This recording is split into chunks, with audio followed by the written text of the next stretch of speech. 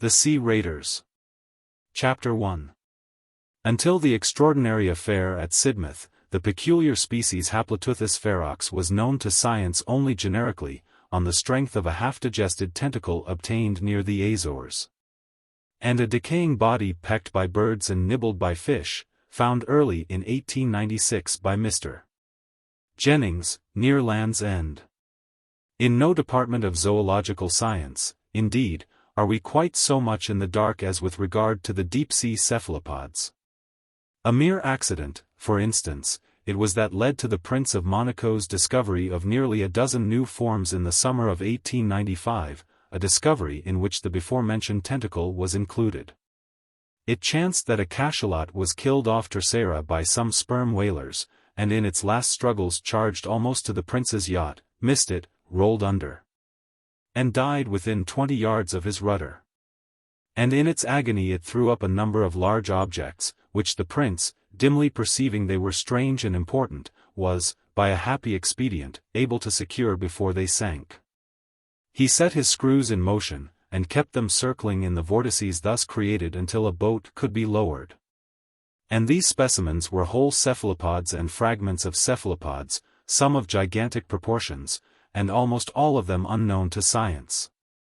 It would seem, indeed, that these large and agile creatures, living in the middle depths of the sea, must, to a large extent, forever remain unknown to us.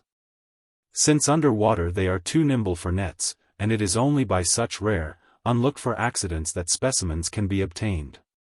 In the case of Haploteuthis ferox, for instance, we are still altogether ignorant of its habitat, as ignorant as we are of the breeding ground of the herring or the seaways of the salmon. And zoologists are altogether at a loss to account for its sudden appearance on our coast. Possibly it was the stress of a hunger migration that drove it hither out of the deep. But it will be, perhaps, better to avoid necessarily inconclusive discussion, and to proceed at once with our narrative. The first human being to set eyes upon a living Haploteuthis, the first human being to survive, that is. For there can be little doubt now that the wave of bathing fatalities and boating accidents that travelled along the coast of Cornwall and Devon in early May was due to this cause, was a retired tea dealer of the name of Fison, who was stopping at a Sidmouth boarding-house. It was in the afternoon, and he was walking along the cliff path between Sidmouth and Ladram Bay. The cliffs in this direction are very high, but down the red face of them in one place a kind of ladder staircase has been made. He was near this when his attention was attracted by what at first he thought to be a cluster of birds struggling over a fragment of food that caught the sunlight, and glistened pinkish white. The tide was right out, and this object was not only far below him, but remote across a broad waste of rock reefs covered with dark seaweed and interspersed with silvery shining tidal pools. And he was, moreover, dazzled by the brightness of the further water. In a minute, regarding this again, he perceived that his judgment was in fault, for over this struggle circled a number of birds, jackdaws and gulls for the most part. The latter gleaming blindingly when the sunlight smote their wings, and they seemed minute in comparison with it. And his curiosity was, perhaps, aroused all the more strongly because of his first insufficient explanations. As he had nothing better to do than amuse himself, he decided to make this object, whatever it was, the goal of his afternoon walk, instead of Ladram Bay. Conceiving it might perhaps be a great fish of some sort, stranded by some chance, and flapping about in its distress. And so he hurried down the long steep ladder, stopping at intervals of 30 feet or so to take breath and scan the mysterious movement. At the foot of the cliff he was, of course, nearer his object than he had been. But, on the other hand, it now came up against the incandescent sky, beneath the sun, so as to seem dark and indistinct. Whatever was pinkish of it was now hidden by a skerry of weedy boulders. But he perceived that it was made up of 7 rounded bodies distinct or connected, and that the birds kept up a constant croaking and screaming, but seemed afraid to approach it too closely. Mr. Fison, torn by curiosity, began picking his way across the wave-worn rocks, and finding the wet seaweed that covered them thickly rendered them extremely slippery, he stopped, removed his shoes and socks, and rolled his trousers above his knees. His object was, of course, merely to avoid stumbling into the rocky pools about him, and perhaps he was rather glad, as all men are, of an excuse to resume, even for a moment, the sensations of his boyhood. At any rate, it is to this, no doubt, that he owes his life. He approached his mark with all the assurance which the absolute security of this country against all forms of animal life gives its inhabitants. The round bodies moved to and fro, but it was only when he surmounted the skerry of boulders I have mentioned that he realized the horrible nature of the discovery. It came upon him with some suddenness. The rounded bodies fell apart as he came into sight over the ridge, and displayed the pinkish object to be the partially devoured body of a human being. But whether of a man or woman he was unable to say. And the rounded bodies were new and ghastly-looking creatures, in shape somewhat resembling an octopus, with huge and very long and flexible tentacles, coiled copiously on the ground. The skin had a glistening texture, unpleasant to see, like shiny leather. The downward bend of the tentacle-surrounded mouth, the curious excrescence at the bend, the tentacles, and the large intelligent eyes, gave the creatures a grotesque suggestion of a face. They were the size of a fair-sized swine about the body, and the tentacles seemed to him to be many feet in length. There were, he thinks, 7 or 8 at least of the creatures. 20 yards beyond them, amid the surf of the now returning tide, 2 others were emerging from the sea. Their bodies lay flatly on the rocks, and their eyes regarded him with evil interest. But it does not appear that Mr. Fison was afraid, or that he realized that he was in any danger. Possibly his confidence is to be ascribed to the limpness of their attitudes. But he was horrified, of course, and intensely excited and indignant, at such revolting creatures preying upon human flesh. He thought they had chanced upon a drowned body. He shouted to them, with the idea of driving them off, and finding they did not budge, cast about him, picked up a big rounded lump of rock, and flung it at one. And then, slowly uncoiling their tentacles, they all began moving towards him, creeping at first deliberately, and making a soft purring sound to each other. In a moment Mr. Fison realized that he was in danger. He shouted again, threw both his boots, and started off, with a leap, forthwith.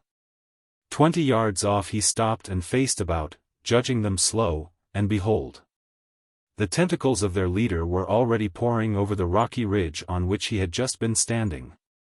At that he shouted again, but this time not threatening, but a cry of dismay, and began jumping, striding, slipping, wading across the uneven expanse between him and the beach. The tall red cliffs seemed suddenly at a vast distance, and he saw, as though they were creatures in another world, 2-minute workmen engaged in the repair of the ladder-way, and little suspecting the race for life that was beginning below them. At one time he could hear the creatures splashing in the pools not a dozen feet behind him, and once he slipped and almost fell. They chased him to the very foot of the cliffs, and desisted only when he had been joined by the workmen at the foot of the ladder-way up the cliff. All 3 of the men pelted them with stones for a time, and then hurried to the cliff top and along the path towards Sidmouth, to secure assistance and a boat, and to rescue the desecrated body from the clutches of these abominable creatures. Chapter 2. And, as if he had not already been in sufficient peril that day, Mr. Fison went with the boat to point out the exact spot of his adventure. As the tide was down, it required a considerable detour to reach the spot, and when at last they came off the ladder-way, the mangled body had disappeared. The water was now running in, submerging first one slab of slimy rock and then another, and the 4 men in the boat, the workmen, that is, the boatman, and Mr. Fison, now turned their attention from the bearings offshore to the water beneath the keel. At first they could see little below them, save a dark jungle of laminaria, with an occasional darting fish. Their minds were set on adventure, and they expressed their disappointment freely. But presently they saw one of the monsters swimming through the water seaward, with a curious rolling motion that suggested to Mr. Fison the spinning roll of a captive balloon. Almost immediately after, the waving streamers of laminaria were extraordinarily perturbed, parted for a moment, and 3 of these beasts became darkly visible, struggling for what was probably some fragment of the drowned man. In a moment the copious olive-green ribbons had poured again over this writhing group. At that all 4 men, greatly excited, began beating the water with oars and shouting, and immediately they saw a tumultuous movement among the weeds. They desisted to see more clearly, and as soon as the water was smooth, they saw, as it seemed to them, the whole sea bottom among the weeds set with eyes. "Ugly swine," cried one of the men. "Why, there's dozens." And forthwith the things began to rise through the water about them. Mr. Fison has since described to the writer this startling eruption out of the waving laminaria meadows. To him it seemed to occupy a considerable time, but it is probable that really it was an affair of a few seconds only. For a time nothing but eyes, and then he speaks of tentacles streaming out and parting the weed fronds this way and that. Then these things, growing larger, until at last the bottom was hidden by their intercoiling forms, and the tips of tentacles rose darkly here and there into the air above the swell of the waters. One came up boldly to the side of the boat, and clinging to this with 3 of its sucker-set tentacles, threw 4 others over the gunwale, as if with an intention either of oversetting the boat or of clambering into it.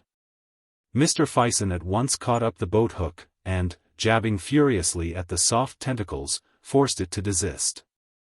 He was struck in the back and almost pitched overboard by the boatman, who was using his oar to resist a similar attack on the other side of the boat. But the tentacles on either side at once relaxed their hold, slid out of sight, and splashed into the water. "We'd better get out of this," said Mr. Fison, who was trembling violently. He went to the tiller, while the boatman and one of the workmen seated themselves and began rowing. The other workman stood up in the forepart of the boat, with the boat hook, ready to strike any more tentacles that might appear. Nothing else seems to have been said. Mr. Fison had expressed the common feeling beyond amendment. In a hushed, scared mood, with faces white and drawn, they set about escaping from the position into which they had so recklessly blundered. But the oars had scarcely dropped into the water before dark, tapering, serpentine ropes had bound them, and were about the rudder. And creeping up the sides of the boat with a looping motion came the suckers again. The men gripped their oars and pulled, but it was like trying to move a boat in a floating raft of weeds. "Help here," cried the boatman, and Mr. Fison and the second workman rushed to help lug at the oar. Then the man with the boat hook, his name was Ewan, sprang up with a curse and began striking downward over the side, as far as he could reach, at the bank of tentacles that now clustered along the boat's bottom. And, at the same time, the 2 rowers stood up to get a better purchase for the recovery of their oars. The boatman handed his to Mr. Fison, who lugged desperately, and, meanwhile, the boatman opened a big clasp knife, and leaning over the side of the boat, began hacking at the spiring arms upon the oar shaft. Mr. Fison, staggering with the quivering rocking of the boat, his teeth set, his breath coming short, and the veins starting on his hands as he pulled at his oar, suddenly cast his eyes seaward. And there, not 50 yards off, across the long rollers of the incoming tide, was a large boat standing in towards them, with 3 women and a little child in it. A boatman was rowing, and a little man in a pink-ribboned straw hat and whites stood in the stern hailing them. For a moment, of course, Mr. Fison thought of help, and then he thought of the child. He abandoned his oar forthwith, threw up his arms in a frantic gesture, and screamed to the party in the boat to keep away, for God's sake. It says much for the modesty and courage of Mr. Fison that he does not seem to be aware that there was any quality of heroism in his action at this juncture. The oar he had abandoned was at once drawn under, and presently reappeared floating about 20 yards away. At the same moment Mr. Fison felt the boat under him lurch violently, and a hoarse scream, a prolonged cry of terror from Hill, the boatman, caused him to forget the party of excursionists altogether. He turned, and saw Hill crouching by the forward rowlock, his face convulsed with terror, and his right arm over the side and drawn tightly down. He gave now a succession of short, sharp cries, "Oh! Oh! Oh! Oh!" Mr. Fison believes that he must have been hacking at the tentacles below the waterline, and have been grasped by them, but, of course, it is quite impossible to say now certainly what had happened. The boat was heeling over, so that the gunwale was within 10 inches of the water, and both Ewan and the other laborer were striking down into the water, with oar and boat hook on either side of Hill's arm. Mr. Fison instinctively placed himself to counterpoise them.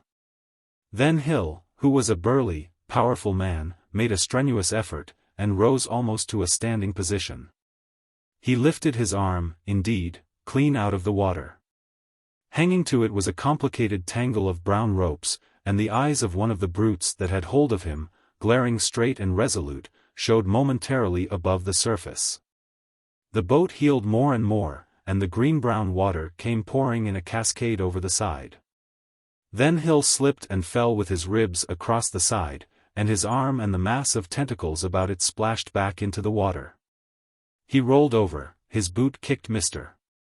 Fison's knee as that gentleman rushed forward to seize him, and in another moment fresh tentacles had whipped about his waist and neck, and after a brief, convulsive struggle, in which the boat was nearly capsized, Hill was lugged overboard. The boat righted with a violent jerk that all but sent Mr. Fison over the other side, and hid the struggle in the water from his eyes. He stood staggering to recover his balance for a moment, and as he did so he became aware that the struggle and the inflowing tide had carried them close upon the weedy rocks again. Not 4 yards off a table of rock still rose in rhythmic movements above the inwash of the tide. In a moment Mr. Fison seized the oar from Ewan, gave one vigorous stroke, then dropping it, ran to the bows and leapt. He felt his feet slide over the rock, and, by a frantic effort, leapt again towards a further mass. He stumbled over this, came to his knees, and rose again. "Look out!" cried someone, and a large drab body struck him. He was knocked flat into a tidal pool by one of the workmen, and as he went down he heard smothered, choking cries, that he believed at the time came from Hill. Then he found himself marveling at the shrillness and variety of Hill's voice. Someone jumped over him, and a curving rush of foamy water poured over him, and passed. He scrambled to his feet dripping, and without looking seaward, ran as fast as his terror would let him shoreward. Before him, over the flat space of scattered rocks, stumbled the 2 workmen, one a dozen yards in front of the other. He looked over his shoulder at last, and seeing that he was not pursued, faced about. He was astonished. From the moment of the rising of the cephalopods out of the water he had been acting too swiftly to fully comprehend his actions. Now it seemed to him as if he had suddenly jumped out of an evil dream. For there were the sky, cloudless and blazing with the afternoon sun, the sea weltering under its pitiless brightness, the soft creamy foam of the breaking water, and the low, long, dark ridges of rock. The righted boat floated, rising and falling gently on the swell about a dozen yards from shore. Hill and the monsters, all the stress and tumult of that fierce fight for life, had vanished as though they had never been. Mr. Fison's heart was beating violently. He was throbbing to the fingertips, and his breath came deep. There was something missing. For some seconds he could not think clearly enough what this might be. Sun, sky, sea, rocks, what was it? Then he remembered the boatload of excursionists. It had vanished. He wondered whether he had imagined it. He turned, and saw the 2 workmen standing side by side under the projecting masses of the tall pink cliffs. He hesitated whether he should make one last attempt to save the man Hill. His physical excitement seemed to desert him suddenly, and leave him aimless and helpless. He turned shoreward, stumbling and wading towards his 2 companions. He looked back again, and there were now 2 boats floating, and the one farthest out at sea pitched clumsily, bottom upward. Chapter 3.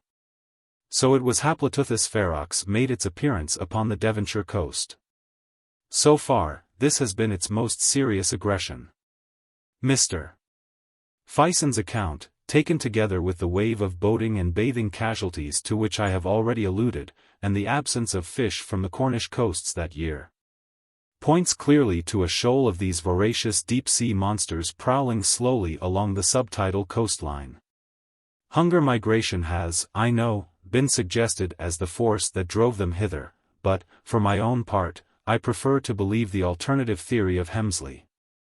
Hemsley holds that a pack or shoal of these creatures may have become enamored of human flesh by the accident of a foundered ship sinking among them, and have wandered in search of it out of their accustomed zone, first waylaying and following ships, and so coming to our shores in the wake of the Atlantic traffic. But to discuss Hemsley's cogent and admirably stated arguments would be out of place here.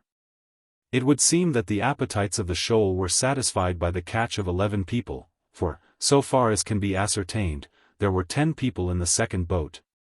And certainly these creatures gave no further signs of their presence off Sidmouth that day. The coast between Seaton and Budleigh Salterton was patrolled all that evening and night by 4 preventive service boats, the men in which were armed with harpoons and cutlasses.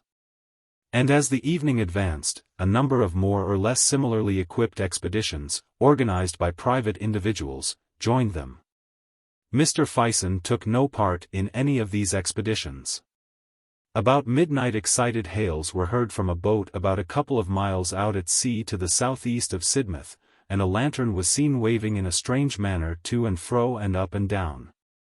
The nearer boats at once hurried towards the alarm. The venturesome occupants of the boat, a seaman, a curate, and 2 schoolboys, had actually seen the monsters passing under their boat.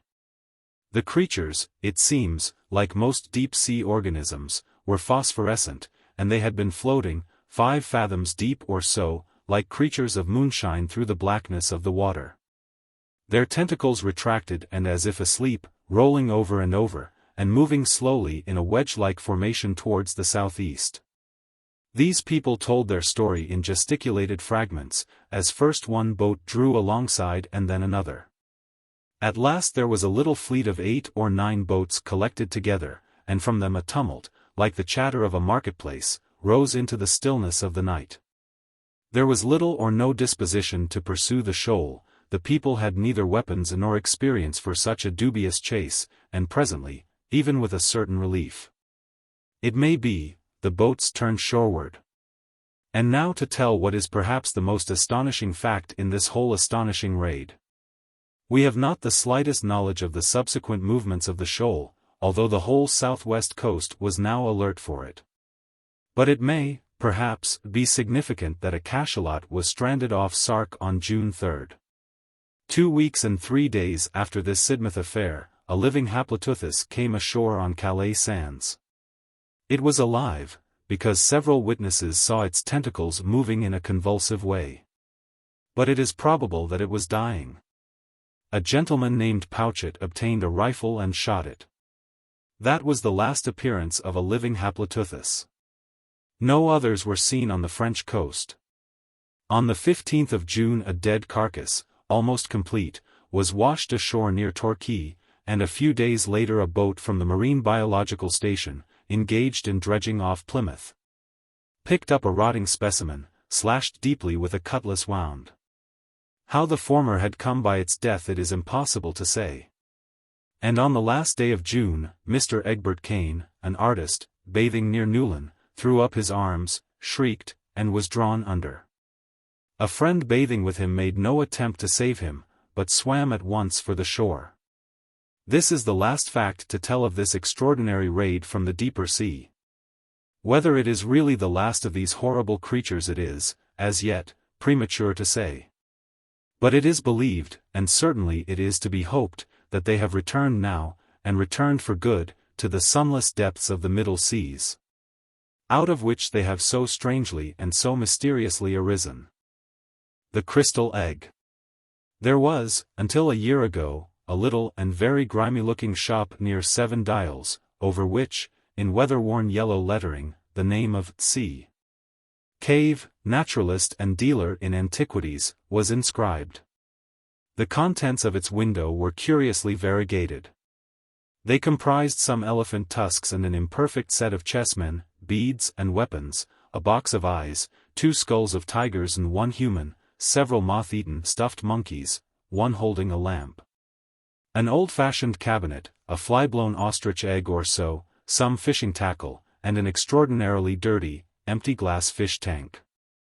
There was also, at the moment the story begins, a mass of crystal, worked into the shape of an egg and brilliantly polished.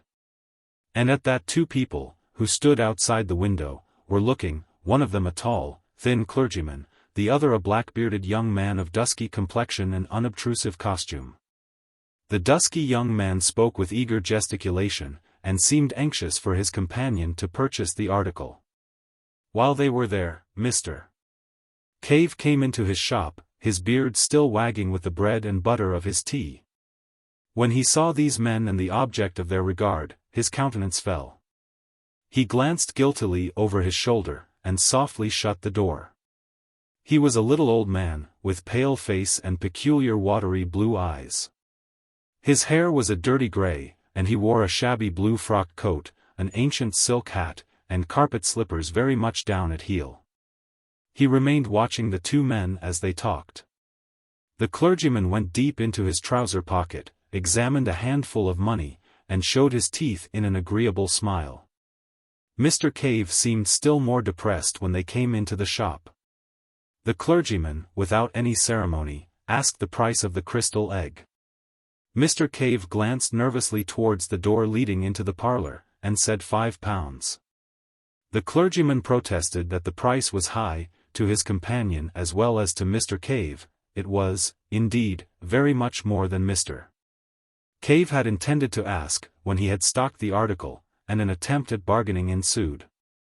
Mr. Cave stepped to the shop door, and held it open. £5 is my price, he said, as though he wished to save himself the trouble of unprofitable discussion. As he did so, the upper portion of a woman's face appeared above the blind in the glass upper panel of the door leading into the parlour, and stared curiously at the two customers. £5 is my price, said Mr. Cave, with a quiver in his voice.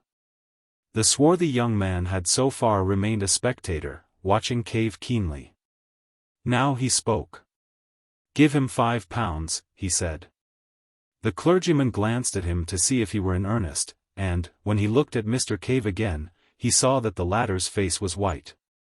"It's a lot of money," said the clergyman, and, diving into his pocket, began counting his resources. He had little more than 30 shillings, and he appealed to his companion, with whom he seemed to be on terms of considerable intimacy. This gave Mr.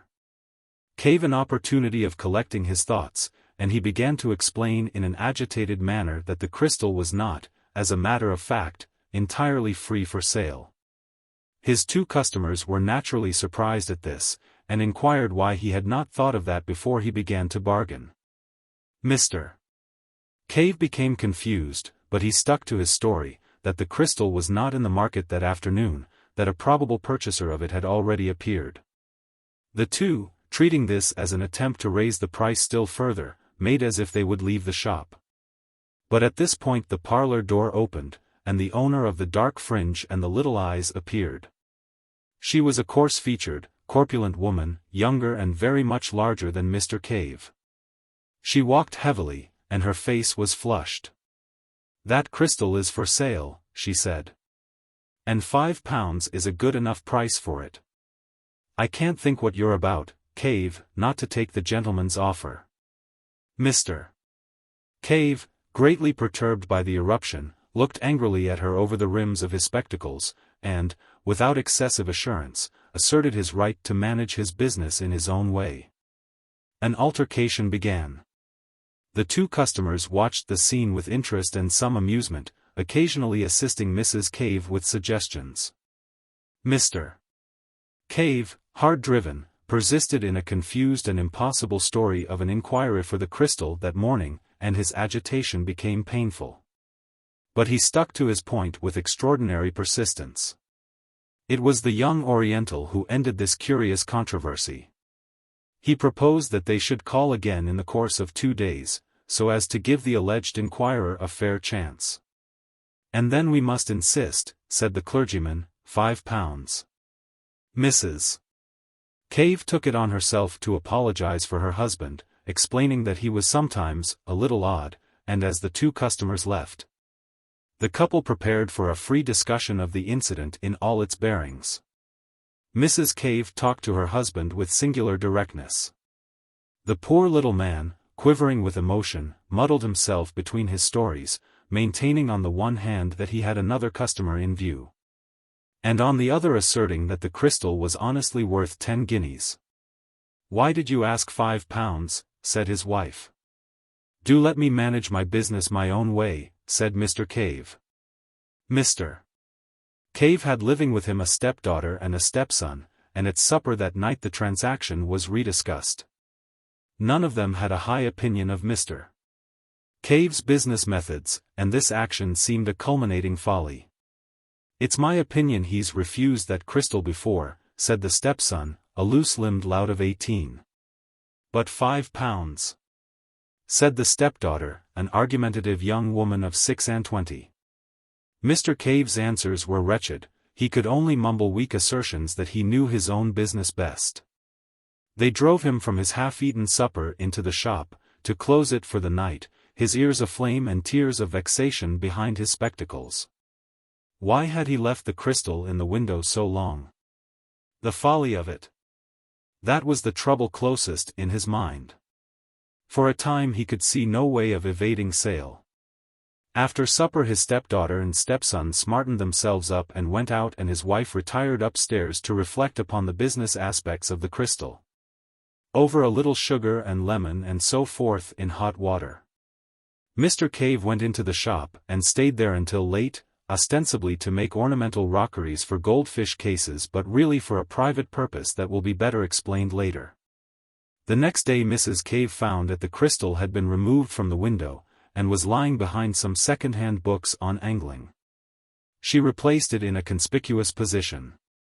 But she did not argue further about it, as a nervous headache disinclined her from debate. Mr. Cave was always disinclined. The day passed disagreeably. Mr. Cave was, if anything, more absent-minded than usual, and uncommonly irritable withal. In the afternoon, when his wife was taking her customary sleep, he removed the crystal from the window again.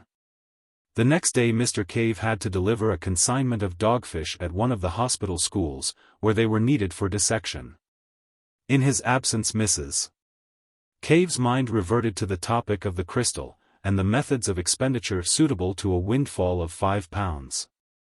She had already devised some very agreeable expedients, among others a dress of green silk for herself and a trip to Richmond, when a jangling of the front door bell summoned her into the shop. The customer was an examination coach who came to complain of the non-delivery of certain frogs asked for the previous day. Mrs. Cave did not approve of this particular branch of Mr. Cave's business, and the gentleman, who had called in a somewhat aggressive mood, retired after a brief exchange of words, entirely civil so far as he was concerned. Mrs. Cave's eye then naturally turned to the window, for the sight of the crystal was an assurance of the £5 and of her dreams. What was her surprise to find it gone? She went to the place behind the locker on the counter, where she had discovered it the day before. It was not there, and she immediately began an eager search about the shop. When Mr.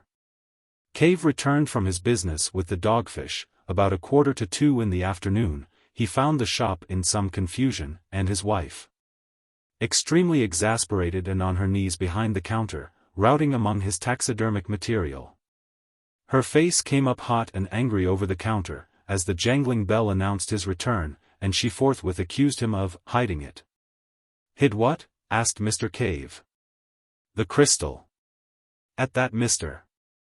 Cave, apparently much surprised, rushed to the window. "Isn't it here?" he said. "Great heavens! What has become of it?" Just then, Mr.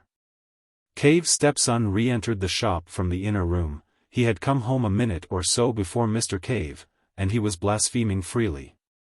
He was apprenticed to a second-hand furniture dealer down the road, but he had his meals at home, and he was naturally annoyed to find no dinner ready. But, when he heard of the loss of the crystal, he forgot his meal, and his anger was diverted from his mother to his stepfather. Their first idea, of course, was that he had hidden it. But Mr.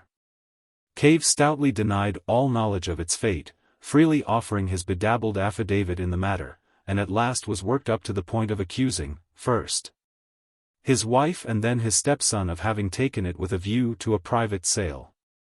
So began an exceedingly acrimonious and emotional discussion, which ended for Mrs.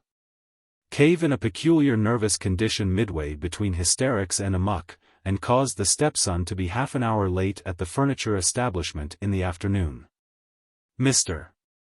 Cave took refuge from his wife's emotions in the shop. In the evening the matter was resumed, with less passion and in a judicial spirit, under the presidency of the stepdaughter. The supper passed unhappily and culminated in a painful scene. Mr. Cave gave way at last to extreme exasperation, and went out banging the front door violently.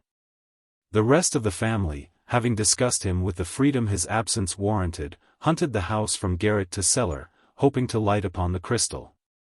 The next day the two customers called again. They were received by Mrs. Cave almost in tears. It transpired that no one could imagine all that she had stood from Cave at various times in her married pilgrimage. She also gave a garbled account of the disappearance. The clergyman and the Oriental laughed silently at one another, and said it was very extraordinary. As Mrs. Cave seemed disposed to give them the complete history of her life, they made to leave the shop. Thereupon Mrs. Cave, still clinging to hope, asked for the clergyman's address, so that, if she could get anything out of Cave, she might communicate it. The address was duly given, but apparently was afterwards mislaid. Mrs. Cave can remember nothing about it. In the evening of that day, the Caves seemed to have exhausted their emotions, and Mr. Cave, who had been out in the afternoon, supped in a gloomy isolation that contrasted pleasantly with the impassioned controversy of the previous days. For some time matters were very badly strained in the Cave household, but neither crystal nor customer reappeared.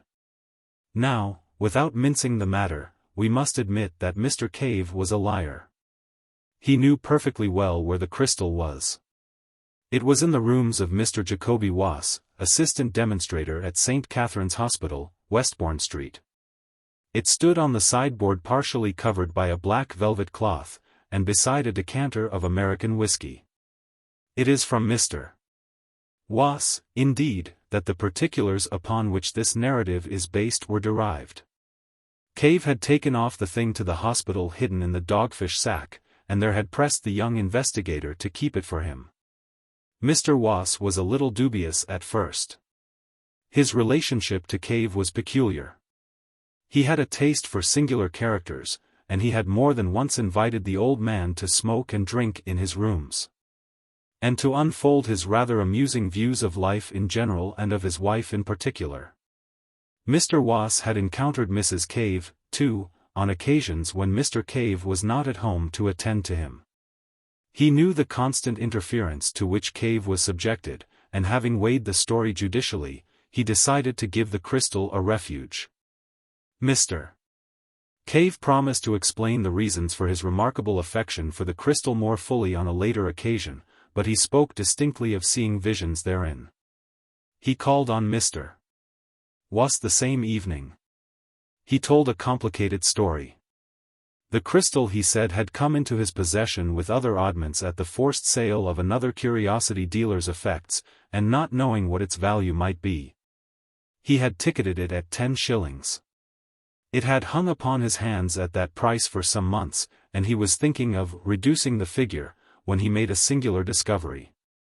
At that time his health was very bad, and it must be borne in mind that, throughout all this experience, his physical condition was one of ebb, and he was in considerable distress by reason of the negligence, the positive ill-treatment even, he received from his wife and stepchildren.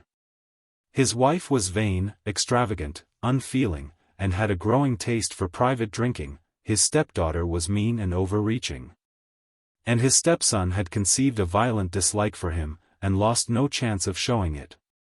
The requirements of his business pressed heavily upon him, and Mr. Wass does not think that he was altogether free from occasional intemperance.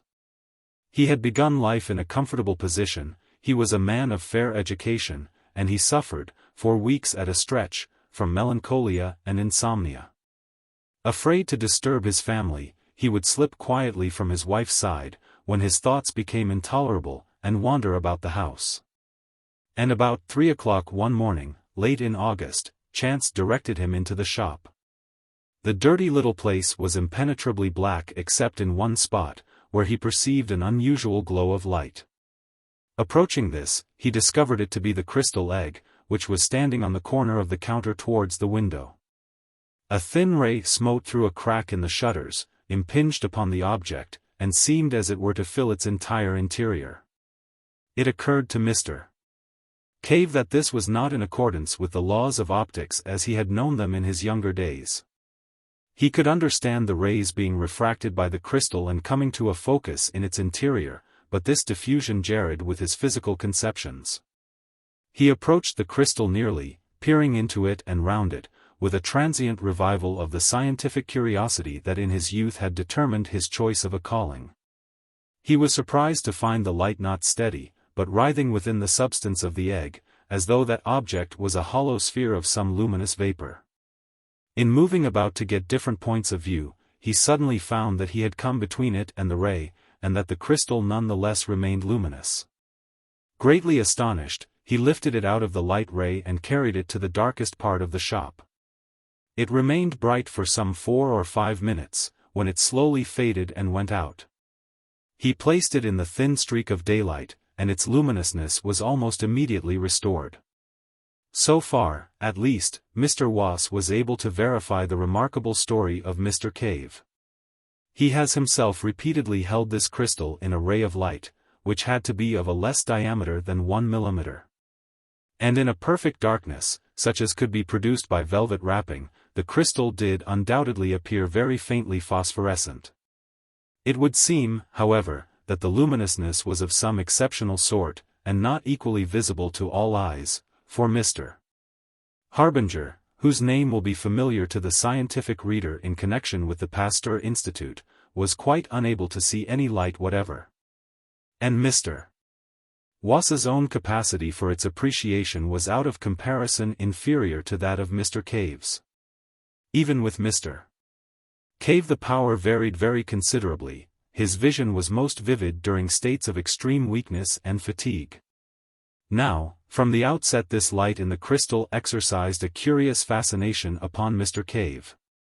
And it says more for his loneliness of soul than a volume of pathetic writing could do, that he told no human being of his curious observations. He seems to have been living in such an atmosphere of petty spite that to admit the existence of a pleasure would have been to risk the loss of it. He found that as the dawn advanced, and the amount of diffused light increased, the crystal became to all appearance non-luminous. And for some time he was unable to see anything in it, except at night time, in dark corners of the shop. But the use of an old velvet cloth, which he used as a background for a collection of minerals, occurred to him, and by doubling this, and putting it over his head and hands, he was able to get a sight of the luminous movement within the crystal even in the daytime. He was very cautious lest he should be thus discovered by his wife, and he practiced this occupation only in the afternoons, while she was asleep upstairs. And then circumspectly in a hollow under the counter. And one day, turning the crystal about in his hands, he saw something. It came and went like a flash, but it gave him the impression that the object had for a moment opened to him the view of a wide and spacious and strange country. And, turning it about, he did, just as the light faded, see the same vision again. Now, it would be tedious and unnecessary to state all the phases of Mr. Cave's discovery from this point. Suffice that the effect was this: the crystal, being peered into at an angle of about 137 degrees from the direction of the illuminating ray, gave a clear and consistent picture of a wide and peculiar countryside. It was not dreamlike at all, it produced a definite impression of reality, and the better the light the more real and solid it seemed. It was a moving picture, that is to say, certain objects moved in it, but slowly in an orderly manner like real things, and, according as the direction of the lighting and vision changed, the picture changed also. It must, indeed, have been like looking through an oval glass at a view, and turning the glass about to get at different aspects. Mr. Cave's statements, Mr. Was assures me, were extremely circumstantial, and entirely free from any of that emotional quality that taints hallucinatory impressions. But it must be remembered that all the efforts of Mr. Was to see any similar clarity in the faint opalescence of the crystal were wholly unsuccessful, try as he would. The difference in intensity of the impressions received by the two men was very great, and it is quite conceivable that what was a view to Mr. Cave was a mere blurred nebulosity to Mr. Was. The view, as Mr. Cave described it, was invariably of an extensive plain, and he seemed always to be looking at it from a considerable height, as if from a tower or a mast. To the east and to the west the plain was bounded at a remote distance by vast reddish cliffs, which reminded him of those he had seen in some picture, but what the picture was Mr. Was unable to ascertain. These cliffs passed north and south, he could tell the points of the compass by the stars that were visible of a night, receding in an almost illimitable perspective and fading into the mists of the distance before they met. He was nearer the eastern set of cliffs. On the occasion of his first vision the sun was rising over them. And black against the sunlight and pale against their shadow appeared a multitude of soaring forms that Mr. Cave regarded as birds. A vast range of buildings spread below him, he seemed to be looking down upon them. And, as they approached the blurred and refracted edge of the picture, they became indistinct. There were also trees curious in shape, and in coloring, a deep mossy green and an exquisite grey, beside a wide and shining canal. And something great and brilliantly colored flew across the picture. But the first time Mr. Cave saw these pictures he saw only in flashes, his hands shook, his head moved, the vision came and went, and grew foggy and indistinct. And at first he had the greatest difficulty in finding the picture again once the direction of it was lost. His next clear vision, which came about a week after the first, the interval having yielded nothing but tantalizing glimpses and some useful experience, showed him the view down the length of the valley. The view was different, but he had a curious persuasion, which his subsequent observations abundantly confirmed, that he was regarding this strange world from exactly the same spot, although he was looking in a different direction. The long facade of the great building, whose roof he had looked down upon before, was now receding in perspective. He recognized the roof.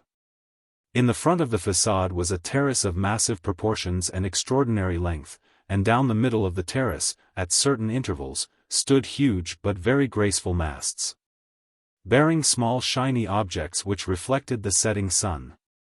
The import of these small objects did not occur to Mr. Cave until some time after, as he was describing the scene to Mr. Was. The terrace overhung a thicket of the most luxuriant and graceful vegetation, and beyond this was a wide grassy lawn on which certain broad creatures, in form like beetles but enormously larger, reposed. Beyond this again was a richly decorated causeway of pinkish stone. And beyond that, and lined with dense red weeds, and passing up the valley exactly parallel with the distant cliffs, was a broad and mirror-like expanse of water. The air seemed full of squadrons of great birds, maneuvering in stately curves.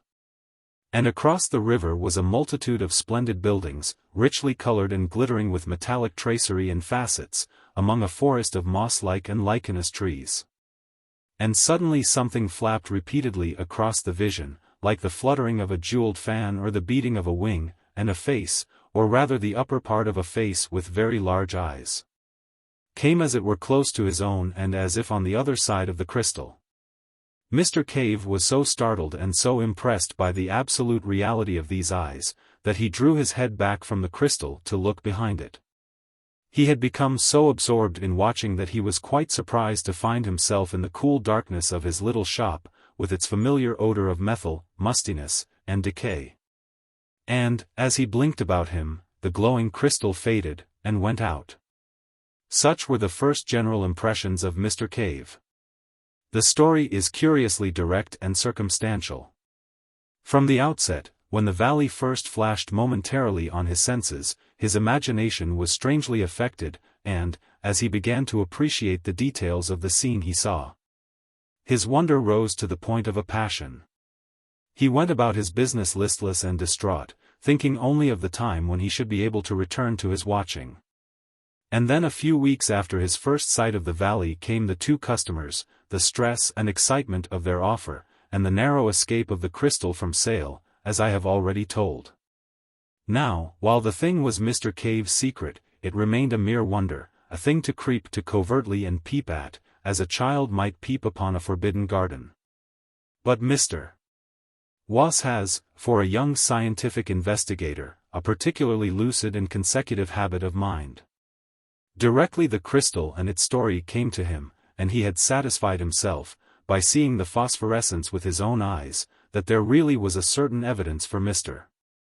Cave's statements, he proceeded to develop the matter systematically. Mr. Cave was only too eager to come and feast his eyes on this wonderland he saw, and he came every night from 8:30 until 10:30, and sometimes, in Mr. Wass's absence, during the day. On Sunday afternoons, also, he came. From the outset Mr. Wass made copious notes. And it was due to his scientific method at the relation between the direction from which the initiating ray entered the crystal and the orientation of the picture were proved. And, by covering the crystal in a box perforated only with a small aperture to admit the exciting ray, and by substituting black Holland for his buff blinds, he greatly improved the conditions of the observations. So that in a little while they were able to survey the valley in any direction they desired. So having cleared the way, we may give a brief account of this visionary world within the crystal. The things were in all cases seen by Mr. Cave, and the method of working was invariably for him to watch the crystal and report what he saw, while Mr. Wass, who as a science student had learnt the trick of writing in the dark, wrote a brief note of his report. When the crystal faded, it was put into its box in the proper position and the electric light turned on. Mr. Wass asked questions, and suggested observations to clear up difficult points. Nothing, indeed, could have been less visionary and more matter-of-fact. The attention of Mr. Cave had been speedily directed to the bird-like creatures he had seen so abundantly present in each of his earlier visions. His first impression was soon corrected, and he considered for a time that they might represent a diurnal species of bat. Then he thought, grotesquely enough, that they might be cherubs. Their heads were round, and curiously human, and it was the eyes of one of them that had so startled him on his second observation. They had broad, silvery wings, not feathered, but glistening almost as brilliantly as new-killed fish and with the same subtle play of color. And these wings were not built on the plan of bird wing or bat, Mr. Wass learned, but supported by curved ribs radiating from the body. A sort of butterfly wing with curved ribs seems best to express their appearance. The body was small, but fitted with two bunches of prehensile organs, like long tentacles, immediately under the mouth. Incredible as it appeared to Mr. Wass, the persuasion at last became irresistible, that it was these creatures which owned the great quasi-human buildings and the magnificent garden that made the broad valley so splendid. And Mr. Cave perceived that the buildings, with other peculiarities, had no doors, but that the great circular windows, which opened freely, gave the creatures egress and entrance. They would alight upon their tentacles, fold their wings to a smallness almost rod-like, and hop into the interior. But among them was a multitude of smaller winged creatures, like great dragonflies and moths and flying beetles. And across the greensward brilliantly colored gigantic ground beetles crawled lazily to and fro. Moreover, on the causeways and terraces, large-headed creatures similar to the greater winged flies, but wingless, were visible, hopping busily upon their hand-like tangle of tentacles. Allusion has already been made to the glittering objects upon masts that stood upon the terrace of the nearer building. It dawned upon Mr. Cave, after regarding one of these masts very fixedly on one particularly vivid day, that the glittering object there was a crystal exactly like that into which he peered. And a still more careful scrutiny convinced him that each one in a vista of nearly 20 carried a similar object. Occasionally one of the large flying creatures would flutter up to one, and, folding its wings and coiling a number of its tentacles about the mast, would regard the crystal fixedly for a space, sometimes for as long as 15 minutes. And a series of observations, made at the suggestion of Mr. Was, convinced both watchers that, so far as this visionary world was concerned, the crystal into which they peered actually stood at the summit of the endmost mast on the terrace. And that on one occasion at least one of these inhabitants of this other world had looked into Mr. Cave's face while he was making these observations. So much for the essential facts of this very singular story. Unless we dismiss it all as the ingenious fabrication of Mr. Was, we have to believe one of two things, either that Mr.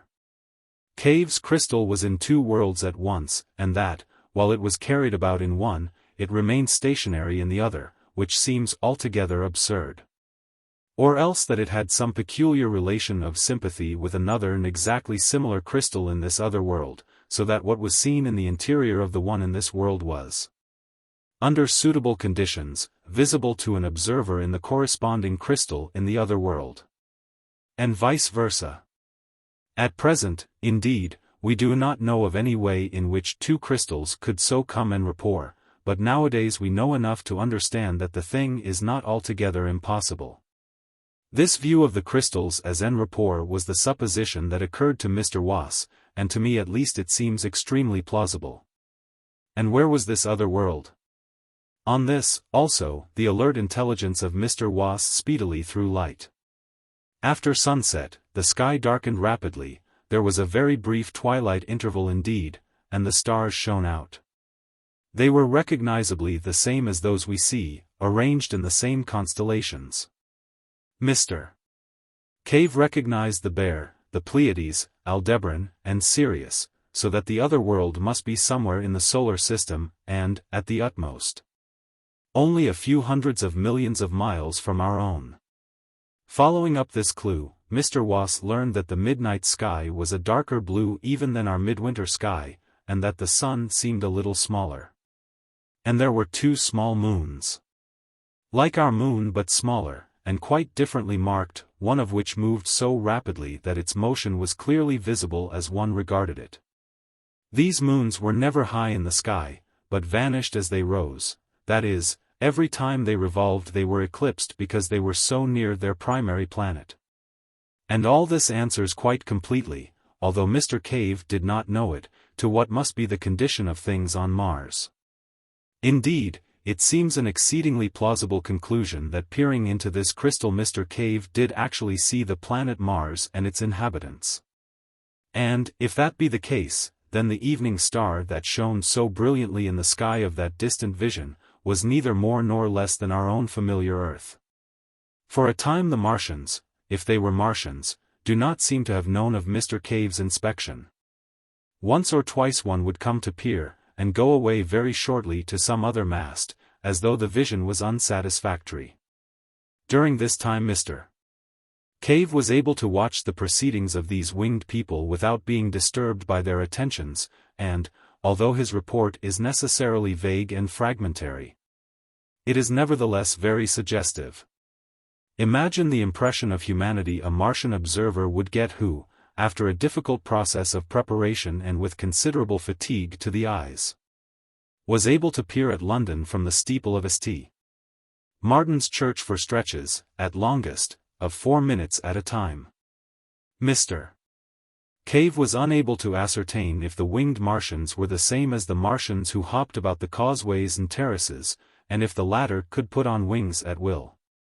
He several times saw certain clumsy bipeds, dimly suggestive of apes, white and partially translucent, feeding among certain of the lichenous trees. And once some of these fled before one of the hopping, round-headed Martians. The latter caught one in its tentacles, and then the picture faded suddenly and left Mr. Cave most tantalizingly in the dark. On another occasion a vast thing, that Mr.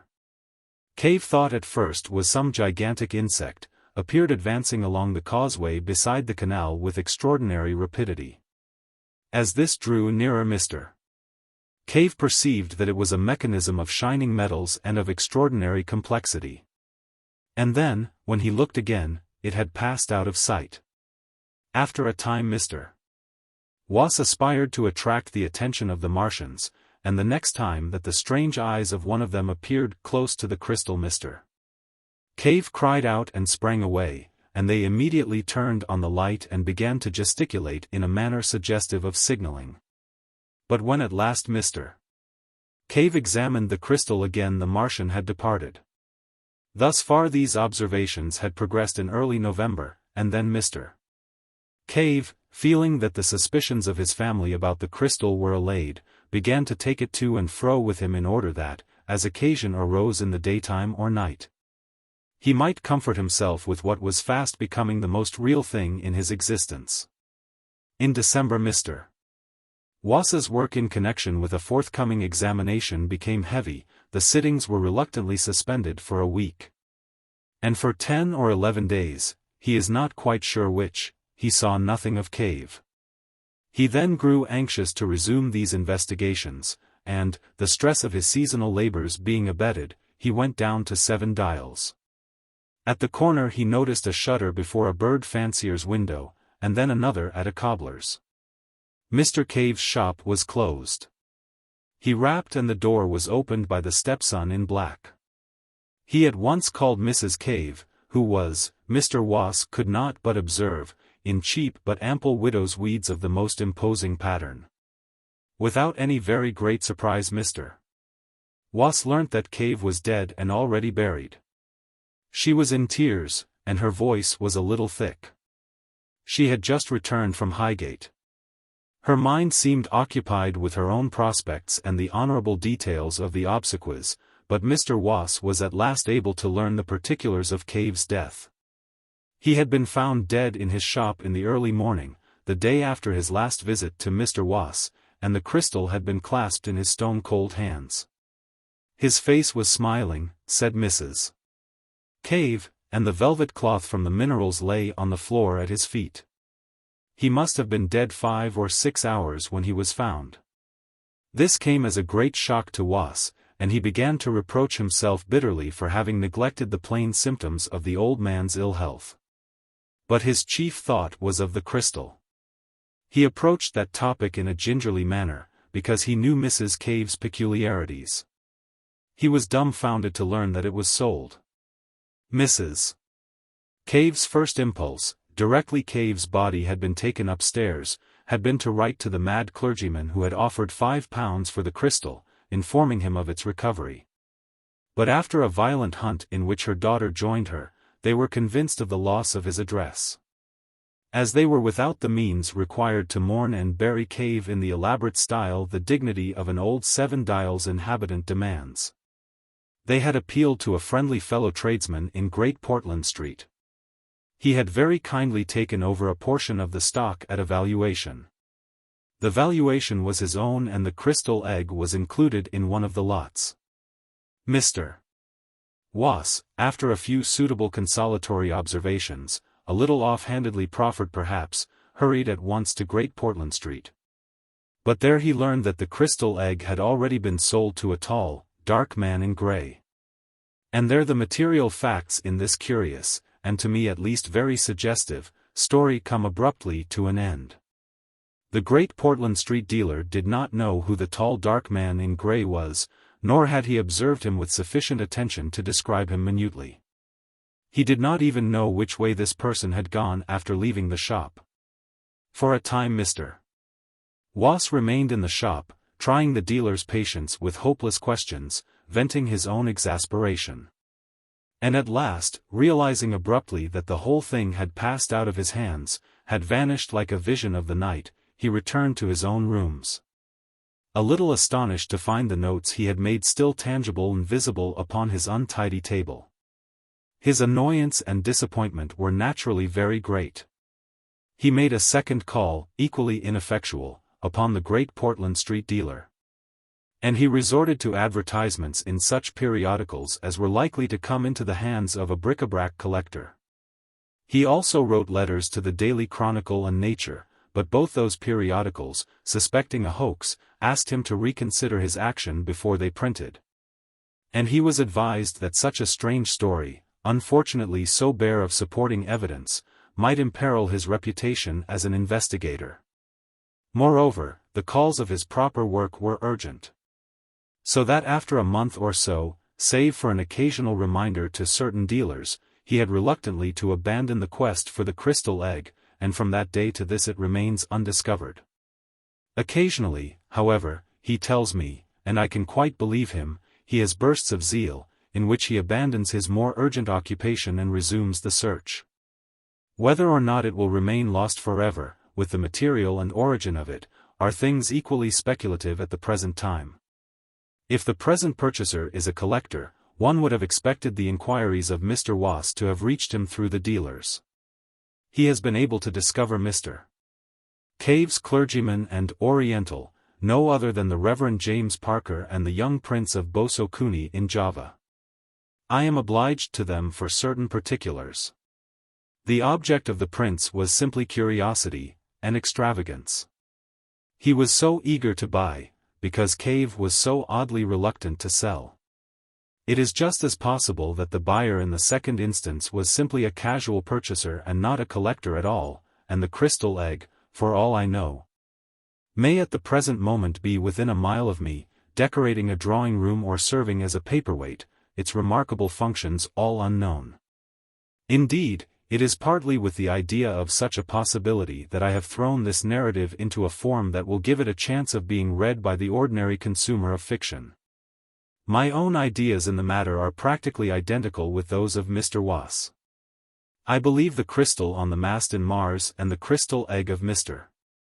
Caves to be in some physical, but at present quite inexplicable, way and rapport. And we both believe further that the terrestrial crystal must have been, possibly at some remote date, sent hither from that planet, in order to give the Martians a near view of our affairs. Possibly the fellows to the crystals in the other masts are also on our globe. No theory of hallucination suffices for the facts. The lost inheritance. My uncle, said the man with the glass eye, was what you might call a semi-millionaire. He was worth about 120,000. Quite. And he left me all his money. I glanced at the shiny sleeve of his coat, and my eye traveled up to the frayed collar. Every penny, said the man with the glass eye, and I caught the active pupil looking at me with a touch of offense. I've never had any windfalls like that, I said, trying to speak enviously and propitiate him. Even a legacy isn't always a blessing, he remarked with a sigh, and with an air of philosophical resignation he put the red nose and the wiry mustache into his tankard for a space. Perhaps not, I said. He was an author, you see, and he wrote a lot of books. Indeed. That was the trouble of it all. He stared at me with the available eye to see if I grasped his statement, then averted his face a little and produced a toothpick. You see, he said, smacking his lips after a pause, it was like this. He was my uncle, my maternal uncle. And he had, what shall I call it, a weakness for writing edifying literature. Weakness is hardly the word, downright mania is nearer the mark. He'd been librarian in a polytechnic, and as soon as the money came to him he began to indulge his ambition. It's a simply extraordinary and incomprehensible thing to me. Here was a man of 37 suddenly dropped into a perfect pile of gold, and he didn't go, not a day's bust on it. One would think a chap would go and get himself dressed a bit decent, say a couple of dozen pairs of trousers at a West End tailor's, but he never did. You'd hardly believe it, but when he died he hadn't even a gold watch. It seems wrong for people like that to have money. All he did was just to take a house, and order in pretty nearly 5 tons of books and ink and paper, and set to writing edifying literature as hard as ever he could write. I can't understand it. But he did. The money came to him, curiously enough, through a maternal uncle of his, unexpected like, when he was 37. My mother, it happened, was his only relation in the wide world, except some second cousins of his. And I was her only son. You follow all that? The second cousins had one only son, too, but they brought him to see the old man too soon. He was rather a spoilt youngster, was this son of theirs, and directly he set eyes on my uncle, he began bawling out as hard as he could. "Take 'im away, he says, take 'im away," and so did for himself entirely. It was pretty straight sailing, you'd think, for me, And my mother, being a sensible, careful woman, settled the business in her own mind long before he did. He was a curious little chap, was my uncle, as I remember him. I don't wonder at the kid being scared. Hair, just like these Japanese dolls they sell, black and straight and stiff all round the brim and none in the middle, and below. A whitish kind of face and rather large dark grey eyes moving about behind his spectacles. He used to attach a great deal of importance to dress, and always wore a flapping overcoat and a big-brimmed felt hat of a most extraordinary size. He looked a rummy little beggar, I can tell you. Indoors it was, as a rule, a dirty red flannel dressing-gown and a black skullcap he had. That black skullcap made him look like the portraits of all kinds of celebrated people.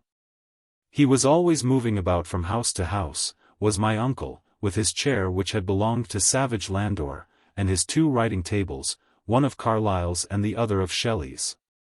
So the dealer told him, and the completest portable reference library in England, he said he had, and he lugged the whole caravan, now to a house at Down, near Darwin's old place, then to Reigate, near Meredith, then off to Haslemere, then back to Chelsea for a bit, and then up to Hampstead. He knew there was something wrong with his stuff, but he never knew there was anything wrong with his brains. It was always the air, or the water, or the altitude, or some tommirot like that. So much depends on environment, he used to say, and stare at you hard, as if he half suspected you were hiding a grin at him somewhere under your face. So much depends on environment to a sensitive mind like mine. What was his name? You wouldn't know it if I told you. He wrote nothing that anyone has ever read, nothing. No one could read it. He wanted to be a great teacher, he said, and he didn't know what he wanted to teach any more than a child. So he just blethered at large about truth and righteousness, and the spirit of history, and all that. Book after book he wrote and published at his own expense. He wasn't quite right in his head, you know, really, and to hear him go on at the critics, not because they slated him, mind you, he liked that, but because they didn't take any notice of him at all. What do the nations want? He would ask, holding out his brown old claw. Why, teaching, guidance. They are scattered upon the hills like sheep without a shepherd. There is war and rumors of war, the unlaid spirit of discord abroad in the land, nihilism, vivisection, vaccination, drunkenness, penury, want, socialistic error, selfish capital. Do you see the clouds, Ted? My name, you know, do you see the clouds lowering over the land? And behind it all, the Mongol waits.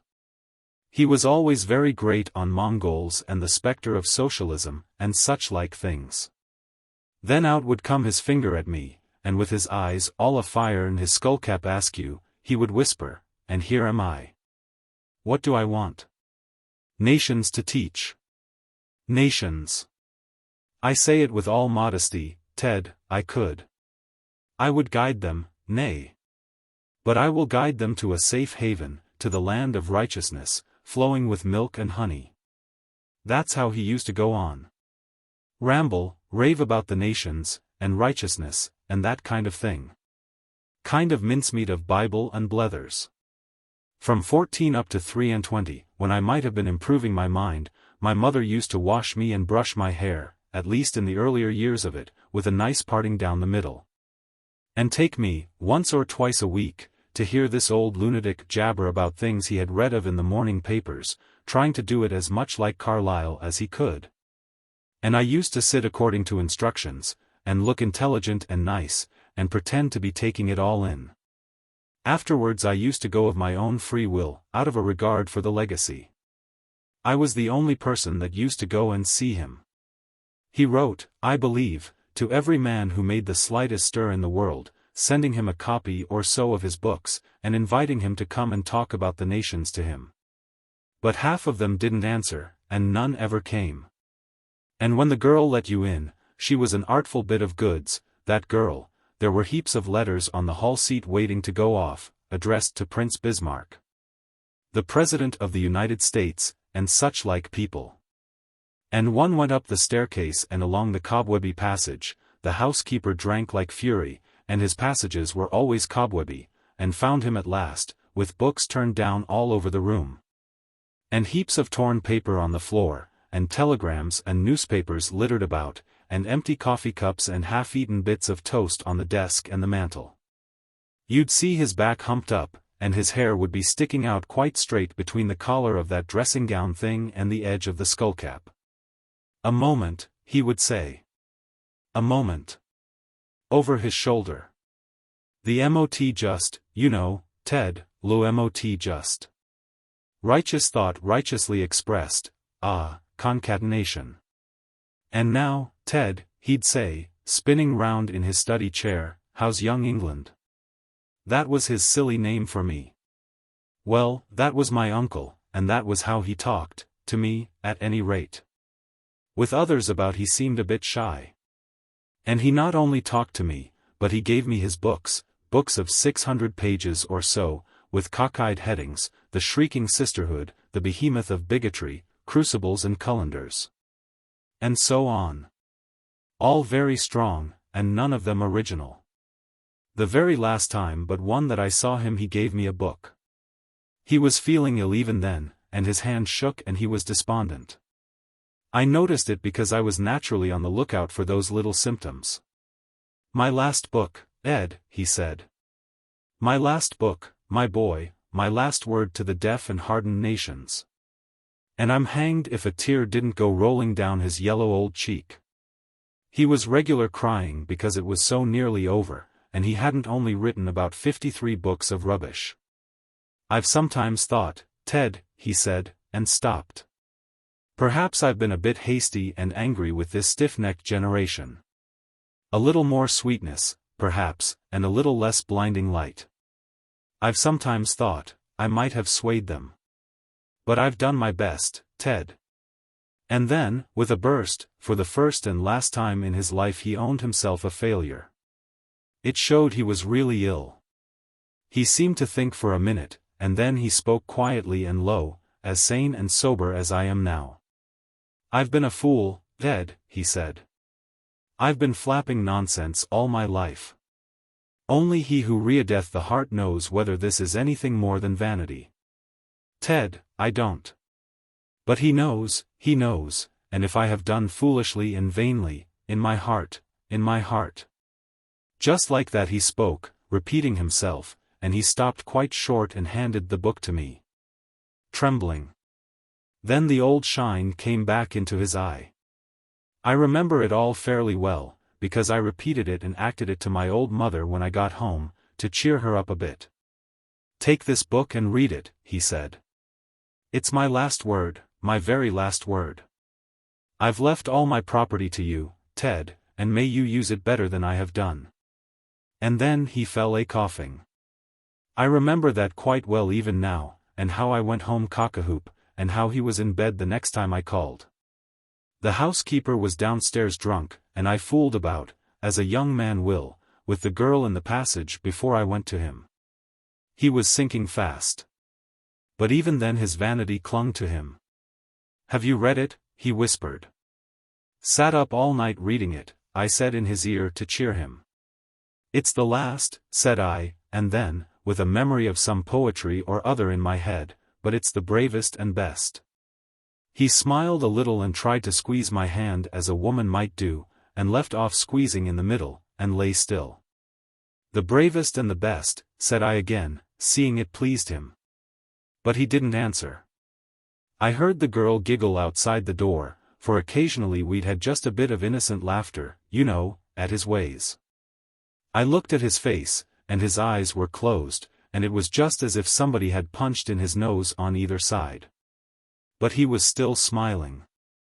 It's queer to think of, he lay dead there, an utter failure, with the smile of success on his face. That was the end of my uncle. You can imagine me and my mother saw that he had a decent funeral. Then, of course, came the hunt for the will.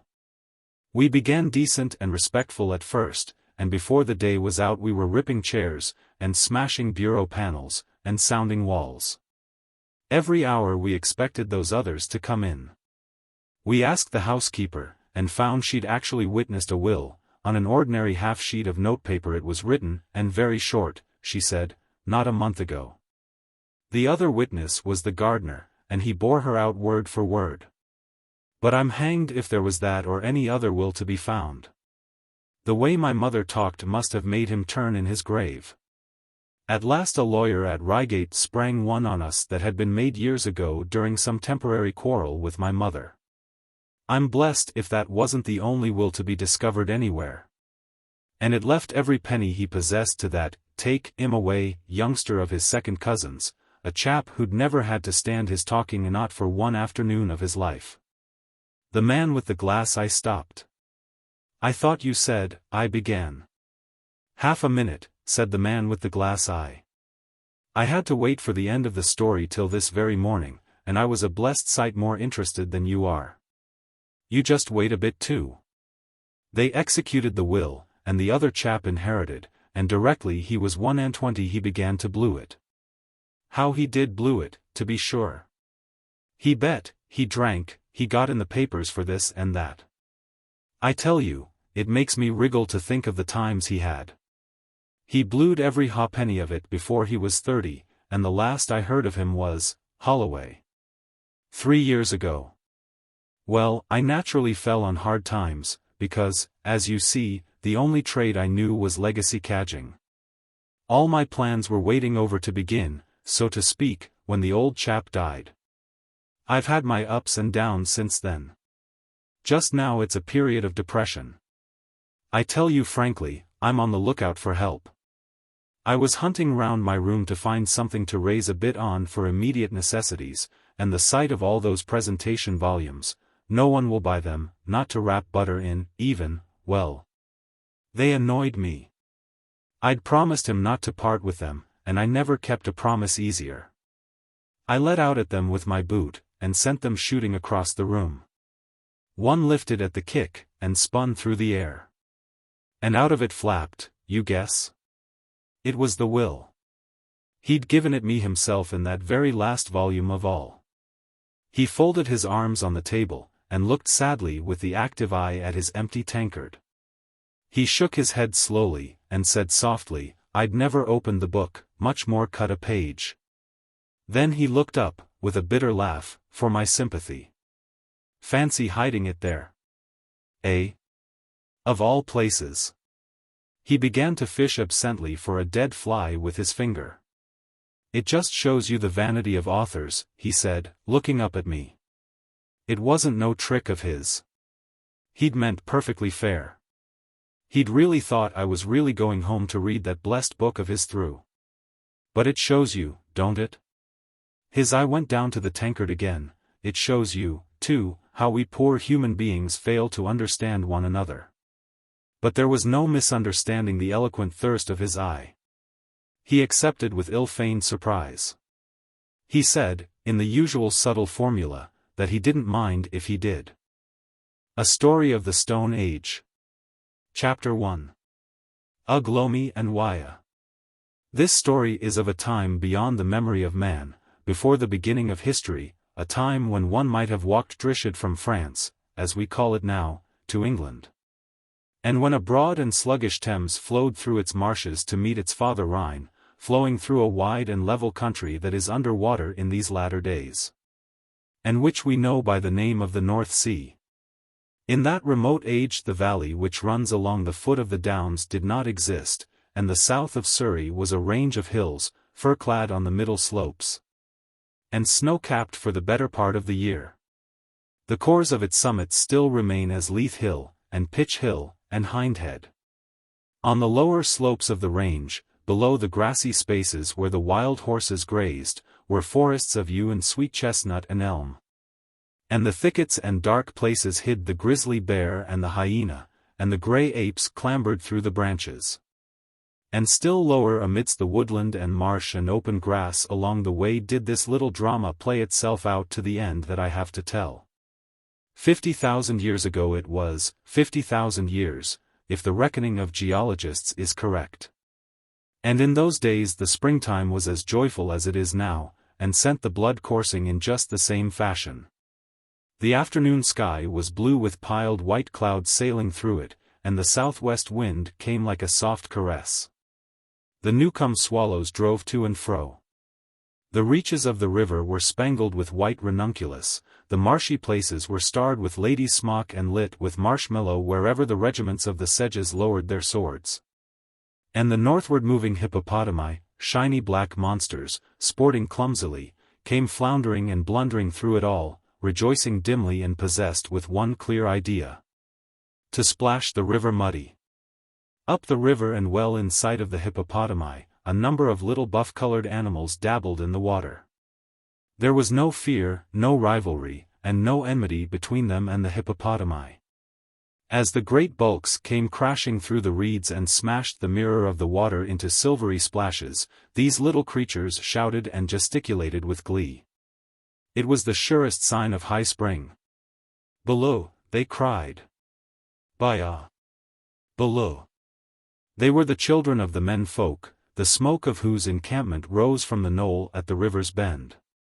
Wild-eyed youngsters they were, with matted hair and little broad-nosed impish faces, covered, as some children are covered even nowadays, with a delicate down of hair. They were narrow in the loins and long in the arms. And their ears had no lobes, and had little pointed tips, a thing that still, in rare instances, survives. Stark naked vivid little gypsies, as active as monkeys and as full of chatter, though a little wanting in words. Their elders were hidden from the wallowing hippopotami by the crest of the knoll. The human squatting place was a trampled area among the dead brown fronds of royal fern, through which the croziers of this year's growth were unrolling to the light and warmth. The fire was a smouldering heap of char, light grey and black, replenished by the old women from time to time with brown leaves. Most of the men were asleep, they slept sitting with their foreheads on their knees. They had killed that morning a good quarry, enough for all, a deer that had been wounded by hunting dogs. So that there had been no quarreling among them, and some of the women were still gnawing the bones that lay scattered about. Others were making a heap of leaves and sticks to feed Brother Fire when the darkness came again, that he might grow strong and tall therewith, and guard them against the beasts. And two were piling flints that they brought, an armful at a time, from the bend of the river where the children were at play. None of these buff-skinned savages were clothed, but some wore about their hips rude girdles of adder skin or crackling undressed hide, from which depended little bags, not made, but torn from the paws of beasts, and carrying the rudely dressed flints that were men's chief weapons and tools. And one woman, the mate of Waya the cunning man, wore a wonderful necklace of perforated fossils, that others had worn before her. Beside some of the sleeping men lay the big antlers of the elk, with the tines chipped to sharp edges, and long sticks, hacked at the ends with flints into sharp points. There was little else save these things and the smoldering fire to mark these human beings off from the wild animals that ranged the country. But Waya the cunning did not sleep, but sat with a bone in his hand and scraped busily thereon with a flint, a thing no animal would do. He was the oldest man in the tribe, beetle-browed, prognathous, lank-armed, he had a beard and his cheeks were hairy, and his chest and arms were black with thick hair. And by virtue both of his strength and cunning he was master of the tribe, and his share was always the most and the best. Udina had hidden herself among the alders, because she was afraid of Waya. She was still a girl, and her eyes were bright and her smile pleasant to see. He had given her a piece of the liver, a man's piece, and a wonderful treat for a girl to get. But as she took it the other woman with the necklace had looked at her, an evil glance, and Ugh Lomi had made a noise in his throat. At that, Waya had looked at him long and steadfastly, and Ugh Lomi's face had fallen. And then Waya had looked at her. She was frightened and she had stolen away, while the feeding was still going on, and Waya was busy with the marrow of a bone. Afterwards he had wandered about as if looking for her. And now she crouched among the alders, wondering mightily what Waya might be doing with the flint and the bone.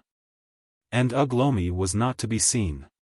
Presently a squirrel came leaping through the alders, and she lay so quiet the little man was within 6 feet of her before he saw her. Whereupon he dashed up a stem in a hurry and began to chatter and scold her. "What are you doing here?" he asked, away from the other men beasts. "Peace," said Udina, but he only chattered more, and then she began to break off the little black cones to throw at him. He dodged and defied her, and she grew excited and rose up to throw better, and then she saw Waya coming down the knoll. He had seen the movement of her pale arm amidst the thicket, he was very keen-eyed. At that she forgot the squirrel and set off through the alders and reeds as fast as she could go. She did not care where she went so long as she escaped Waya. She splashed nearly knee-deep through a swampy place, and saw in front of her a slope of ferns, growing more slender and green as they passed up out of the light into the shade of the young chestnuts.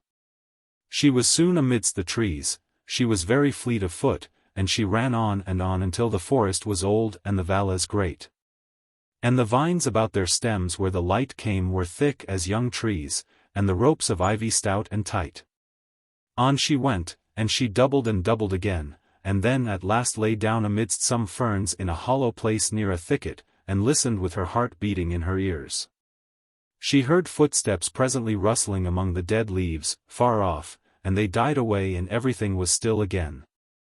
Except the scandalizing of the midges, for the evening was drawing on, and the incessant whisper of the leaves. She laughed silently to think the cunning Waya should go by her. She was not frightened. Sometimes, playing with the other girls and lads, she had fled into the wood, though never so far as this. It was pleasant to be hidden and alone. She lay a long time there, glad of her escape, and then she sat up listening. It was a rapid pattering growing louder and coming towards her, and in a little while she could hear grunting noises and the snapping of twigs. It was a drove of lean grisly wild swine.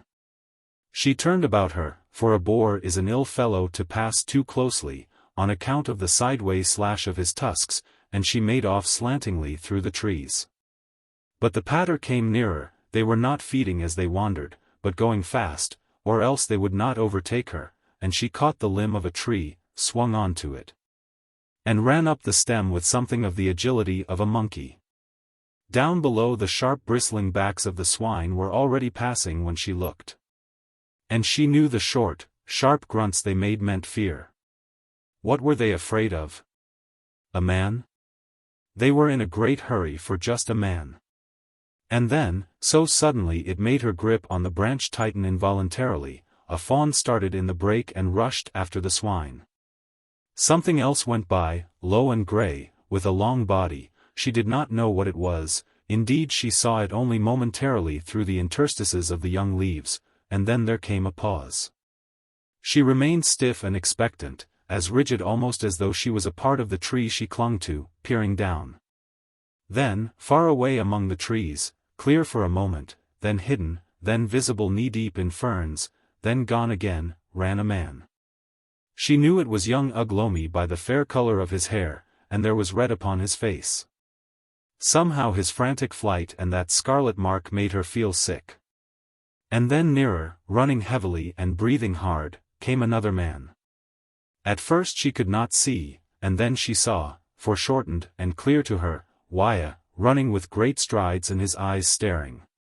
He was not going after Ugh Lomi. His face was white. It was Waya, afraid. He passed, and was still loud hearing, when something else, something large and with grizzled fur, swinging along with soft swift strides, came rushing in pursuit of him. Udina suddenly became rigid, ceased to breathe, her clutch convulsive, and her eyes starting. She had never seen the thing before, she did not even see him clearly now, but she knew at once it was the terror of the woodshade. His name was a legend, the children would frighten one another, frighten even themselves with his name, and run screaming to the squatting place. No man had ever killed any of his kind. Even the mighty mammoth feared his anger.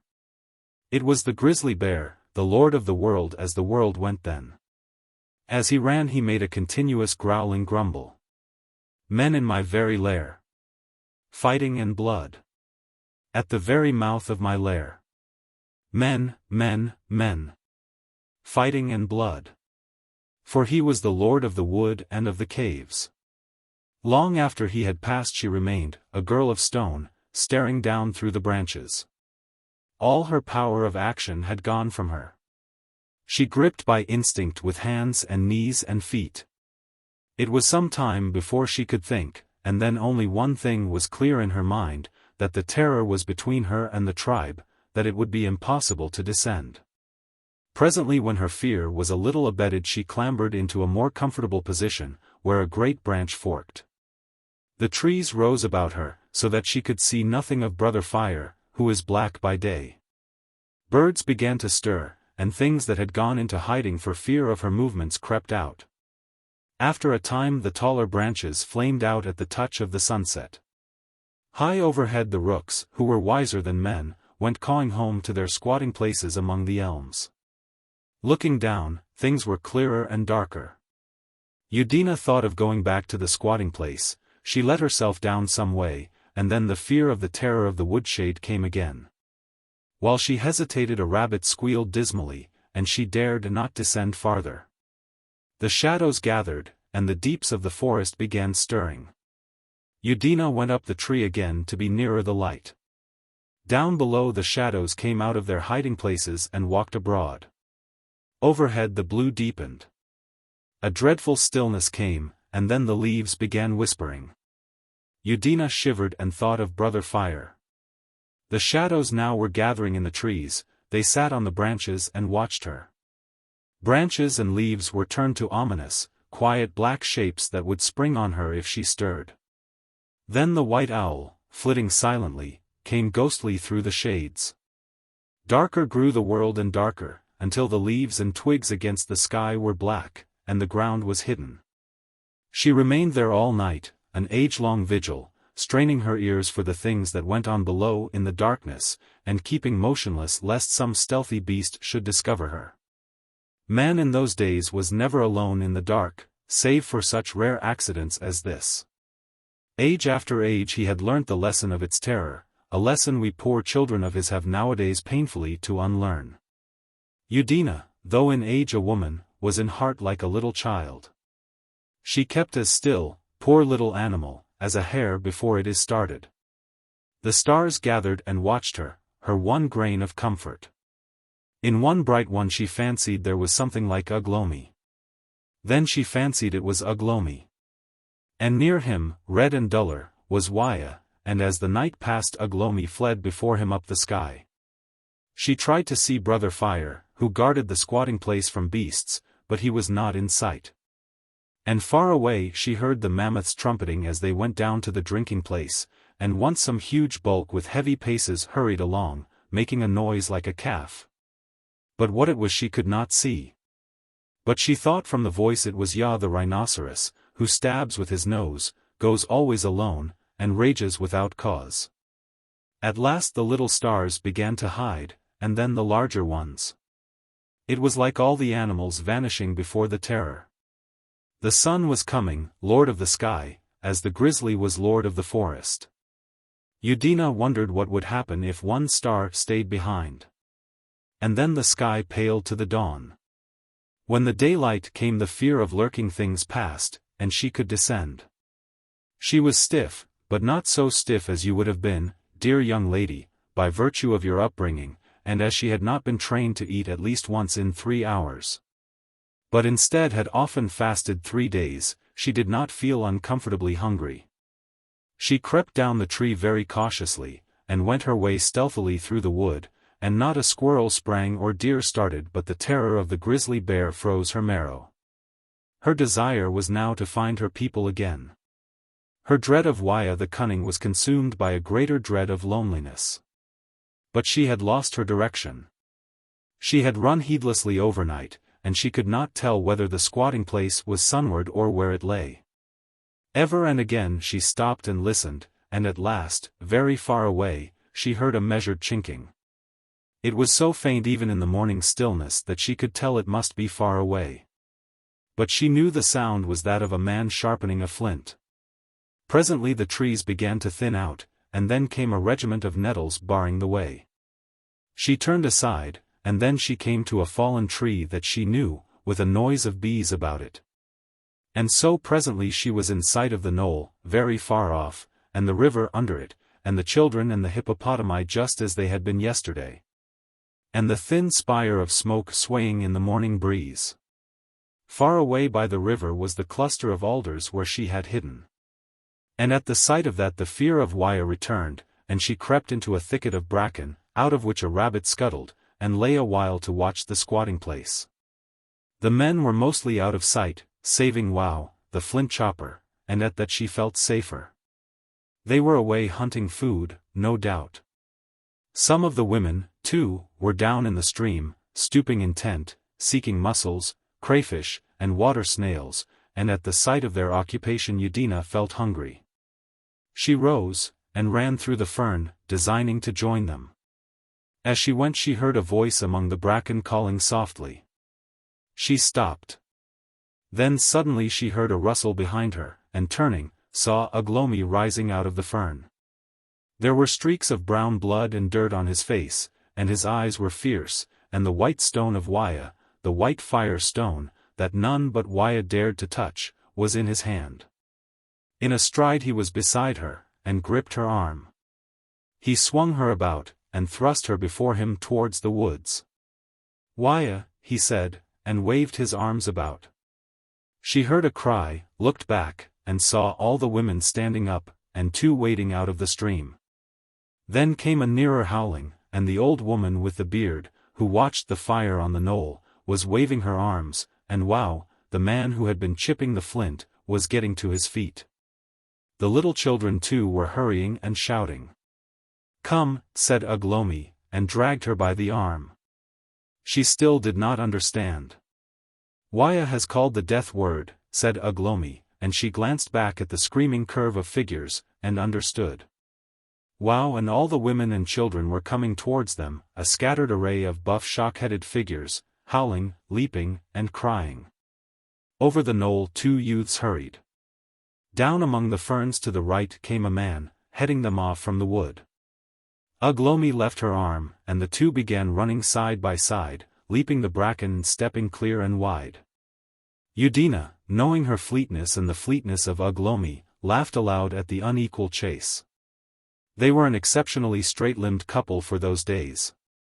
They soon cleared the open, and drew near the wood of chestnut trees again, neither afraid now because neither was alone. They slackened their pace, already not excessive. And suddenly Udina cried and swerved aside, pointing, and looking up through the tree stems.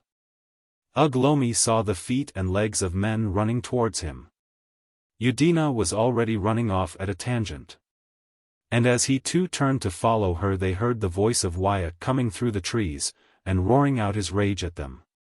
Then terror came in their hearts, not the terror that numbs, but the terror that makes one silent and swift. They were cut off now on 2 sides. They were in a sort of corner of pursuit. On the right hand, and near by them, came the men swift and heavy, with bearded Waya, antler in hand, leading them. And on the left, scattered as one scatters corn, yellow dashes among the fern and grass, ran Wow and the women, and even the little children from the shallow had joined the chase. The 2 parties converged upon them. Off they went, with Udina ahead. They knew there was no mercy for them. There was no hunting so sweet to these ancient men as the hunting of men. Once the fierce passion of the chase was lit, the feeble beginnings of humanity in them were thrown to the winds. And Waya in the night had marked Ugh Lomi with the death word. Ugh Lomi was the day's quarry, the appointed feast. They ran straight, it was their only chance, taking whatever ground came in the way, a spread of stinging nettles, an open glade, a clump of grass out of which a hyena fled snarling. Then woods again, long stretches of shady leaf mold and moss under the green trunks.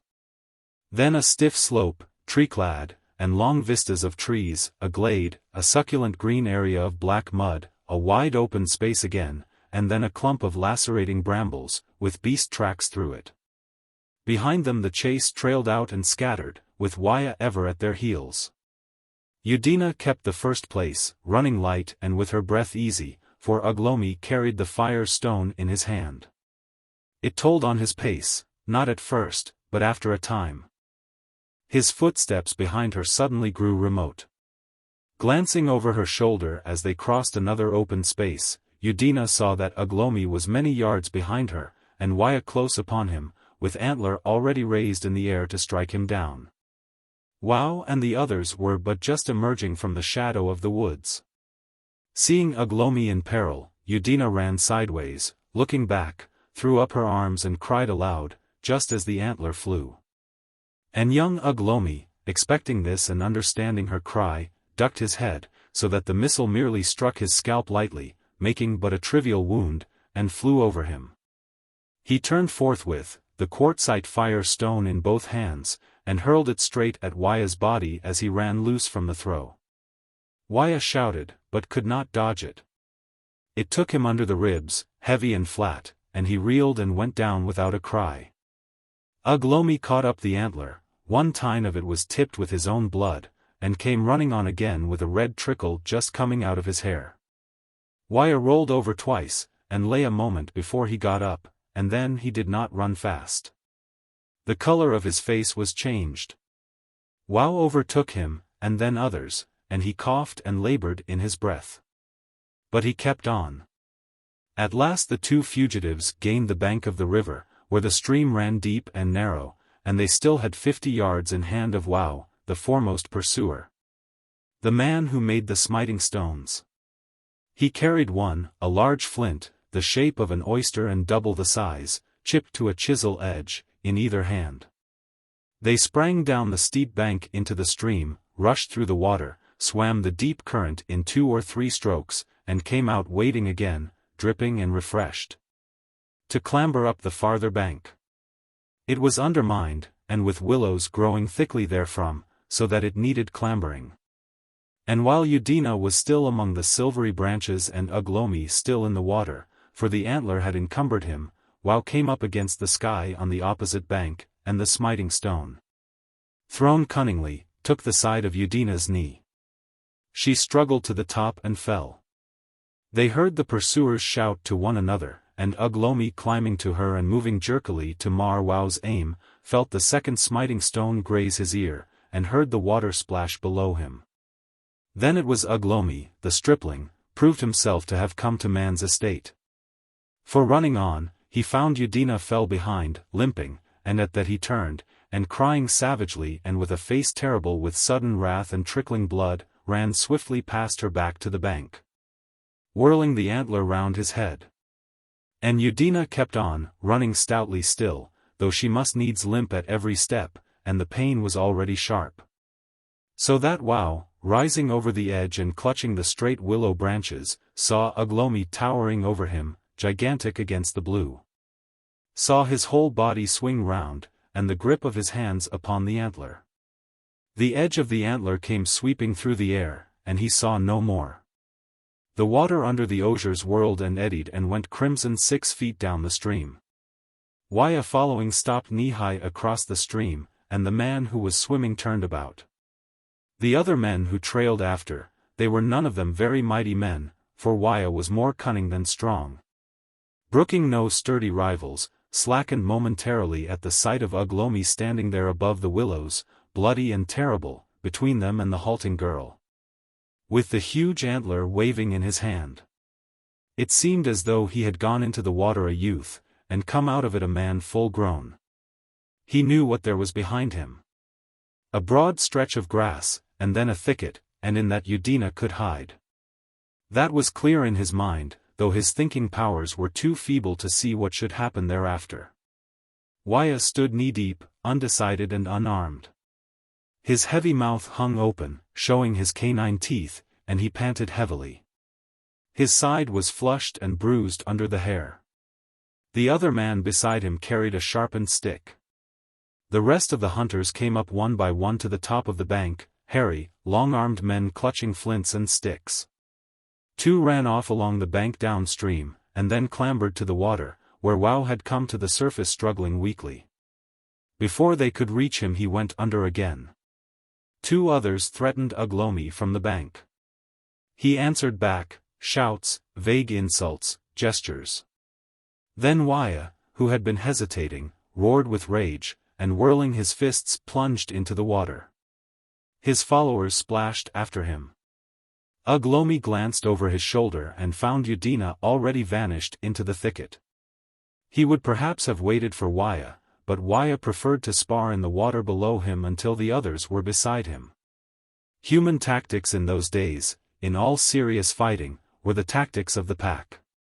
Prey that turned at bay they gathered around and rushed. Ugh Lomi felt the rush coming, and hurling the antler at Waya, turned about and fled. When he halted to look back from the shadow of the thicket, he found only 3 of his pursuers had followed him across the river, and they were going back again. Waya, with a bleeding mouth, was on the farther side of the stream again, but lower down, and holding his hand to his side. The others were in the river dragging something to shore. For a time at least the chase was intermitted. Ugh Lomi stood watching for a space, and snarled at the sight of Waya. Then he turned and plunged into the thicket. In a minute, Udina came hastening to join him, and they went on hand in hand.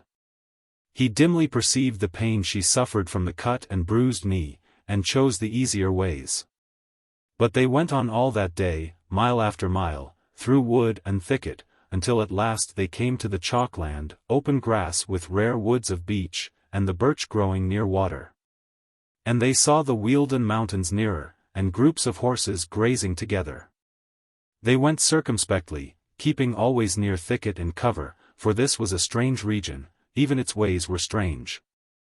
Steadily the ground rose, until the chestnut forest spread wide and blue below them, and the Thames marshes shone silvery, high and far.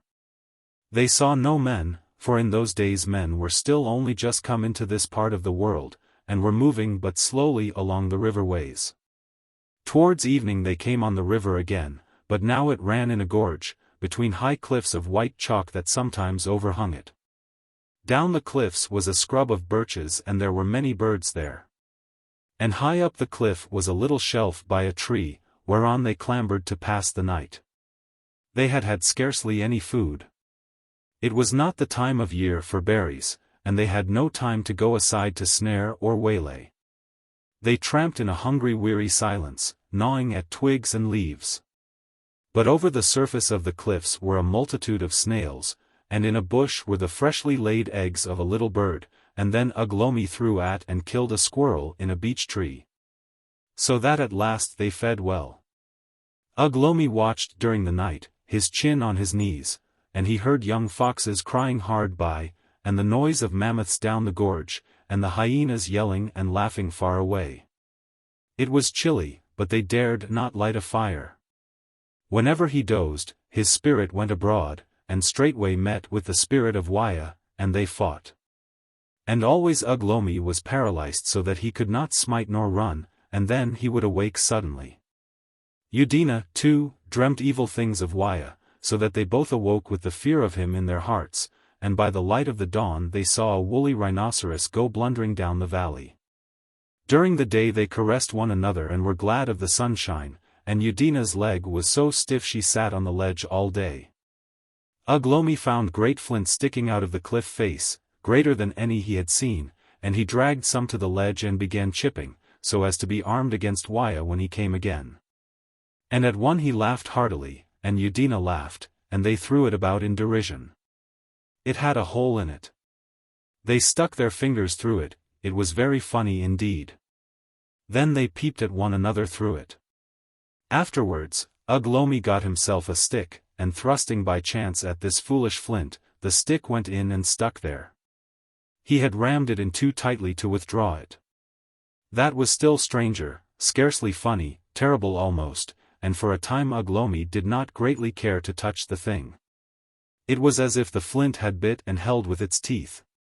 But then he got familiar with the odd combination. He swung it about, and perceived that the stick with the heavy stone on the end struck a better blow than anything he knew. He went to and fro swinging it, and striking with it. But later he tired of it and threw it aside. In the afternoon he went up over the brow of the white cliff, and lay watching by a rabbit warren until the rabbits came out to play. There were no men thereabouts, and the rabbits were heedless. He threw a smiting stone he had made and got a kill. That night they made a fire from flint sparks and bracken fronds, and talked and caressed by it. And in their sleep Wya's spirit came again, and suddenly, while Ugh Lomi was trying to fight vainly, the foolish flint on the stick came into his hand, and he struck Wya with it, and behold! It killed him. But afterwards came other dreams of Wya, for spirits take a lot of killing, and he had to be killed again. Then after that the stone would not keep on the stick. He awoke tired and rather gloomy, and was sulky all the forenoon, in spite of Udina's kindliness, and instead of hunting he sat chipping a sharp edge to the singular flint. And looking strangely at her. Then he bound the perforated flint onto the stick with strips of rabbit skin. And afterwards he walked up and down the ledge, striking with it, and muttering to himself, and thinking of Wya. It felt very fine and heavy in the hand. Several days, more than there was any counting in those days, 5 days, it may be, or 6, did Ugh Lomi and Udina stay on that shelf in the gorge of the river, and they lost all fear of men. And their fire burnt redly of a night. And they were very merry together, there was food every day, sweet water, and no enemies. Udina's knee was well in a couple of days, for those ancient savages had quick-healing flesh. Indeed, they were very happy. On one of those days Ugh Lomi dropped a chunk of flint over the cliff. He saw it fall, and go bounding across the river bank into the river, and after laughing and thinking it over a little he tried another. This smashed a bush of hazel in the most interesting way. They spent all the morning dropping stones from the ledge, and in the afternoon they discovered this new and interesting pastime was also possible from the cliff brow. The next day they had forgotten this delight. Or at least, it seemed they had forgotten. But Wya came in dreams to spoil the paradise. 3 nights he came fighting Ugh Lomi. In the morning after these dreams Ugh Lomi would walk up and down, threatening him and swinging the axe, and at last came the night after Ugh Lomi brained the otter, and they had feasted. Wya went too far. Ugh Lomi awoke, scowling under his heavy brows, and he took his axe, and extending his hand towards Udina he bade her wait for him upon the ledge. Then he clambered down the white declivity, glanced up once from the foot of it and flourished his axe. And without looking back again went striding along the river bank until the overhanging cliff at the bend hid him. 2 days and nights did Udina sit alone by the fire on the ledge waiting, and in the night the beasts howled over the cliffs and down the valley. And on the cliff over against her the hunched hyenas prowled black against the sky. But no evil thing came near her save fear. Once, far away, she heard the roaring of a lion, following the horses as they came northward over the grasslands with the spring. All that time she waited, the waiting that is pain. And the 3rd day Ugh Lomi came back, up the river. The plumes of a raven were in his hair. The first axe was red-stained, and had long dark hairs upon it, and he carried the necklace that had marked the favorite of Wya in his hand. He walked in the soft places, giving no heed to his trail. Save a raw cut below his jaw there was not a wound upon him. Wya, cried Ugh Lomi exultant, and Udina saw it was well. He put the necklace on Udina, and they ate and drank together. And after eating he began to rehearse the whole story from the beginning, when Wya had cast his eyes on Udina, and Wya and Ugh Lomi, fighting in the forest, had been chased by the bear. Eking out his scanty words with abundant pantomime, springing to his feet and whirling the stone axe round when it came to the fighting. The last fight was a mighty one, stamping and shouting, and once a blow at the fire that sent a torrent of sparks up into the night. And Udina sat red in the light of the fire, gloating on him, her face flushed and her eyes shining, and the necklace Wya had made about her neck. It was a splendid time, and the stars that looked down on us looked down on her, our ancestor, who has been dead now these 50,000 years. Chapter 2. The Cave Bear. In the days when Udina and Ugh Lomi fled from the people of Waya towards the fir-clad mountains of the Weald, across the forests of sweet chestnut and the grass-clad chalkland, and hid themselves at last in the gorge of the river between the chalk cliffs, men were few and their squatting places far between. The nearest men to them were those of the tribe, a full day's journey down the river, and up the mountains there were none. Man was indeed a newcomer to this part of the world in that ancient time, coming slowly along the rivers, generation after generation, from one squatting place to another, from the southwestward. And the animals that held the land, the hippopotamus and rhinoceros of the river valleys, the horses of the grass plains, the deer and swine of the woods, the grey apes in the branches. The cattle of the uplands feared him but little, let alone the mammoths in the mountains and the elephants that came through the land in the summertime out of the south. For why should they fear him, with but the rough, chipped flints that he had not learnt to haft and which he threw but ill, and the poor spear of sharpened wood, as all the weapons he had against hoof and horn, tooth and claw? Andu, the huge cave bear, who lived in the cave up the gorge, had never even seen a man in all his wise and respectable life, until midway through one night. As he was prowling down the gorge along the cliff edge, he saw the glare of Udina's fire upon the ledge, and Udina red and shining, and Ugh Lomi, with a gigantic shadow mocking him upon the white cliff, going to and fro, shaking his mane of hair, and waving the axe of stone, the first axe of stone, while he chanted of the killing of Waya.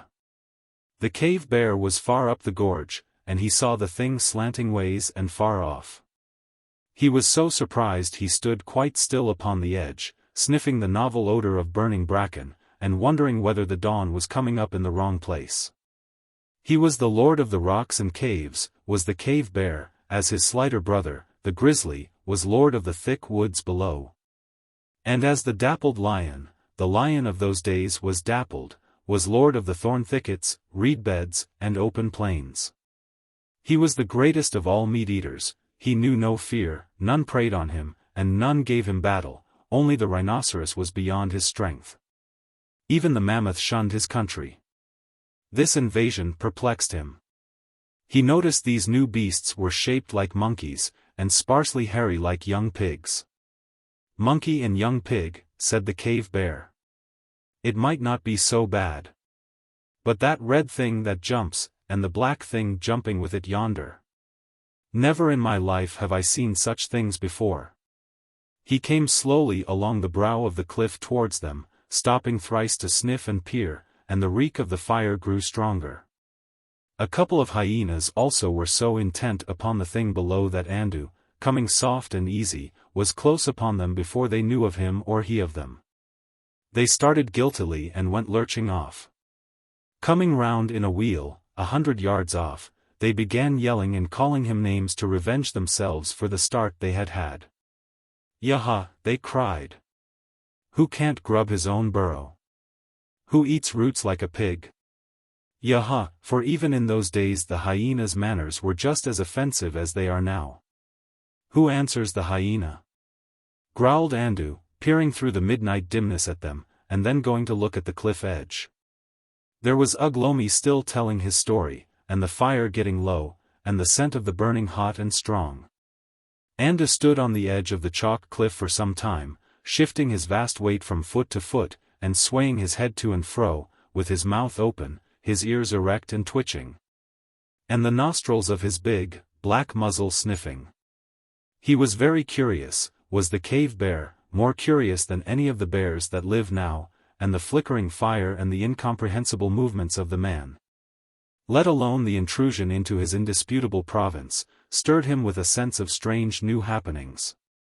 He had been after red deer fawn that night, for the cave bear was a miscellaneous hunter, but this quite turned him from that enterprise.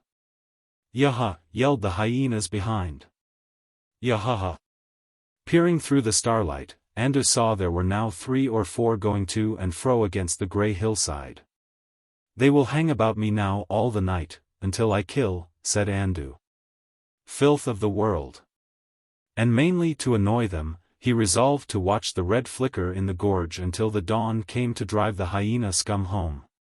And after a time they vanished, and he heard their voices, like a party of Cockney bean-feasters, away in the beech-woods. Then they came slinking near again. Andrew yawned and went on along the cliff, and they followed. Then he stopped and went back.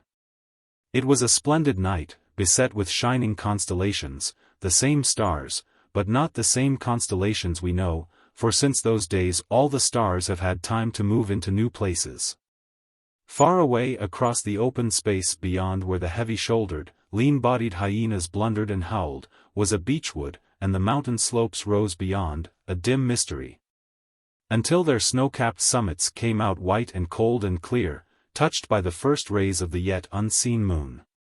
It was a vast silence, save when the yell of the hyenas flung a vanishing discordance across its peace.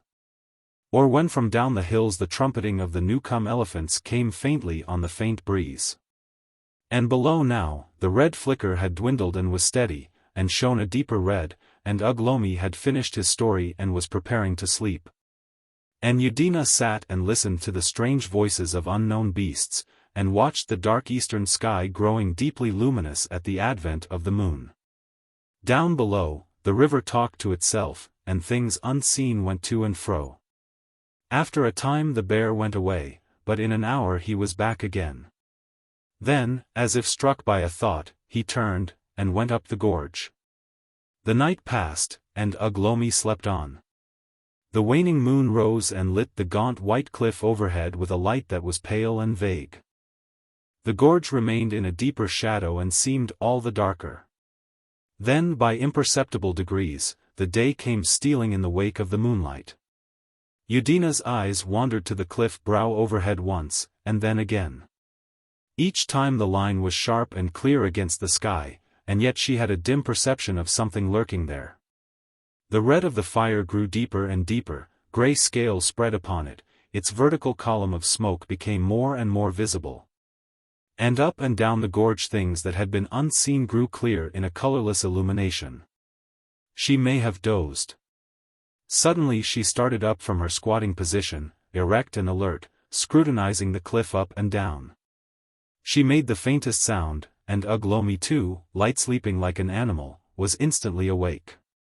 He caught up his axe and came noiselessly to her side.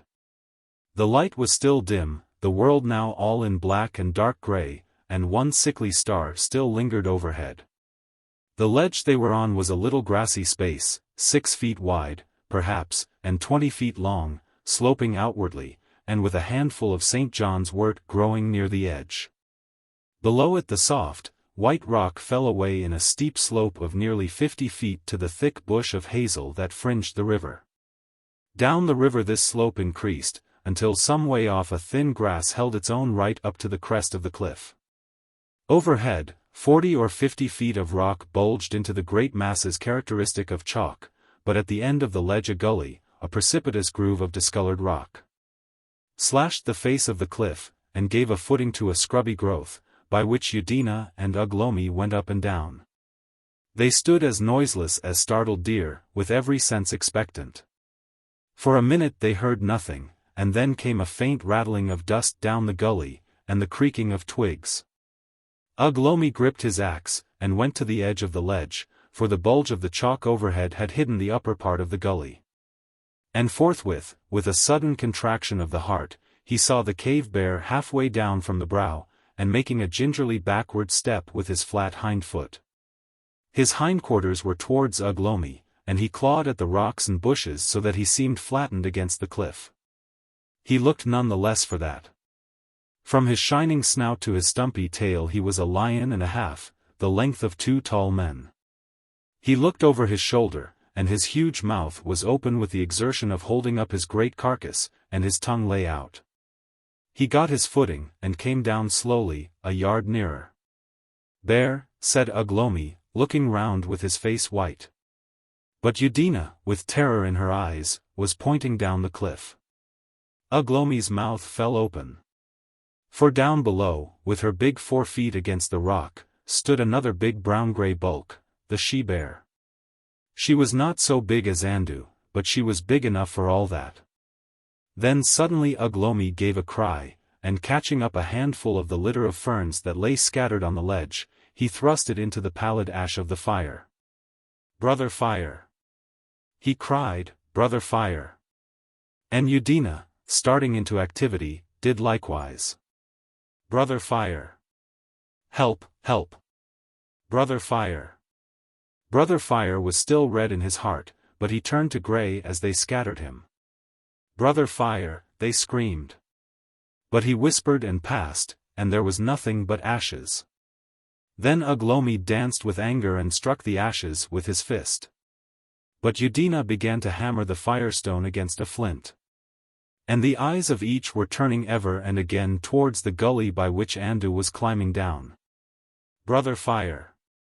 Suddenly the huge furry hindquarters of the bear came into view, beneath the bulge of the chalk that had hidden him. He was still clambering gingerly down the nearly vertical surface. His head was yet out of sight, but they could hear him talking to himself. "Pig and monkey," said the cave bear. "It ought to be good." Udina struck a spark and blew at it. It twinkled brighter and then went out. At that she cast down flint and firestone and stared blankly. Then she sprang to her feet and scrambled a yard or so up the cliff above the ledge. How she hung on even for a moment I do not know, for the chalk was vertical and without grip for a monkey. In a couple of seconds she had slid back to the ledge again with bleeding hands. Ugh Lomi was making frantic rushes about the ledge, now he would go to the edge, now to the gully. He did not know what to do, he could not think. The she-bear looked smaller than her mate, much. If they rushed down on her together, one might live. "Ugh," said the cave bear, and Ugh Lomi turned again and saw his little eyes peering under the bulge of the chalk. Udina, cowering at the end of the ledge, began to scream like a gripped rabbit. At that a sort of madness came upon Ugh Lomi. With a mighty cry, he caught up his axe and ran towards Andu. The monster gave a grunt of surprise. In a moment Ugh Lomi was clinging to a bush right underneath the bear, and in another he was hanging to its back half buried in fur, with one fist clutched in the hair under its jaw. The bear was too astonished at this fantastic attack to do more than cling passive. And then the axe, the first of all axes, rang on its skull. The bear's head twisted from side to side, and he began a petulant scolding growl. The axe bit within an inch of the left eye, and the hot blood blinded that side. At that the brute roared with surprise and anger, and his teeth gnashed 6 inches from Ugh Lomi's face. Then the axe, clubbed close, came down heavily on the corner of the jaw. The next blow blinded the right side and called forth a roar, this time of pain.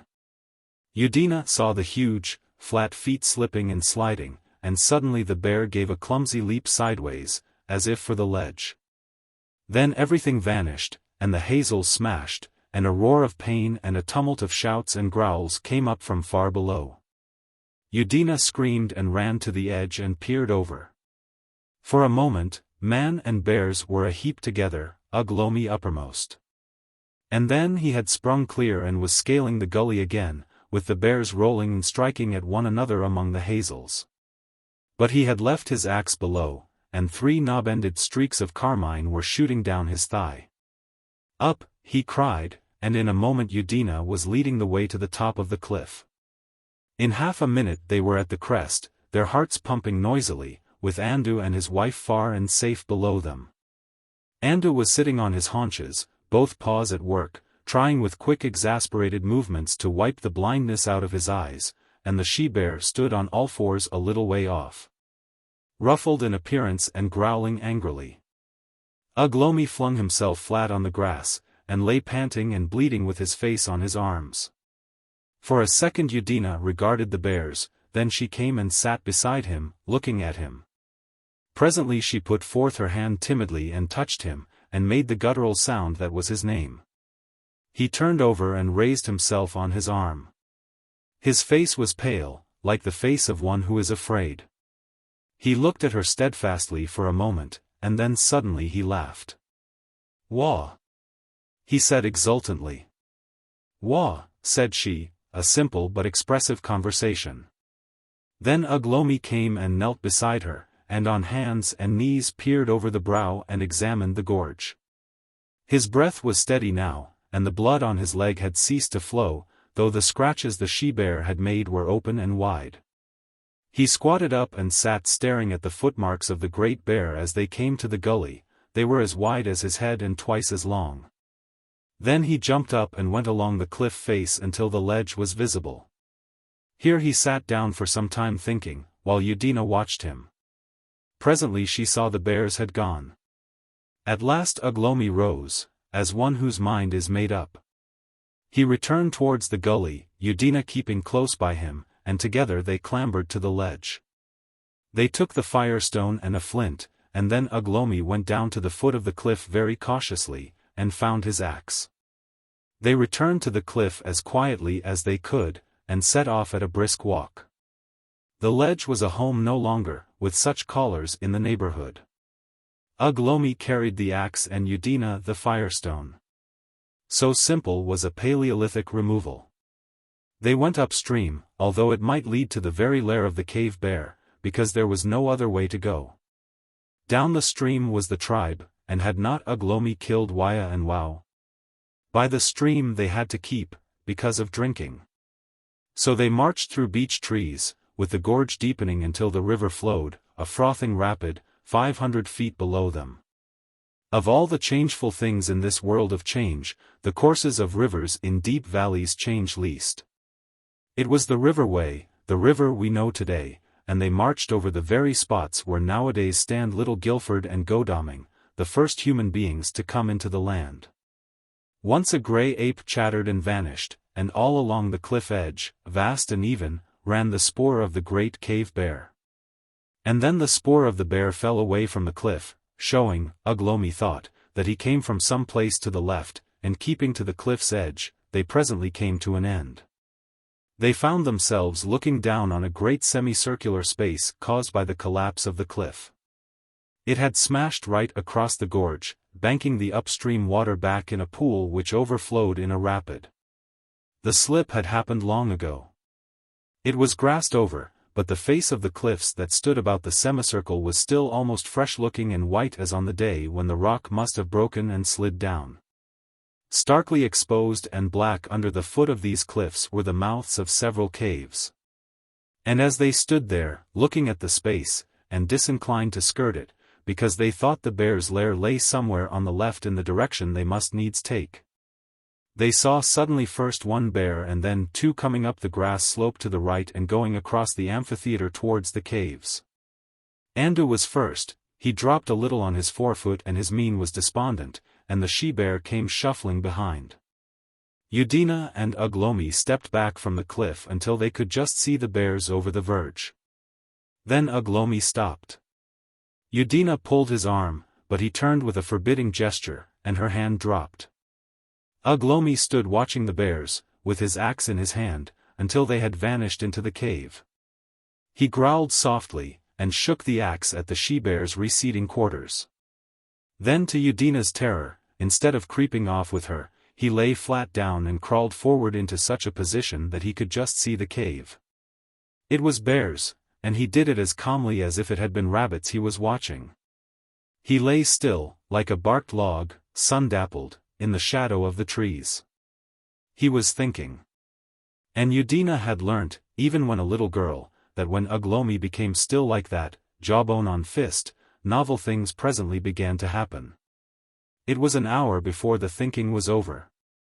It was noon when the two little savages had found their way to the cliff brow that overhung the bear's cave.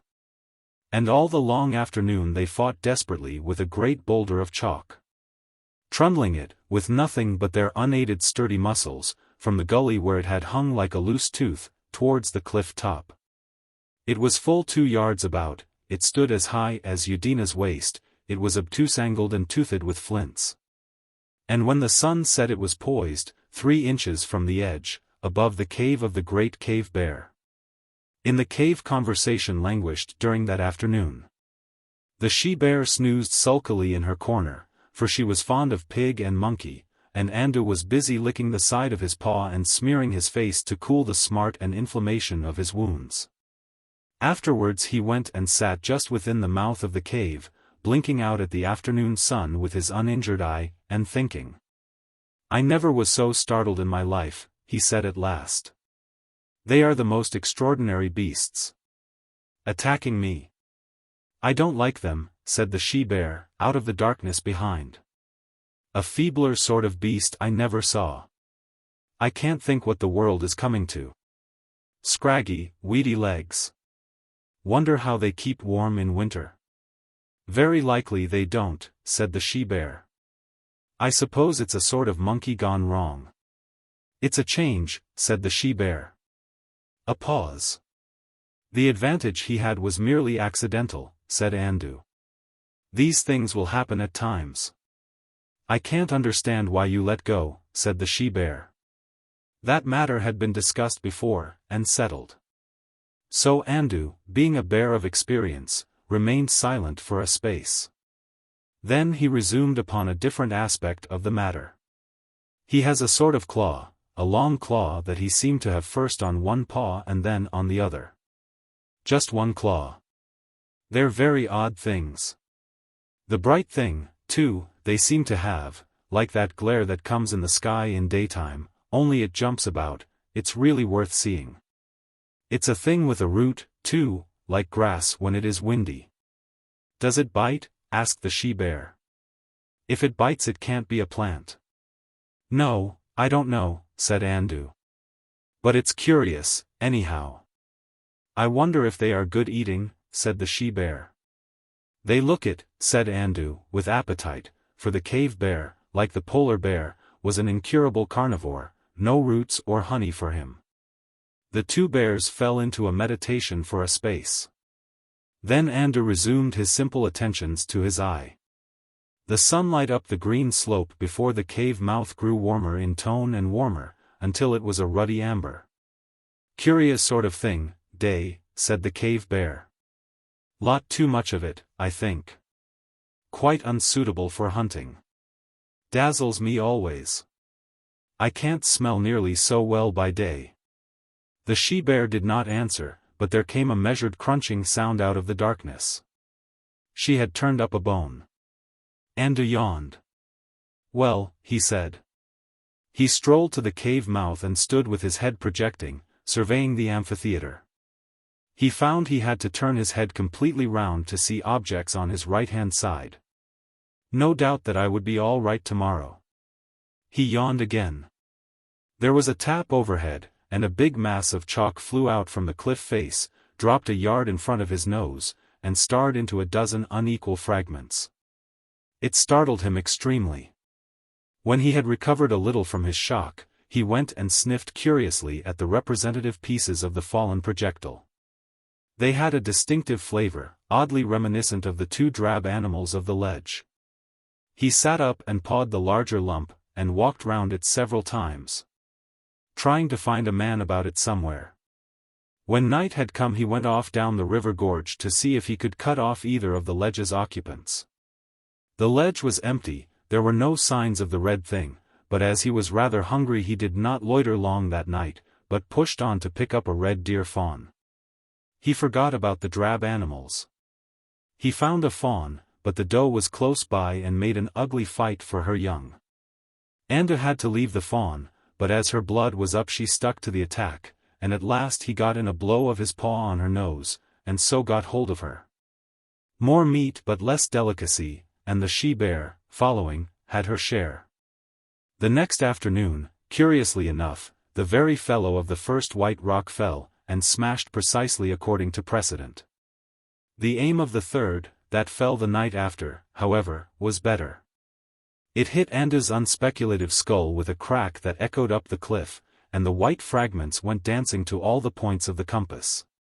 The she-bear coming after him and sniffing curiously at him, found him lying in an odd sort of attitude, with his head wet and all out of shape.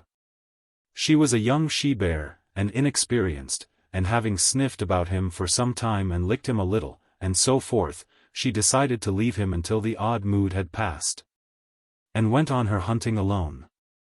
She looked up the fawn of the red doe they had killed 2 nights ago, and found it. But it was lonely hunting without Andu, and she returned caveward before dawn.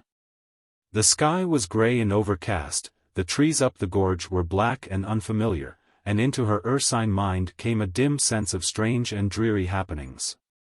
She lifted up her voice and called Andu by name. The sides of the gorge re-echoed her. As she approached the cave she saw in the half-light, and heard a couple of jackals scuttle off, and immediately after a hyena howled and a dozen clumsy bulks went lumbering up the slope. And stopped and yelled derision. Lord of the rocks and caves, Yaha, came down the wind.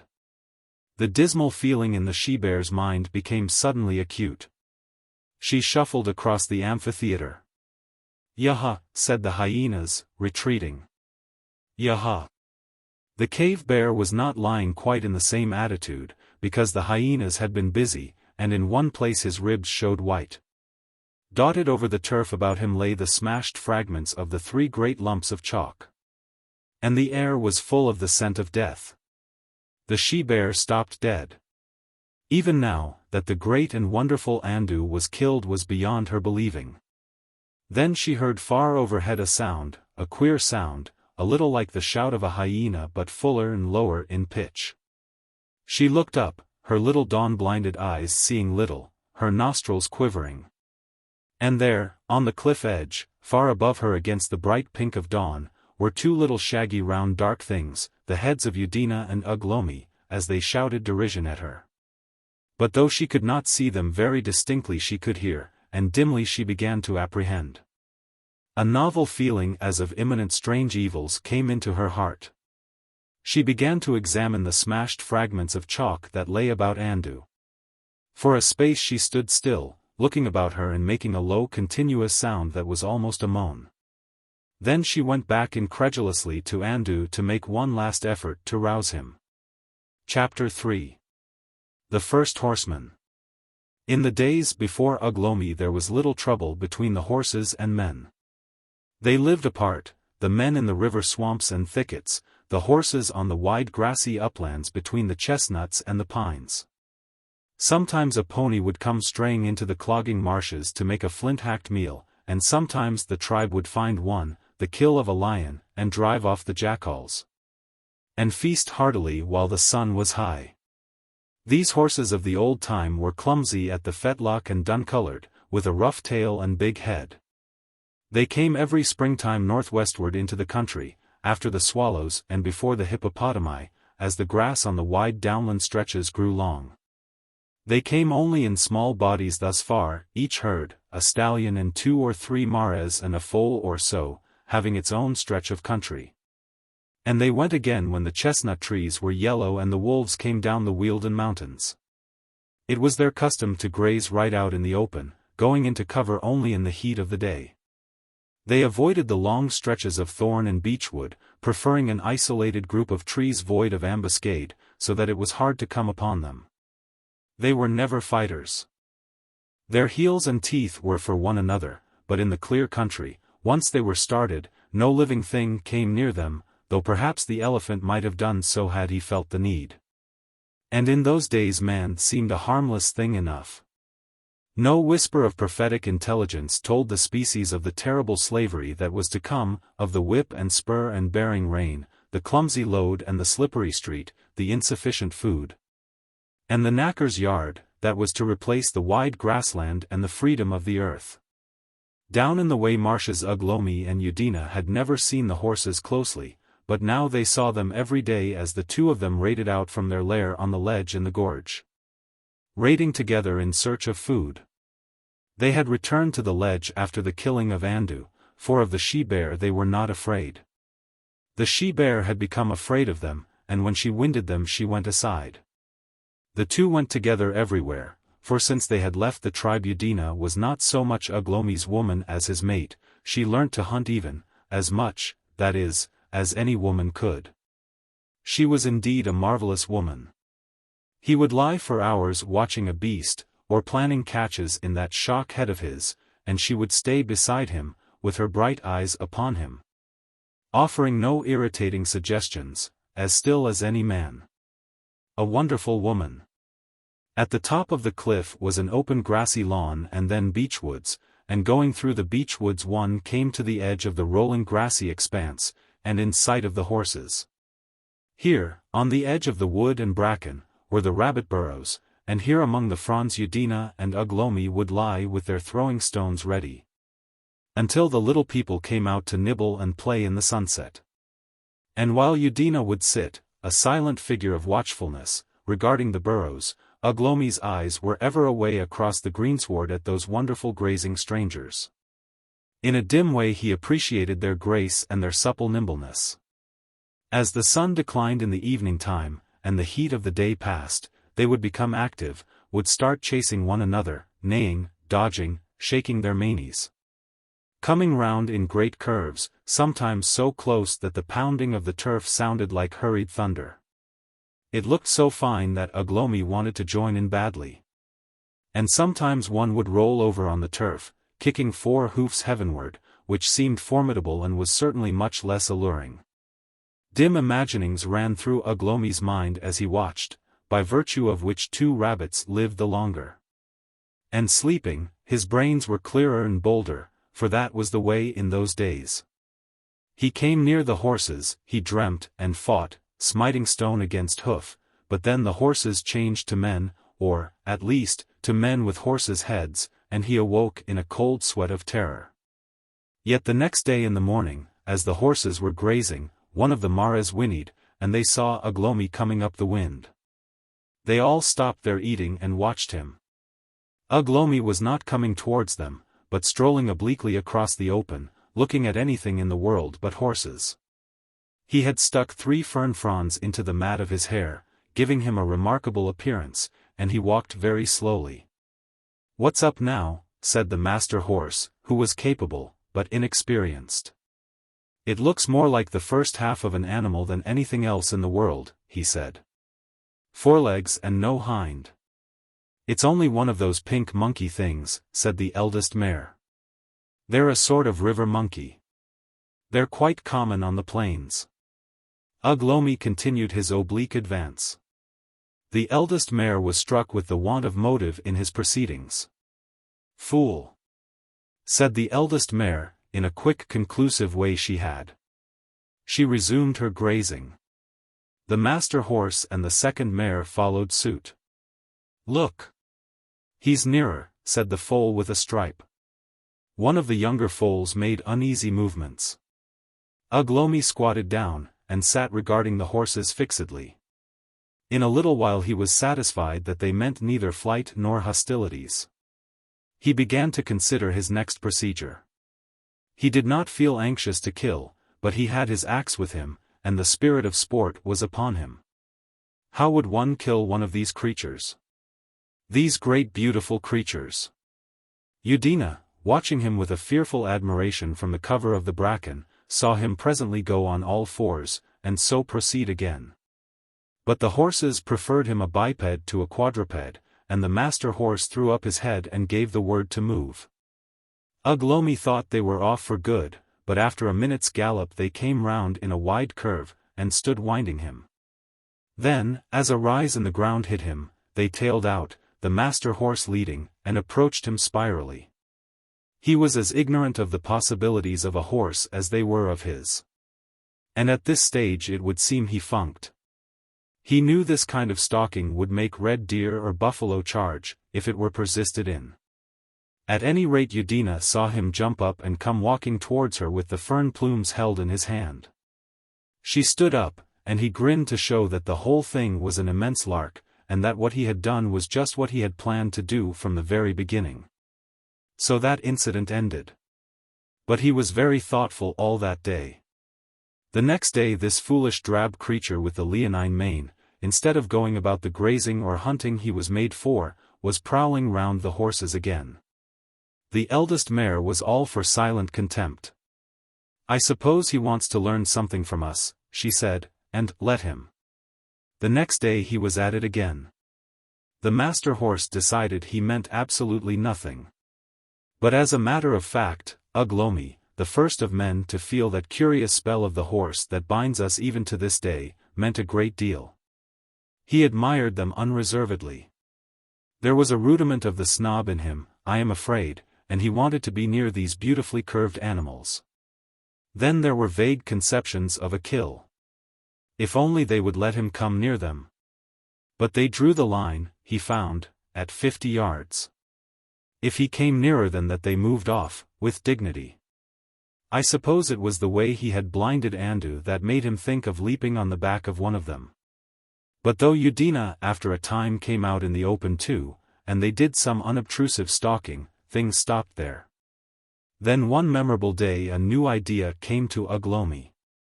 The horse looks down and level, but he does not look up. No animals look up, they have too much common sense. It was only that fantastic creature, man, could waste his wits skyward. Ugh Lomi made no philosophical deductions, but he perceived the thing was so. So he spent a weary day in a beach that stood in the open, while Udina stalked. Usually the horses went into the shade in the heat of the afternoon, but that day the sky was overcast, and they would not, in spite of Udina's solicitude. It was 2 days after that Ugh Lomi had his desire. The day was blazing hot, and the multiplying flies asserted themselves. The horses stopped grazing before midday, and came into the shadow below him, and stood in couples nose to tail, flapping. The master horse, by virtue of his heels, came closest to the tree. And suddenly there was a rustle and a creak, thud. Then a sharp chipped flint bit him on the cheek. The master horse stumbled, came on one knee, rose to his feet, and was off like the wind. The air was full of the whirl of limbs, the prance of hoofs, and snorts of alarm. Ugh Lomi was pitched a foot in the air, came down again, up again, his stomach was hit violently, and then his knees got a grip of something between them. He found himself clutching with knees, feet, and hands, careering violently with extraordinary oscillation through the air, his axe gone heaven knows whither. "Hold tight," said Mother Instinct, and he did. He was aware of a lot of coarse hair in his face, some of it between his teeth, and of green turf streaming past in front of his eyes. He saw the shoulder of the master horse, vast and sleek, with the muscles flowing swiftly under the skin. He perceived that his arms were round the neck, and that the violent jerkings he experienced had a sort of rhythm. Then he was in the midst of a wild rush of tree stems, and then there were fronds of bracken about, and then more open turf. Then a stream of pebbles rushing past, little pebbles flying sideways athwart the stream from the blow of the swift hoofs. Ugh Lomi began to feel frightfully sick and giddy, but he was not the stuff to leave go simply because he was uncomfortable. He dared not leave his grip, but he tried to make himself more comfortable. He released his hug on the neck, gripping the mane instead. He slipped his knees forward, and pushing back, came into a sitting position where the quarters broaden. It was nervous work, but he managed it, and at last he was fairly seated astride, breathless indeed, and uncertain, but with that frightful pounding of his body at any rate relieved. Slowly the fragments of Ugh Lomi's mind got into order again. The pace seemed to him terrific, but a kind of exultation was beginning to oust his first frantic terror. The air rushed by, sweet and wonderful, the rhythm of the hoofs changed and broke up and returned into itself again. They were on turf now, a wide glade, the beech trees 100 yards away on either side, and a succulent band of green starred with pink blossom and shot with silver water here and there meandered down the middle. Far off was a glimpse of blue valley, far away. The exultation grew. It was man's first taste of pace. Then came a wide space dappled with flying fallow deer scattering this way and that, and then a couple of jackals, mistaking Ugh Lomi for a lion, came hurrying after him. And when they saw it was not a lion they still came on out of curiosity. On galloped the horse, with his one idea of escape, and after him the jackals, with pricked ears and quickly barked remarks. "Which kills which?" said the first jackal. "It's the horse being killed," said the second. They gave the howl of following, and the horse answered to it as a horse answers nowadays to the spur. On they rushed, a little tornado through the quiet day, putting up startled birds, sending a dozen unexpected things darting to cover, raising a myriad of indignant dung-flies. Smashing little blossoms, flowering complacently, back into their parental turf. Trees again, and then splash, splash across a torrent, then a hare shot out of a tuft of grass under the very hoofs of the master horse, and the jackals left them incontinently. So presently they broke into the open again, a wide expanse of turfy hillside, the very grassy downs that fall northward nowadays from the Epsom stand. The first hot bolt of the master horse was long since over. He was falling into a measured trot, and Ugh Lomi, albeit bruised exceedingly and quite uncertain of the future, was in a state of glorious enjoyment. And now came a new development. The pace broke again, the master horse came round on a short curve, and stopped dead. Ugh Lomi became alert. He wished he had a flint, but the throwing flint he had carried in a thong about his waist was, like the axe, heaven knows where. The master horse turned his head, and Ugh Lomi became aware of an eye and teeth. He whipped his leg into a position of security, and hit at the cheek with his fist. Then the head went down somewhere out of existence apparently, and the back he was sitting on flew up into a dome. Ugh Lomi became a thing of instinct again, strictly prehensile. He held by knees and feet, and his head seemed sliding towards the turf. His fingers were twisted into the shock of mane, and the rough hair of the horse saved him. The gradient he was on lowered again, and then, "Whoop," said Ugh Lomi astonished, and the slant was the other way up. But Ugh Lomi was 1,000 generations nearer the primordial than man, no monkey could have held on better. And the lion had been training the horse for countless generations against the tactics of rolling and rearing back. But he kicked like a master, and Buck jumped rather neatly. In 5 minutes Ugh Lomi lived a lifetime. If he came off the horse would kill him, he felt assured. Then the master horse decided to stick to his old tactics again, and suddenly went off at a gallop. He headed down the slope, taking the steep places at a rush, swerving neither to the right nor to the left, and, as they rode down, the wide expanse of valley sank out of sight behind the approaching skirmishers of oak and hawthorn. They skirted a sudden hollow with the pool of a spring, rank weeds and silver bushes. The ground grew softer and the grass taller, and on the right-hand side and the left came scattered bushes of may, still splashed with belated blossom. Presently the bushes thickened until they lashed the passing rider, and little flashes and gouts of blood came out on horse and man. Then the way opened again. And then came a wonderful adventure. A sudden squeal of unreasonable anger rose amidst the bushes, the squeal of some creature bitterly wronged. And crashing after them appeared a big, grey-blue shape. It was Yah the big-horned rhinoceros, in one of those fits of fury of his, charging full tilt, after the manner of his kind. He had been startled at his feeding, and someone, it did not matter who, was to be ripped and trampled therefore. He was bearing down on them from the left, with his wicked little eye red, his great horn down and his tail like a jury-mast behind him. For a minute Ugh Lomi was minded to slip off and dodge, and then behold! The staccato of the hoofs grew swifter, and the rhinoceros and his stumpy hurrying little legs seemed to slide out at the back corner of Ugh Lomi's eye. In 2 minutes they were through the bushes of may, and out in the open, going fast. For a space he could hear the ponderous paces in pursuit receding behind him, and then it was just as if Yah had not lost his temper, as if Yah had never existed. The pace never faltered, on they rode and on. Ugh Lomi was now all exultation. To exult in those days was to insult. "Yaha! Big nose!" he said, trying to crane back and see some remote speck of a pursuer. "Why don't you carry your smiting stone in your fist?" he ended with a frantic whoop. But that whoop was unfortunate, for coming close to the ear of the horse, and being quite unexpected, it startled the stallion extremely. He shied violently. Ugh Lomi suddenly found himself uncomfortable again. He was hanging on to the horse, he found, by one arm and one knee. The rest of the ride was honorable but unpleasant. The view was chiefly of blue sky, and that was combined with the most unpleasant physical sensations. Finally, a bush of thorn lashed him and he let go. He hit the ground with his cheek and shoulder, and then, after a complicated and extraordinarily rapid movement, hit it again with the end of his backbone. He saw splashes and sparks of light and color. The ground seemed bouncing about just like the horse had done. Then he found he was sitting on turf, 6 yards beyond the bush.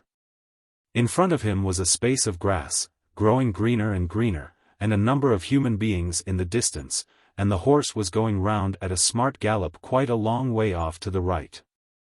The human beings were on the opposite side of the river, some still in the water, but they were all running away as hard as they could go.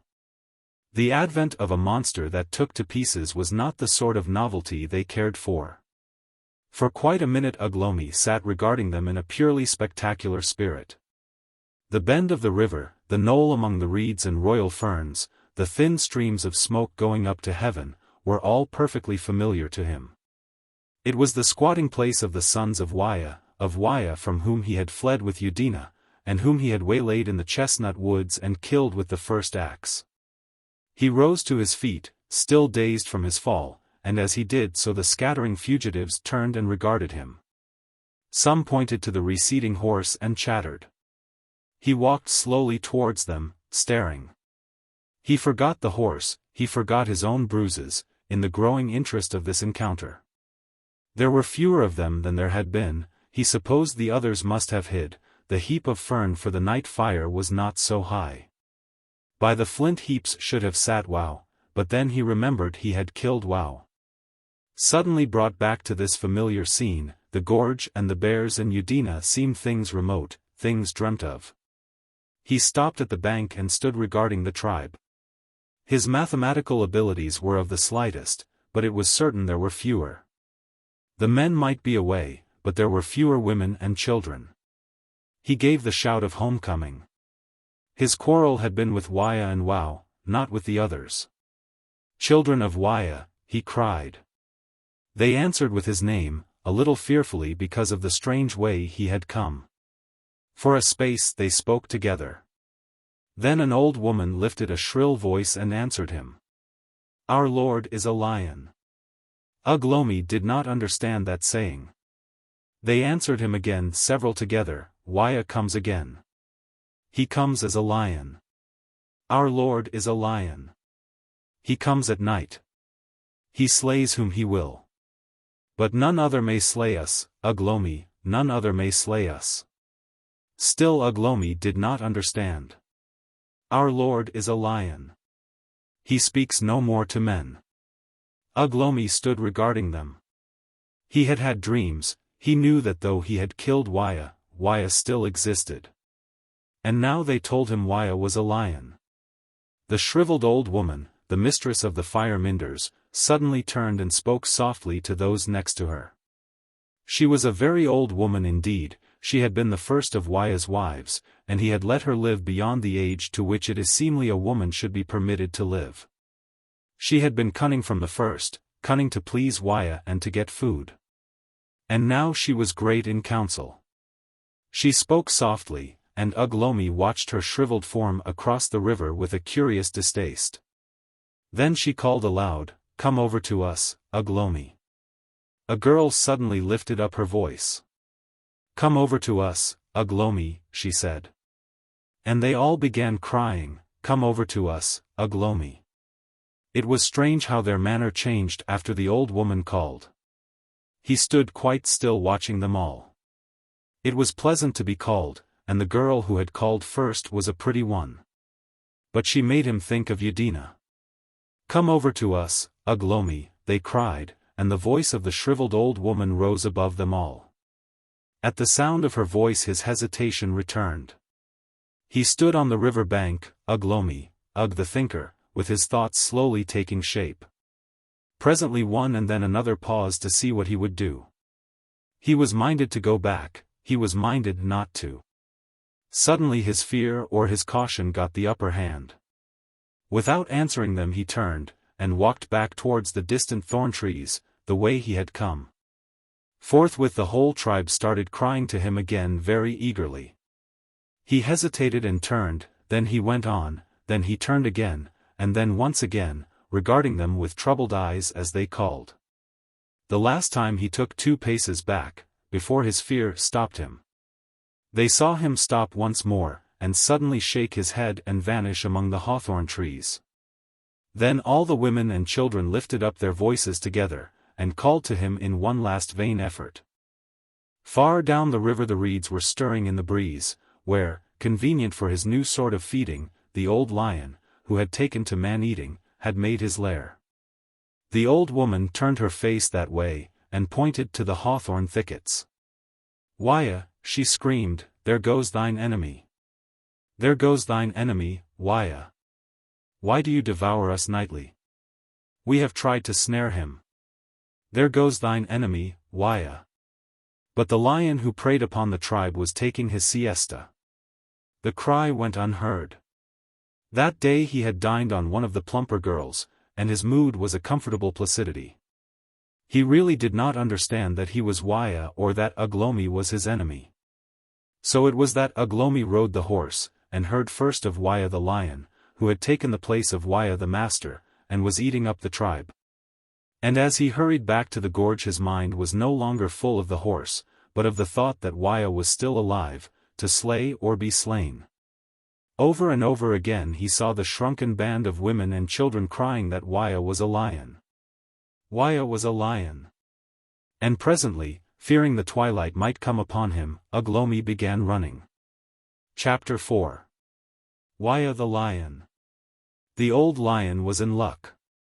The tribe had a certain pride in their ruler, but that was all the satisfaction they got out of it. He came the very night that Ugh Lomi killed Waya the Cunning, and so it was they named him Waya. It was the old woman, the fire-minder, who first named him Waya.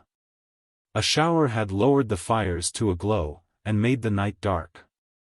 And as they conversed together, and peered at one another in the darkness, and wondered fearfully what Waya would do to them in their dreams now that he was dead, they heard the mounting reverberations of the lion's roar close at hand. Then everything was still. They held their breath, so that almost the only sounds were the patter of the rain and the hiss of the raindrops in the ashes. And then, after an interminable time, a crash, and a shriek of fear, and a growling. They sprang to their feet, shouting, screaming, running this way and that, but brands would not burn, and in a minute the victim was being dragged away through the ferns. It was Urk, the brother of Wow. So the lion came. The ferns were still wet from the rain the next night, and he came and took Click with the red hair. That sufficed for 2 nights. And then in the dark between the moons he came 3 nights, night after night, and that though they had good fires. He was an old lion with stumpy teeth, but very silent and very cool. He knew of fires before, these were not the first of mankind that had ministered to his old age. The 3rd night he came between the outer fire and the inner, and he leapt the flint heap, and pulled down Irm the son of Urk, who had seemed like to be the leader. That was a dreadful night, because they lit great flares of fern and ran screaming, and the lion missed his hold of Irm. By the glare of the fire they saw Irm struggle up, and run a little way towards them, and then the lion in 2 bounds had him down again. That was the last of Irm. So fear came, and all the delight of spring passed out of their lives. Already there were 5 gone out of the tribe, and 4 nights added 3 more to the number. Food-seeking became spiritless, none knew who might go next, and all day the women toiled, even the favorite women, gathering litter and sticks for the night fires. And the hunters hunted ill. In the warm springtime hunger came again as though it was still winter. The tribe might have moved, had they had a leader, but they had no leader, and none knew where to go that the lion could not follow them. So the old lion waxed fat and thanked heaven for the kindly race of men.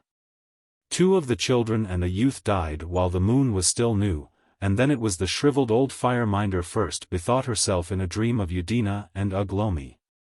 And of the way Waya had been slain. She had lived in fear of Waya all her days, and now she lived in fear of the lion. That Ugh Lomi could kill Waya for good, Ugh Lomi whom she had seen born, was impossible. It was Waya still seeking his enemy. And then came the strange return of Ugh Lomi, a wonderful animal seen galloping far across the river, that suddenly changed into 2 animals, a horse and a man. Following this portent, the vision of Ugh Lomi on the farther bank of the river. Yes, it was all plain to her. Waya was punishing them, because they had not hunted down Ugh Lomi and Udina. The men came straggling back to the chances of the night while the sun was still golden in the sky. They were received with the story of Ugh Lomi. She went across the river with them and showed them his spoor hesitating on the farther bank. Sis the tracker knew the feet for Ugh Lomi's. Waya needs Ugh Lomi, cried the old woman, standing on the left of the bend, a gesticulating figure of flaring bronze in the sunset. Her cries were strange sounds, flitting to and fro on the borderland of speech, but this was the sense they carried: the lion needs Udina. He comes night after night seeking Udina and Ugh Lomi. When he cannot find Udina and Ugh Lomi, he grows angry and he kills. Hunt Udina and Ugh Lomi, Udina whom he pursued, and Ugh Lomi for whom he gave the death word. Hunt Udina and Ugh Lomi.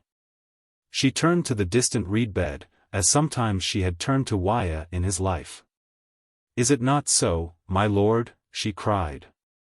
And, as if in answer, the tall reeds bowed before a breath of wind. Far into the twilight the sound of hacking was heard from the squatting places. It was the men sharpening their ashen spears against the hunting of the morrow. And in the night, early before the moon rose, the lion came and took the girl of Sis the tracker. In the morning before the sun had risen, Sis the tracker, and the lad Wowhow, who now chipped flints, and One Eye, and Bow, and the snail-eater, the two red-haired men, and Cat-skin and Snake. All the men that were left alive of the sons of Waya, taking their ash spears and their smiting stones, and with throwing stones in the beast-paw bags, started forth upon the trail of Ugh Lomi through the hawthorn thickets where Ya the rhinoceros and his brothers were feeding, and up the bare downland towards the beech woods. That night the fires burnt high and fierce, as the waxing moon set, and the lion left the crouching women and children in peace. And the next day, while the sun was still high, the hunters returned, all save One Eye, who lay dead with a smashed skull at the foot of the ledge. When Ugh Lomi came back that evening from stalking the horses, he found the vultures already busy over him. And with them the hunters brought Udina bruised and wounded, but alive. That had been the strange order of the shriveled old woman, that she was to be brought alive. She is no kill for us. She is for Waya the lion. Her hands were tied with thongs, as though she had been a man, and she came weary and drooping, her hair over her eyes and matted with blood. They walked about her, and ever and again the snail-eater, whose name she had given, would laugh and strike her with his ashen spear. And after he had struck her with his spear, he would look over his shoulder like one who had done an overbold deed. The others, too, looked over their shoulders ever and again, and all were in a hurry save Udina. When the old woman saw them coming, she cried aloud with joy. They made Udina cross the river with her hands tied, although the current was strong, and when she slipped the old woman screamed, first with joy and then for fear she might be drowned. And when they had dragged Udina to shore, she could not stand for a time, albeit they beat her sore. So they let her sit with her feet touching the water, and her eyes staring before her, and her face set, whatever they might do or say. All the tribe came down to the squatting place, even curly little Haha, who as yet could scarcely toddle, and stood staring at Udina and the old woman. As now we should stare at some strange wounded beast and its captor. The old woman tore off the necklace of Waya that was about Udina's neck, and put it on herself. She had been the first to wear it. Then she tore at Udina's hair, and took a spear from Sis and beat her with all her might. And when she had vented the warmth of her heart on the girl, she looked closely into her face. Udina's eyes were closed and her features were set, and she lay so still that for a moment the old woman feared she was dead. And then her nostrils quivered. At that the old woman slapped her face and laughed and gave the spear to Sis again, and went a little way off from her and began to talk and jeer at her after her manner. The old woman had more words than any in the tribe. And her talk was a terrible thing to hear. Sometimes she screamed and moaned incoherently, and sometimes the shape of her guttural cries was the mere phantom of thoughts. But she conveyed to Udina, nevertheless, much of the things that were yet to come, of the lion and of the torment he would do her. And Ugh Lomi. Ha, ha. Ugh Lomi is slain? And suddenly Udina's eyes opened and she sat up again, and her look met the old woman's fair and level. No, she said slowly, like one trying to remember, I did not see my Ugh Lomi slain. I did not see my Ugh Lomi slain. Tell her, cried the old woman. Tell her, he that killed him. Tell her how Ugh Lomi was slain. She looked, and all the women and children there looked, from man to man. None answered her. They stood shamefaced. Tell her, said the old woman. The men looked at one another. Udina's face suddenly lit. Tell her, she said. Tell her, mighty men. Tell her the killing of Ugh Lomi. The old woman rose and struck her sharply across her mouth. We could not find Ugh Lomi, said Sis the tracker, slowly. Who hunts two, kills none. Then Udina's heart leapt, but she kept her face hard. It was as well, for the old woman looked at her sharply, with murder in her eyes. Then the old woman turned her tongue upon the men because they had feared to go on after Ugh Lomi. She dreaded no one now Waya was slain. She scolded them as one scolds children. And they scowled at her, and began to accuse one another. Until suddenly Sis the tracker raised his voice and bade her hold her peace. And so when the sun was setting they took Udina and went, though their hearts sank within them, along the trail the old lion had made in the reeds. All the men went together. At one place was a group of alders, and here they hastily bound Udina where the lion might find her when he came abroad in the twilight. And having done so they hurried back until they were near the squatting place. Then they stopped. Sis stopped first and looked back again at the alders. They could see her head even from the squatting place, a little black shock under the limb of the larger tree. That was as well. All the women and children stood watching upon the crest of the mound. And the old woman stood and screamed for the lion to take her whom he sought, and counseled him on the torments he might do her.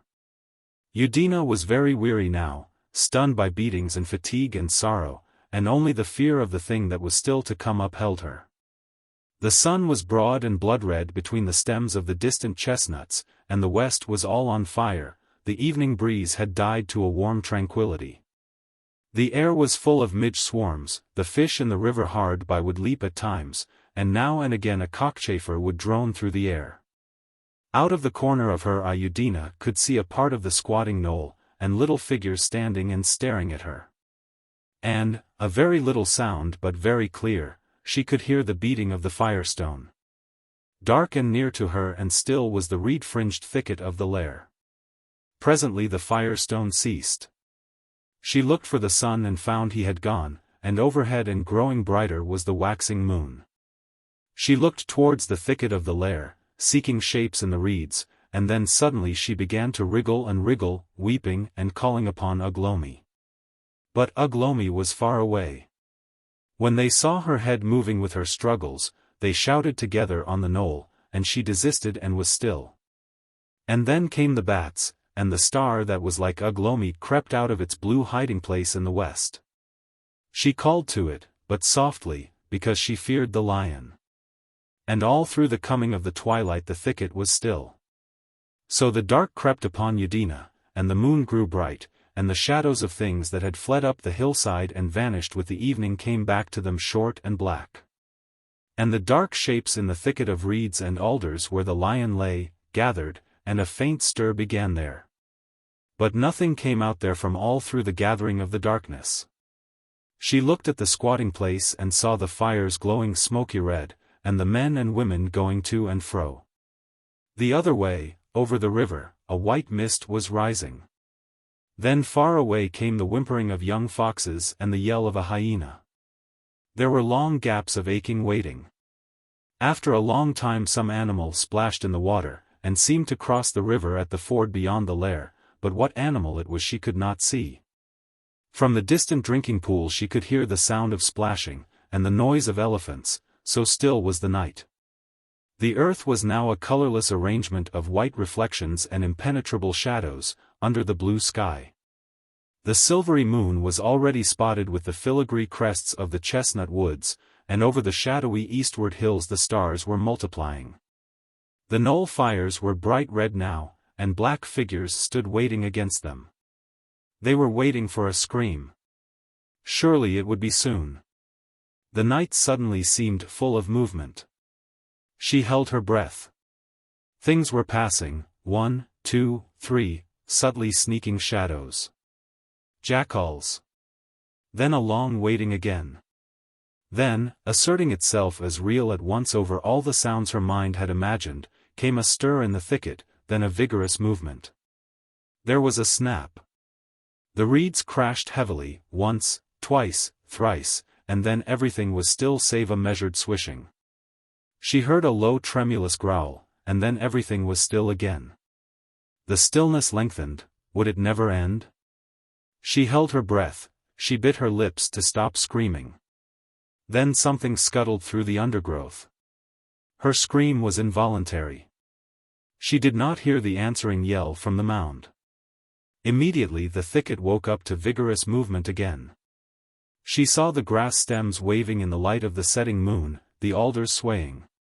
She struggled violently, her last struggle. But nothing came towards her. A dozen monsters seemed rushing about in that little place for a couple of minutes, and then again came silence. The moon sank behind the distant chestnuts and the night was dark. Then an odd sound, a sobbing panting, that grew faster and fainter. Yet another silence, and then dim sounds and the grunting of some animal. Everything was still again. Far away eastwards an elephant trumpeted, and from the woods came a snarling and yelping that died away.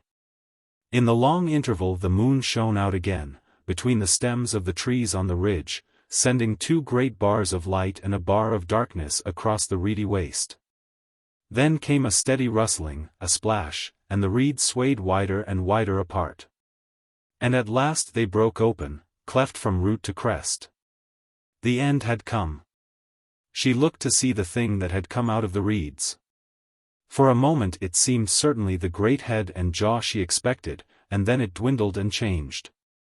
It was a dark low thing, that remained silent, but it was not the lion. It became still, everything became still. She peered. It was like some gigantic frog, 2 limbs and a slanting body.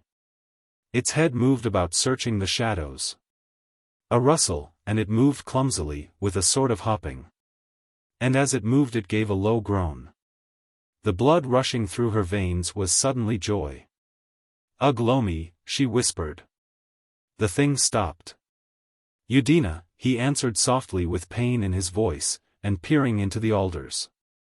He moved again, and came out of the shadow beyond the reeds into the moonlight.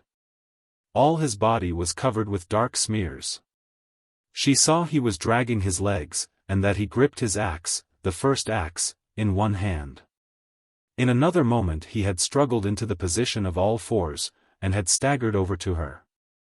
"The lion," he said in a strange mingling of exultation and anguish. "Wow, I have slain a lion. With my own hand. Even as I slew the great bear." He moved to emphasize his words, and suddenly broke off with a faint cry. For a space he did not move. "Let me free," whispered Udina. He answered her no words but pulled himself up from his crawling attitude by means of the alder stem, and hacked at her thongs with the sharp edge of his axe. She heard him sob at each blow. He cut away the thongs about her chest and arms, and then his hand dropped. His chest struck against her shoulder and he slipped down beside her and lay still. But the rest of her release was easy. Very hastily she freed herself. She made one step from the tree, and her head was spinning. Her last conscious movement was towards him. She reeled, and dropped. Her hand fell upon his thigh. It was soft and wet, and gave way under her pressure. He cried out at her touch, and writhed and lay still again. Presently a dark dog-like shape came very softly through the reeds. Then stopped dead and stood sniffing, hesitated, and at last turned and slunk back into the shadows. Long was the time they remained there motionless, with the light of the setting moon shining on their limbs. Very slowly as the setting of the moon, did the shadow of the reeds towards the mound flow over them. Presently their legs were hidden, and Ugh Lomi was but a bust of silver. The shadow crept to his neck, crept over his face, and so at last the darkness of the night swallowed them up. The shadow became full of instinctive stirrings. There was a patter of feet, and a faint snarling, the sound of a blow. There was little sleep that night for the women and children at the squatting place until they heard Udina scream. But the men were weary and sat dozing. When Udina screamed they felt assured of their safety, and hurried to get the nearest places to the fires. The old woman laughed at the scream, and laughed again because see, the little friend of Udina, whimpered. Directly the dawn came they were all alert and looking towards the alders. They could see that Udina had been taken. They could not help feeling glad to think that Waya was appeased. But across the minds of the men the thought of Ugh Lomi fell like a shadow. They could understand revenge, for the world was old in revenge, but they did not think of rescue. Suddenly a hyena fled out of the thicket, and came galloping across the reed space. His muzzle and paws were dark-stained. At that sight all the men shouted and clutched at throwing stones and ran towards him, for no animal is so pitiful a coward as the hyena by day. All men hated the hyena because he preyed on children, and would come and bite when one was sleeping on the edge of the squatting place. And Cat's Skin, throwing fair and straight, hit the brute shrewdly on the flank, whereat the whole tribe yelled with delight. At the noise they made there came a flapping of wings from the lair of the lion, and 3 white-headed vultures rose slowly and circled and came to rest amidst the branches of an alder, overlooking the lair. "Our lord is abroad," said the old woman, pointing. "The vultures have their share of Udina." For a space they remained there, and then first one and then another dropped back into the thicket. Then over the eastern woods, and touching the whole world to life and color, poured, with the exaltation of a trumpet blast, the light of the rising sun. At the sight of him the children shouted together, and clapped their hands and began to race off towards the water. Only little C lagged behind and looked wonderingly at the alders where she had seen the head of Udina overnight. But Waya, the old lion, was not abroad, but at home, and he lay very still, and a little on one side. He was not in his lair, but a little way from it in a place of trampled grass. Under one eye was a little wound, the feeble little bite of the first axe. But all the ground beneath his chest was ruddy brown with a vivid streak, and in his chest was a little hole that had been made by Ugh Lomi's stabbing spear. Along his side and at his neck the vultures had marked their claims. For so Ugh Lomi had slain him, lying stricken under his paw and thrusting haphazard at his chest. He had driven the spear in with all his strength and stabbed the giant to the heart. So it was the reign of the lion, of the second incarnation of Waya the master, came to an end. From the knoll the bustle of preparation grew, the hacking of spears and throwing stones. None spake the name of Ugh Lomi for fear that it might bring him. The men were going to keep together, close together, in the hunting for a day or so. And their hunting was to be Ugh Lomi, lest instead he should come hunting them. But Ugh Lomi was lying very still and silent, outside the lion's lair, and Udina squatted beside him, with the ash spear, all smeared with lion's blood, gripped in her hand. Chapter 5. The Fight in the Lion's Thicket. Ugh Lomi lay still, his back against an alder, and his thigh was a red mass terrible to see. No civilized man could have lived who had been so sorely wounded, but Udina got him thorns to close his wounds, and squatted beside him day and night, smiting the flies from him with a fan of reeds by day, and in the night threatening the hyenas with the first axe in her hand. And in a little while he began to heal. It was high summer, and there was no rain. Little food they had during the first 2 days his wounds were open. In the low place where they hid were no roots nor little beasts, and the stream, with its water snails and fish, was in the open 100 yards away. She could not go abroad by day for fear of the tribe, her brothers and sisters, nor by night for fear of the beasts, both on his account and hers. So they shared the lion with the vultures. But there was a trickle of water nearby, and Eudina brought him plenty in her hands. Where Ugh Lomi lay was well hidden from the tribe by a thicket of alders, and all fenced about with bulrushes and tall reeds. The dead lion he had killed lay near his old lair on a place of trampled reeds 50 yards away, in sight through the reed stems. And the vultures fought each other for the choicest pieces and kept the jackals off him. Very soon a cloud of flies that looked like bees hung over him, and Ugh Lomi could hear their humming. And when Ugh Lomi's flesh was already healing, and it was not many days before that began, only a few bones of the lion remained scattered and shining white.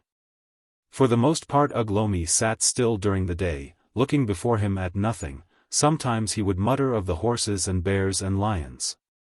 And sometimes he would beat the ground with the first axe and say the names of the tribe. He seemed to have no fear of bringing the tribe, for hours together. But chiefly he slept, dreaming little because of his loss of blood and the slightness of his food. During the short summer night both kept awake. All the while the darkness lasted things moved about them, things they never saw by day. For some nights the hyenas did not come, and then one moonless night near a dozen came and fought for what was left of the lion. The night was a tumult of growling, and Ugh Lomi and Eudina could hear the bones snap in their teeth. But they knew the hyena dare not attack any creature alive and awake, and so they were not greatly afraid. Of a daytime Eudina would go along the narrow path the old lion had made in the reeds until she was beyond the bend, and then she would creep into the thicket and watch the tribe. She would lie close by the alders where they had bound her to offer her up to the lion, and thence she could see them on the knoll by the fire, small and clear, as she had seen them that night. But she told Ugh Lomi little of what she saw, because she feared to bring them by their names. For so they believed in those days, that naming called. She saw the men prepare stabbing spears and throwing stones on the morning after Ugh Lomi had slain the lion, and go out to hunt him, leaving the women and children on the knoll. Little they knew how near he was as they tracked off in single file towards the hills, with Sis the tracker leading them. And she watched the women and children, after the men had gone, gathering fern fronds and twigs for the night fire, and the boys and girls running and playing together. But the very old woman made her feel afraid. Towards noon, when most of the others were down at the stream by the bend, she came and stood on the hither side of the knoll, a gnarled brown figure. And gesticulated so that Eudina could scarce believe she was not seen. Eudina lay like a hare in its form, with shining eyes fixed on the bent which away there. And presently she dimly understood it was the lion the old woman was worshipping, the lion Ugh Lomi had slain. And the next day the hunters came back weary, carrying a fawn, and Eudina watched the feast enviously. And then came a strange thing. She saw, distinctly she heard, the old woman shrieking and gesticulating and pointing towards her. She was afraid, and crept like a snake out of sight again. But presently curiosity overcame her and she was back at her spying place, and as she peered her heart stopped, for there were all the men, with their weapons in their hands, walking together towards her from the knoll. She dared not move lest her movement should be seen, but she pressed herself close to the ground. The sun was low and the golden light was in the faces of the men. She saw they carried a piece of rich red meat thrust through by an ashen stake. Presently they stopped. "Go on," screamed the old woman. Catskin grumbled, and they came on, searching the thicket with sun-dazzled eyes. "Here," said Sis. And they took the ashen stake with the meat upon it and thrust it into the ground. "Why, cried Sis, "behold thy portion. And Ugh Lomi we have slain. Of a truth we have slain Ugh Lomi. This day we slew Ugh Lomi, and tomorrow we will bring his body to you." And the others repeated the words. They looked at each other and behind them, and partly turned and began going back. At first they walked half-turned to the thicket, then facing the mound they walked faster looking over their shoulders, then faster. Soon they ran, it was a race at last, until they were near the knoll. Then Sis, who was hindmost, was first to slacken his pace. The sunset passed and the twilight came, the fires glowed red against the hazy blue of the distant chestnut trees, and the voices over the mound were merry. Udina lay scarcely stirring, looking from the mound to the meat and then to the mound. She was hungry, but she was afraid. At last she crept back to Ugh Lomi. He looked round at the little rustle of her approach. His face was in shadow. "Have you got me some food?" he said. She said she could find nothing, but that she would seek further, and went back along the lion's path until she could see the mound again, but she could not bring herself to take the meat. She had the brute's instinct of a snare. She felt very miserable. She crept back at last towards Ugh Lomi and heard him stirring and moaning. She turned back to the mound again. Then she saw something in the darkness near the stake, and peering distinguished a jackal. In a flash she was brave and angry. She sprang up, cried out, and ran towards the offering. She stumbled and fell, and heard the growling of the jackal going off. When she arose only the ashen stake lay on the ground, the meat was gone. So she went back, to fast through the night with Ugh Lomi, and Ugh Lomi was angry with her, because she had no food for him, but she told him nothing of the things she had seen. 2 days passed and they were near starving, when the tribe slew a horse. Then came the same ceremony, and a haunch was left on the ashen stake, but this time Udina did not hesitate. By acting and words she made Ugh Lomi understand, but he ate most of the food before he understood, and then as her meaning passed to him he grew merry with his food. "I am Waya," he said. "I am the lion. I am the great cave bear, I who was only Ugh Lomi. I am Wow the cunning. It is well that they should feed me, for presently I will kill them all." Then Udina's heart was light, and she laughed with him, and afterwards she ate what he had left of the horseflesh with gladness. After that it was he had a dream, and the next day he made Udina bring him the lion's teeth and claws, so much of them as she could find, and hack him a club of alder. And he put the teeth and claws very cunningly into the wood so that the points were outward. Very long it took him, and he blunted 2 of the teeth hammering them in, and was very angry and threw the thing away. But afterwards he dragged himself to where he had thrown it and finished it, a club of a new sort set with teeth. That day there was more meat for them both, an offering to the lion from the tribe. It was one day, more than a hand's fingers of days, more than anyone had skill to count, after Ugh Lomi had made the club. That Udina while he was asleep was lying in the thicket watching the squatting place. There had been no meat for 3 days. And the old woman came and worshipped after her manner. Now while she worshipped, Udina's little friend C and another, the child of the first girl Sis had loved, came over the knoll and stood regarding her skinny figure. And presently they began to mock her. Udina found this entertaining, but suddenly the old woman turned on them quickly and saw them. For a moment she stood and they stood motionless, and then with a shriek of rage, she rushed towards them, and all 3 disappeared over the crest of the knoll. Presently the children reappeared among the ferns beyond the shoulder of the hill. Little C ran first, for she was an active girl, and the other child ran squealing with the old woman close upon her. And over the knoll came Sis with a bone in his hand, and bow and cat skin obsequiously behind him, each holding a piece of food, and they laughed aloud and shouted to see the old woman so angry. And with a shriek the child was caught and the old woman set to work slapping and the child screaming, and it was very good after dinner fun for them. Little C ran on a little way and stopped at last between fear and curiosity.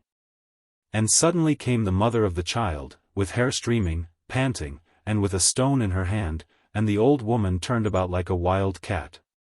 She was the equal of any woman, was the chief of the fire minders, in spite of her years, but before she could do anything Sis shouted to her and the clamor rose loud. Other shock heads came into sight. It seemed the whole tribe was at home and feasting. But the old woman dared not go on wreaking herself on the child Sis befriended. Everyone made noises and called names, even little C. Abruptly the old woman let go of the child she had caught and made a swift run at sea, for sea had no friends. And sea, realizing her danger when it was almost upon her, made off headlong, with a faint cry of terror, not heeding whither she ran, straight to the lair of the lion. She swerved aside into the reeds presently, realizing now whither she went. But the old woman was a wonderful old woman, as active as she was spiteful, and she caught sea by the streaming hair within 30 yards of Udina. All the tribe now was running down the knoll and shouting and laughing, ready to see the fun. Then something stirred in Udina, something that had never stirred in her before. And, thinking all of little sea and nothing of her fear, she sprang up from her ambush and ran swiftly forward. The old woman did not see her, for she was busy beating little C's face with her hand, beating with all her heart, and suddenly something hard and heavy struck her cheek.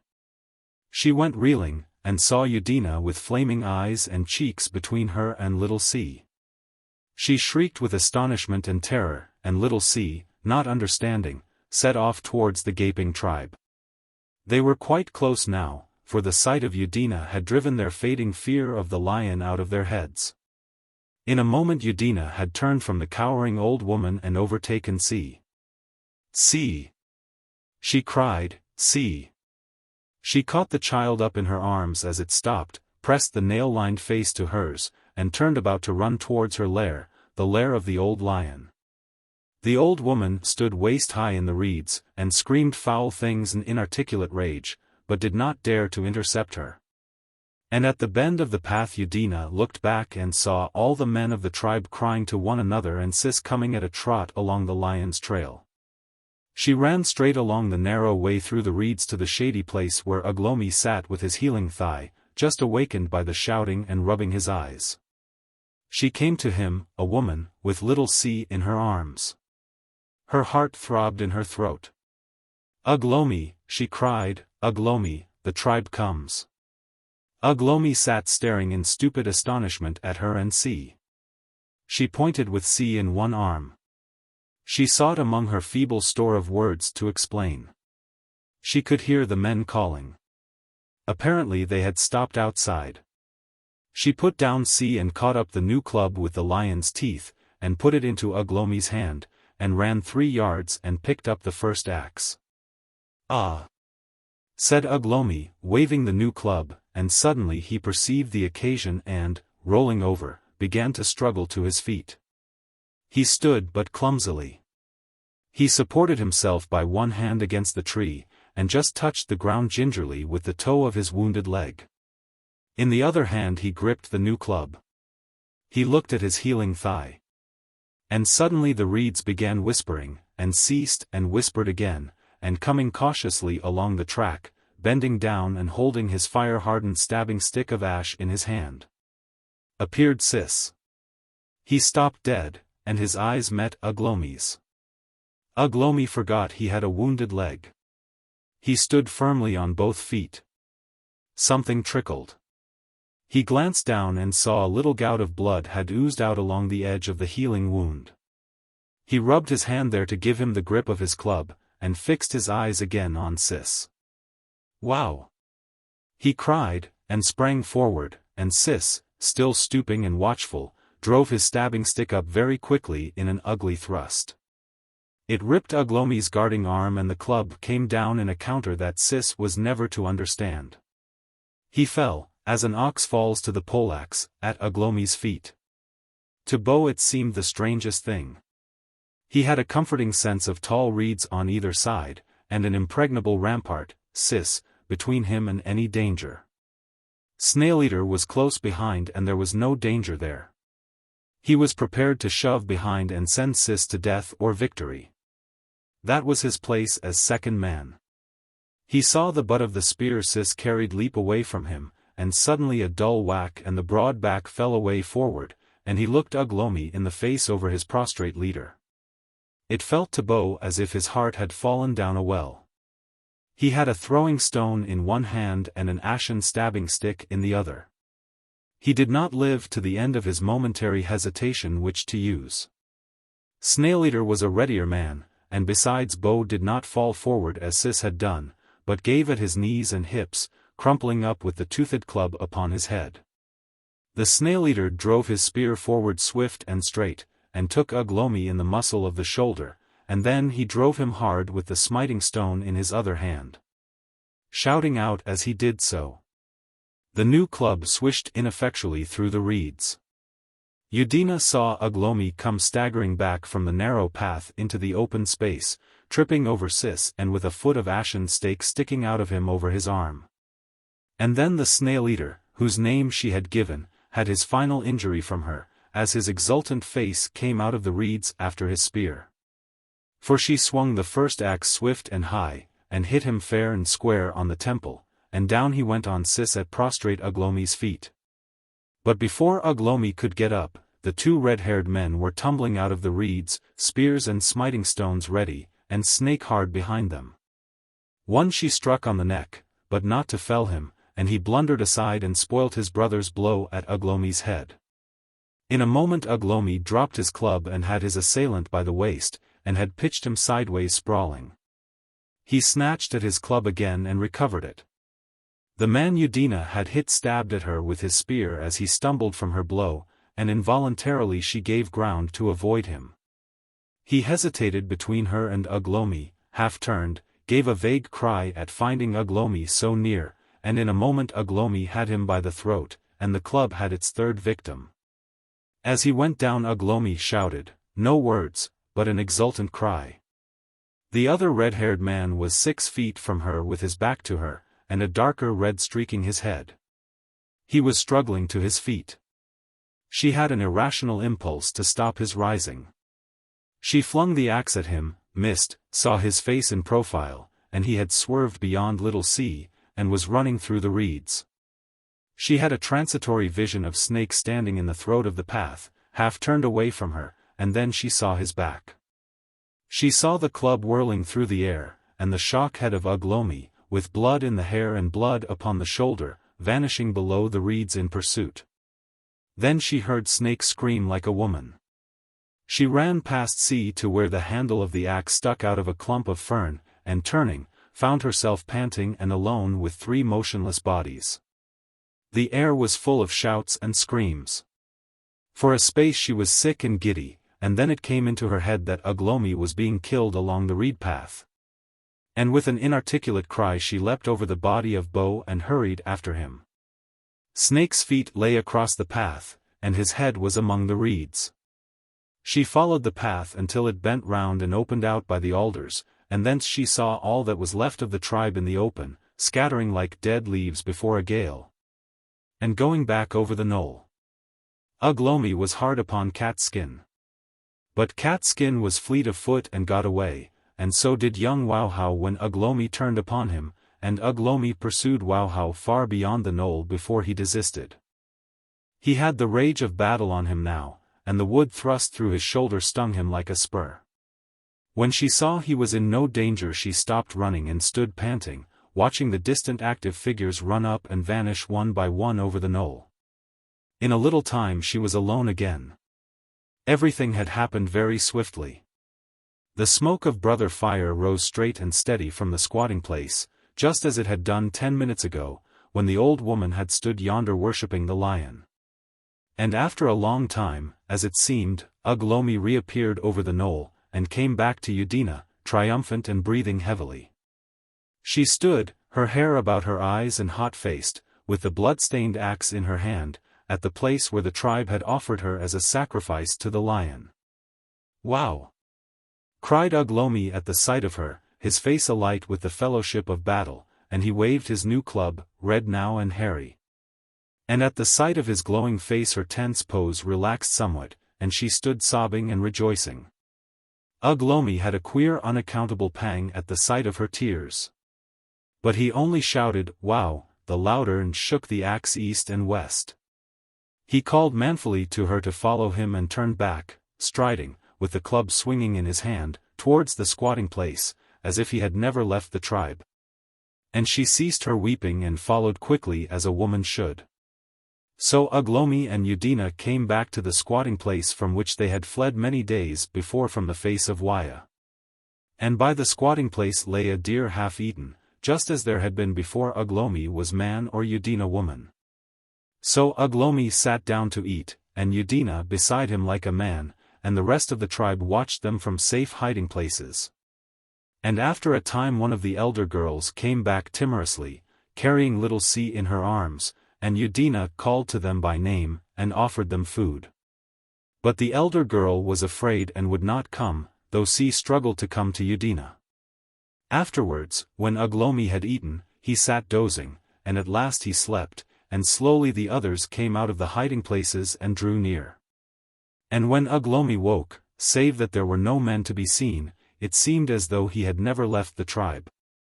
Now, there is a thing strange but true, that all through this fight Ugh Lomi forgot that he was lame, and was not lame, and after he had rested behold, he was a lame man. And he remained a lame man to the end of his days.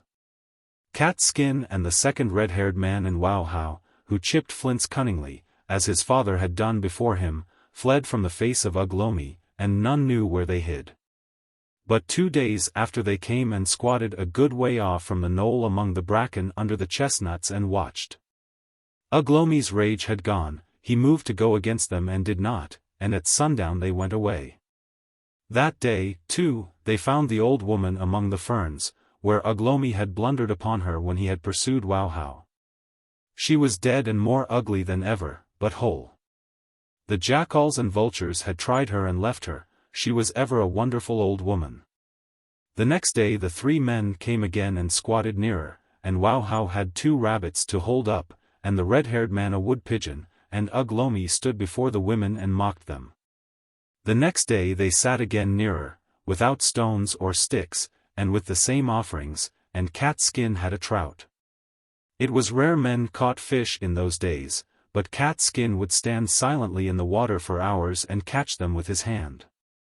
And the 4th day Ugh Lomi suffered these 3 to come to the squatting place in peace, with the food they had with them. Ugh Lomi ate the trout. Thereafter for many moons Ugh Lomi was master and had his will in peace. And on the fullness of time he was killed and eaten even as Waya had been slain. A story of the days to come. Chapter 1. The Cure for Love. The excellent Mr. Morris was an Englishman, and he lived in the days of Queen Victoria the Good. He was a prosperous and very sensible man. He read the Times and went to church, and as he grew towards middle age an expression of quiet contented contempt for all who were not as himself settled on his face. He was one of those people who do everything that is right and proper and sensible with inevitable regularity. He always wore just the right and proper clothes, steering the narrow way between the smart and the shabby, always subscribed to the right charities. Just the judicious compromise between ostentation and meanness, and never failed to have his hair cut to exactly the proper length. Everything that it was right and proper for a man in his position to possess, he possessed, and everything that it was not right and proper for a man in his position to possess, he did not possess. And among other right and proper possessions, this Mr. Morris had a wife and children.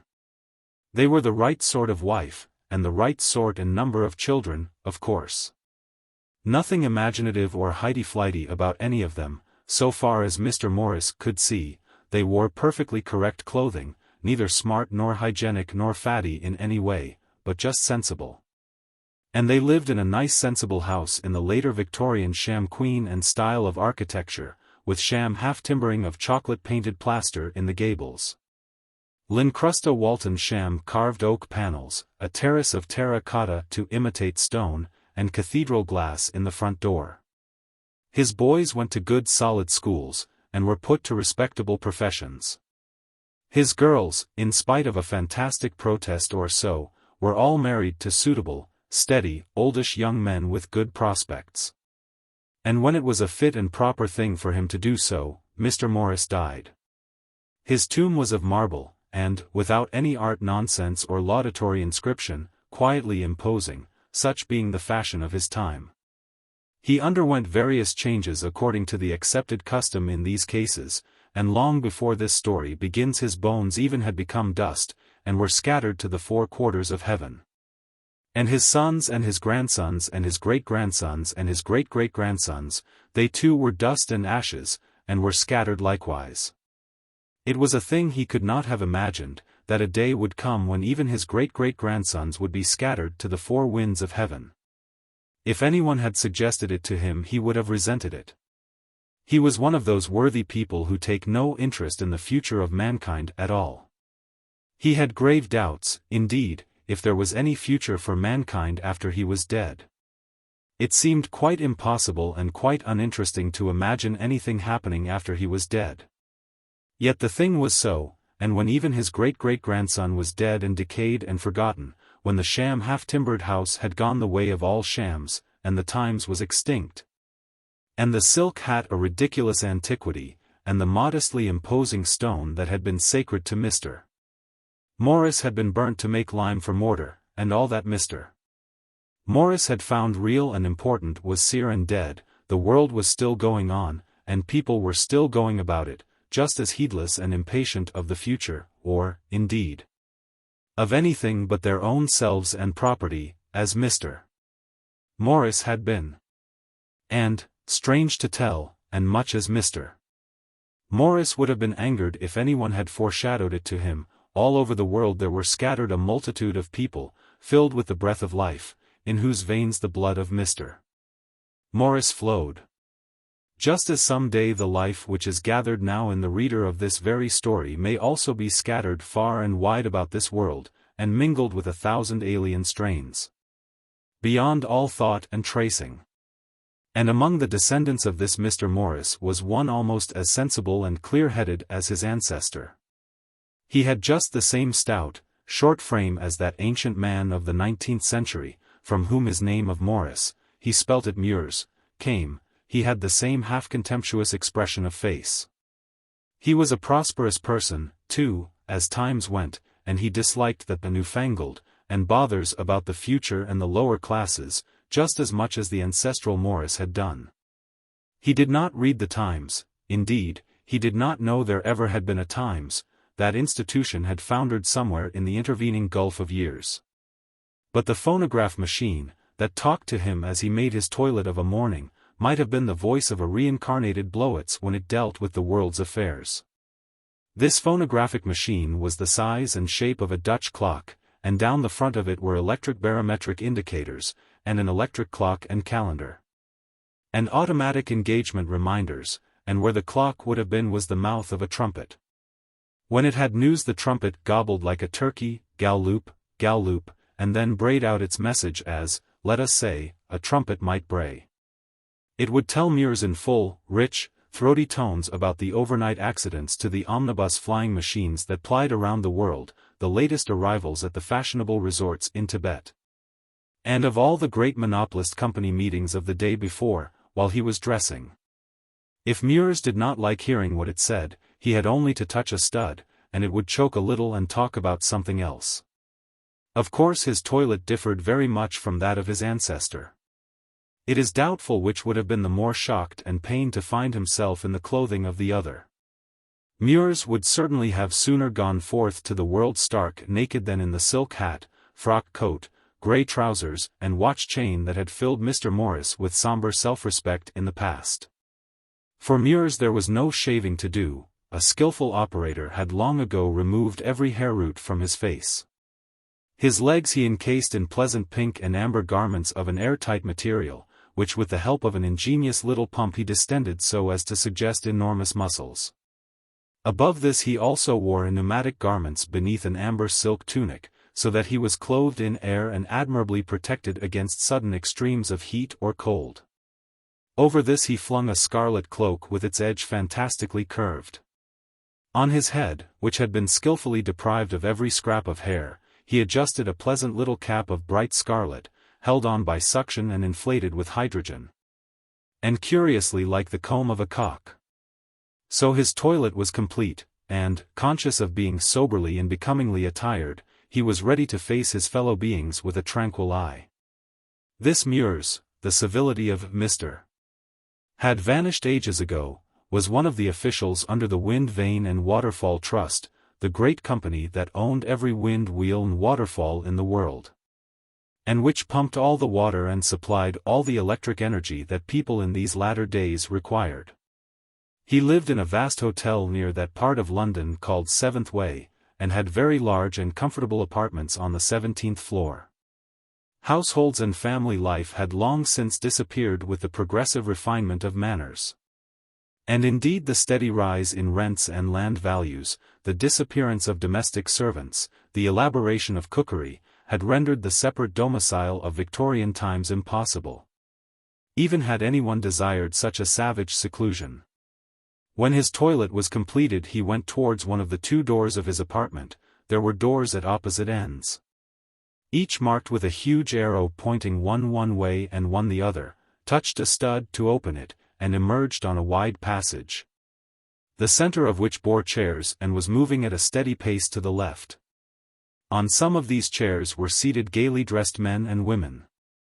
He nodded to an acquaintance, it was not in those days etiquette to talk before breakfast, and seated himself on one of these chairs, and in a few seconds he had been carried to the doors of a lift, by which he descended to the great and splendid hall in which his breakfast would be automatically served. It was a very different meal from a Victorian breakfast.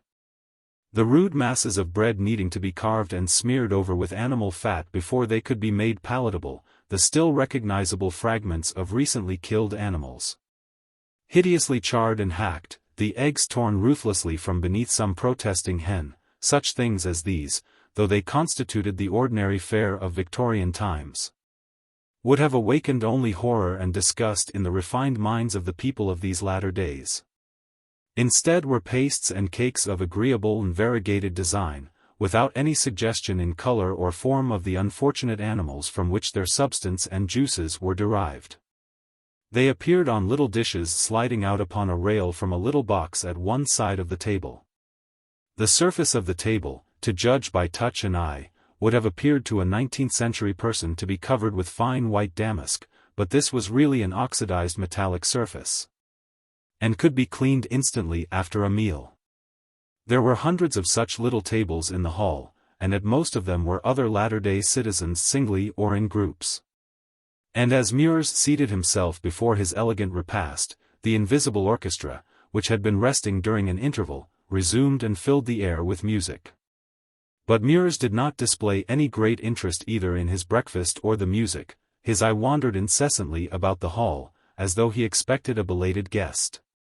At last he rose eagerly and waved his hand, and simultaneously across the hall appeared a tall dark figure in a costume of yellow and olive green. As this person, walking amidst the tables with measured steps, drew near, the pallid earnestness of his face and the unusual intensity of his eyes became apparent. Mures reseated himself and pointed to a chair beside him. "I feared you would never come," he said. In spite of the intervening space of time, the English language was still almost exactly the same as it had been in England under Victoria the Good. The invention of the phonograph and such like means of recording sound, and the gradual replacement of books by such contrivances, had not only saved the human eyesight from decay, but had also by the establishment of a sure standard arrested the process of change in accent that had hitherto been so inevitable. "I was delayed by an interesting case," said the man in green and yellow. "A prominent politician, suffering from overwork." He glanced at the breakfast and seated himself. "I have been awake for 40 hours. Eh dear," said Mures, "fancy that. You hypnotists have your work to do." The hypnotist helped himself to some attractive amber-colored jelly. "I happen to be a good deal in request," he said modestly. "Heaven knows what we should do without you." "Oh, we're not so indispensable as all that," said the hypnotist, ruminating the flavor of the jelly. "The world did very well without us for some thousands of years. 200 years ago even, not one. In practice, that is. Physicians by the thousand, of course, frightfully clumsy brutes for the most part, and following one another like sheep, but doctors of the mind, except a few empirical flounderers there were none." He concentrated his mind on the jelly. "But were people so sane?" began Mures. The hypnotist shook his head. It didn't matter then if they were a bit silly or fatty. Life was so easygoing then. No competition worth speaking of, no pressure. A human being had to be very lopsided before anything happened. Then, you know, they clapped Em away in what they called a lunatic asylum. I know, said Mures. In these confounded historical romances that everyone is listening to, they always rescue a beautiful girl from an asylum or something of the sort. I don't know if you attend to that rubbish. I must confess I do, said the hypnotist. It carries one out of oneself to hear of those quaint, adventurous, half-civilized days of the 19th century, when men were stout and women simple. I like a good swaggering story before all things. Curious times they were, with their smutty railways and puffing old iron trains, their rum little houses and their horse vehicles. I suppose you don't read books? Dear, no, said Mures, I went to a modern school and we had none of that old-fashioned nonsense. Phonographs are good enough for me. Of course, said the hypnotist, of course, and surveyed the table for his next choice. You know, he said, helping himself to a dark blue confection that promised well, in those days our business was scarcely thought of. I dare say if anyone had told them that in 200 years' time a class of men would be entirely occupied in impressing things upon the memory, effacing unpleasant ideas, controlling and overcoming instinctive but undesirable impulses, and so forth, by means of hypnotism, they would have refused to believe the thing possible. Few people knew that an order made during a mesmeric trance, even an order to forget or an order to desire, could be given so as to be obeyed after the trance was over. Yet there were men alive then who could have told them the thing was as absolutely certain to come about as, well, the transit of Venus. They knew of hypnotism, then? Oh, dear, yes. They used it, for painless dentistry and things like that. This blue stuff is confoundedly good, what is it? Haven't the faintest idea, said Mures, but I admit it's very good. Take some more. The hypnotist repeated his praises, and there was an appreciative pause.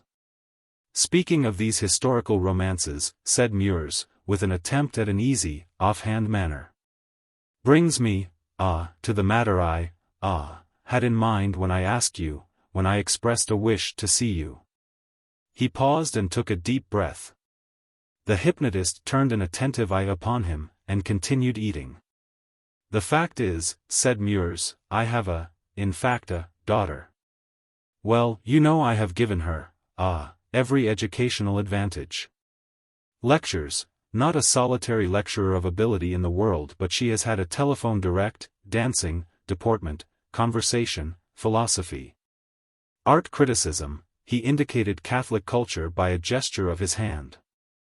I had intended her to marry a very good friend of mine, Bindon of the Lighting Commission, plain little man, you know, and a bit unpleasant in some of his ways. But an excellent fellow really, an excellent fellow. Yes, said the hypnotist, go on. How old is she? 18. A dangerous age. Well? Well, it seems that she has been indulging in these historical romances, excessively. Excessively. Even to the neglect of her philosophy. Filled her mind with unutterable nonsense about soldiers who fight, what is it, Etruscans? Egyptians. Egyptians, very probably.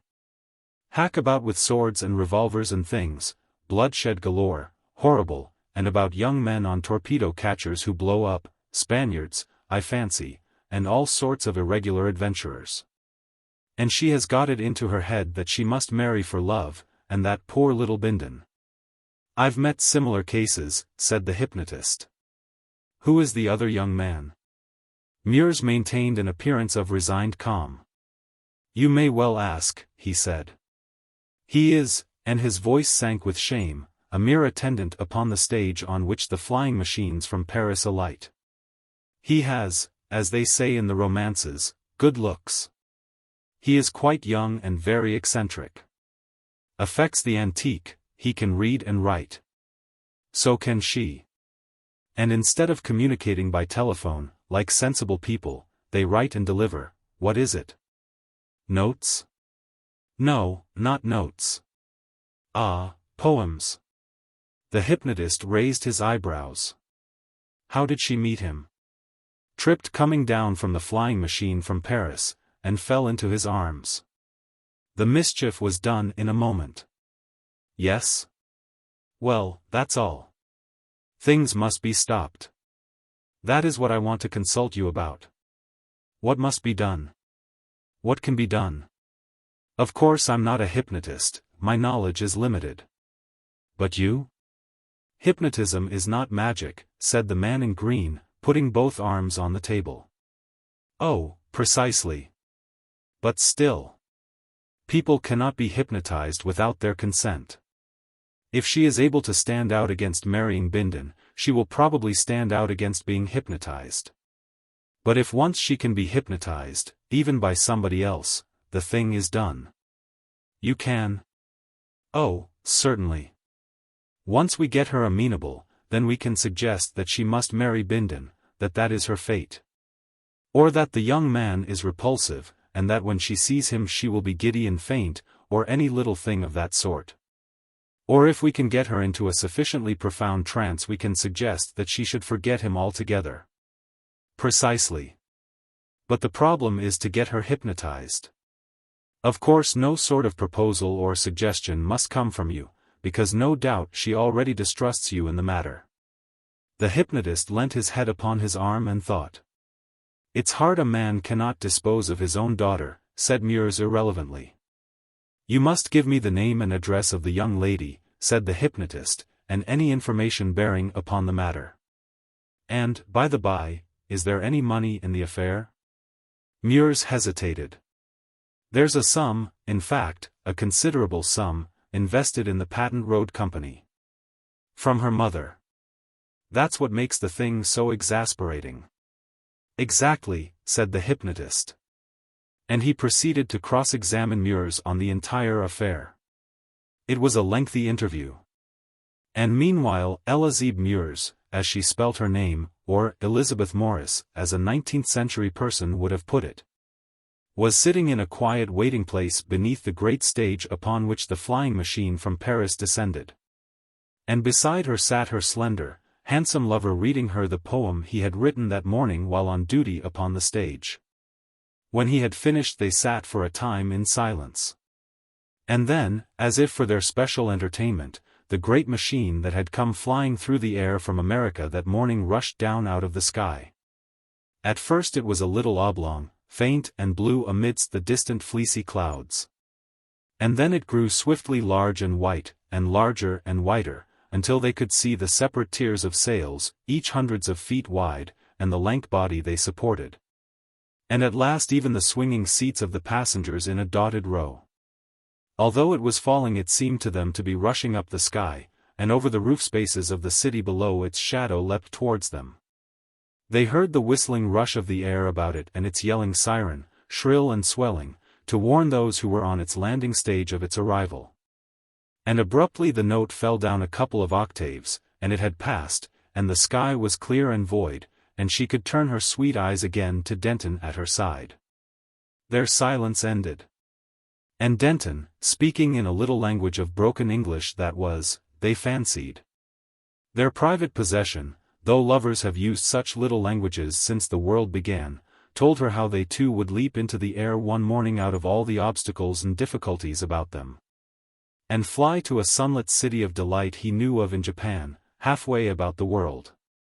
She loved the dream, but she feared the leap. And she put him off with, "Some day, dearest one, some day," to all his pleading that it might be soon. And at last came a shrilling of whistles, and it was time for him to go back to his duties on the stage. They parted, as lovers have been wont to part for thousands of years. She walked down a passage to a lift, and so came to one of the streets of that latter-day London, all glazed in with glass from the weather, and with incessant moving platforms that went to all parts of the city. And by one of these she returned to her apartments in the Hotel for Women where she lived, the apartments that were in telephonic communication with all the best lecturers in the world. But the sunlight of the flying stage was in her heart, and the wisdom of all the best lecturers in the world seemed folly in that light. She spent the middle part of the day in the gymnasium, and took her midday meal with 2 other girls and their common chaperone, for it was still the custom to have a chaperone in the case of motherless girls of the more prosperous classes. The chaperone had a visitor that day, a man in green and yellow, with a white face and vivid eyes, who talked amazingly. Among other things, he fell to praising a new historical romance that one of the great popular storytellers of the day had just put forth. It was, of course, about the spacious times of Queen Victoria. And the author, among other pleasing novelties, made a little argument before each section of the story, in imitation of the chapter headings of the old-fashioned books, as for example, how the cabmen of Pimlico stopped the Victoria omnibuses, and of the great fight in Palace Yard, and how the Piccadilly policeman was slain in the midst of his duty. The man in green and yellow praised this innovation. "These pithy sentences," he said, "are admirable. They show at a glance those headlong, tumultuous times, when men and animals jostled in the filthy streets, and death might wait for one at every corner. Life was life then. How great the world must have seemed then! How marvelous! They were still parts of the world absolutely unexplored. Nowadays we have almost abolished wonder, we lead lives so trim and orderly that courage, endurance, faith, all the noble virtues seem fading from mankind." And so on, taking the girl's thoughts with him, until the life they led, life in the vast and intricate London of the 22nd century, a life interspersed with soaring excursions to every part of the globe, seemed to them a monotonous misery compared with the daedal past. At first Elizabeth did not join in the conversation, but after a time the subject became so interesting that she made a few shy interpolations. But he scarcely seemed to notice her as he talked. He went on to describe a new method of entertaining people.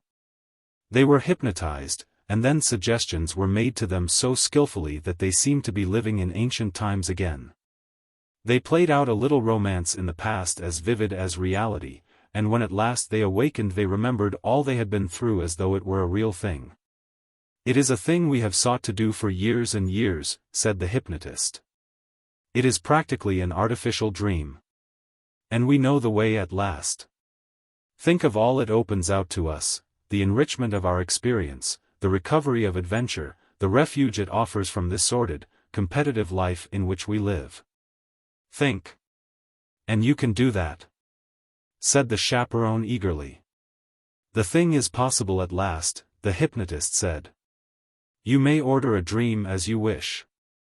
The chaperone was the first to be hypnotized, and the dream, she said, was wonderful, when she came to again. The other 2 girls, encouraged by her enthusiasm, also placed themselves in the hands of the hypnotist and had plunges into the romantic past. No one suggested that Elizabeth should try this novel entertainment. It was at her own request at last that she was taken into that land of dreams where there is neither any freedom of choice nor will. And so the mischief was done. One day, when Denton went down to that quiet seat beneath the flying stage, Elizabeth was not in her wonted place. He was disappointed, and a little angry. The next day she did not come, and the next also. He was afraid. To hide his fear from himself, he set to work to write sonnets for her when she should come again. For 3 days he fought against his dread by such distraction. And then the truth was before him clear and cold, and would not be denied. She might be ill, she might be dead, but he would not believe that he had been betrayed. There followed a week of misery. And then he knew she was the only thing on earth worth having, and that he must seek her, however hopeless the search, until she was found once more. He had some small private means of his own, and so he threw over his appointment on the flying stage, and set himself to find this girl who had become at last all the world to him. He did not know where she lived, and little of her circumstances. For it had been part of the delight of her girlish romance that he should know nothing of her, nothing of the difference of their station. The ways of the city opened before him east and west, north and south. Even in Victorian days London was a maze, that little London with its poor 4 millions of people. But the London he explored, the London of the 22nd century, was a London of 30 million souls. At first he was energetic and headlong, taking time neither to eat nor sleep. He sought for weeks and months, he went through every imaginable phase of fatigue and despair, overexcitement and anger. Long after hope was dead, by the sheer inertia of his desire he still went to and fro, peering into faces and looking this way and that. In the incessant ways and lifts and passages of that interminable hive of men. At last chance was kind to him, and he saw her.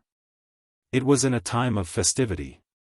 He was hungry, he had paid the inclusive fee and had gone into one of the gigantic dining places of the city.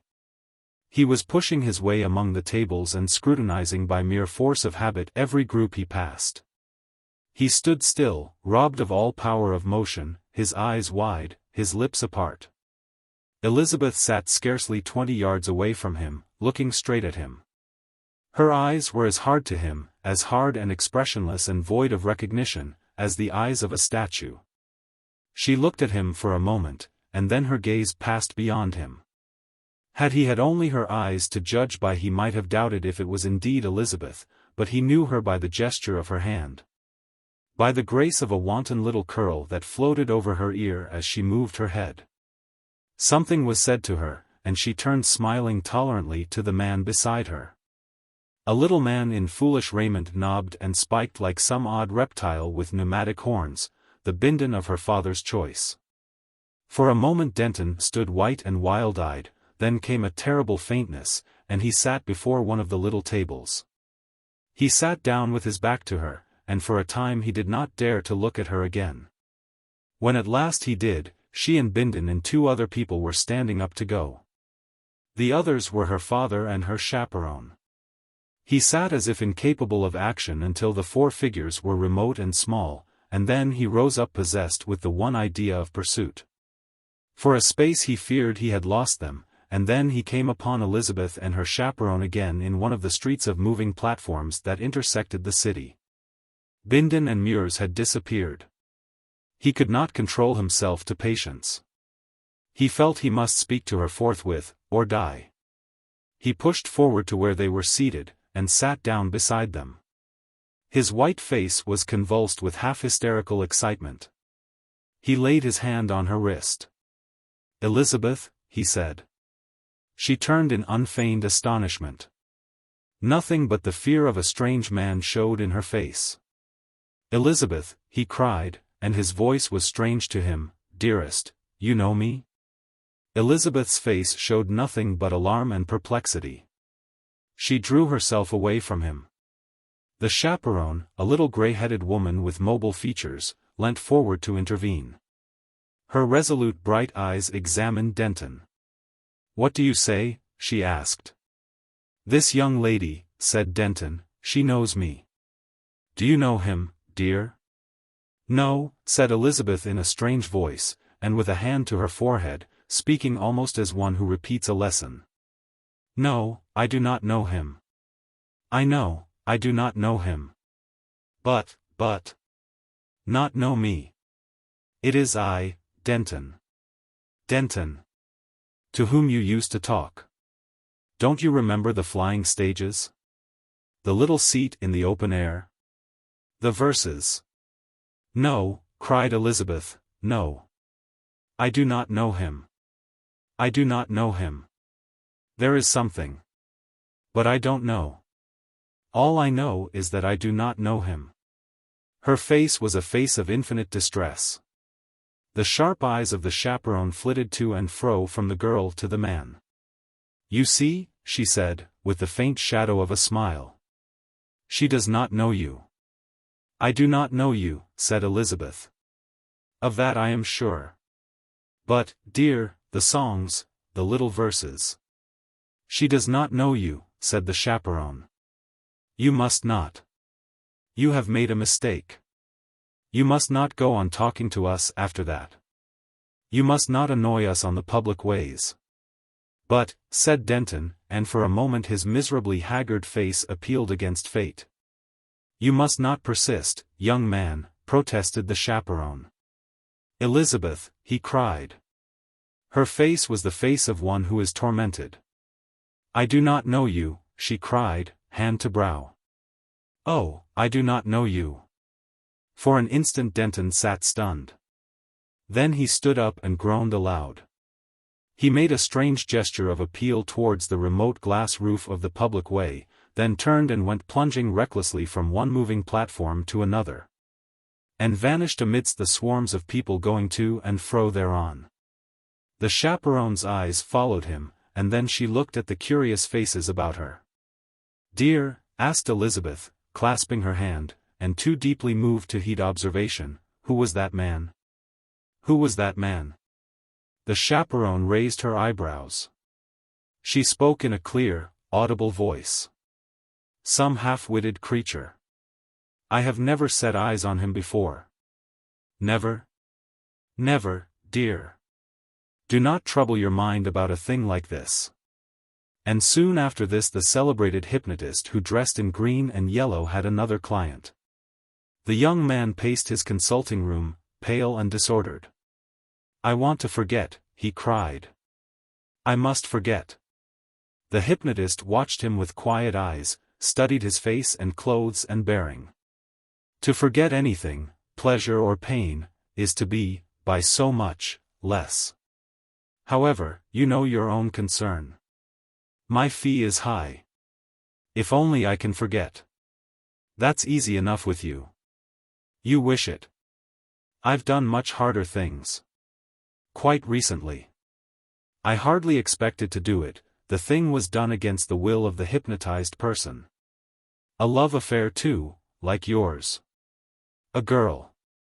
So rest assured. The young man came and sat beside the hypnotist. His manner was a forced calm. He looked into the hypnotist's eyes. "I will tell you. Of course you will want to know what it is. There was a girl. Her name was Elizabeth Muirs. Well." He stopped. He had seen the instant surprise on the hypnotist's face. In that instant he knew. He stood up. He seemed to dominate the seated figure by his side. He gripped the shoulder of green and gold. For a time he could not find words. "Give her me back," he said at last. "Give her me back." "What do you mean?" gasped the hypnotist. "Give her me back." "Give whom?" "Elizabeth Muirs, the girl." The hypnotist tried to free himself, he rose to his feet. Denton's grip tightened. "Let go!" cried the hypnotist, thrusting an arm against Denton's chest. In a moment the two men were locked in a clumsy wrestle. Neither had the slightest training, for athleticism, except for exhibition and to afford opportunity for betting. Had faded out of the earth, but Denton was not only the younger but the stronger of the two. They swayed across the room, and then the hypnotist had gone down under his antagonist. They fell together. Denton leaped to his feet, dismayed at his own fury. But the hypnotist lay still, and suddenly from a little white mark where his forehead had struck a stool shot a hurrying band of red. For a space Denton stood over him irresolute, trembling. A fear of the consequences entered his gently nurtured mind. He turned towards the door. "No," he said aloud, and came back to the middle of the room. Overcoming the instinctive repugnance of one who had seen no act of violence in all his life before, he knelt down beside his antagonist and felt his heart.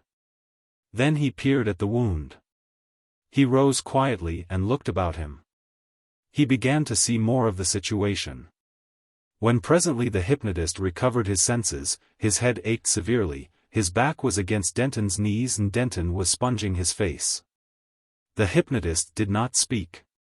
But presently he indicated by a gesture that in his opinion he had been sponged enough. "Let me get up," he said. "Not yet," said Denton. "You have assaulted me, you scoundrel." "We are alone," said Denton, "and the door is secure." There was an interval of thought. "Unless I sponge," said Denton, "your forehead will develop a tremendous bruise." "You can go on sponging," said the hypnotist sulkily. There was another pause. We might be in the Stone Age, said the hypnotist. Violence. Struggle. In the Stone Age no man dared to come between man and woman, said Denton. The hypnotist thought again. What are you going to do? He asked. While you were insensible I found the girl's address on your tablets. I did not know it before. I telephoned. She will be here soon. Then. She will bring her chaperone. That is all right. But what? I don't see.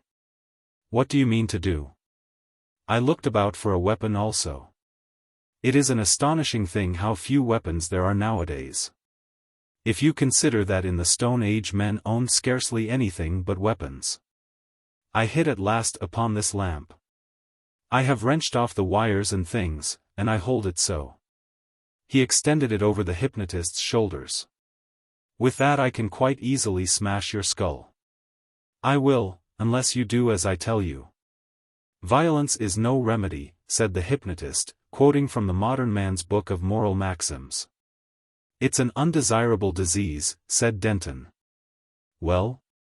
You will tell that chaperone you are going to order the girl to marry that knobby little brute with the red hair and ferrety eyes. I believe that's how things stand. Yes, that's how things stand.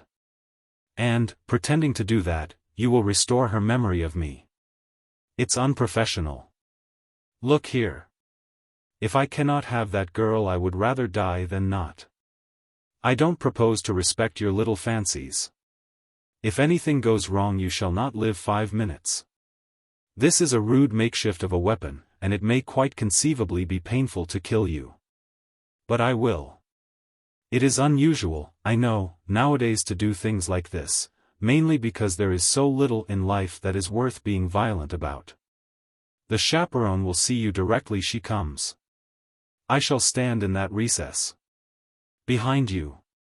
The hypnotist thought. You are a determined young man, he said, and only half civilized. I have tried to do my duty to my client, but in this affair you seem likely to get your own way. You mean to deal straightly. I'm not going to risk having my brains scattered in a petty affair like this. And afterwards? There is nothing a hypnotist or doctor hates so much as a scandal. I at least am no savage. I am annoyed. But in a day or so I shall bear no malice. Thank you. And now that we understand each other, there is no necessity to keep you sitting any longer on the floor. Chapter 2. The Vacant Country. The world, they say, changed more between the year 1800 and the year 1900 than it had done in the previous 500 years. That century, the 19th century, was the dawn of a new epoch in the history of mankind, the epoch of the great cities, the end of the old order of country life. In the beginning of the 19th century the majority of mankind still lived upon the countryside, as their way of life had been for countless generations. All over the world they dwelt in little towns and villages then, and engaged either directly in agriculture, or in occupations that were of service to the agriculturist. They traveled rarely, and dwelt close to their work, because swift means of transit had not yet come. The few who traveled went either on foot, or in slow sailing ships, or by means of jogging horses incapable of more than 60 miles a day. Think of it, 60 miles a day. Here and there, in those sluggish times, a town grew a little larger than its neighbors, as a port or as a center of government. But all the towns in the world with more than 100,000 inhabitants could be counted on a man's fingers. So it was in the beginning of the 19th century. By the end, the invention of railways, telegraphs, steamships, and complex agricultural machinery, had changed all these things, changed them beyond all hope of return. The vast shops, the varied pleasures, the countless conveniences of the larger towns were suddenly possible. And no sooner existed than they were brought into competition with the homely resources of the rural centers. Mankind were drawn to the cities by an overwhelming attraction. The demand for labor fell with the increase of machinery, the local markets were entirely superseded, and there was a rapid growth of the larger centers at the expense of the open country. The flow of population townward was the constant preoccupation of Victorian writers. In Great Britain and New England, in India and China, the same thing was remarked. Everywhere a few swollen towns were visibly replacing the ancient order. That this was an inevitable result of improved means of travel and transport, that, given swift means of transit, these things must be, was realized by few. And the most puerile schemes were devised to overcome the mysterious magnetism of the urban centers, and keep the people on the land. Yet the developments of the 19th century were only the dawning of the new order.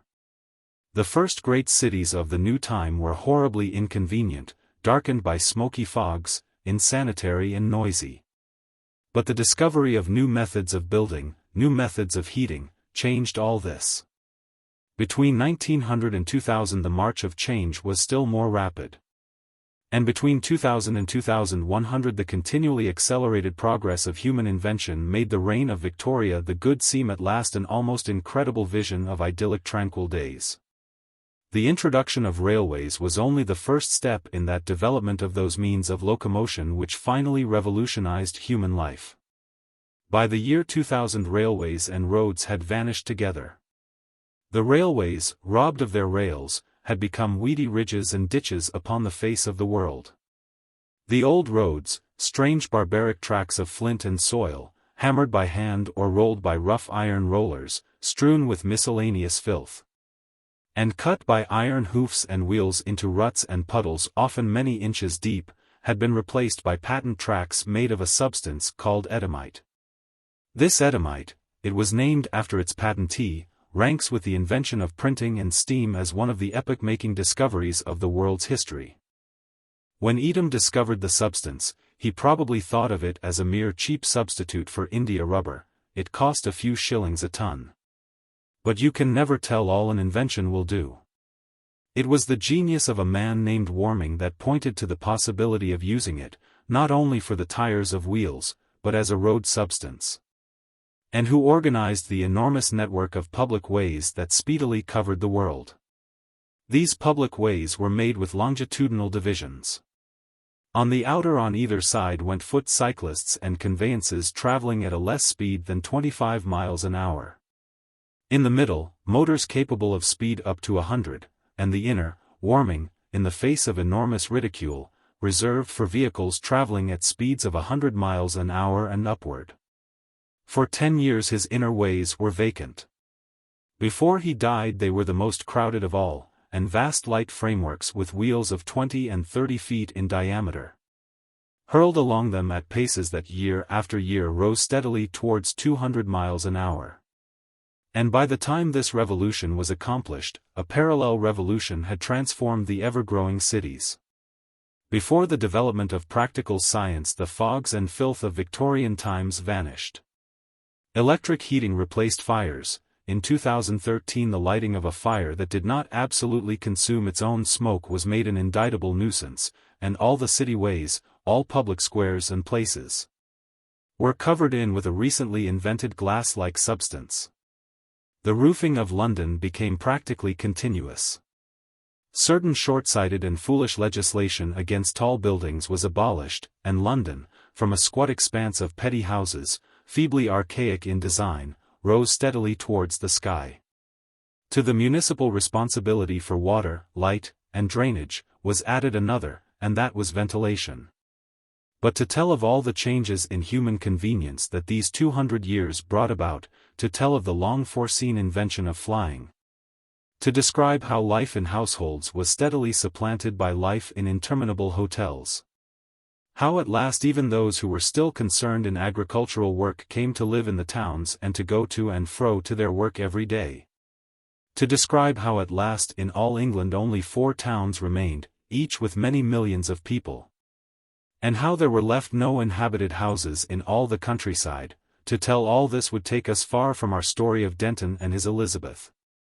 They had been separated and reunited, and still they could not marry. For Denton, it was his only fault, had no money. Neither had Elizabeth until she was 21, and as yet she was only 18. At 21 all the property of her mother would come to her, for that was the custom of the time. She did not know that it was possible to anticipate her fortune, and Denton was far too delicate a lover to suggest such a thing. So things stuck hopelessly between them. Elizabeth said that she was very unhappy, and that nobody understood her but Denton, and that when she was away from him she was wretched, and Denton said that his heart longed for her day and night. And they met as often as they could to enjoy the discussion of their sorrows. They met one day at their little seat upon the flying stage. The precise site of this meeting was where in Victorian times the road from Wimbledon came out upon the common. They were, however, 500 feet above that point. Their seat looked far over London. To convey the appearance of it all to a 19th-century reader would have been difficult. One would have had to tell him to think of the Crystal Palace, of the newly built mammoth hotels, as those little affairs were called, of the larger railway stations of his time. And to imagine such buildings enlarged to vast proportions and run together and continuous over the whole metropolitan area. If then he was told that this continuous roof space bore a huge forest of rotating wind wheels, he would have begun very dimly to appreciate what to these young people was the commonest sight in their lives. To their eyes it had something of the quality of a prison, and they were talking, as they had talked 100 times before, of how they might escape from it and be at last happy together, escape from it, that is, before the appointed 3 years were at an end. It was, they both agreed, not only impossible but almost wicked, to wait 3 years. Before that, said Denton, and the notes of his voice told of a splendid chest, we might both be dead. Their vigorous young hands had to grip at this, and then Elizabeth had a still more poignant thought that brought the tears from her wholesome eyes and down her healthy cheeks. One of us, she said, one of us might be. She choked, she could not say the word that is so terrible to the young and happy. Yet to marry and be very poor in the cities of that time was, for anyone who had lived pleasantly, a very dreadful thing. In the old agricultural days that had drawn to an end in the 18th century there had been a pretty proverb of love in a cottage. And indeed in those days the poor of the countryside had dwelt in flower-covered, diamond-windowed cottages of thatch and plaster, with the sweet air and earth about them, amidst tangled hedges and the song of birds, and with the ever-changing sky overhead. But all this had changed. The change was already beginning in the 19th century, and a new sort of life was opening for the poor, in the lower quarters of the city. In the 19th century the lower quarters were still beneath the sky. They were areas of land on clay or other unsuitable soil, liable to floods or exposed to the smoke of more fortunate districts, insufficiently supplied with water, and as insanitary as the great fear of infectious diseases felt by the wealthier classes permitted. In the 22nd century, however, the growth of the city story above story, and the coalescence of buildings, had led to a different arrangement. The prosperous people lived in a vast series of sumptuous hotels in the upper stories and halls of the city fabric. The industrial population dwelt beneath in the tremendous ground floor and basement, so to speak, of the place. In the refinement of life and manners these lower classes differed little from their ancestors, the East Enders of Queen Victoria's time, but they had developed a distinct dialect of their own. In these underways they lived and died, rarely ascending to the surface except when work took them there. Since for most of them this was the sort of life to which they had been born, they found no great misery in such circumstances. But for people like Denton and Elizabeth, such a plunge would have seemed more terrible than death. And yet what else is there? Asked Elizabeth. Denton professed not to know. Apart from his own feeling of delicacy, he was not sure how Elizabeth would like the idea of borrowing on the strength of her expectations. The passage from London to Paris even, said Elizabeth, was beyond their means, and in Paris, as in any other city in the world, life would be just as costly and impossible as in London. Well might Denton cry aloud, if only we had lived in those days, dearest. If only we had lived in the past. For to their eyes even 19th-century Whitechapel was seen through a mist of romance. Is there nothing? Cried Elizabeth, suddenly weeping. Must we really wait for those 3 long years? Fancy 3 years, 36 months. The human capacity for patience had not grown with the ages. Then suddenly Denton was moved to speak of something that had already flickered across his mind. He had hit upon it at last. It seemed to him so wild a suggestion that he made it only half seriously. But to put a thing into words has ever a way of making it seem more real and possible than it seemed before. And so it was with him. "Suppose," he said, "we went into the country?" She looked at him to see if he was serious in proposing such an adventure. "The country?" "Yes, beyond there. Beyond the hills." "How could we live?" she said. "Where could we live?" "It is not impossible," he said. "People used to live in the country. But then there were houses. There are the ruins of villages and towns now. On the clay lands they are gone, of course. But they are still left on the grazing land, because it does not pay the food company to remove them. I know that, for certain. Besides, one sees them from the flying machines, you know. Well, we might shelter in some one of these, and repair it with our hands. Do you know, the thing is not so wild as it seems. Some of the men who go out every day to look after the crops and herds might be paid to bring us food." She stood in front of him. "How strange it would be if one really could." "Why not?" "But no one dares." "That is no reason." "It would be, oh. It would be so romantic and strange. If only it were possible." "Why not possible?" "There are so many things. Think of all the things we have, things that we should miss. Should we miss them? After all, the life we lead is very unreal, very artificial." He began to expand his idea, and as he warmed to his exposition the fantastic quality of his first proposal faded away. She thought. "But I have heard of prowlers, escaped criminals." He nodded. He hesitated over his answer because he thought it sounded boyish. He blushed. "I could get someone I know to make me a sword."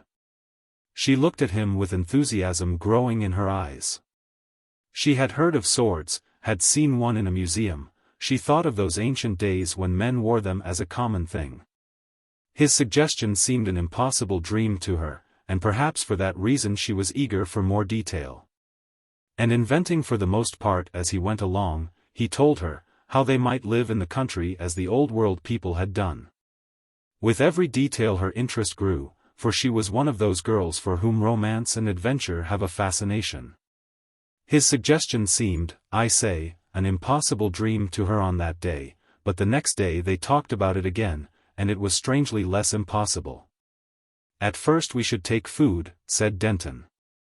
"We could carry food for 10 or 12 days.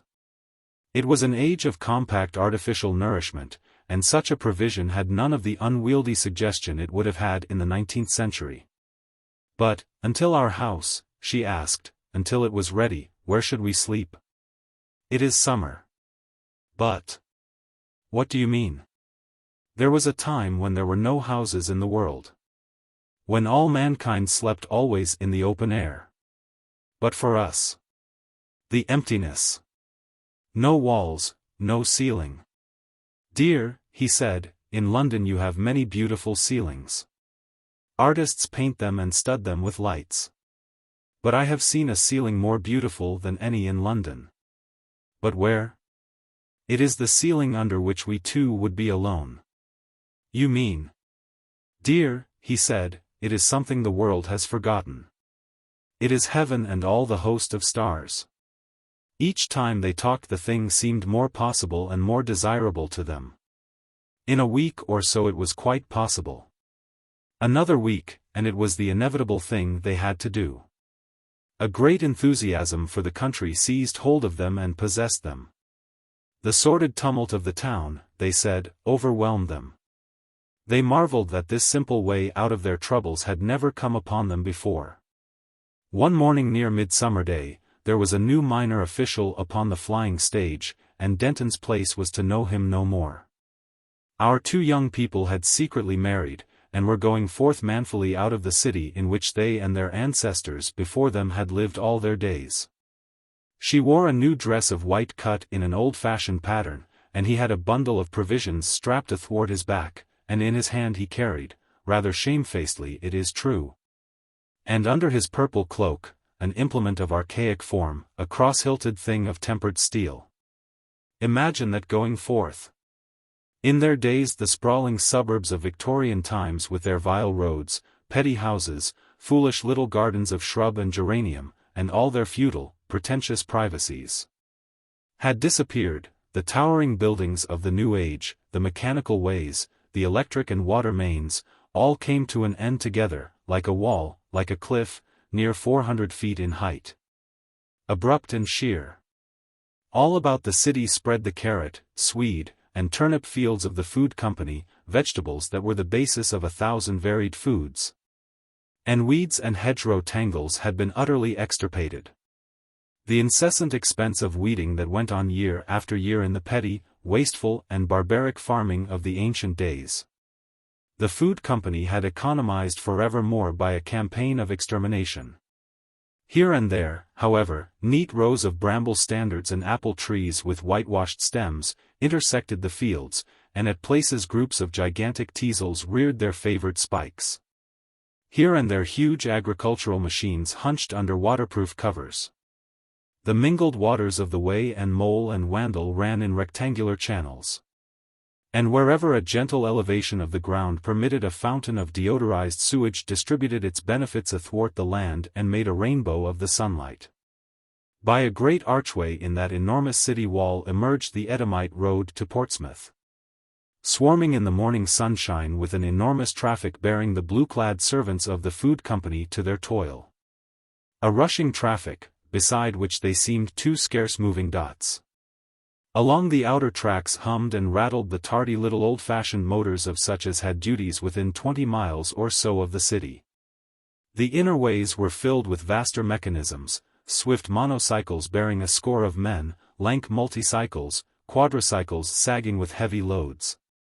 Empty gigantic produce carts that would come back again filled before the sun was setting, all with throbbing engines and noiseless wheels and a perpetual wild melody of horns and gongs. Along the very verge of the outermost way our young people went in silence, newly-wed and oddly shy of one another's company. Many were the things shouted to them as they tramped along, for in 2100 a foot passenger on an English road was almost as strange a sight as a motor car would have been in 1800. But they went on with steadfast eyes into the country, paying no heed to such cries. Before them in the south rose the downs, blue at first, and as they came nearer changing to green, surmounted by the row of gigantic wind-wheels that supplemented the wind-wheels upon the roof spaces of the city, and broken and restless with the long morning shadows of those whirling vanes. By midday they had come so near that they could see here and there little patches of pallid dots, the sheep the meat department of the food company owned. In another hour they had passed the clay and the root crops and the single fence that hedged them in. And the prohibition against trespass no longer held, the leveled roadway plunged into a cutting with all its traffic, and they could leave it and walk over the greensward and up the open hillside. Never had these children of the latter days been together in such a lonely place. They were both very hungry and footsore, for walking was a rare exercise, and presently they sat down on the weedless, close-cropped grass, and looked back for the first time at the city from which they had come, shining wide and splendid in the blue haze of the valley of the Thames. Elizabeth was a little afraid of the unenclosed sheep away up the slope. She had never been near big unrestrained animals before, but Denton reassured her. And overhead a white-winged bird circled in the blue. They talked but little until they had eaten, and then their tongues were loosened. He spoke of the happiness that was now certainly theirs, of the folly of not breaking sooner out of that magnificent prison of latter-day life. Of the old romantic days that had passed from the world forever. And then he became boastful. He took up the sword that lay on the ground beside him, and she took it from his hand and ran a tremulous finger along the blade. "And you could," she said, "you could raise this and strike a man? Why not? If there were need. But," she said, "it seems so horrible. It would slash. There would be her voice sank, blood. In the old romances you have read often enough. Oh, I know, in those, yes. But that is different. One knows it is not blood, but just a sort of red ink. And you, killing. She looked at him doubtfully, and then handed him back the sword. After they had rested and eaten, they rose up and went on their way towards the hills. They passed quite close to a huge flock of sheep, who stared and bleated at their unaccustomed figures. She had never seen sheep before, and she shivered to think such gentle things must needs be slain for food. A sheepdog barked from a distance, and then a shepherd appeared amidst the supports of the wind wheels, and came down towards them. When he drew near he called out asking whither they were going. Denton hesitated, and told him briefly that they sought some ruined house among the downs, in which they might live together. He tried to speak in an offhand manner, as though it was a usual thing to do. The man stared incredulously. "Have you done anything?" he asked. "Nothing," said Denton. "Only we don't want to live in a city any longer." "Why should we live in cities?" The shepherd stared more incredulously than ever. "You can't live here," he said. "We mean to try." The shepherd stared from one to the other. "You'll go back tomorrow," he said. "It looks pleasant enough in the sunlight. Are you sure you've done nothing? We shepherds are not such great friends of the police." Denton looked at him steadfastly. "No," he said. "But we are too poor to live in the city, and we can't bear the thought of wearing clothes of blue canvas and doing drudgery. We are going to live a simple life here, like the people of old." The shepherd was a bearded man with a thoughtful face. He glanced at Elizabeth's fragile beauty. "They had simple minds," he said. "So have we," said Denton. The shepherd smiled. "If you go along here," he said, "along the crest beneath the wind wheels, you will see a heap of mounds and ruins on your right-hand side. That was once a town called Epsom. There are no houses there, and the bricks have been used for a sheep pen. Go on, and another heap on the edge of the rootland is Leatherhead. And then the hill turns away along the border of a valley, and there are woods of beech. Keep along the crest. You will come to quite wild places. In some parts, in spite of all the weeding that is done, ferns and bluebells and other such useless plants are growing still. And through it all underneath the wind wheels runs a straight lane paved with stones, a roadway of the Romans 2,000 years old. Go to the right of that, down into the valley and follow it along by the banks of the river. You come presently to a street of houses, many with the roofs still sound upon them. There you may find shelter." They thanked him. "But it's a quiet place. There is no light after dark there, and I have heard tell of robbers. It is lonely. Nothing happens there. The phonographs of the storytellers, the kinematograph entertainments, the news machines, none of them are to be found there. If you are hungry there is no food, if you are ill no doctor." He stopped. "We shall try it," said Denton, moving to go on. Then a thought struck him, and he made an agreement with the shepherd, and learnt where they might find him, to buy and bring them anything of which they stood in need, out of the city. And in the evening they came to the deserted village, with its houses that seemed so small and odd to them. They found it golden in the glory of the sunset, and desolate and still.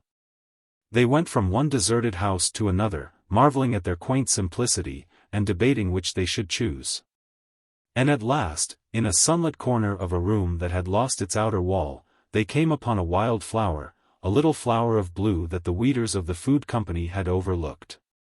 That house they decided upon, but they did not remain in it long that night, because they were resolved to feast upon nature. And moreover the houses became very gaunt and shadowy after the sunlight had faded out of the sky. So after they had rested a little time they went to the crest of the hill again to see with their own eyes the silence of heaven set with stars, about which the old poets had had so many things to tell. It was a wonderful sight, and Denton talked like the stars, and when they went down the hill at last the sky was pale with dawn. They slept but little, and in the morning when they woke a thrush was singing in a tree. So these young people of the 22nd century began their exile. That morning they were very busy exploring the resources of this new home in which they were going to live the simple life. They did not explore very fast or very far, because they went everywhere hand in hand, but they found the beginnings of some furniture. Beyond the village was a store of winter fodder for the sheep of the food company, and Denton dragged great armfuls to the house to make a bed. And in several of the houses were old fungus-eaten chairs and tables, rough, barbaric, clumsy furniture, it seemed to them, and made of wood. They repeated many of the things they had said on the previous day, and towards evening they found another flower, a harebell. In the late afternoon some company shepherds went down the river valley riding on a big multicycle. But they hid from them, because their presence, Elizabeth said, seemed to spoil the romance of this old-world place altogether. In this fashion they lived a week. For all that week the days were cloudless, and the nights nights of starry glory, that were invaded each a little more by a crescent moon. Yet something of the first splendor of their coming faded imperceptibly day after day. Denton's eloquence became fitful, and lacked fresh topics of inspiration. The fatigue of their long march from London told in a certain stiffness of the limbs, and each suffered from a slight unaccountable cold. Moreover, Denton became aware of unoccupied time. In one place among the carelessly heaped lumber of the old times he found a rust-eaten spade. And with this he made a fitful attack on the raised and grass-grown garden, though he had nothing to plant or sow. He returned to Elizabeth with a sweat-streaming face, after half an hour of such work. There were giants in those days, he said, not understanding what wont and training will do. And their walk that day led them along the hills until they could see the city shimmering far away in the valley. "I wonder how things are going on there," he said. And then came a change in the weather. "Come out and see the clouds," she cried, and behold! They were a somber purple in the north and east, streaming up to ragged edges at the zenith. And as they went up the hill these hurrying streamers blotted out the sunset. Suddenly the wind set the beech trees swaying and whispering, and Elizabeth shivered. And then far away the lightning flashed like a sword that is drawn suddenly, and the distant thunder marched about the sky, and even as they stood astonished, pattering upon them came the first headlong raindrops of the storm. In an instant the last streak of sunset was hidden by a falling curtain of hail, and the lightning flashed again, and the voice of the thunder roared louder. And all about them the world scowled dark and strange. Seizing hands, these children of the city ran down the hill to their home, in infinite astonishment. And ere they reached it, Elizabeth was weeping with dismay, and the darkling ground about them was white and brittle and active with the pelting hail. Then began a strange and terrible night for them. For the first time in their civilized lives they were in absolute darkness. They were wet and cold and shivering, all about them hissed the hail. And through the long neglected ceilings of the derelict home came noisy spouts of water and formed pools and rivulets on the creaking floors. As the gusts of the storm struck the worn-out building, it groaned and shuddered, and now a mass of plaster from the wall would slide and smash. And now some loosened tile would rattle down the roof and crash into the empty greenhouse below. Elizabeth shuddered, and was still. Denton wrapped his gay and flimsy city cloak about her, and so they crouched in the darkness. And ever the thunder broke louder and nearer, and ever more lurid flashed the lightning, jerking into a momentary gaunt clearness the steaming, dripping room in which they sheltered. Never before had they been in the open air save when the sun was shining. All their time had been spent in the warm and airy ways and halls and rooms of the latter-day city. It was to them that night as if they were in some other world, some disordered chaos of stress and tumult, and almost beyond hoping that they should ever see the city ways again. The storm seemed to last interminably, until at last they dozed between the thunderclaps, and then very swiftly it fell and ceased. And as the last patter of the rain died away they heard an unfamiliar sound. "What is that?" cried Elizabeth. It came again. It was the barking of dogs. It drove down the desert lane and past. And through the window, widening the wall before them and throwing upon it the shadow of the window frame and of a tree in black silhouette. Shone the light of the waxing moon. Just as the pale dawn was drawing the things about them into sight, the fitful barking of dogs came near again, and stopped. They listened. After a pause they heard the quick pattering of feet seeking round the house, and short, half-smothered barks. Then again everything was still. "SSH," whispered Elizabeth, and pointed to the door of their room. Denton went halfway towards the door, and stood listening. He came back with a face of affected unconcern. "They must be the sheepdogs of the food company," he said. "They will do us no harm." He sat down again beside her. "What a night it has been," he said, to hide how keenly he was listening. "I don't like dogs," answered Elizabeth, after a long silence. "Dogs never hurt anyone," said Denton. "In the old days, in the 19th century, everybody had a dog. There was a romance I heard once. A dog killed a man." "Not this sort of dog," said Denton confidently. "Some of those romances are exaggerated." Suddenly a half-bark and a pattering up the staircase, the sound of panting. Denton sprang to his feet and drew the sword out of the damp straw upon which they had been lying. Then in the doorway appeared a gaunt sheepdog, and halted there. Behind it stared another. For an instant man and brute faced each other, hesitating. Then Denton, being ignorant of dogs, made a sharp step forward. "Go away," he said, with a clumsy motion of his sword. The dog started and growled. Denton stopped sharply. "Good dog," he said. The growling jerked into a bark. "Good dog," said Denton. The second dog growled and barked. A third out of sight down the staircase took up the barking also. Outside others gave tongue, a large number it seemed to Denton. "This is annoying," said Denton, without taking his eye off the brutes before him. "Of course the shepherds won't come out of the city for hours yet. Naturally these dogs don't quite make us out." "I can't hear," shouted Elizabeth. She stood up and came to him. Denton tried again, but the barking still drowned his voice. The sound had a curious effect upon his blood. Odd disused emotions began to stir, his face changed as he shouted. He tried again. The barking seemed to mock him, and one dog danced a pace forward, bristling.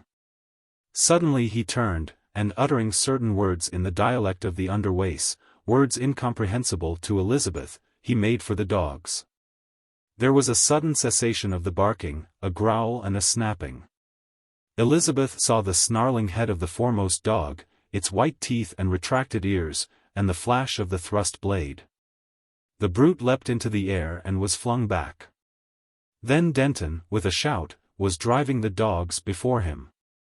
The sword flashed above his head with a sudden new freedom of gesture, and then he vanished down the staircase. She made 6 steps to follow him, and on the landing there was blood. She stopped, and hearing the tumult of dogs and Denton's shouts pass out of the house, ran to the window. 9 wolfish sheepdogs were scattering, one writhed before the porch. And Denton, tasting that strange delight of combat that slumbers still in the blood of even the most civilized man, was shouting and running across the garden space. And then she saw something that for a moment he did not see. The dogs circled round this way and that, and came again. They had him in the open. In an instant she divined the situation. She would have called to him. For a moment she felt sick and helpless, and then, obeying a strange impulse, she gathered up her white skirt and ran downstairs. In the hall was the rusting spade. That was it. She seized it and ran out. She came none too soon. One dog rolled before him, well-nigh slashed in half. But a second had him by the thigh, a third gripped his collar behind, and a fourth had the blade of the sword between its teeth, tasting its own blood. He parried the leap of a fifth with his left arm.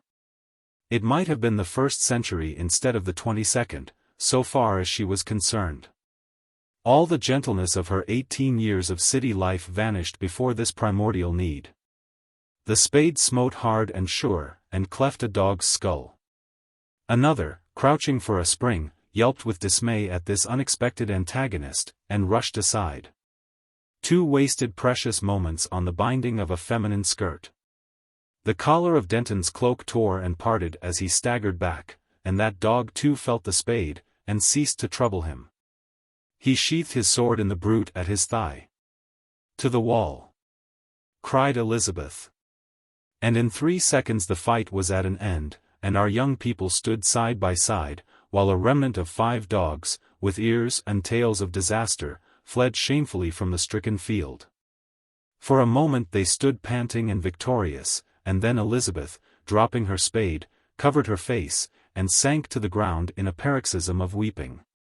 Denton looked about him, thrust the point of his sword into the ground so that it was at hand, and stooped to comfort her.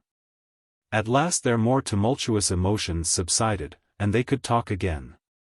She leant upon the wall, and he sat upon it so that he could keep an eye open for any returning dogs. 2, at any rate, were up on the hillside and keeping up a vexatious barking. She was tear-stained, but not very wretched now, because for half an hour he had been repeating that she was brave and had saved his life. But a new fear was growing in her mind. "They are the dogs of the food company," she said. "There will be trouble. I am afraid so. Very likely they will prosecute us for trespass." A pause. "In the old times," he said, "this sort of thing happened day after day." "Last night," she said. "I could not live through another such night." He looked at her. Her face was pale for want of sleep, and drawn and haggard. He came to a sudden resolution. "We must go back," he said. She looked at the dead dogs, and shivered. "We cannot stay here," she said. "We must go back," he repeated, glancing over his shoulder to see if the enemy kept their distance. "We have been happy for a time. But the world is too civilized. Ours is the age of cities. More of this will kill us. But what are we to do? How can we live there?" Denton hesitated. His heel kicked against the wall on which he sat. "It's a thing I haven't mentioned before," he said, and coughed, "but—" "Yes? You could raise money on your expectations," he said. "Could I?" she said eagerly. "Of course you could. What a child you are." She stood up, and her face was bright. "Why did you not tell me before?" she asked. "And all this time we have been here." He looked at her for a moment, and smiled. Then the smile vanished.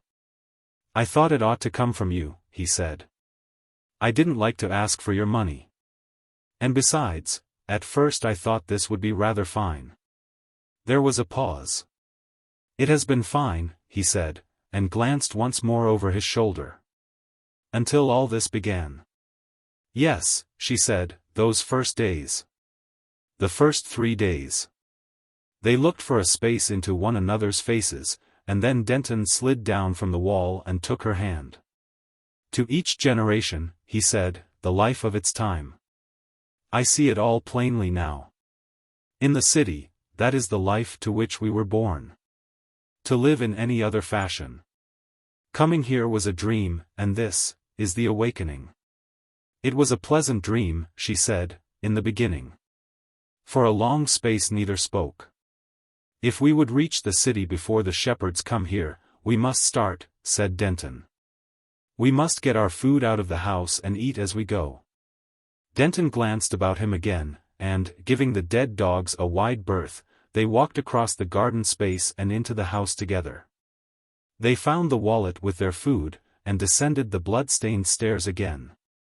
In the hall Elizabeth stopped. "1 minute," she said. "There is something here." She led the way into the room in which that one little blue flower was blooming.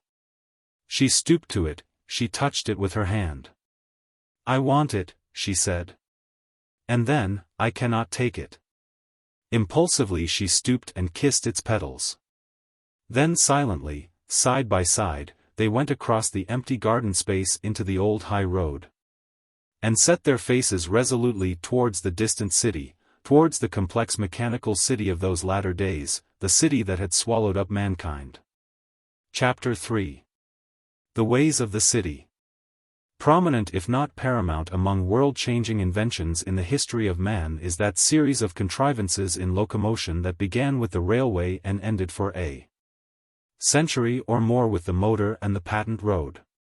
That these contrivances, together with the device of limited liability joint stock companies and the supersession of agricultural laborers by skilled men with ingenious machinery, would necessarily concentrate mankind in cities of unparalleled magnitude and work an entire revolution in human life, became, after the event, a thing so obvious that it is a matter of astonishment it was not more clearly anticipated.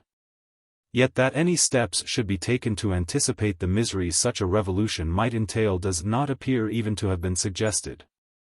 And the idea that the moral prohibitions and sanctions, the privileges and concessions, the conception of property and responsibility, of comfort and beauty, that had rendered the mainly agricultural states of the past prosperous and happy, would fail in the rising torrent of novel opportunities and novel stimulations, never seems to have entered the 19th century mind. That a citizen, kindly and fair in his ordinary life, could as a shareholder become almost murderously greedy. That commercial methods that were reasonable and honorable on the old-fashioned countryside, should on an enlarged scale be deadly and overwhelming. That ancient charity was modern pauperization, and ancient employment modern sweating. That, in fact, a revision and enlargement of the duties and rights of man had become urgently necessary, were things it could not entertain. Nourished as it was on an archaic system of education and profoundly retrospective and legal in all its habits of thought. It was known that the accumulation of men in cities involved unprecedented dangers of pestilence, there was an energetic development of sanitation. But that the diseases of gambling and usury, of luxury and tyranny should become endemic, and produce horrible consequences was beyond the scope of 19th-century thought. And so, as if it were some inorganic process, practically unhindered by the creative will of man, the growth of the swarming unhappy cities that mark the 21st century accomplished itself. The new society was divided into three main classes. At the summit slumbered the property owner, enormously rich by accident rather than design, potent save for the will and aim, the last avatar of Hamlet in the world. Below was the enormous multitude of workers employed by the gigantic companies that monopolized control. And between these two the dwindling middle class, officials of innumerable sorts, foremen, managers, the medical, legal, artistic, and scholastic classes, and the minor rich. A middle class whose members led a life of insecure luxury and precarious speculation amidst the movements of the great managers. Already the love story and the marrying of two persons of this middle class have been told, how they overcame the obstacles between them, and how they tried the simple old-fashioned way of living on the countryside and came back speedily enough into the city of London. Denton had no means, so Elizabeth borrowed money on the securities that her father Mures held in trust for her until she was 21. The rate of interest she paid was of course high, because of the uncertainty of her security, and the arithmetic of lovers is often sketchy and optimistic. Yet they had very glorious times after that return. They determined they would not go to a pleasure city nor waste their days rushing through the air from one part of the world to the other, for in spite of one disillusionment, their tastes were still old-fashioned. They furnished their little room with quaint old Victorian furniture, and found a shop on the 42nd floor in 7th Way where printed books of the old sort were still to be bought. It was their pet affectation to read print instead of hearing phonographs. And when presently there came a sweet little girl, to unite them further if it were possible, Elizabeth would not send it to a crèche, as the custom was, but insisted on nursing it at home. The rent of their apartments was raised on account of this singular proceeding, but that they did not mind. It only meant borrowing a little more. Presently Elizabeth was of age, and Denton had a business interview with her father that was not agreeable. An exceedingly disagreeable interview with their moneylender followed, from which he brought home a white face. On his return Elizabeth had to tell him of a new and marvelous intonation of goo that their daughter had devised, but Denton was inattentive. In the midst, just as she was at the cream of her description, he interrupted. "How much money do you think we have left, now that everything is settled?" She stared and stopped her appreciative swaying of the goo genius that had accompanied her description. "You don't mean?" "Yes," he answered. "Ever so much. We have been wild. It's the interest. Or something. And the shares you had, slumped. Your father did not mind. Said it was not his business, after what had happened. He's going to marry again. Well, we have scarcely 1,000 left." "Only 1,000? Only 1,000. And Elizabeth sat down. For a moment she regarded him with a white face, then her eyes went about the quaint, old-fashioned room, with its Middle Victorian furniture and genuine oleographs. And rested at last on the little lump of humanity within her arms. Denton glanced at her and stood downcast. Then he swung round on his heel and walked up and down very rapidly. "I must get something to do," he broke out presently. "I am an idle scoundrel. I ought to have thought of this before. I have been a selfish fool. I wanted to be with you all day." He stopped, looking at her white face. Suddenly he came and kissed her and the little face that nestled against her breast. "It's all right, dear," he said, standing over her. "You won't be lonely now Dings is beginning to talk to you. And I can soon get something to do, you know. Soon. Easily. It's only a shock at first.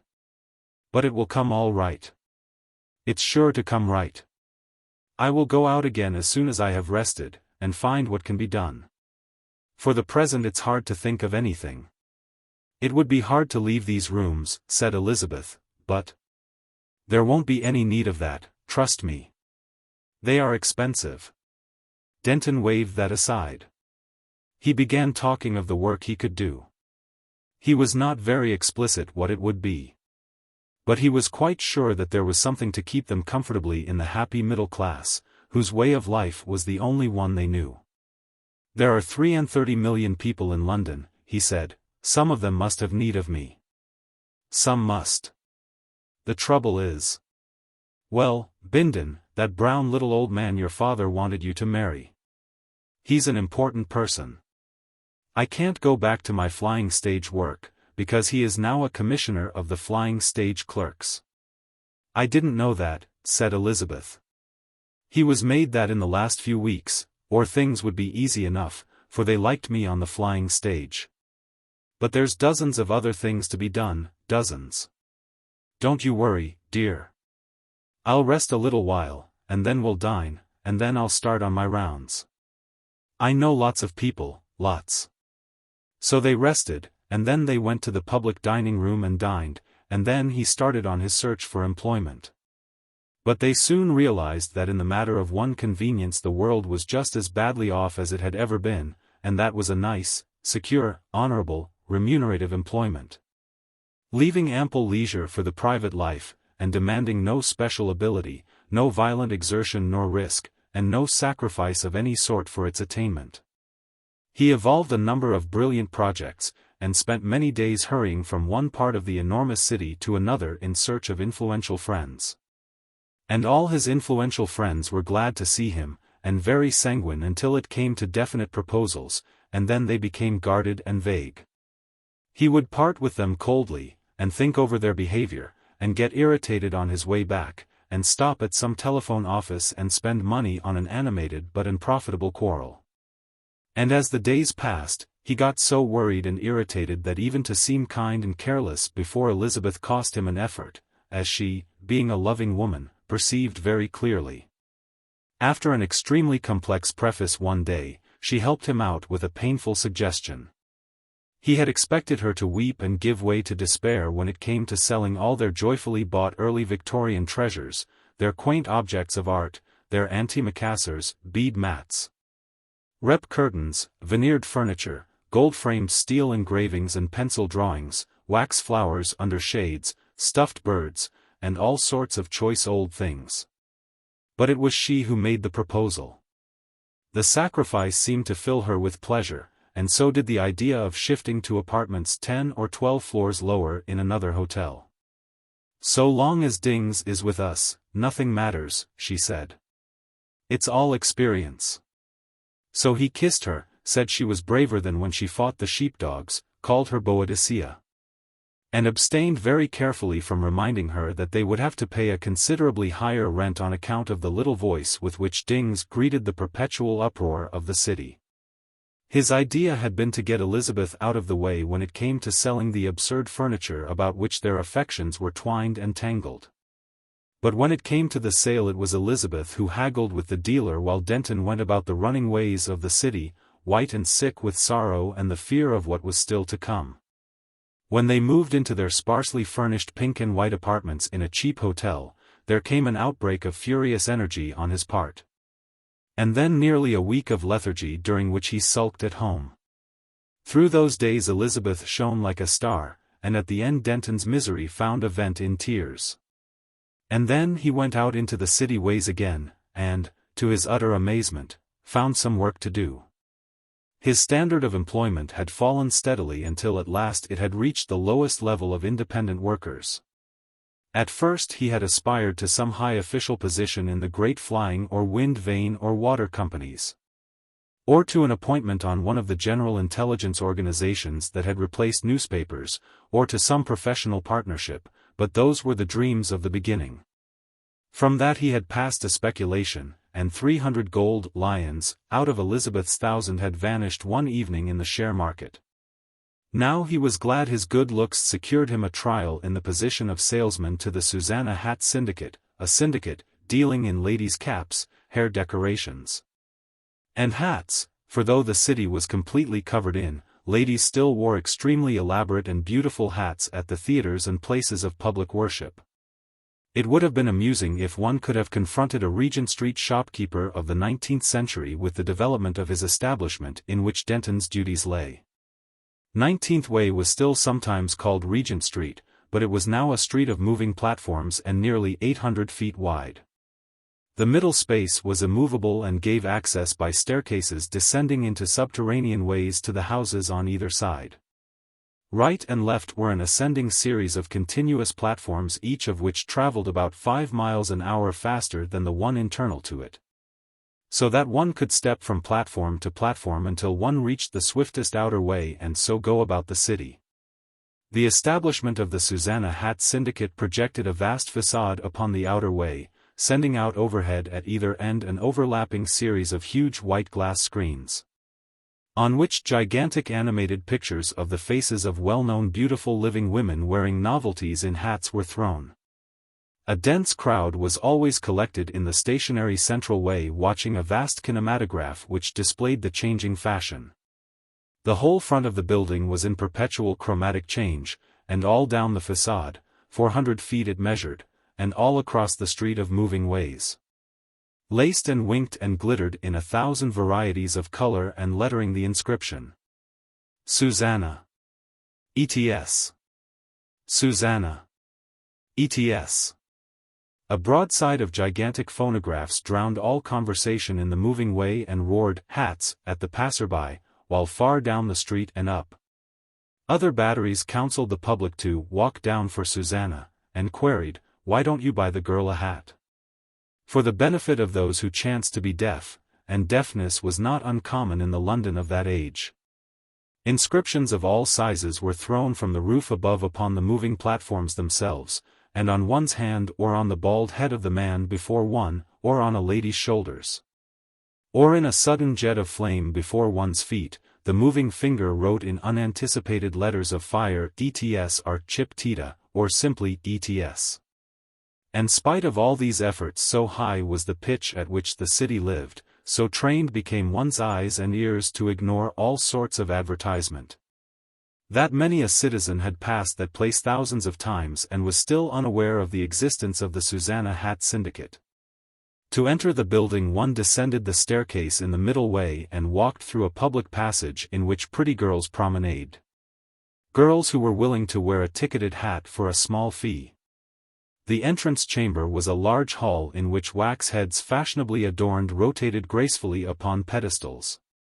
And from this one passed through a cash office to an interminable series of little rooms, each room with its salesman, its 3 or 4 hats and pins, its mirrors, its kinematographs, telephones and hat slides in communication with the central depot, its comfortable lounge and tempting refreshments.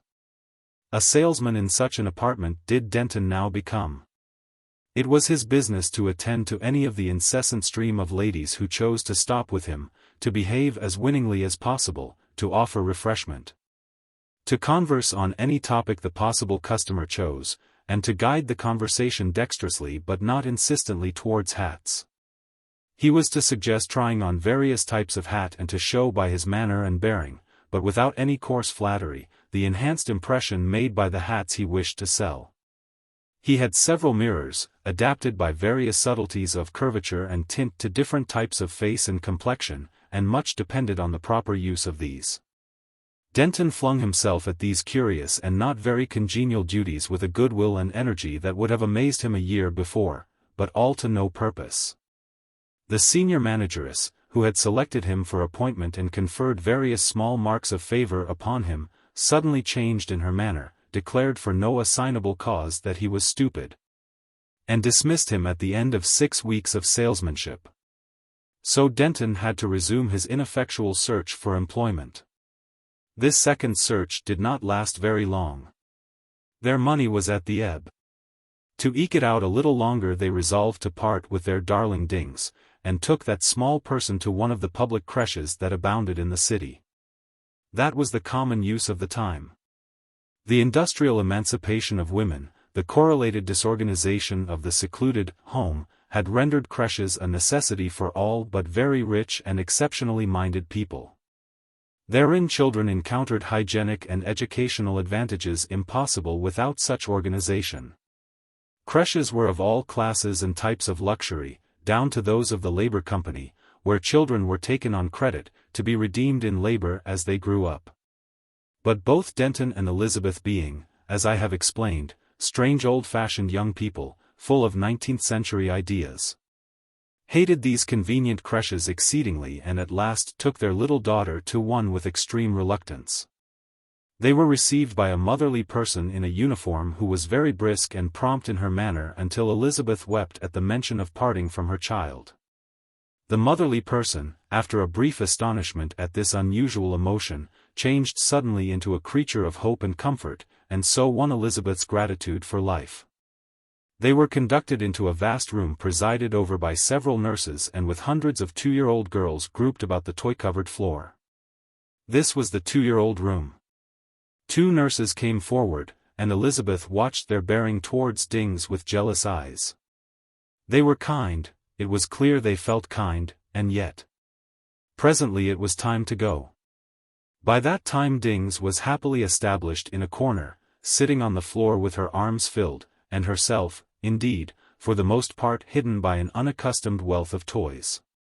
She seemed careless of all human relationships as her parents receded. They were forbidden to upset her by saying goodbye. At the door Elizabeth glanced back for the last time, and behold, Dings had dropped her new wealth and was standing with a dubious face. Suddenly Elizabeth gasped, and the motherly nurse pushed her forward and closed the door.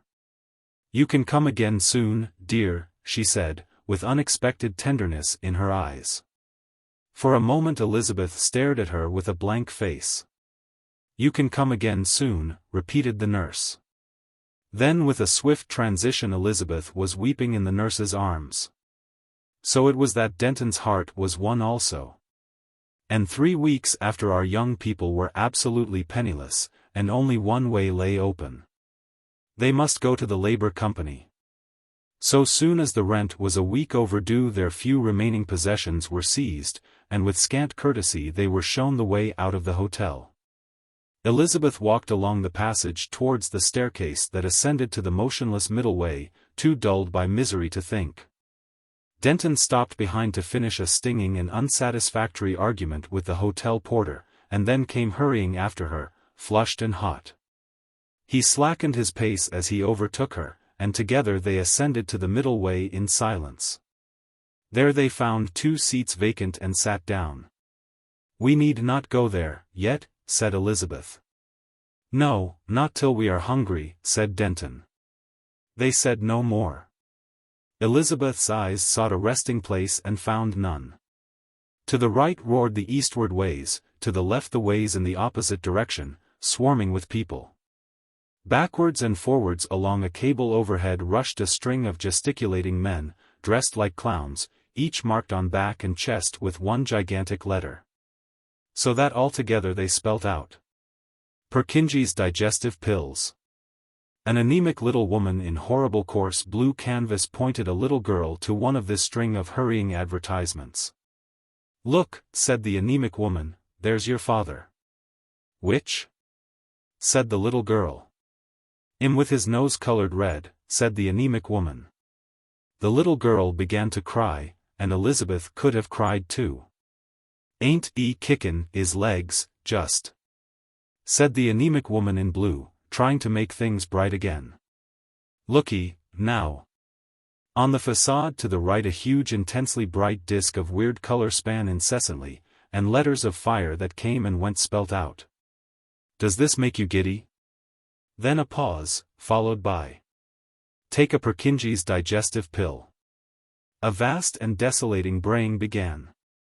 "If you love swagger literature, put your telephone on to Bruggles, the greatest author of all time. The greatest thinker of all time. Teaches you morals up to your scalp. The very image of Socrates, except the back of his head, which is like Shakespeare. He has 6 toes, dresses in red, and never cleans his teeth. Hear him." Denton's voice became audible in a gap in the uproar. "I never ought to have married you," he was saying. "I have wasted your money, ruined you, brought you to misery. I am a scoundrel. Oh, this accursed world." She tried to speak, and for some moments could not. She grasped his hand. "No," she said at last. A half-formed desire suddenly became determination. She stood up. "Will you come?" He rose also. "We need not go there yet." "Not that. But I want you to come to the flying stages, where we met. You know? The little seat." He hesitated. "Can you?" he said, doubtfully. "Must," she answered. He hesitated still for a moment, then moved to obey her will. And so it was they spent their last half-day of freedom out under the open air in the little seat under the flying stages where they had been wont to meet 5 short years ago. There she told him, what she could not tell him in the tumultuous public ways, that she did not repent even now of their marriage, that whatever discomfort and misery life still had for them, she was content with the things that had been. The weather was kind to them, the seat was sunlit and warm, and overhead the shining aeroplanes went and came. At last towards sunsetting their time was at an end, and they made their vows to one another and clasped hands, and then rose up and went back into the ways of the city, a shabby-looking, heavy-hearted pair, tired and hungry. Soon they came to one of the pale blue signs that marked a Labor Company bureau. For a space they stood in the middle way regarding this and at last descended, and entered the waiting room. The Labor Company had originally been a charitable organization. Its aim was to supply food, shelter, and work to all comers. This it was bound to do by the conditions of its incorporation, and it was also bound to supply food and shelter and medical attendance to all incapable of work who chose to demand its aid. In exchange these incapables paid labor notes, which they had to redeem upon recovery.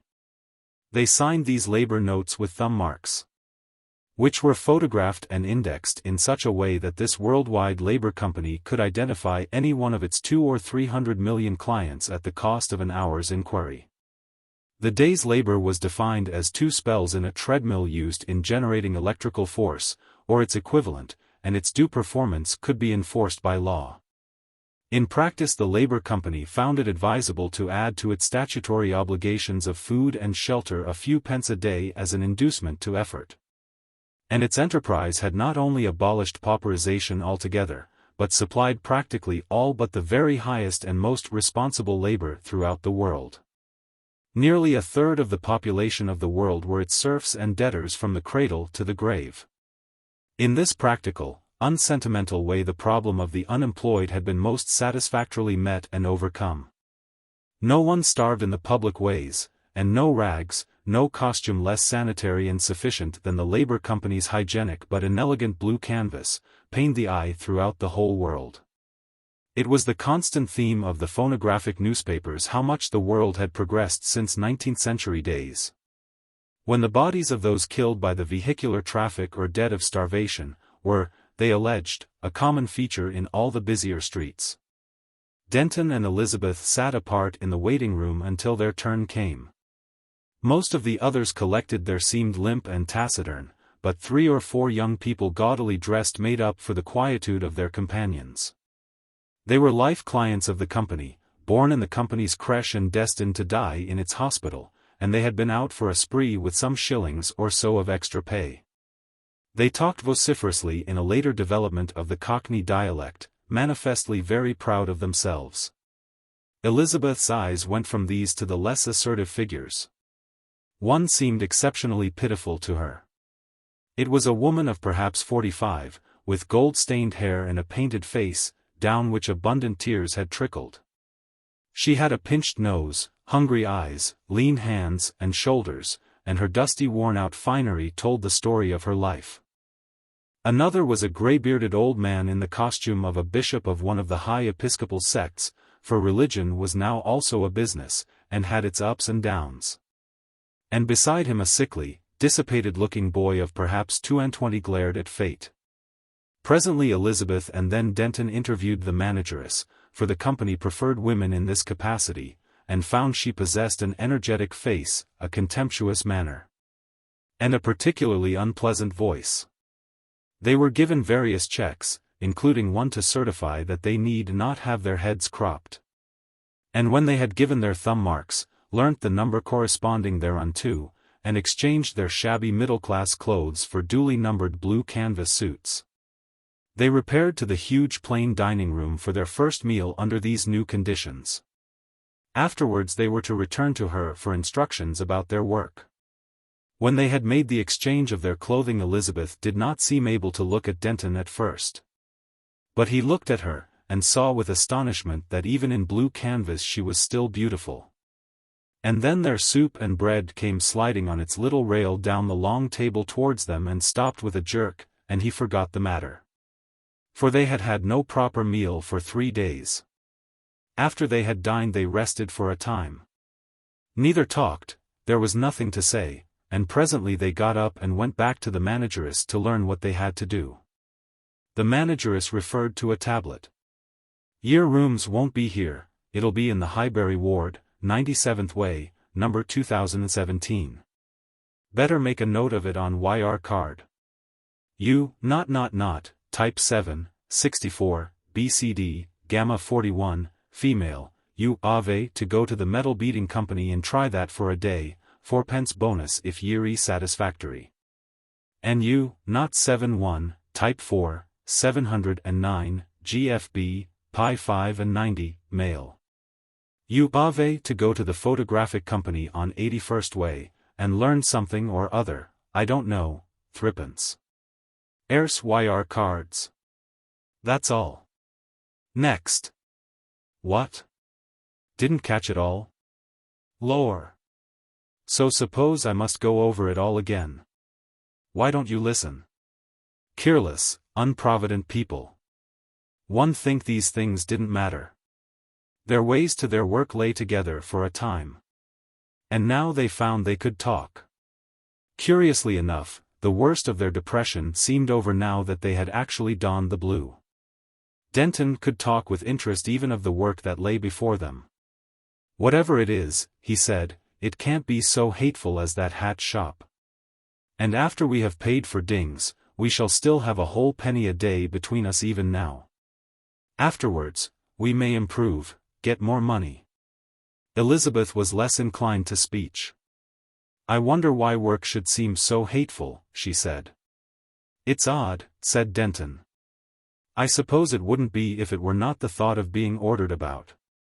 I hope we shall have decent managers. Elizabeth did not answer. She was not thinking of that.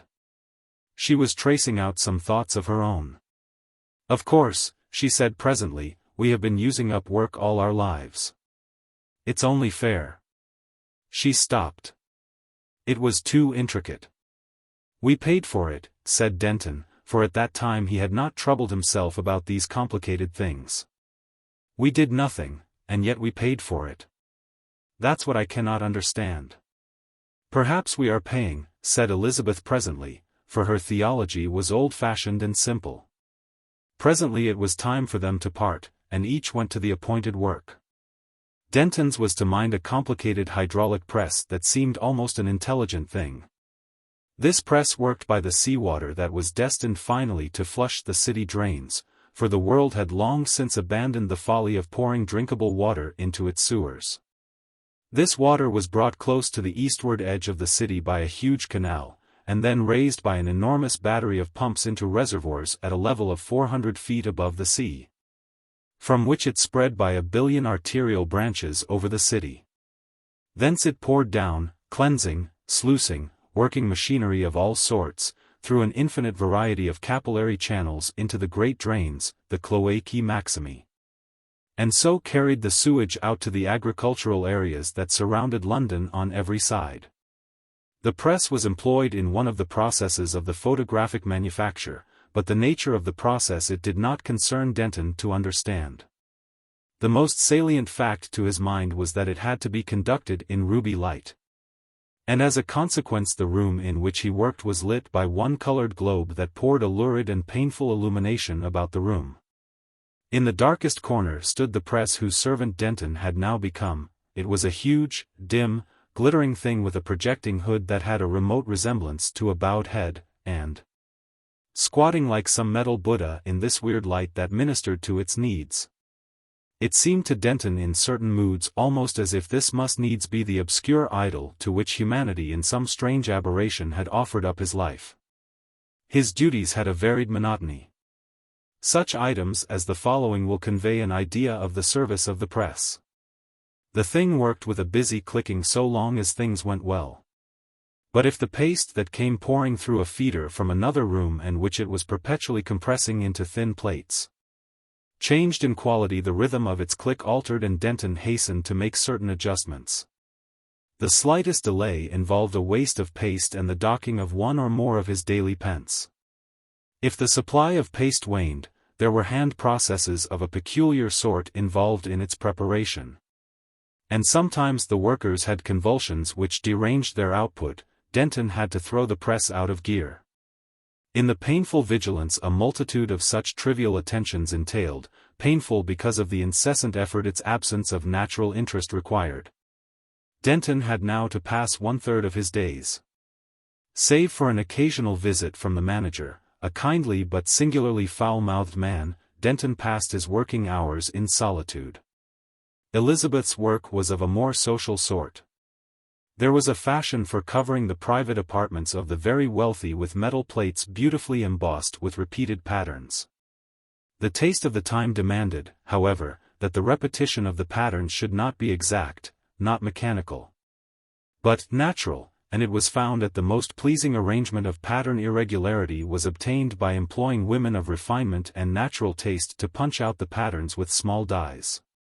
So many square feet of plates was exacted from Elizabeth as a minimum, and for whatever square feet she did in excess she received a small payment. The room, like most rooms of women workers, was under a manageress. Men had been found by the Labour Company not only less exacting but extremely liable to excuse favoured ladies from a proper share of their duties. The manageress was a not unkindly, taciturn person, with the hardened remains of beauty of the brunette type.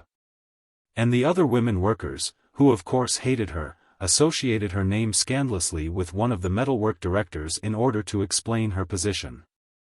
Only 2 or 3 of Elizabeth's fellow workers were born labor serfs, plain, morose girls, but most of them corresponded to what the 19th century would have called a reduced gentlewoman. But the ideal of what constituted a gentlewoman had altered, the faint, faded, negative virtue. The modulated voice and restrained gesture of the old-fashioned gentlewoman had vanished from the earth. Most of her companions showed in discolored hair, ruined complexions, and the texture of their reminiscent conversations, the vanished glories of a conquering youth. All of these artistic workers were much older than Elizabeth, and too openly expressed their surprise that anyone so young and pleasant should come to share their toil. But Elizabeth did not trouble them with her old-world moral conceptions. They were permitted, and even encouraged to converse with each other. For the directors very properly judged that anything that conduced to variations of mood made for pleasing fluctuations in their patterning. And Elizabeth was almost forced to hear the stories of these lives with which her own interwove, garbled and distorted they were by vanity indeed and yet comprehensible enough. And soon she began to appreciate the small spites and cliques, the little misunderstandings and alliances that enmeshed about her.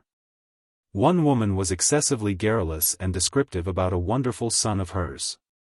Another had cultivated a foolish coarseness of speech, that she seemed to regard as the wittiest expression of originality conceivable.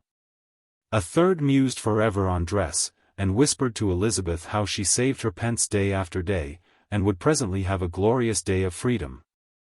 Wearing, and then followed hours of description.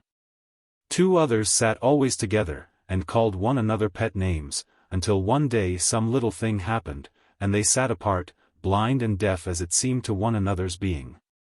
And always from them all came an incessant tap, tap, tap, tap, and the manageress listened always to the rhythm to mark if one fell away. Tap, tap, tap, tap, so their days passed, so their lives must pass.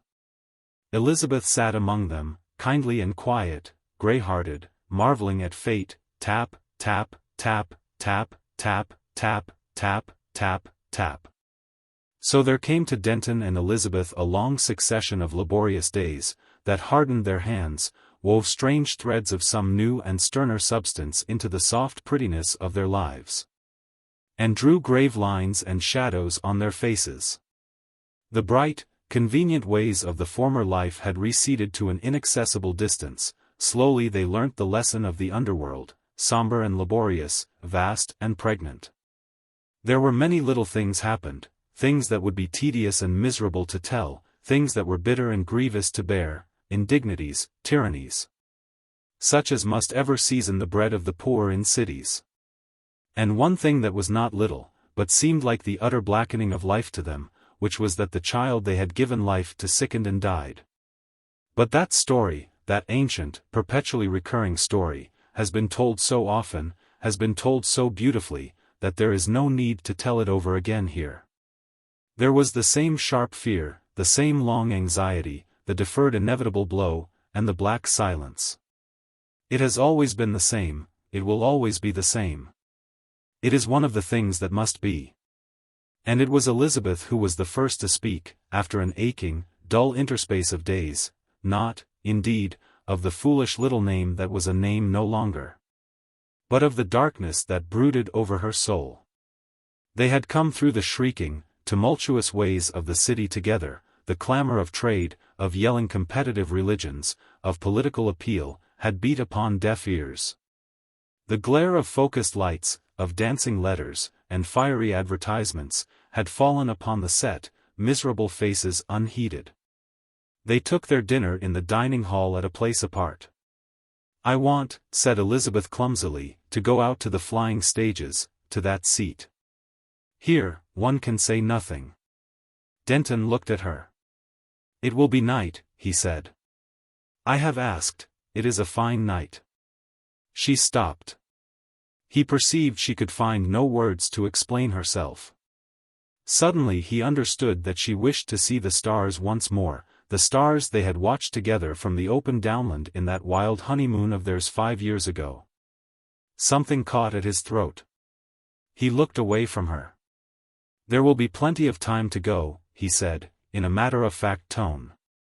And at last they came out to their little seat on the flying stage, and sat there for a long time in silence. The little seat was in shadow, but the zenith was pale blue with the effulgence of the stage overhead, and all the city spread below them. Squares and circles and patches of brilliance caught in a meshwork of light. The little stars seemed very faint and small. Near as they had been to the old world watcher, they had become now infinitely remote. Yet one could see them in the darkened patches amidst the glare, and especially in the northward sky, the ancient constellations gliding steadfast and patient about the pole. Long our two people sat in silence, and at last Elizabeth sighed. "If I understood," she said, "if I could understand. When one is down there the city seems everything, the noise, the hurry, the voices, you must live, you must scramble. Here, it is nothing, a thing that passes. One can think in peace." "Yes," said Denton. "How flimsy it all is. From here more than half of it is swallowed by the night. It will pass." "We shall pass first," said Elizabeth. "I know," said Denton. "If life were not a moment, the whole of history would seem like the happening of a day. Yes, we shall pass. And the city will pass, and all the things that are to come. Man and the overman and wonders unspeakable. And yet—" He paused, and then began afresh. "I know what you feel. At least I fancy. Down there one thinks of one's work, one's little vexations and pleasures, one's eating and drinking and ease and pain. One lives, and one must die. Down there and every day, our sorrow seemed the end of life. Up here it is different. For instance, down there it would seem impossible almost to go on living if one were horribly disfigured, horribly crippled, disgraced. Up here, under these stars, none of those things would matter. They don't matter. They are a part of something. One seems just to touch that something, under the stars." He stopped. The vague, impalpable things in his mind, cloudy emotions half-shaped towards ideas, vanished before the rough grasp of words. "It is hard to express," he said lamely. They sat through a long stillness. "It is well to come here," he said at last. "We stop, our minds are very finite. After all we are just poor animals rising out of the brute, each with a mind, the poor beginning of a mind. We are so stupid. So much hurts. And yet. I know, and some day we shall see. All this frightful stress, all this discord will resolve to harmony, and we shall know it. Nothing is but it makes for that. Nothing. All the failures, every little thing makes for that harmony. Everything is necessary to it, we shall find. We shall find. Nothing, not even the most dreadful thing, could be left out. Not even the most trivial. Every tap of your hammer on the brass, every moment of work, my idleness even. Dear one. Every movement of our poor little one.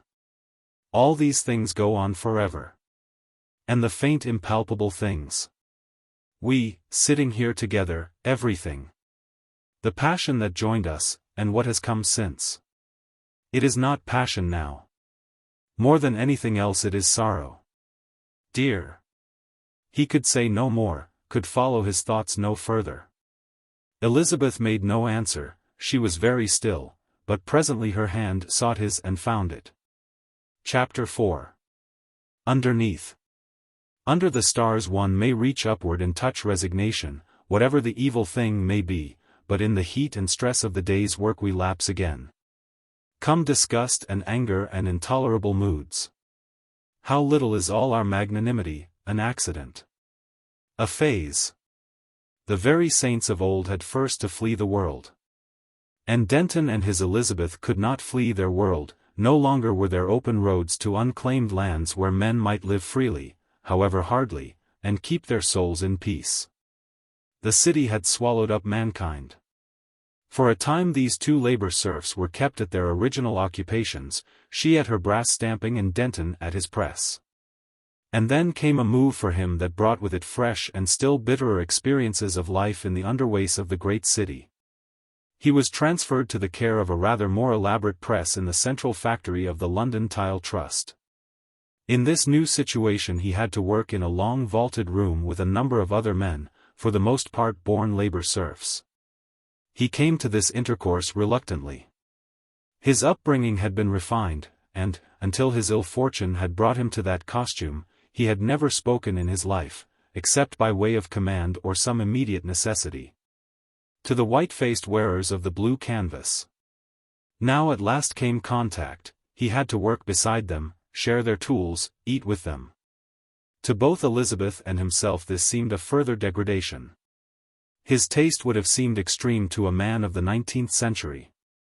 But slowly and inevitably in the intervening years a gulf had opened between the wearers of the blue canvas and the classes above, a difference not simply of circumstances and habits of life, but of habits of thought, even of language.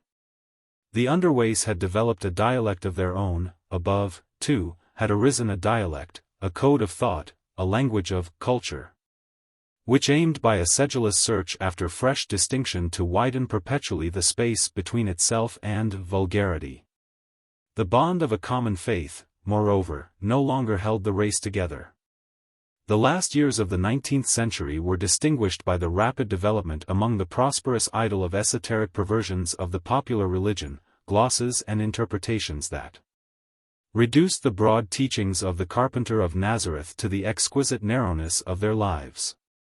And, spite of their inclination towards the ancient fashion of living, neither Elizabeth nor Denton had been sufficiently original to escape the suggestion of their surroundings. In matters of common behavior they had followed the ways of their class. And so when they fell at last to be labor serfs it seemed to them almost as though they were falling among offensive inferior animals. They felt as a 19th-century duke and duchess might have felt who were forced to take rooms in the Iago. Their natural impulse was to maintain a distance. But Denton's first idea of a dignified isolation from his new surroundings was soon rudely dispelled. He had imagined that his fall to the position of a labor serf was the end of his lesson, that when their little daughter had died he had plumbed the deeps of life. But indeed these things were only the beginning. Life demands something more from us than acquiescence. And now in a roomful of machine minders he was to learn a wider lesson, to make the acquaintance of another factor in life, a factor as elemental as the loss of things dear to us. More elemental even than toil. His quiet discouragement of conversation was an immediate cause of offense, was interpreted, rightly enough I fear, as disdain. His ignorance of the vulgar dialect, a thing upon which he had hitherto prided himself, suddenly took upon itself a new aspect. He failed to perceive at once that his reception of the coarse and stupid but genially intended remarks that greeted his appearance must have stung the makers of these advances like blows in their faces. "Don't understand," he said rather coldly, and at hazard, "No, thank you." The man who had addressed him stared, scowled, and turned away. A second, who also failed at Denton's unaccustomed ear, took the trouble to repeat his remark, and Denton discovered he was being offered the use of an oil can. He expressed polite thanks, and this second man embarked upon a penetrating conversation. Denton, he remarked, had been a swell, and he wanted to know how he had come to wear the blue. He clearly expected an interesting record of vice and extravagance. Had Denton ever been at a pleasure city? Denton was speedily to discover how the existence of these wonderful places of delight permeated and defiled the thought and honor of these unwilling, hopeless workers of the underworld. His aristocratic temperament resented these questions. He answered, "No," curtly. The man persisted with a still more personal question, and this time it was Denton who turned away. "Gorblimey," said his interlocutor, much astonished. It presently forced itself upon Denton's mind that this remarkable conversation was being repeated in indignant tones to more sympathetic hearers, and that it gave rise to astonishment and ironical laughter. They looked at Denton with manifestly enhanced interest. A curious perception of isolation dawned upon him. He tried to think of his press and its unfamiliar peculiarities. The machines kept everybody pretty busy during the first spell, and then came a recess. It was only an interval for refreshment, too brief for anyone to go out to a labor company dining room. Denton followed his fellow workers into a short gallery, in which were a number of bins of refuse from the presses. Each man produced a packet of food. Denton had no packet. The manager, a careless young man who held his position by influence, had omitted to warn Denton that it was necessary to apply for this provision. He stood apart, feeling hungry. The others drew together in a group and talked in undertones, glancing at him ever and again. He became uneasy. His appearance of disregard cost him an increasing effort. He tried to think of the levers of his new press. Presently one, a man shorter but much broader and stouter than Denton, came forward to him. Denton turned to him as unconcernedly as possible. "Here," said the delegate, as Denton judged him to be, extending a cube of bread in a not too clean hand. He had a swart, broad-nosed face, and his mouth hung down towards one corner. Denton felt doubtful for the instant whether this was meant for civility or insult. His impulse was to decline. "No, thanks," he said, and, at the man's change of expression, "I'm not hungry." There came a laugh from the group behind. "Told you so," said the man who had offered Denton the loan of an oil can. "He's topside, he is. You ain't good enough for him." The swart face grew a shade darker. "Here," said its owner, still extending the bread, and speaking in a lower tone, "you got to eat this. See?" Denton looked into the threatening face before him, and odd little currents of energy seemed to be running through his limbs and body. "I don't want it," he said, trying a pleasant smile that twitched and failed. The thick-set man advanced his face, and the bread became a physical threat in his hand. Denton's mind rushed together to the one problem of his antagonist's eyes. "Eat it," said the swart man. There came a pause, and then they both moved quickly. The cube of bread described a complicated path, a curve that would have ended in Denton's face. And then his fist hit the wrist of the hand that gripped it, and it flew upward, and out of the conflict, its part played. He stepped back quickly, fists clenched and arms tense. The hot, dark countenance receded, became an alert hostility, watching its chance. Denton for one instant felt confident, and strangely buoyant and serene. His heart beat quickly. He felt his body alive, and glowing to the tips. "Scrap, boys," shouted someone, and then the dark figure had leapt forward, ducked back and sideways, and come in again. Denton struck out, and was hit. One of his eyes seemed to him to be demolished, and he felt a soft lip under his fist just before he was hit again, this time under the chin. A huge fan of fiery needles shot open. He had a momentary persuasion that his head was knocked to pieces, and then something hit his head and back from behind, and the fight became an uninteresting, an impersonal thing. He was aware that time, seconds or minutes, had passed, abstract, uneventful time. He was lying with his head in a heap of ashes, and something wet and warm ran swiftly into his neck. The first shock broke up into discrete sensations. All his head throbbed, his eye and his chin throbbed exceedingly, and the taste of blood was in his mouth. "He's all right," said a voice. "He's opening his eyes." "Serve him, well right," said a second. His mates were standing about him. He made an effort and sat up. He put his hand to the back of his head, and his hair was wet and full of cinders. A laugh greeted the gesture. His eye was partially closed. He perceived what had happened. His momentary anticipation of a final victory had vanished. "Look surprised," said someone. "Ave any more," said a wit, and then, imitating Denton's refined accent, "No, thank you." Denton perceived the swart man with a blood-stained handkerchief before his face, and somewhat in the background. "Where's that bit of bread he's got to eat?" said a little ferret-faced creature. And sought with his foot in the ashes of the adjacent bin. Denton had a moment of internal debate. He knew the code of honor requires a man to pursue a fight he has begun to the bitter end. But this was his first taste of the bitterness. He was resolved to rise again, but he felt no passionate impulse. It occurred to him, and the thought was no very violent spur, that he was perhaps after all a coward. For a moment his will was heavy, a lump of lead. "Ere it is," said the little ferret-faced man, and stooped to pick up a cindery cube. He looked at Denton, then at the others. Slowly, unwillingly, Denton stood up. A dirty-faced albino extended a hand to the ferret-faced man. "Gimme that tokay," he said. He advanced threateningly, bread in hand, to Denton. "So you ain't 'ad your bellyful yet," he said. Now it was coming. "No, I haven't," said Denton, with a catching of the breath, and resolved to try this brute behind the ear before he himself got stunned again. He knew he would be stunned again. He was astonished how ill he had judged himself beforehand. A few ridiculous lunges, and down he would go again. He watched the albino's eyes. The albino was grinning confidently, like a man who plans an agreeable trick. A sudden perception of impending indignities stung Denton. "You leave I'm alone, Jim," said the swart man suddenly over the blood-stained rag. "He ain't done nothing to you." The albino's grin vanished. He stopped.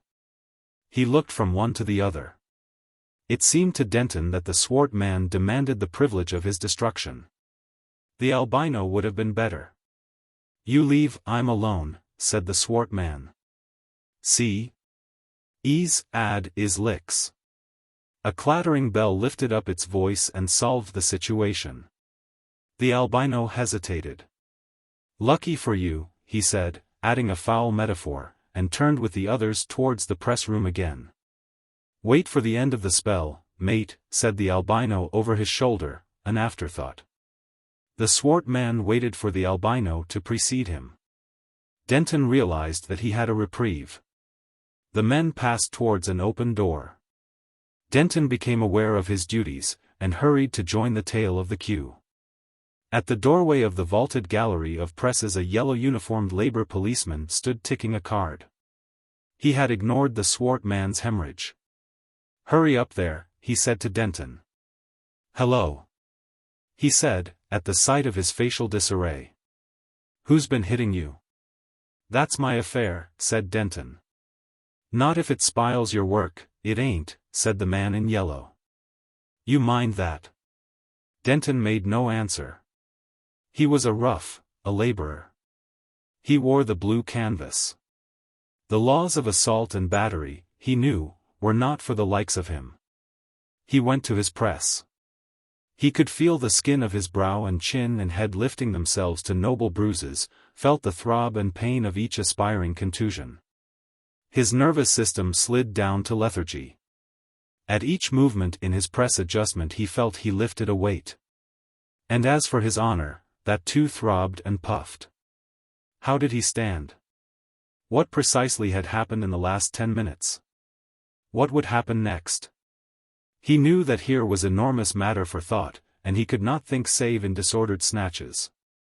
His mood was a sort of stagnant astonishment. All his conceptions were overthrown. He had regarded his security from physical violence as inherent, as one of the conditions of life. So, indeed, it had been while he wore his middle-class costume, had his middle-class property to serve for his defense. But who would interfere among labor roughs fighting together? And indeed in those days no man would. In the underworld there was no law between man and man. The law and machinery of the state had become for them something that held men down, fended them off from much desirable property and pleasure, and that was all. Violence, that ocean in which the brutes live forever, and from which 1,000 dikes and contrivances have won our hazardous civilized life, had flowed in again upon the sinking underways and submerged them. The fist ruled. Denton had come right down at last to the elemental, fist and trick and the stubborn heart and fellowship, even as it was in the beginning. The rhythm of his machine changed, and his thoughts were interrupted. Presently he could think again. Strange how quickly things had happened. He bore these men who had thrashed him no very vivid ill will. He was bruised and enlightened. He saw with absolute fairness now the reasonableness of his unpopularity. He had behaved like a fool. Disdain, seclusion, are the privilege of the strong. The fallen aristocrat still clinging to his pointless distinction is surely the most pitiful creature of pretense in all this clamant universe. Good heavens! What was there for him to despise in these men? What a pity he had not appreciated all this better 5 hours ago. What would happen at the end of the spell? He could not tell. He could not imagine. He could not imagine the thoughts of these men. He was sensible only of their hostility and utter want of sympathy. Vague possibilities of shame and violence chased one another across his mind. Could he devise some weapon? He recalled his assault upon the hypnotist, but there were no detachable lamps here. He could see nothing that he could catch up in his defense. For a space he thought of a headlong bolt for the security of the public ways directly the spell was over. Apart from the trivial consideration of his self-respect, he perceived that this would be only a foolish postponement and aggravation of his trouble. He perceived the ferret-faced man and the albino talking together with their eyes towards him. Presently they were talking to the swart man, who stood with his broad back studiously towards Denton. At last came the end of the second spell. The lender of oil cans stopped his press sharply and turned round, wiping his mouth with the back of his hand. His eyes had the quiet expectation of one who seats himself in a theatre. Now was the crisis, and all the little nerves of Denton's being seemed leaping and dancing. He had decided to show fight if any fresh indignity was offered him. He stopped his press and turned. With an enormous affectation of ease he walked down the vault and entered the passage of the ash pits. Only to discover he had left his jacket, which he had taken off because of the heat of the vault, beside his press. He walked back. He met the albino eye to eye. He heard the ferret-faced man in expostulation. "'E really ought, eat it," said the ferret-faced man. "'E did really." "No, you leave, I'm alone," said the swart man. Apparently nothing further was to happen to him that day. He passed out to the passage and staircase that led up to the moving platforms of the city. He emerged on the livid brilliance and streaming movement of the public street. He became acutely aware of his disfigured face, and felt his swelling bruises with a limp, investigatory hand. He went up to the swiftest platform, and seated himself on a Labour Company bench. He lapsed into a pensive torpor. The immediate dangers and stresses of his position he saw with a sort of static clearness. What would they do tomorrow? He could not tell. What would Elizabeth think of his brutalization? He could not tell. He was exhausted. He was aroused presently by a hand upon his arm. He looked up, and saw the swart man seated beside him. He started. Surely he was safe from violence in the public way. The swart man's face retained no traces of his share in the fight, his expression was free from hostility, seemed almost deferential. "'Excuse me," he said, with a total absence of truculence. Denton realized that no assault was intended. He stared, awaiting the next development. It was evident the next sentence was premeditated. "What I was going to say was this," said the swart man, and sought through a silence for further words. "What I was going to say was this," he repeated. Finally he abandoned that gambit. "You're all right," he cried, laying a grimy hand on Denton's grimy sleeve. "You're all right. You're a G-man. Sorry, very sorry. Wanted to tell you that." Denton realized that there must exist motives beyond a mere impulse to abominable proceedings in the man. He meditated, and swallowed an unworthy pride. "I did not mean to be offensive to you," he said, "in refusing that bit of bread." "Meant it friendly," said the swart man, recalling the scene. "But, in front of that blarsted whitey and his snigger, well, I 'ad to scrap." Yes, said Denton with sudden fervor, I was a fool. Ah, said the swart man, with great satisfaction. That's all right. Shake. And Denton shook. The moving platform was rushing by the establishment of a face molder, and its lower front was a huge display of mirror, designed to stimulate the thirst for more symmetrical features. Denton caught the reflection of himself and his new friend, enormously twisted and broadened. His own face was puffed, one-sided, and blood-stained. A grin of idiotic and insincere amiability distorted its latitude. A wisp of hair occluded one eye. The trick of the mirror presented the swart man as a gross expansion of lip and nostril. They were linked by shaking hands. Then abruptly this vision passed, to return to memory in the anemic meditations of a waking dawn. As he shook, the swart man made some muddled remark, to the effect that he had always known he could get on with a gentleman if one came his way. He prolonged the shaking until Denton, under the influence of the mirror, withdrew his hand. The swart man became pensive, spat impressively on the platform, and resumed his theme. What I was going to say was this, he said, was gravelled, and shook his head at his foot. Denton became curious. Go on, he said, attentive. The swart man took the plunge. He grasped Denton's arm, became intimate in his attitude. "'Scuse me," he said. "Fact is, you done know 'ow to scrap. Done know 'ow to. Why, you done know 'ow to begin. You'll get killed if you don't mind. Olden your 'ands, there." He reinforced his statement by objurgation, watching the effect of each oath with a wary eye. For instance. You're tall. Long arms. You get a longer reach than anyone in the brasted vault. Gobble me, but I thought I'd got a tough on. 'Stead of which. 'Scuse me. I wouldn't have hit you if I'd known. It's like fighting sacks. 'Tisn't right. Your arms seemed on ocase. Reglar, on ocase. There. Denton stared, and then surprised and hurt his battered chin by a sudden laugh. Bitter tears came into his eyes. Go on, he said. The swart man reverted to his formula.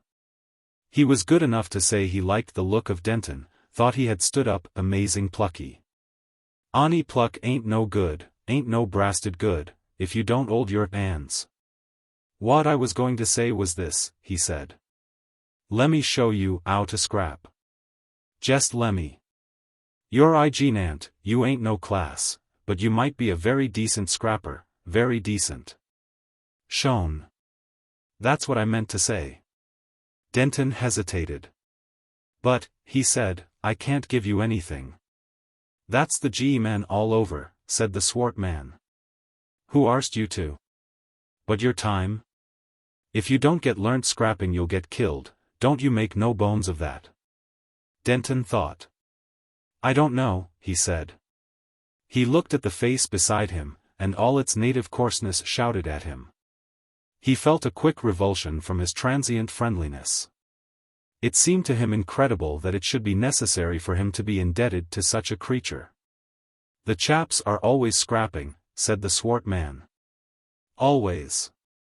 And, of course, if one gets waxy and, it's you vital. By God, cried Denton, I wish one would. Of course, if you feel like that. You don't understand. P'raps I don't, said the swart man, and lapsed into a fuming silence. When he spoke again his voice was less friendly, and he prodded Denton by way of address. Look see. He said, are you going to let me show you 'ow to scrap? It's tremendously kind of you, said Denton, but... There was a pause. The swart man rose and bent over Denton. Too much G-man, he said, I got a red face. By gosh. You are a brasted fool.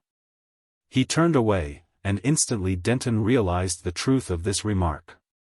The swart man descended with dignity to a crossway, and Denton, after a momentary impulse to pursuit, remained on the platform.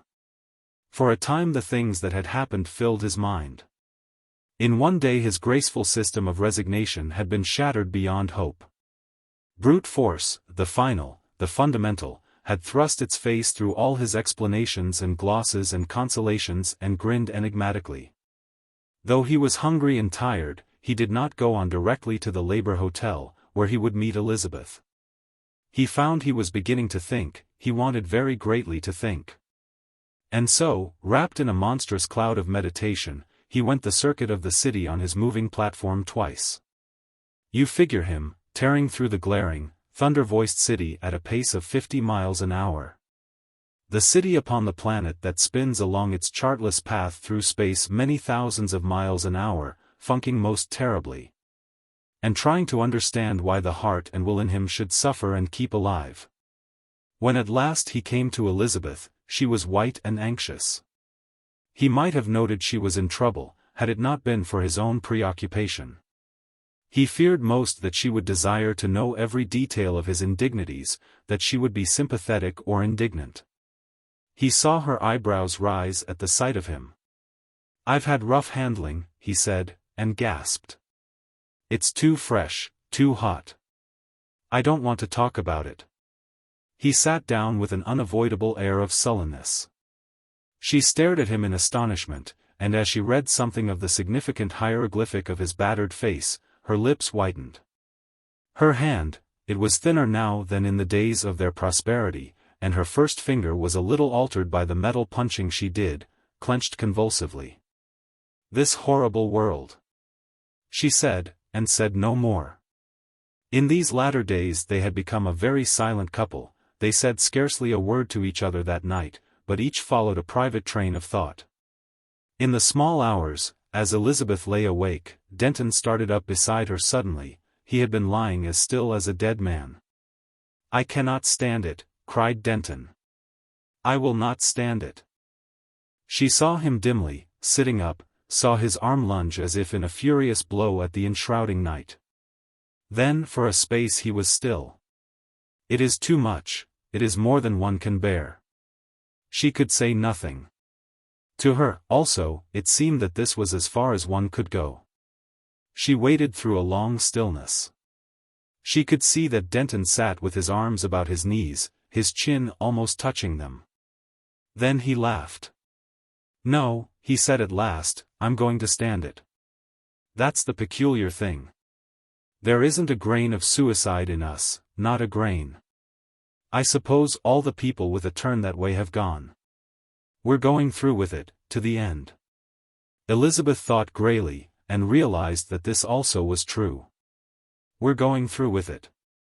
To think of all who have gone through with it, all the generations, endless, endless. Little beasts that snapped and snarled, snapping and snarling, generation after generation. His monotone, ended abruptly, resumed after a vast interval. There were 90,000 years of Stone Age. A Denton somewhere in all those years. Apostolic succession. The grace of going through. Let me see. 90, 900, 3 nines, 27, 3,000 generations of men more or less. And each fought, and was bruised, and shamed, and somehow held his own, going through with it, passing it on. And thousands more to come perhaps, thousands. Passing it on.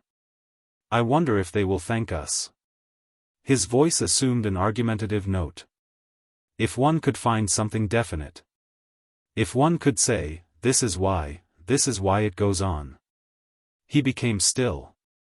And Elizabeth's eyes slowly separated him from the darkness until at last she could see how he sat with his head resting on his hand. A sense of the enormous remoteness of their minds came to her, that dim suggestion of another being seemed to her a figure of their mutual understanding. What could he be thinking now? What might he not say next? Another age seemed to elapse before he sighed and whispered, "No. I don't understand it. No." Then a long interval, and he repeated this. But the second time it had the tone almost of a solution. She became aware that he was preparing to lie down. She marked his movements, perceived with astonishment how he adjusted his pillow with a careful regard to comfort. He lay down with a sigh of contentment almost. His passion had passed. He lay still, and presently his breathing became regular and deep. But Elizabeth remained with eyes wide open in the darkness. Until the clamor of a bell and the sudden brilliance of the electric light warned them that the labor company had need of them for yet another day. That day came a scuffle with the albino Whitey and the little ferret-faced man. Blunt, the swart artist in scrapping, having first let Denton grasp the bearing of his lesson, intervened, not without a certain quality of patronage. "Drop is air, Whitey, and let the man be," said his gross voice through a shower of indignities. "Can't you see ye don't know 'ow to scrap?" And Denton, lying shamefully in the dust, realized that he must accept that course of instruction after all. He made his apology straight and clean. He scrambled up and walked to Blunt. "I was a fool, and you are right," he said. "If it isn't too late." That night, after the second spell, Denton went with Blunt to certain waste and slime-soaked vaults under the Port of London. To learn the first beginnings of the high art of scrapping as it had been perfected in the great world of the underways, how to hit or kick a man so as to hurt him excruciatingly or make him violently sick. How to hit or kick vital, how to use glass in one's garments as a club and to spread red ruin with various domestic implements. How to anticipate and demolish your adversary's intentions in other directions. All the pleasant devices, in fact, that had grown up among the disinherited of the great cities of the 20th and 21st centuries, were spread out by a gifted exponent for Denton's learning. Blunt's bashfulness fell from him as the instruction proceeded, and he developed a certain expert dignity, a quality of fatherly consideration. He treated Denton with the utmost consideration, only flicking him up a bit, now and then, to keep the interest hot. And roaring with laughter at a happy fluke of Denton's that covered his mouth with blood. "I'm always careless of my mouth," said Blunt, admitting a weakness. "Always. It don't seem to matter, like, just getting bashed in the mouth, not if your chin's all right. Tastin' blood does me good. Always. But I better not 'it you again." Denton went home, to fall asleep exhausted and wake in the small hours with aching limbs and all his bruises tingling. Was it worthwhile that he should go on living? He listened to Elizabeth's breathing, and remembering that he must have awaked her the previous night, he lay very still. He was sick with infinite disgust at the new conditions of his life. He hated it all, hated even the genial savage who had protected him so generously. The monstrous fraud of civilization glared stark before his eyes. He saw it as a vast lunatic growth, producing a deepening torrent of savagery below, and above ever more flimsy gentility in silly wastefulness. He could see no redeeming reason, no touch of honor, either in the life he had led or in this life to which he had fallen. Civilization presented itself as some catastrophic product as little concerned with men, save as victims, as a cyclone or a planetary collision. He, and therefore all mankind, seemed living utterly in vain. His mind sought some strange expedients of escape, if not for himself then at least for Elizabeth. But he meant them for himself. What if he hunted up Muirs and told him of their disaster? It came to him as an astonishing thing how utterly Muirs and Bindon had passed out of his range. Where were they? What were they doing? From that he passed to thoughts of utter dishonor. And finally, not arising in any way out of this mental tumult, but ending it as dawn ends the night, came the clear and obvious conclusion of the night before, the conviction that he had to go through with things. That, apart from any remoter view and quite sufficient for all his thought and energy, he had to stand up and fight among his fellows and quit himself like a man. The second night's instruction was perhaps less dreadful than the first, and the third was even endurable, for Blunt dealt out some praise. The fourth day Denton chanced upon the fact that the ferret-faced man was a coward. There passed a fortnight of smouldering days and feverish instruction at night. Blunt, with many blasphemies, testified that never had he met so apt a pupil, and all night long Denton dreamt of kicks and counters and gouges and cunning tricks. For all that time no further outrages were attempted, for fear of Blunt, and then came the second crisis. Blunt did not come one day, afterwards he admitted his deliberate intention, and through the tedious morning Whitey awaited the interval between the spells with an ostentatious impatience. He knew nothing of the scrapping lessons, and he spent the time in telling Denton and the vault generally of certain disagreeable proceedings he had in mind. Whitey was not popular, and the vault disgorged to see him haze the new man with only a languid interest. But matters changed when Whitey's attempt to open the proceedings by kicking Denton in the face was met by an excellently executed duck, catch and throw. That completed the flight of Whitey's foot in its orbit and brought Whitey's head into the ash heap that had once received Denton's. Whitey arose a shade whiter, and now blasphemously bent upon vital injuries. There were indecisive passages, foiled enterprises that deepened Whitey's evidently growing perplexity. And then things developed into a grouping of Denton uppermost with Whitey's throat in his hand, his knee on Whitey's chest, and a tearful Whitey with a black face, protruding tongue and broken finger endeavoring to explain the misunderstanding by means of hoarse sounds.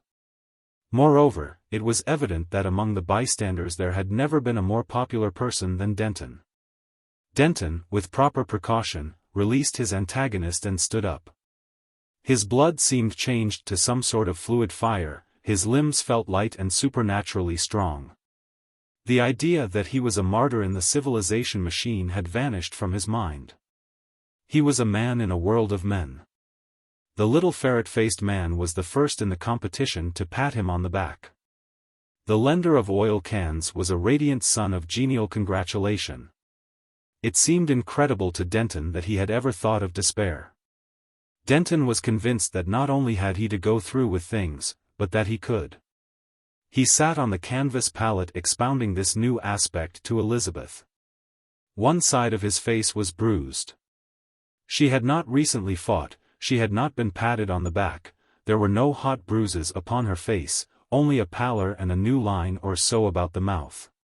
She was taking the woman's share. She looked steadfastly at Denton in his new mood of prophecy.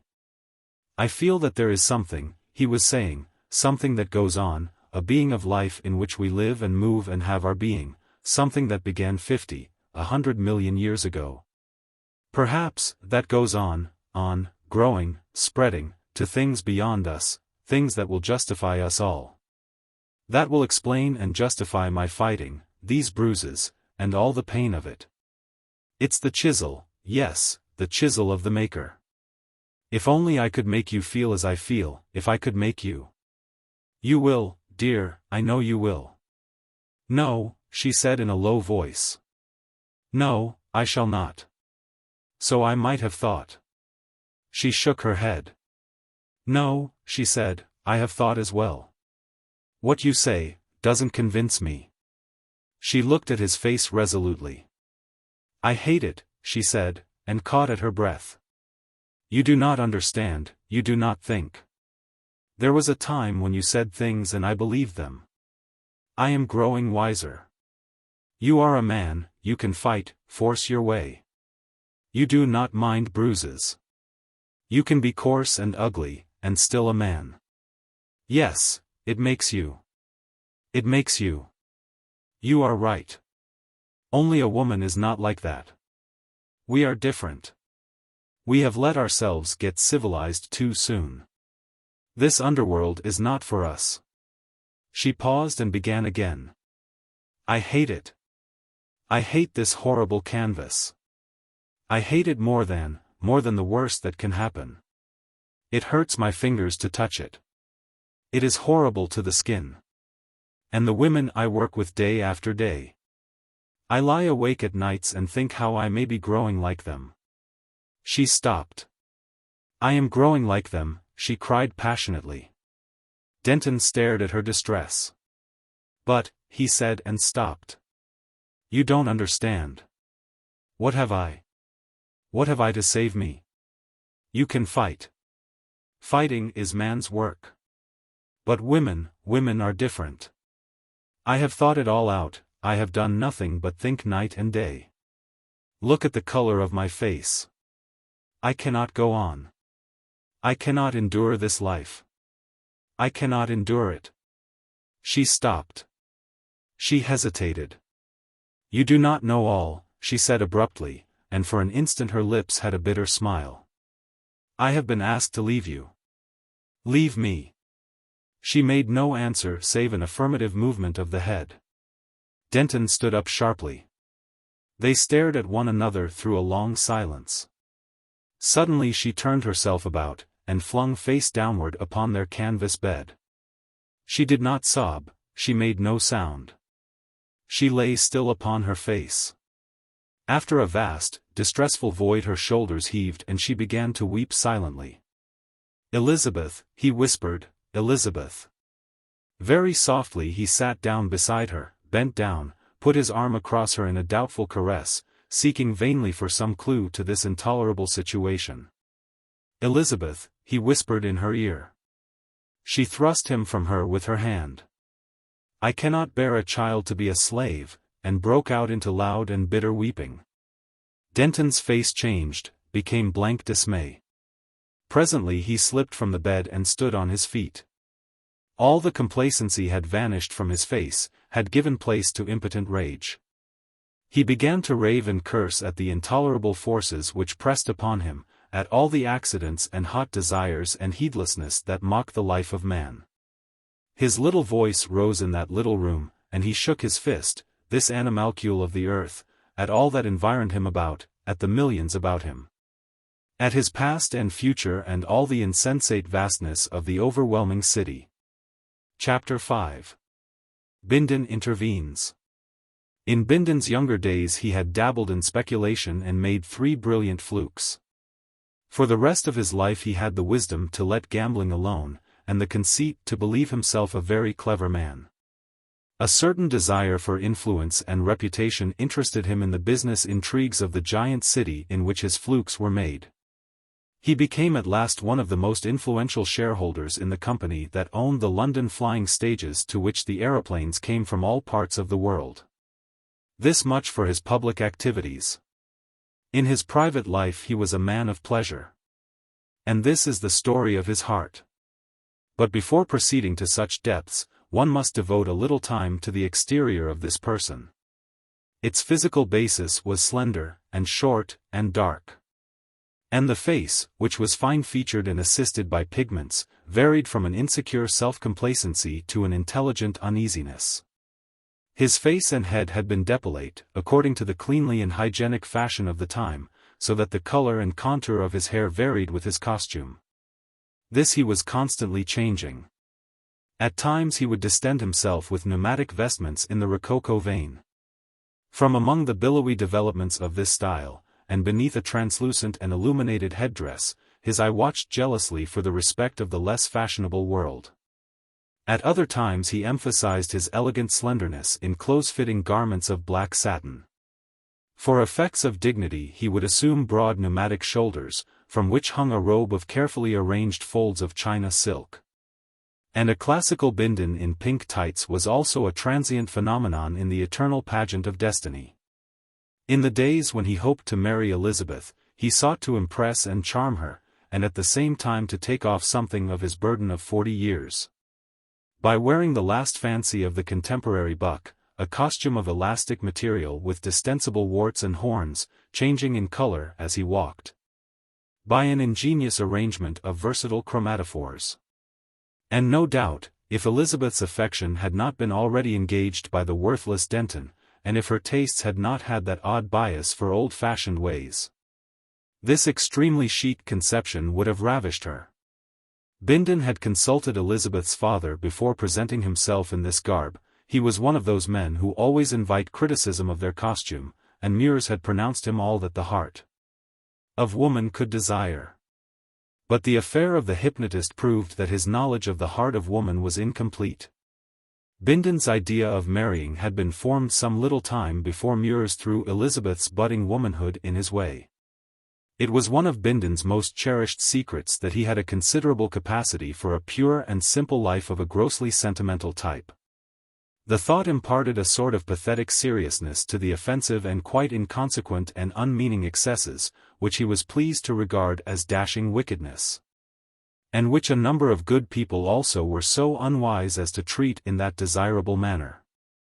As a consequence of these excesses, and perhaps by reason also of an inherited tendency to early decay, his liver became seriously affected, and he suffered increasing inconvenience when traveling by aeroplane. It was during his convalescence from a protracted bilious attack that it occurred to him that in spite of all the terrible fascinations of vice, if he found a beautiful, gentle, good young woman of a not too violently intellectual type to devote her life to him, he might yet be saved to goodness, and even rear a spirited family in his likeness to solace his declining years. But like so many experienced men of the world, he doubted if there were any good women. Of such as he had heard tell he was outwardly skeptical and privately much afraid. When the aspiring Mures effected his introduction to Elizabeth, it seemed to him that his good fortune was complete. He fell in love with her at once. Of course, he had always been falling in love since he was 16, in accordance with the extremely varied recipes to be found in the accumulated literature of many centuries. But this was different. This was real love. It seemed to him to call forth all the lurking goodness in his nature. He felt that for her sake he could give up a way of life that had already produced the gravest lesions on his liver and nervous system. His imagination presented him with idyllic pictures of the life of the reformed rake. He would never be sentimental with her, or silly, but always a little cynical and bitter, as became the past. Yet he was sure she would have an intuition of his real greatness and goodness. And in due course he would confess things to her, pour his version of what he regarded as his wickedness, showing what a complex of Goethe, and Benvenuto Cellini, and Shelley, and all those other chaps he really was, into her shocked, very beautiful, and no doubt sympathetic ear. And preparatory to these things he wooed her with infinite subtlety and respect. And the reserve with which Elizabeth treated him seemed nothing more nor less than an exquisite modesty touched and enhanced by an equally exquisite lack of ideas. Bindon knew nothing of her wandering affections, nor of the attempt made by Mures to utilize hypnotism as a corrective to this digression of her heart. He conceived he was on the best of terms with Elizabeth, and had made her quite successfully various significant presents of jewellery and the more virtuous cosmetics, when her elopement with Denton threw the world out of gear for him. His first aspect of the matter was rage begotten of wounded vanity, and as Mures was the most convenient person, he vented the first brunt of it upon him.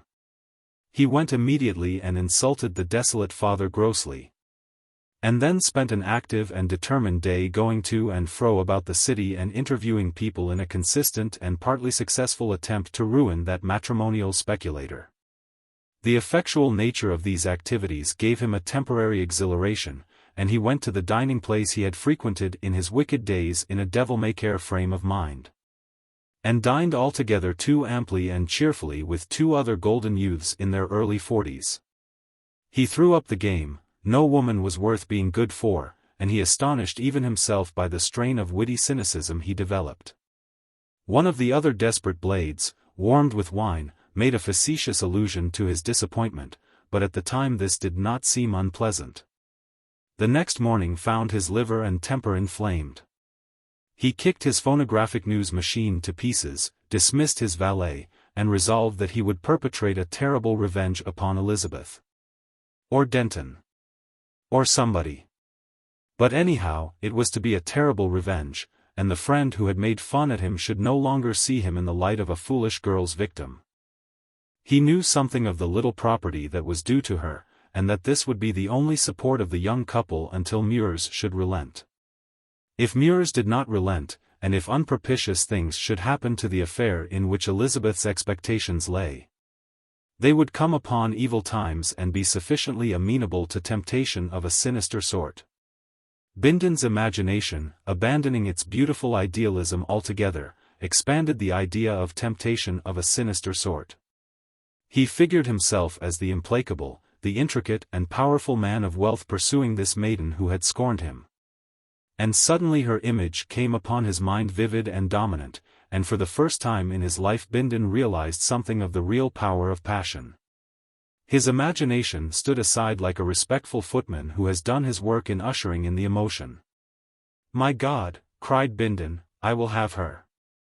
If I have to kill myself to get her. And that other fellow." After an interview with his medical man and a penance for his overnight excesses in the form of bitter drugs, a mitigated but absolutely resolute Bindon sought out Mures.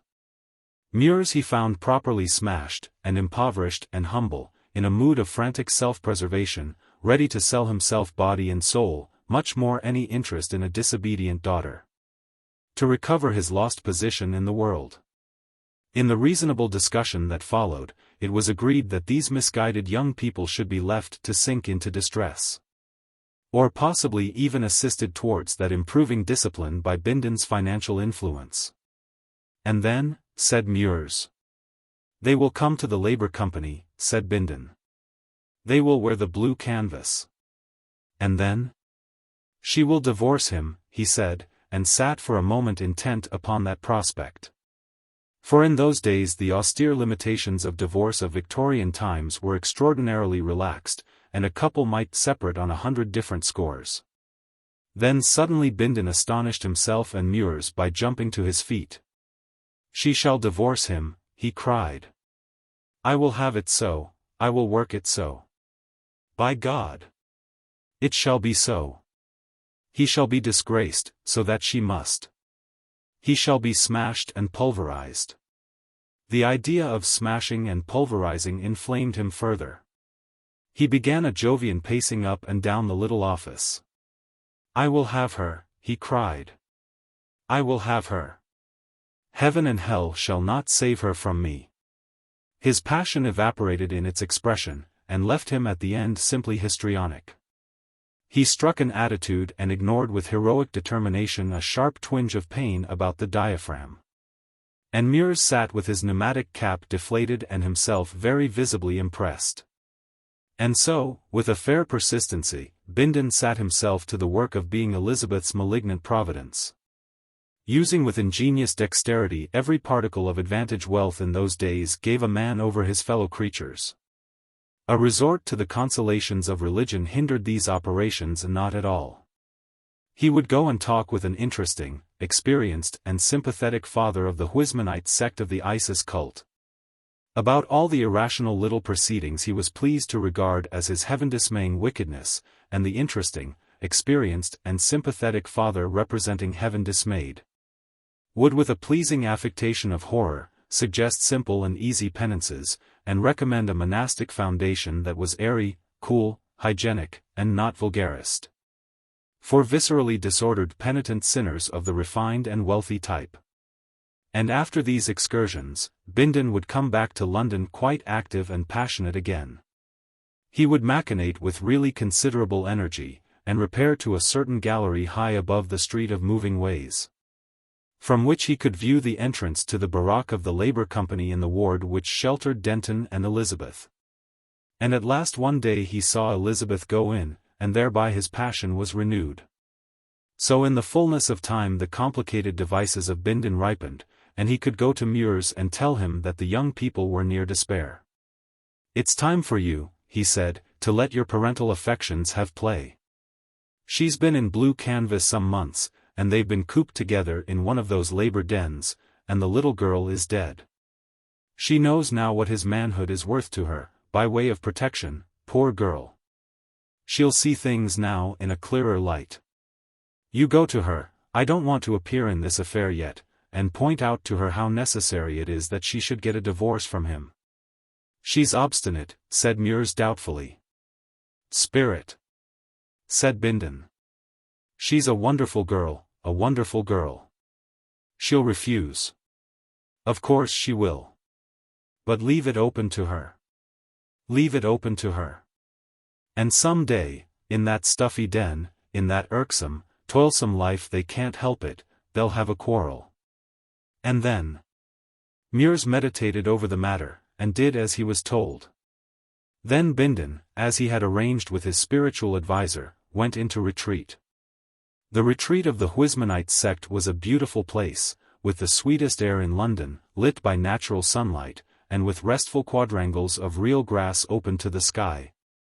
Where at the same time the penitent man of pleasure might enjoy all the pleasures of loafing and all the satisfaction of distinguished austerity. And, save for participation in the simple and wholesome dietary of the place and in certain magnificent chants, Bindon spent all his time in meditation upon the theme of Elizabeth, and the extreme purification his soul had undergone since he first saw her, and whether he would be able to get a dispensation to marry her from the experienced and sympathetic father in spite of the approaching sin of her divorce. And then Bindon would lean against a pillar of the quadrangle and lapse into reveries on the superiority of virtuous love to any other form of indulgence. A curious feeling in his back and chest that was trying to attract his attention, a disposition to be hot or shiver, a general sense of ill health and cutaneous discomfort he did his best to ignore. All that of course belonged to the old life that he was shaking off. When he came out of retreat he went at once to Muir's to ask for news of Elizabeth. Muir's was clearly under the impression that he was an exemplary father, profoundly touched about the heart by his child's unhappiness. She was pale, he said, greatly moved, she was pale. When I asked her to come away and leave him, and be happy, she put her head down upon the table, Muir sniffed, and cried. His agitation was so great that he could say no more. Ah! Said Bindon, respecting this manly grief. Oh, said Bindon quite suddenly, with his hand to his side. Muir looked up sharply out of the pit of his sorrows, startled. What's the matter? He asked, visibly concerned. A most violent pain. Excuse me. You were telling me about Elizabeth. And Muir, after a decent solicitude for Bindon's pain, proceeded with his report. It was even unexpectedly hopeful. Elizabeth, in her first emotion at discovering that her father had not absolutely deserted her, had been frank with him about her sorrows and disgusts. Yes, said Bindon, magnificently, I shall have her yet. And then that novel pain twitched him for the second time. For these lower pains the priest was comparatively ineffectual, inclining rather to regard the body and them as mental illusions amenable to contemplation. So Bindon took it to a man of a class he loathed, a medical man of extraordinary repute and incivility. We must go all over you, said the medical man, and did so with the most disgusting frankness. Did you ever bring any children into the world? Asked this gross materialist among other impertinent questions. Not that I know of, said Bindon, too amazed to stand upon his dignity. Ah! Said the medical man, and proceeded with his punching and sounding. Medical science in those days was just reaching the beginnings of precision. You'd better go right away, said the medical man, and make the euthanasia. The sooner the better. Bindon gasped. He had been trying not to understand the technical explanations and anticipations in which the medical man had indulged. I say, he said. But do you mean to say? Your science. Nothing, said the medical man. A few opiates. The thing is your own doing, you know, to a certain extent. I was sorely tempted in my youth. It's not that so much. But you come of a bad stock. Even if you'd have taken precautions you'd have had bad times to wind up with. The mistake was getting born. The indiscretions of the parents. And you've shirked exercise, and so forth. I had no one to advise me. Medical men are always willing. I was a spirited young fellow. We won't argue, the mischief's done now. You've lived.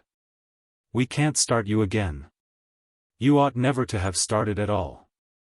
Frankly, the euthanasia. Bindon hated him in silence for a space. Every word of this brutal expert jarred upon his refinements. He was so gross, so impermeable to all the subtler issues of being. But it is no good picking a quarrel with a doctor.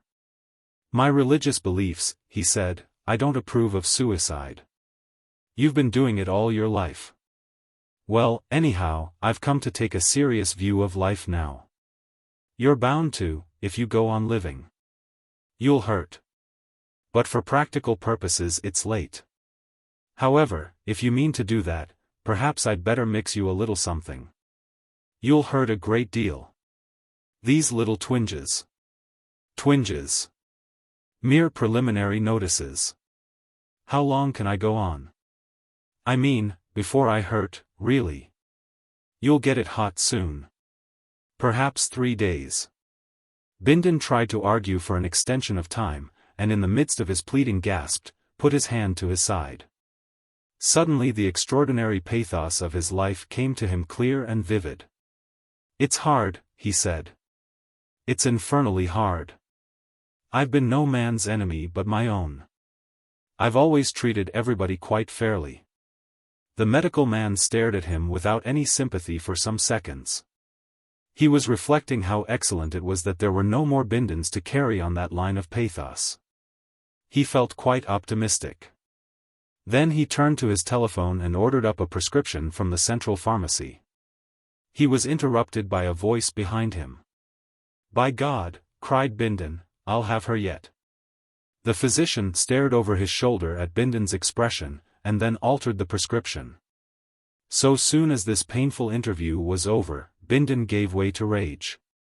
He settled that the medical man was not only an unsympathetic brute and wanting in the first beginnings of a gentleman, but also highly incompetent. And he went off to 4 other practitioners in succession, with a view to the establishment of this intuition. But to guard against surprises he kept that little prescription in his pocket. With each he began by expressing his grave doubts of the first doctor's intelligence, honesty, and professional knowledge, and then stated his symptoms, suppressing only a few more material facts in each case. These were always subsequently elicited by the doctor. In spite of the welcome depreciation of another practitioner, none of these eminent specialists would give Bindon any hope of eluding the anguish and helplessness that loomed now close upon him. To the last of them he unburdened his mind of an accumulated disgust with medical science. After centuries and centuries, he exclaimed hotly. "And you can do nothing, except admit your helplessness.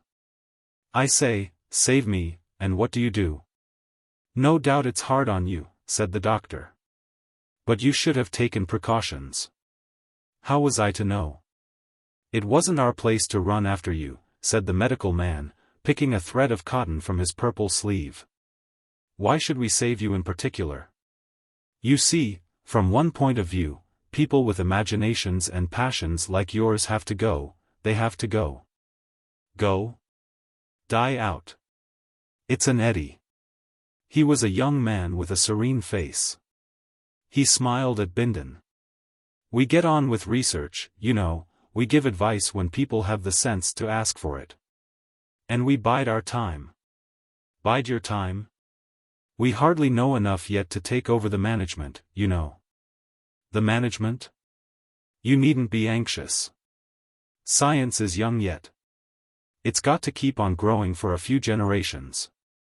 We know enough now to know we don't know enough yet. But the time is coming, all the same. You won't see the time. But, between ourselves, you rich men and party bosses, with your natural play of the passions and patriotism and religion and so forth, have made rather a mess of things, haven't you? These underweights. And all that sort of thing. Some of us have a sort of fancy that in time we may know enough to take over a little more than the ventilation and drains. Knowledge keeps on piling up, you know. It keeps on growing. And there's not the slightest hurry for a generation or so. Some day, men will live in a different way." He looked at Bindon and meditated. "There'll be a lot of dying out before that day can come." Bindon attempted to point out to this young man how silly and irrelevant such talk was to a sick man like himself, how impertinent and uncivil it was to him. An older man occupying a position in the official world of extraordinary power and influence. He insisted that a doctor was paid to cure people. He laid great stress on paid, and had no business to glance even for a moment at those other questions. "But we do," said the young man, insisting upon facts, and Bindon lost his temper. His indignation carried him home. That these incompetent impostors, who were unable to save the life of a really influential man like himself, should dream of some day robbing the legitimate property owners of social control. Of inflicting one knew not what tyranny upon the world.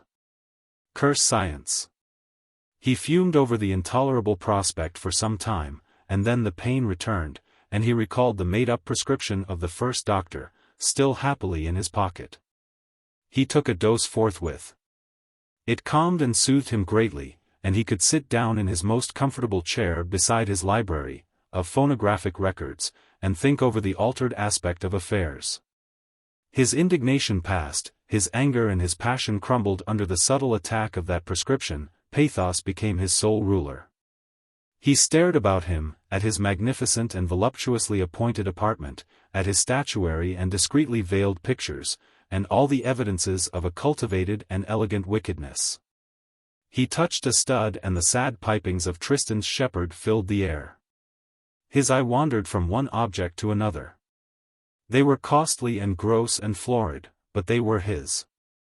They presented in concrete form his ideals, his conceptions of beauty and desire, his idea of all that is precious in life. And now, he must leave it all like a common man. He was, he felt, a slender and delicate flame, burning out.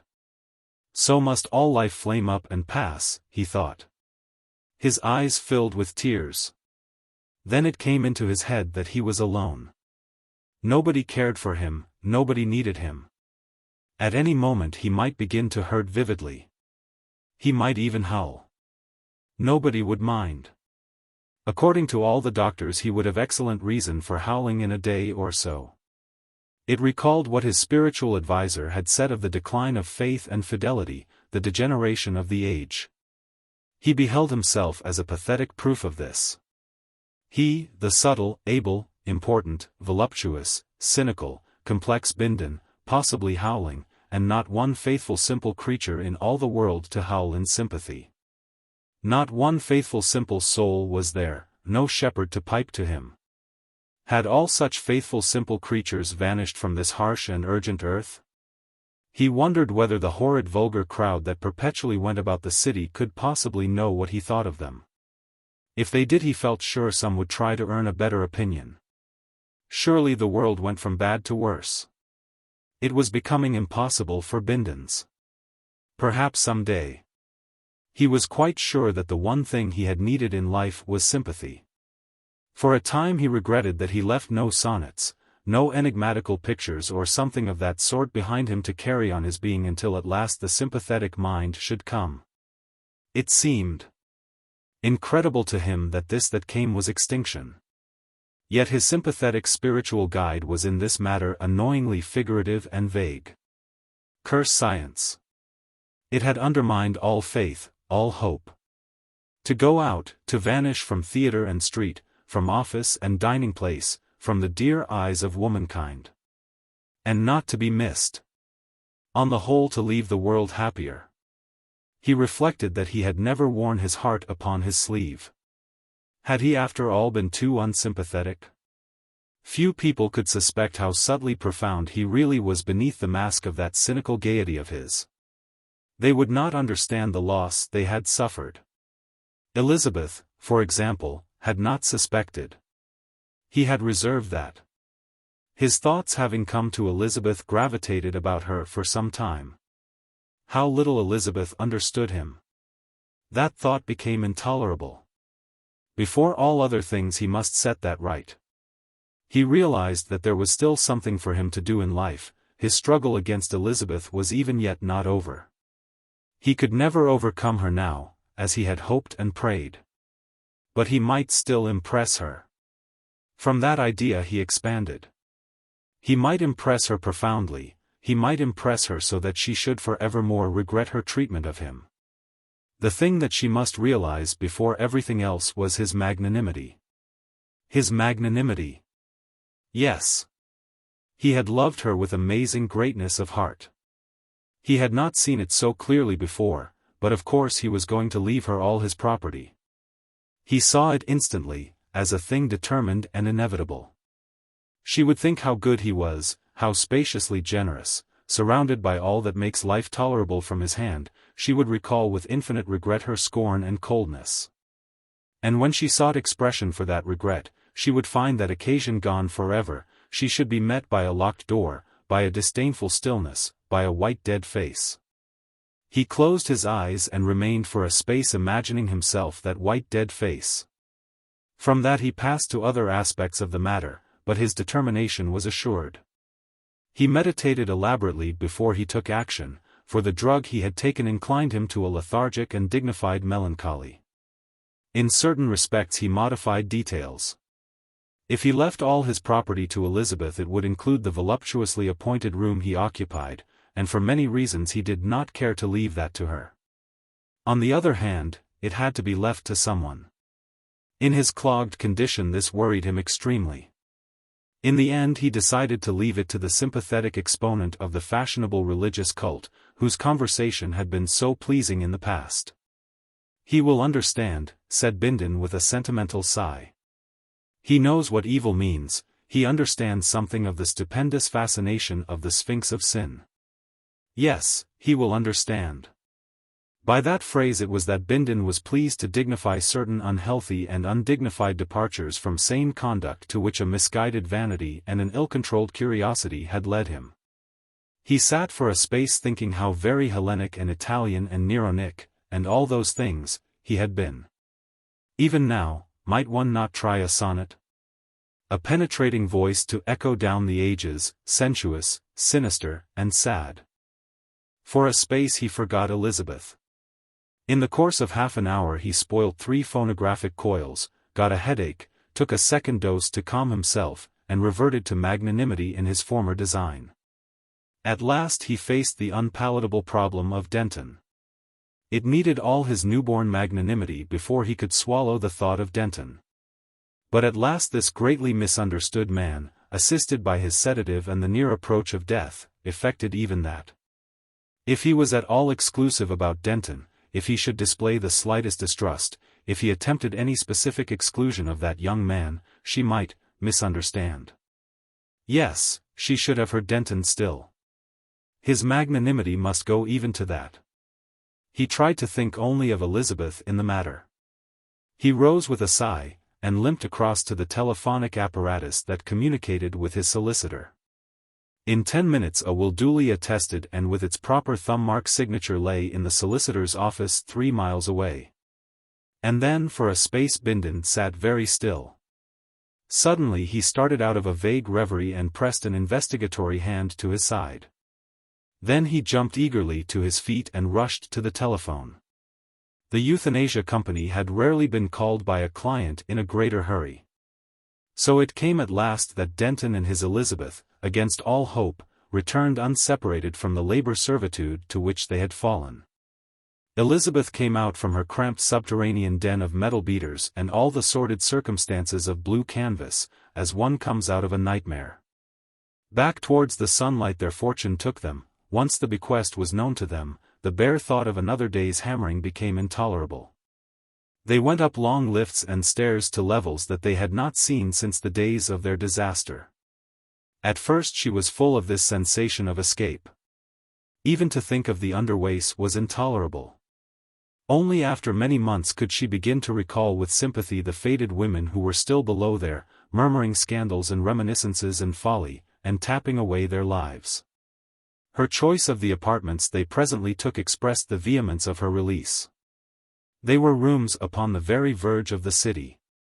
They had a roof space and a balcony upon the city wall, wide open to the sun and wind, the country and the sky.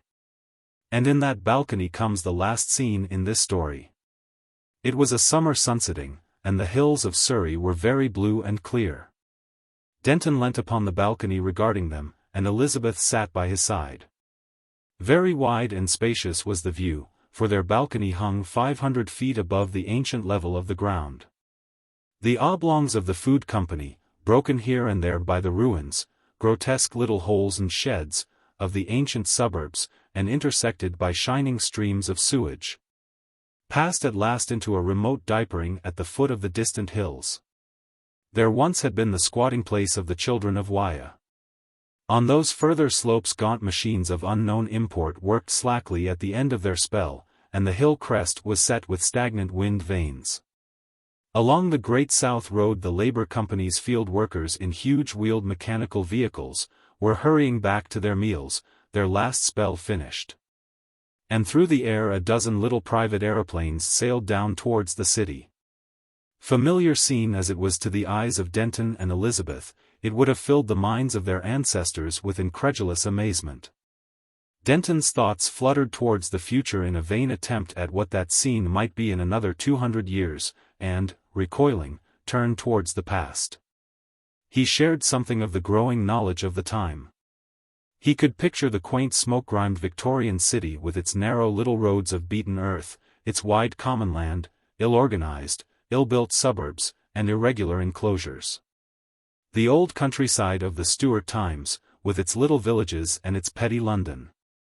The England of the monasteries, the far older England of the Roman dominion, and then before that a wild country with here and there the huts of some warring tribe. These huts must have come and gone and come again through a space of years that made the Roman camp and villa seem but yesterday. And before those years, before even the huts, there had been men in the valley. Even then, so recent had it all been when one judged it by the standards of geological time, this valley had been here. And those hills yonder, higher, perhaps, and snow-tipped, had still been yonder hills, and the Thames had flowed down from the Cotswolds to the sea. But the men had been but the shapes of men, creatures of darkness and ignorance, victims of beasts and floods, storms and pestilence and incessant hunger. They had held a precarious foothold amidst bears and lions and all the monstrous violence of the past. Already some at least of these enemies were overcome. For a time Denton pursued the thoughts of this spacious vision, trying in obedience to his instinct to find his place and proportion in the scheme. It has been chance, he said, it has been luck. We have come through. It happens we have come through.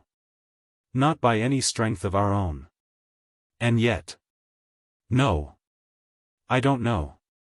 He was silent for a long time before he spoke again. After all, there is a long time yet.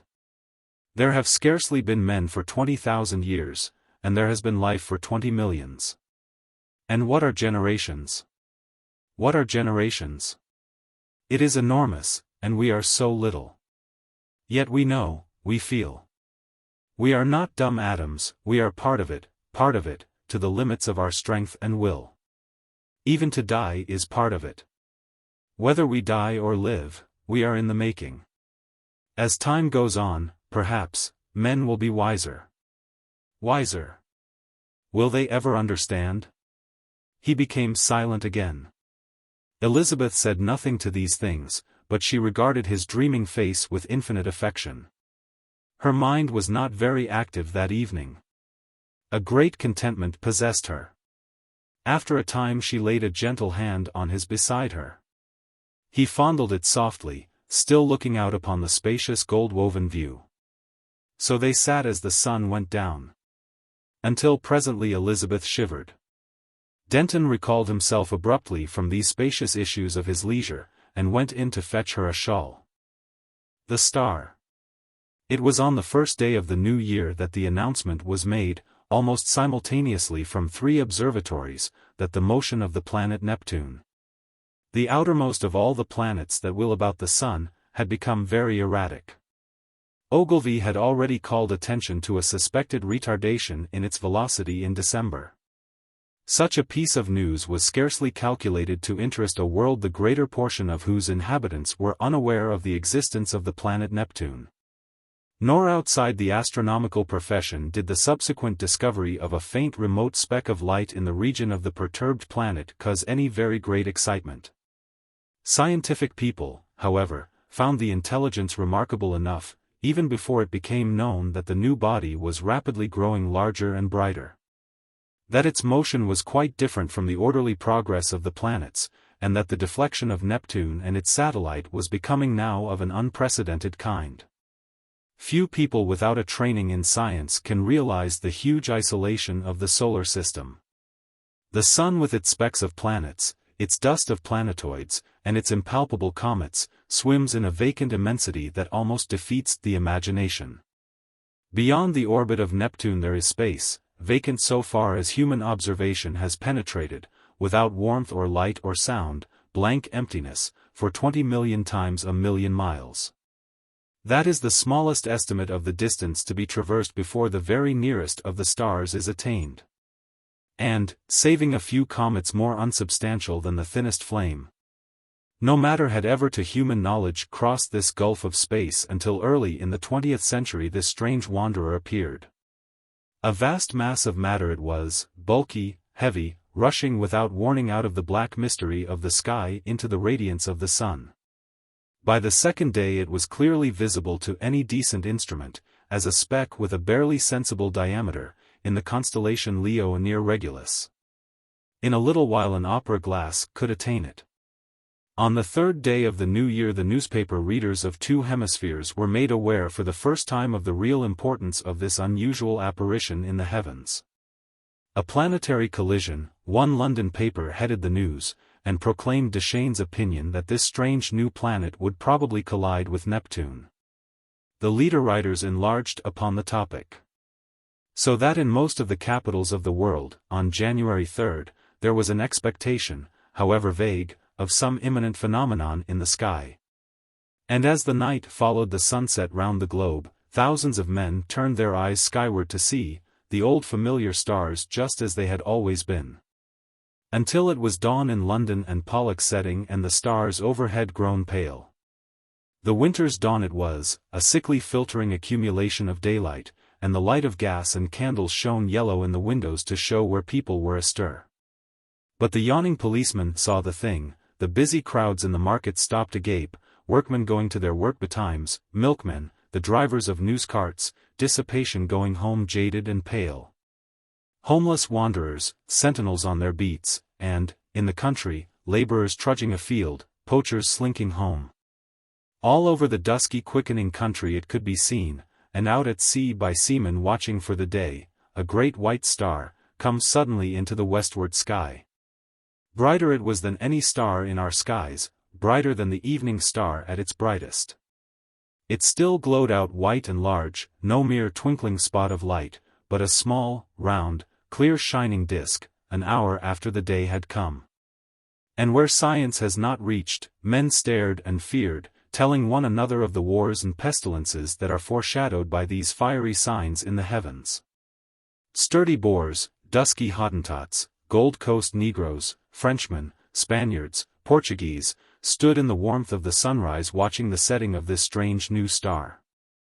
And in 100 observatories there had been suppressed excitement, rising almost to shouting pitch, as the two remote bodies had rushed together, and a hurrying to and fro.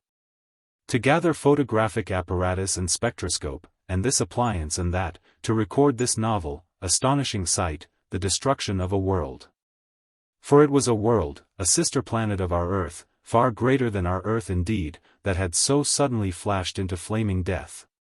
Neptune it was had been struck, fairly and squarely, by the strange planet from outer space. And the heat of the concussion had incontinently turned two solid globes into one vast mass of incandescence. Round the world that day, 2 hours before the dawn, went the pallid great white star, fading only as it sank westward and the sun mounted above it. Everywhere men marveled at it, but of all those who saw it none could have marveled more than those sailors, habitual watchers of the stars, who far away at sea had heard nothing of its advent and saw it now rise like a pygmy moon and climb zenithward and hang overhead and sink westward with the passing of the night. And when next it rose over Europe everywhere were crowds of watchers on hilly slopes, on house roofs, in open spaces, staring eastward for the rising of the great new star.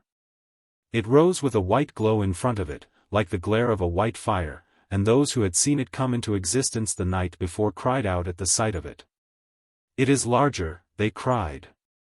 "It is brighter."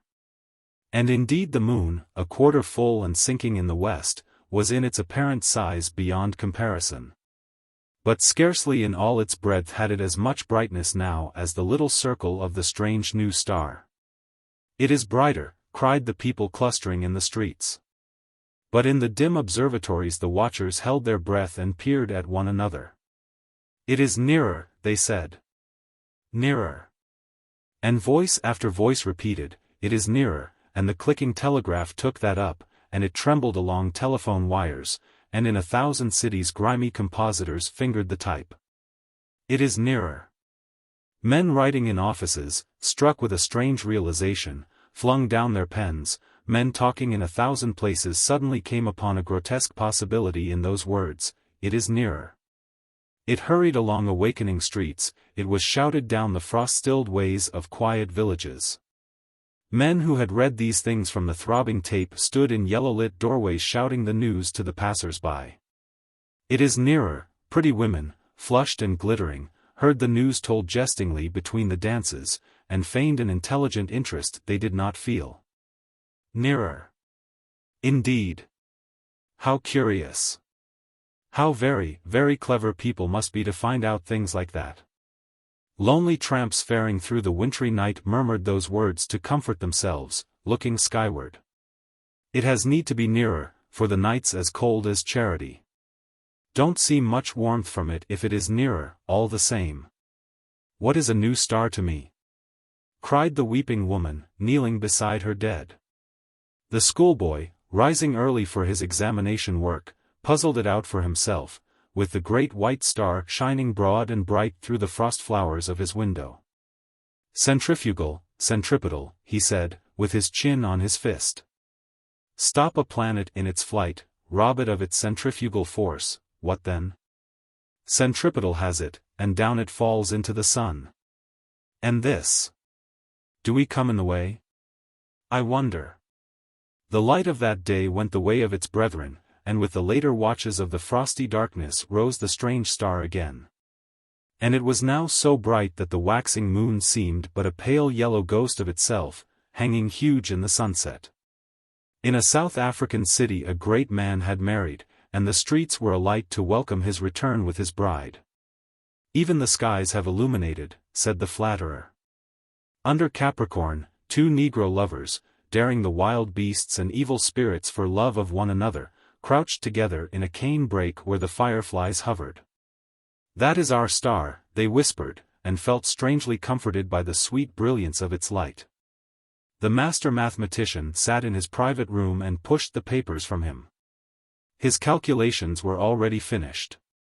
In a small white phial there still remained a little of the drug that had kept him awake and active for 4 long nights. Each day, serene, explicit, patient as ever, he had given his lecture to his students, and then had come back at once to this momentous calculation. His face was grave, a little drawn and hectic from his drugged activity. For some time he seemed lost in thought. Then he went to the window, and the blind went up with a click. Halfway up the sky, over the clustering roofs, chimneys, and steeples of the city, hung the star. He looked at it as one might look into the eyes of a brave enemy. "You may kill me," he said after a silence. "But I can hold you, and all the universe for that matter, in the grip of this small brain. I would not change. Even now." He looked at the little phial. "There will be no need of sleep again," he said. The next day at noon, punctual to the minute, he entered his lecture theatre, put his hat on the end of the table as his habit was, and carefully selected a large piece of chalk. It was a joke among his students that he could not lecture without that piece of chalk to fumble in his fingers, and once he had been stricken to impotence by their hiding his supply. He came and looked under his grey eyebrows at the rising tiers of young fresh faces, and spoke with his accustomed studied commonness of phrasing. "Circumstances have arisen, circumstances beyond my control," he said, and paused, "which will debar me from completing the course I had designed. It would seem, gentlemen, if I may put the thing clearly and briefly, that man has lived in vain." The students glanced at one another. Had they heard aright? Mad? Raised eyebrows and grinning lips there were, but 1 or 2 faces remained intent upon his calm grey-fringed face. "It will be interesting," he was saying, "to devote this morning to an exposition, so far as I can make it clear to you, of the calculations that have led me to this conclusion. Let us assume He turned towards the blackboard, meditating a diagram in the way that was usual to him.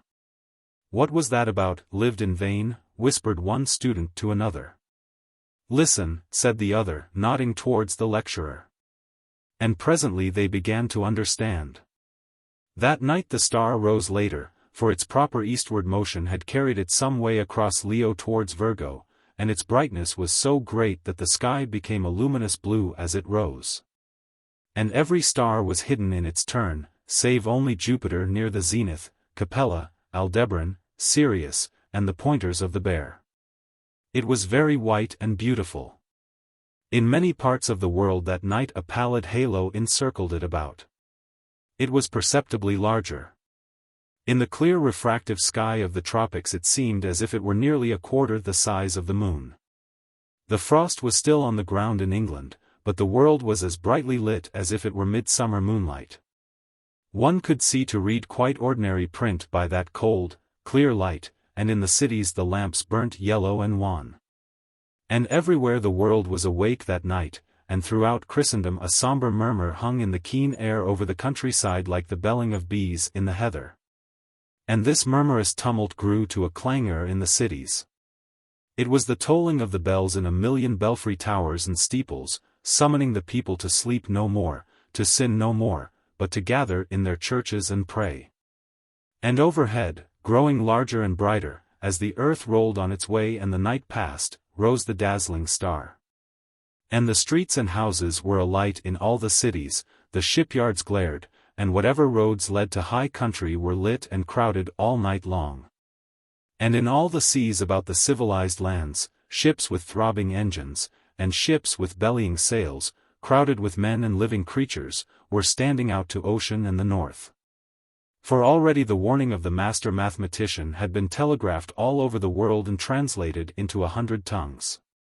The new planet and Neptune, locked in a fiery embrace, were whirling headlong, ever faster and faster towards the sun.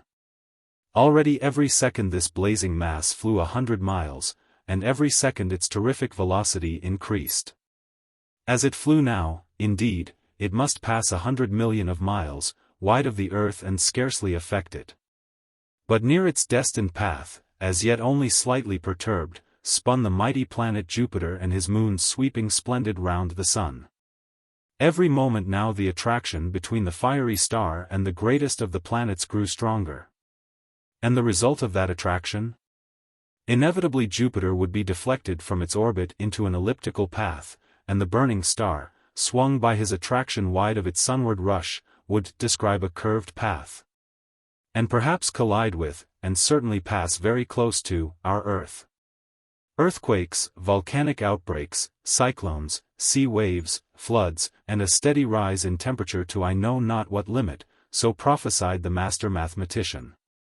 And overhead, to carry out his words, lonely and cold and livid blazed the star of the coming doom. To many who stared at it that night until their eyes ached it seemed that it was visibly approaching. And that night, too, the weather changed, and the frost that had gripped all Central Europe and France and England softened towards a thaw. But you must not imagine, because I have spoken of people praying through the night and people going aboard ships and people fleeing towards mountainous country, that the whole world was already in a terror because of the star. As a matter of fact, use and wont still ruled the world, and save for the talk of idle moments and the splendor of the night, 9 human beings out of 10 were still busy at their common occupations. In all the cities the shops, save one here and there, opened and closed at their proper hours, the doctor and the undertaker plied their trades, the workers gathered in the factories. Soldiers drilled, scholars studied, lovers sought one another, thieves lurked and fled, politicians planned their schemes. The presses of the newspapers roared through the nights, and many a priest of this church and that would not open his holy building to further what he considered a foolish panic. The newspapers insisted on the lesson of the year 1000, for then, too, people had anticipated the end. The star was no star, mere gas, a comet. And were it a star it could not possibly strike the earth. There was no precedent for such a thing. Common sense was sturdy everywhere, scornful, jesting, a little inclined to persecute the obdurate fearful. That night, at 7:15 by Greenwich time, the star would be at its nearest to Jupiter. Then the world would see the turn things would take. The master mathematician's grim warnings were treated by many as so much mere elaborate self-advertisement. Common sense at last, a little heated by argument, signified its unalterable convictions by going to bed. So, too, barbarism and savagery, already tired of the novelty, went about their nightly business, and, save for a howling dog here and there, the beast world left the star unheeded. And yet, when at last the watchers in the European states saw the star rise, an hour later, it is true, but no larger than it had been the night before, there were still plenty awake to laugh at the master mathematician, to take the danger as if it had passed. But hereafter the laughter ceased. The star grew, it grew with a terrible steadiness hour after hour, a little larger each hour, a little nearer the midnight zenith, and brighter, until it had turned night into a second day. Had it come straight to the earth instead of in a curved path, had it lost no velocity to Jupiter, it must have leapt the intervening gulf in a day. But as it was, it took 5 days altogether to come by our planet. The next night it had become a third the size of the moon before it set to English eyes, and the thaw was assured. It rose over America near the size of the moon, but blinding white to look at, and hot. And a breath of hot wind blew now with its rising and gathering strength, and in Virginia, and Brazil, and down the St. Lawrence Valley, it shone intermittently through a driving reek of thunderclouds, flickering violet lightning, and hail unprecedented. In Manitoba was a thaw and devastating floods. And upon all the mountains of the earth the snow and ice began to melt that night, and all the rivers coming out of high country flowed thick and turbid. And soon, in their upper reaches, with swirling trees and the bodies of beasts and men, they rose steadily in the ghostly brilliance, and came trickling over their banks at last, behind the flying population of their valleys. And along the coast of Argentina and up the South Atlantic the tides were higher than had ever been in the memory of man, and the storms drove the waters in many cases scores of miles inland, drowning whole cities.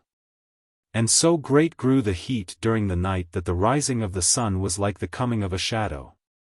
The earthquakes began and grew until all down America from the Arctic Circle to Cape Horn, hillsides were sliding, fissures were opening, and houses and walls crumbling to destruction. The whole side of Cotopaxi slipped out in one vast convulsion, and a tumult of lava poured out so high and broad and swift and liquid that in one day it reached the sea. So the star, with the wan moon in its wake, marched across the Pacific, trailed the thunderstorms like the hem of a robe, and the growing tidal wave that toiled behind it, frothing and eager, poured over island and swept them clear of men, until that wave came at last, in a blinding light and with the breath of a furnace, swift and terrible it came, a wall of water, 50 feet high, roaring hungrily, upon the long coasts of Asia, and swept inland across the plains of China. For a space the star, hotter now and larger and brighter than the sun in its strength, showed with pitiless brilliance the wide and populous country. Towns and villages with their pagodas and trees, roads, wide cultivated fields, millions of sleepless people staring in helpless terror at the incandescent sky. And then, low and growing, came the murmur of the flood.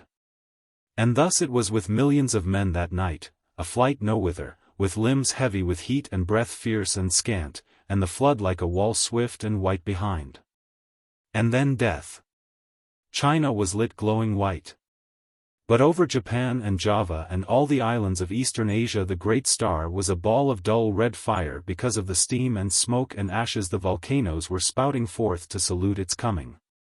Above was the lava, hot gases and ash, and below the seething floods, and the whole earth swayed and rumbled with the earthquake shocks. Soon the immemorial snows of Tibet and the Himalaya were melting and pouring down by 10 million deepening converging channels upon the plains of Burma and Hindustan. The tangled summits of the Indian jungles were aflame in 1,000 places. And below the hurrying waters around the stems were dark objects that still struggled feebly and reflected the blood-red tongues of fire. And in a rudderless confusion a multitude of men and women fled down the broad riverways to that one last hope of men, the open sea. Larger grew the star, and larger, hotter, and brighter with a terrible swiftness now.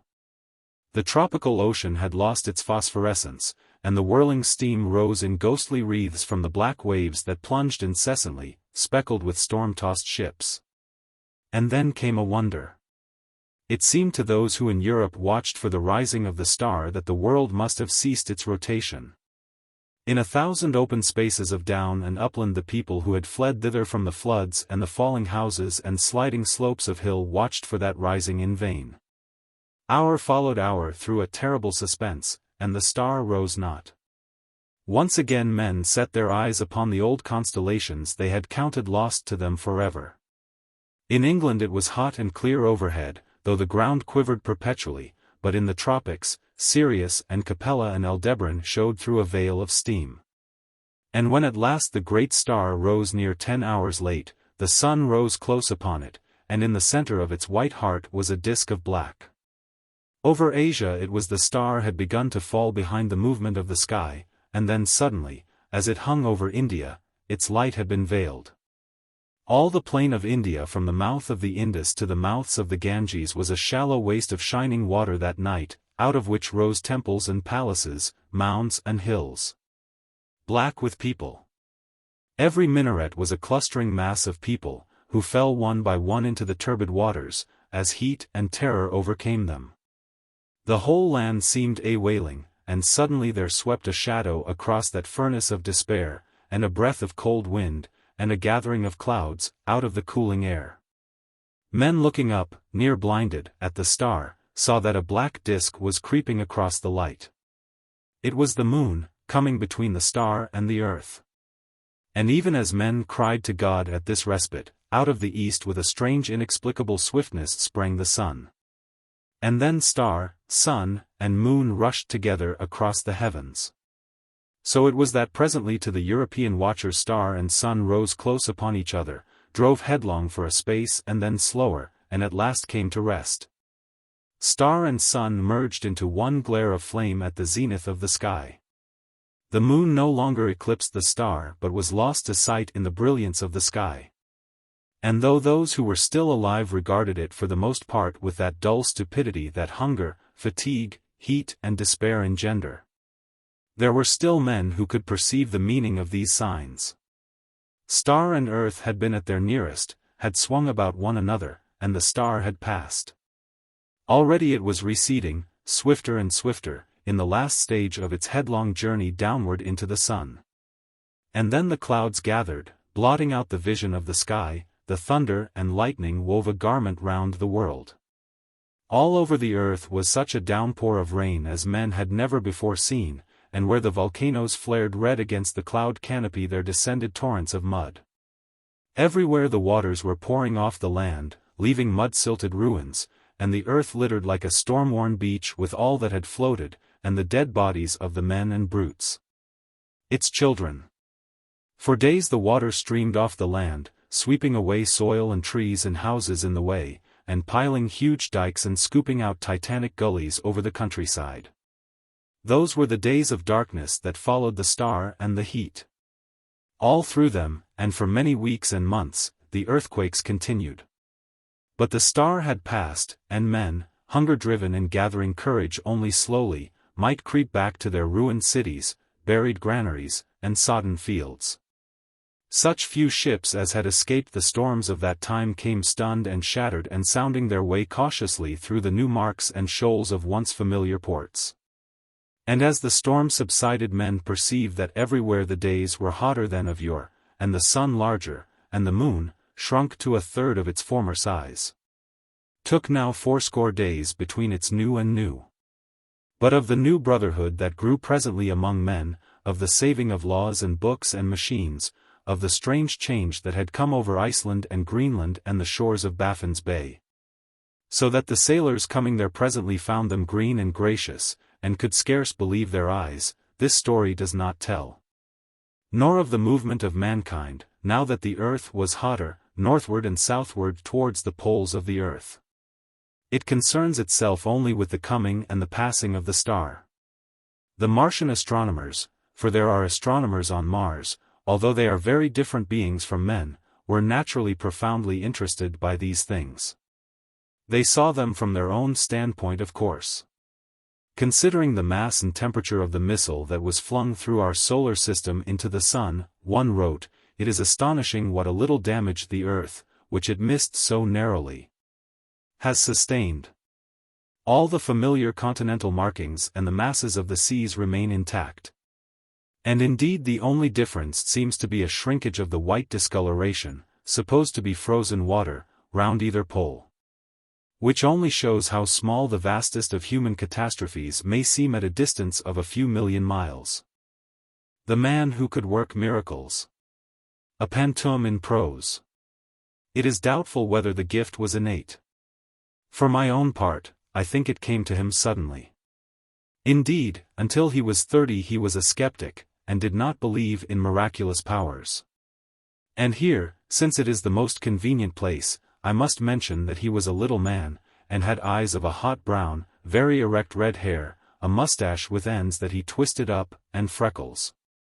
His name was George McWhirter Fotheringay, not the sort of name by any means to lead to any expectation of miracles, and he was clerk at Gomshott's.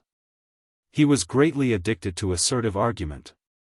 It was while he was asserting the impossibility of miracles that he had his first intimation of his extraordinary powers. This particular argument was being held in the bar of the Long Dragon, and Toddy Beamish was conducting the opposition by a monotonous but effective, so you say, that drove Mr. Fotheringay to the very limit of his patience.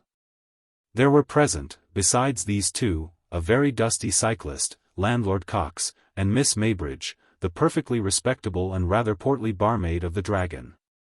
Miss Maybridge was standing with her back to Mr. Fotheringay, washing glasses. The others were watching him, more or less amused by the present ineffectiveness of the assertive method. Goaded by the Torres Vedras tactics of Mr. Beamish, Mr. Fotheringay determined to make an unusual rhetorical effort. "Looky here, Mr. Beamish," said Mr. Fotheringay. "Let us clearly understand what a miracle is. It's something contrariwise to the course of nature, done by power of will, something what couldn't happen without being specially willed." "So you say," said Mr. Beamish, repulsing him. Mr. Fotheringay appealed to the cyclist, who had hitherto been a silent auditor, and received his assent, given with a hesitating cough and a glance at Mr. Beamish. The landlord would express no opinion, and Mr. Fotheringay, returning to Mr. Beamish, received the unexpected concession of a qualified assent to his definition of a miracle. "For instance," said Mr. Fotheringay, greatly encouraged. "Here would be a miracle. That lamp, in the natural course of nature, couldn't burn like that upside down, could it, Beamish?" "You say it couldn't," said Beamish. "And you?" said Fotheringay. "You don't mean to say, eh?" "No," said Beamish reluctantly. "No, it couldn't." "Very well," said Mr. Fotheringay. "Then here comes someone, as it might be me, along here, and stands as it might be here, and says to that lamp, as I might do, collecting all my will, turn upsy down without breaking. And go on burning steady, and, hello. It was enough to make anyone say, hello. The impossible, the incredible, was visible to them all. The lamp hung inverted in the air, burning quietly with its flame pointing down. It was as solid, as indisputable as ever a lamp was, the prosaic common lamp of the Long Dragon bar. Mr. Fotheringay stood with an extended forefinger and the knitted brows of one anticipating a catastrophic smash. The cyclist, who was sitting next the lamp, ducked and jumped across the bar. Everybody jumped, more or less. Miss Maybridge turned and screamed. For nearly 3 seconds the lamp remained still. A faint cry of mental distress came from Mr. Fotheringay. "I can't keep it up," he said, "any longer." He staggered back, and the inverted lamp suddenly flared, fell against the corner of the bar, bounced aside, smashed upon the floor, and went out. It was lucky it had a metal receiver, or the whole place would have been in a blaze. Mr. Cox was the first to speak, and his remark, shorn of needless excrescences, was to the effect that Fotheringay was a fool. Fotheringay was beyond disputing even so fundamental a proposition as that. He was astonished beyond measure at the thing that had occurred. The subsequent conversation threw absolutely no light on the matter so far as Fotheringay was concerned. The general opinion not only followed Mr. Cox very closely but very vehemently. Everyone accused Fotheringay of a silly trick, and presented him to himself as a foolish destroyer of comfort and security. His mind was in a tornado of perplexity, he was himself inclined to agree with them, and he made a remarkably ineffectual opposition to the proposal of his departure. He went home flushed and heated, coat collar crumpled, eyes smarting, and ears red. He watched each of the 10 street lamps nervously as he passed it. It was only when he found himself alone in his little bedroom in Church Row that he was able to grapple seriously with his memories of the occurrence, and ask, what on earth happened? He had removed his coat and boots, and was sitting on the bed with his hands in his pockets repeating the text of his defense for the 17th time, I didn't want the confounded thing to upset. When it occurred to him that at the precise moment he had said the commanding words he had inadvertently willed the thing he said. And that when he had seen the lamp in the air he had felt that it depended on him to maintain it there without being clear how this was to be done. He had not a particularly complex mind, or he might have stuck for a time at that, inadvertently willed, embracing, as it does, the abstrusest problems of voluntary action. But as it was, the idea came to him with a quite acceptable haziness. And from that, following, as I must admit, no clear logical path, he came to the test of experiment. He pointed resolutely to his candle and collected his mind, though he felt he did a foolish thing. Be raised up, he said. But in a second that feeling vanished. The candle was raised, hung in the air one giddy moment, and as Mr. Fotheringay gasped, fell with a smash on his toilet table, leaving him in darkness save for the expiring glow of its wick. For a time Mr. Fotheringay sat in the darkness, perfectly still. It did happen, after all, he said. And how I'm to explain it I don't know. He sighed heavily, and began feeling in his pockets for a match. He could find none, and he rose and groped about the toilet table. I wish I had a match, he said. He resorted to his coat, and there was none there, and then it dawned upon him that miracles were possible even with matches. He extended a hand and scowled at it in the dark. Let there be a match in that hand, he said. He felt some light object fall across his palm and his fingers closed upon a match. After several ineffectual attempts to light this, he discovered it was a safety match. He threw it down, and then it occurred to him that he might have willed it lit. He did, and perceived it burning in the midst of his toilet table mat. He caught it up hastily, and it went out. His perception of possibilities enlarged, and he felt for and replaced the candle in its candlestick. Here. You be lit, said Mr. Fotheringay, and forthwith the candle was flaring, and he saw a little black hole in the toilet cover, with a wisp of smoke rising from it. For a time he stared from this to the little flame and back, and then looked up and met his own gaze in the looking-glass. By this help he communed with himself in silence for a time. How about miracles now, said Mr. Fotheringay at last, addressing his reflection. The subsequent meditations of Mr. Fotheringay were of a severe but confused description. So far, he could see it was a case of pure willing with him. The nature of his experiences so far disinclined him for any further experiments, at least until he had reconsidered them. But he lifted a sheet of paper, and turned a glass of water pink and then green, and he created a snail, which he miraculously annihilated, and got himself a miraculous new toothbrush.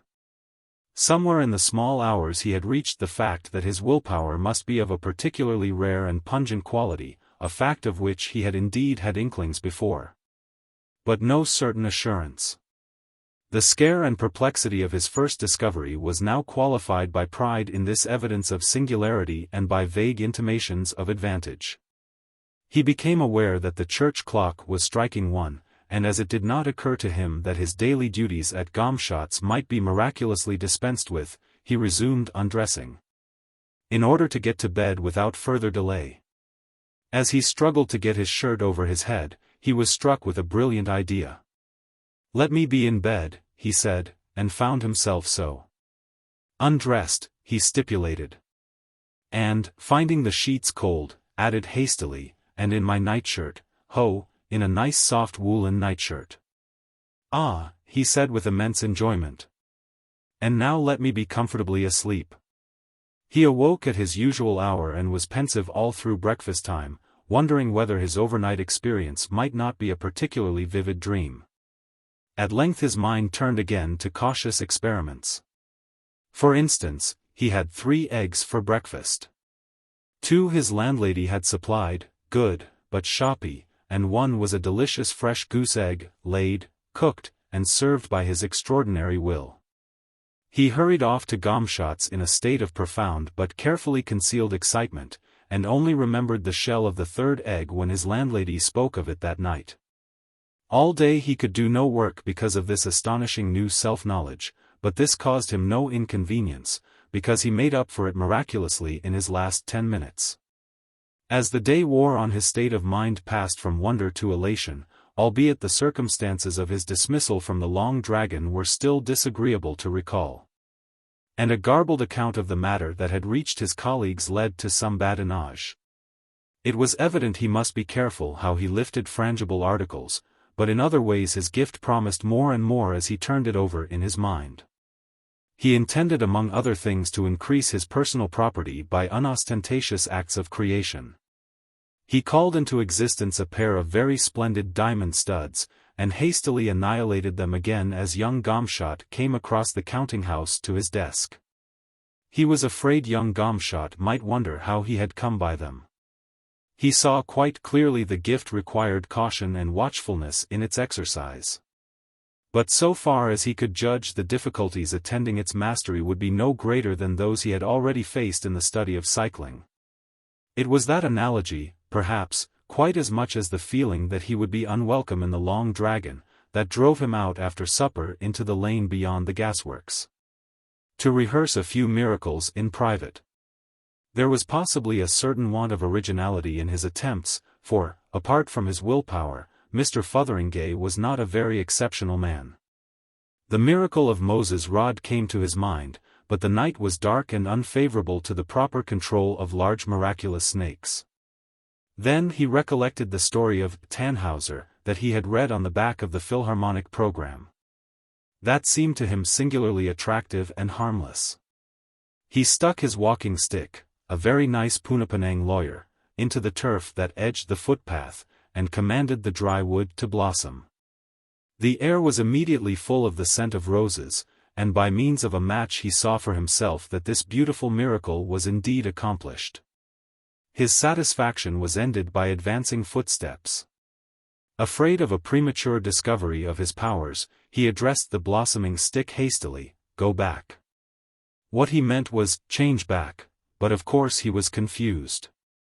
The stick receded at a considerable velocity, and incontinently came a cry of anger and a bad word from the approaching person. "Who are you throwing brambles at, you fool?" cried a voice. "That got me on the shin." "I'm sorry, old chap," said Mr. Fotheringay, and then, realizing the awkward nature of the explanation, caught nervously at his mustache. He saw Winch, one of the 3 Immering constables, advancing. "What do yer mean by it?" asked the constable. "Hullo. It's you, is it? The gent that broke the lamp at the Long Dragon?" "I don't mean anything by it," said Mr. Fotheringay.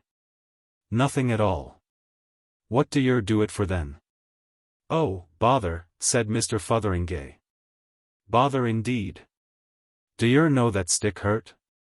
What do yer do it for, eh?" For the moment Mr. Fotheringay could not think what he had done it for. His silence seemed to irritate Mr. Winch. "You've been assaulting the police, young man, this time. That's what you done." "Look here, Mr. Winch," said Mr. Fotheringay, annoyed and confused, "I'm sorry, very. The fact is, Well? He could think of no way but the truth. I was working a miracle. He tried to speak in an offhand way, but try as he would he couldn't. Working don't you talk rot. Working a miracle, indeed. Miracle. Well, that's downright funny. Why, use the chap that don't believe in miracles. Fact is, this is another of your silly conjuring tricks, that's what this is. Now, I tell you. But Mr. Fotheringay never heard what Mr. Winch was going to tell him. He realized he had given himself away, flung his valuable secret to all the winds of heaven. A violent gust of irritation swept him to action. He turned on the constable swiftly and fiercely. Here, he said, I've had enough of this, I have. I'll show you a silly conjuring trick, I will. Go to Hades. Go, now. He was alone. Mr. Fotheringay performed no more miracles that night, nor did he trouble to see what had become of his flowering stick. He returned to the town, scared and very quiet, and went to his bedroom. Lord, he said, it's a powerful gift, an extremely powerful gift. I didn't hardly mean as much as that. Not really. I wonder what Hades is like. He sat on the bed taking off his boots. Struck by a happy thought, he transferred the constable to San Francisco, and without any more interference with normal causation went soberly to bed. In the night he dreamt of the anger of Winch. The next day Mr. Fotheringay heard two interesting items of news. Someone had planted a most beautiful climbing rose against the elder Mr. Gomshot's private house in the Lullaborough Road, and the river as far as Rawlings Mill was to be dragged for Constable Winch. Mr. Fotheringay was abstracted and thoughtful all that day, and performed no miracles except certain provisions for Winch. And the miracle of completing his day's work with punctual perfection in spite of all the bee-swarm of thoughts that hummed through his mind. And the extraordinary abstraction and meekness of his manner was remarked by several people, and made a matter for jesting. For the most part he was thinking of Winch. On Sunday evening he went to chapel, and oddly enough, Mr. Maydig, who took a certain interest in occult matters, preached about things that are not lawful. Mr. Fotheringay was not a regular chapel-goer, but the system of assertive skepticism, to which I have already alluded, was now very much shaken. The tenor of the sermon threw an entirely new light on these novel gifts, and he suddenly decided to consult Mr. Maydig immediately after the service. So soon as that was determined, he found himself wondering why he had not done so before. Mr. Maydig, a lean, excitable man with quite remarkably long wrists and neck, was gratified at a request for a private conversation from a young man whose carelessness in religious matters was a subject for general remark in the town. After a few necessary delays, he conducted him to the study of the manse, which was contiguous to the chapel, seated him comfortably, and, standing in front of a cheerful fire, his legs through a Rhodian arch of shadow on the opposite wall, requested Mr. Fotheringay to state his business.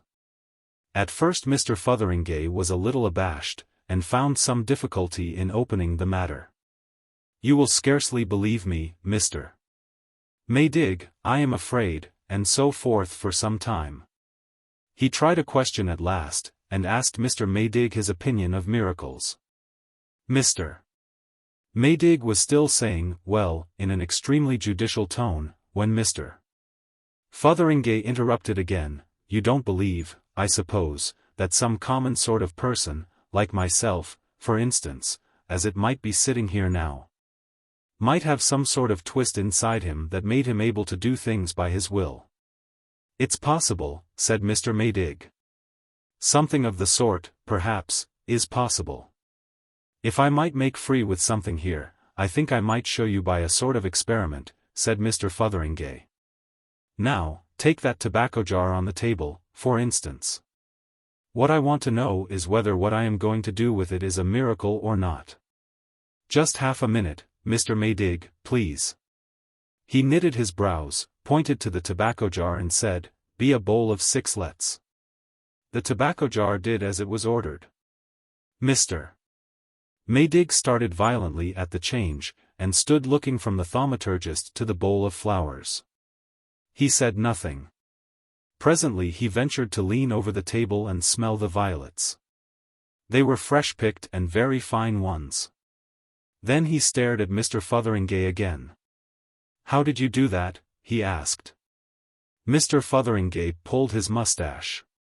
"Just told it, and there you are. Is that a miracle, or is it black art, or what is it? And what do you think's the matter with me? That's what I want to ask. It's a most extraordinary occurrence. And this day last week I knew no more that I could do things like that than you did. It came quite sudden. It's something odd about my will, I suppose, and that's as far as I can see. Is that the only thing? Could you do other things besides that?" "Lord, yes," said Mr. Fotheringay. "Just anything." He thought, and suddenly recalled a conjuring entertainment he had seen. "Here," he pointed, "change into a bowl of fish, no, not that, change into a glass bowl full of water with goldfish swimming in it. That's better. You see that, Mr. Maydig? It's astonishing. It's incredible. You are either a most extraordinary. But no. I could change it into anything," said Mr. Fotheringay. "Just anything. Here. Be a pigeon, will you?" In another moment a blue pigeon was fluttering round the room and making Mr. Maydig duck every time it came near him.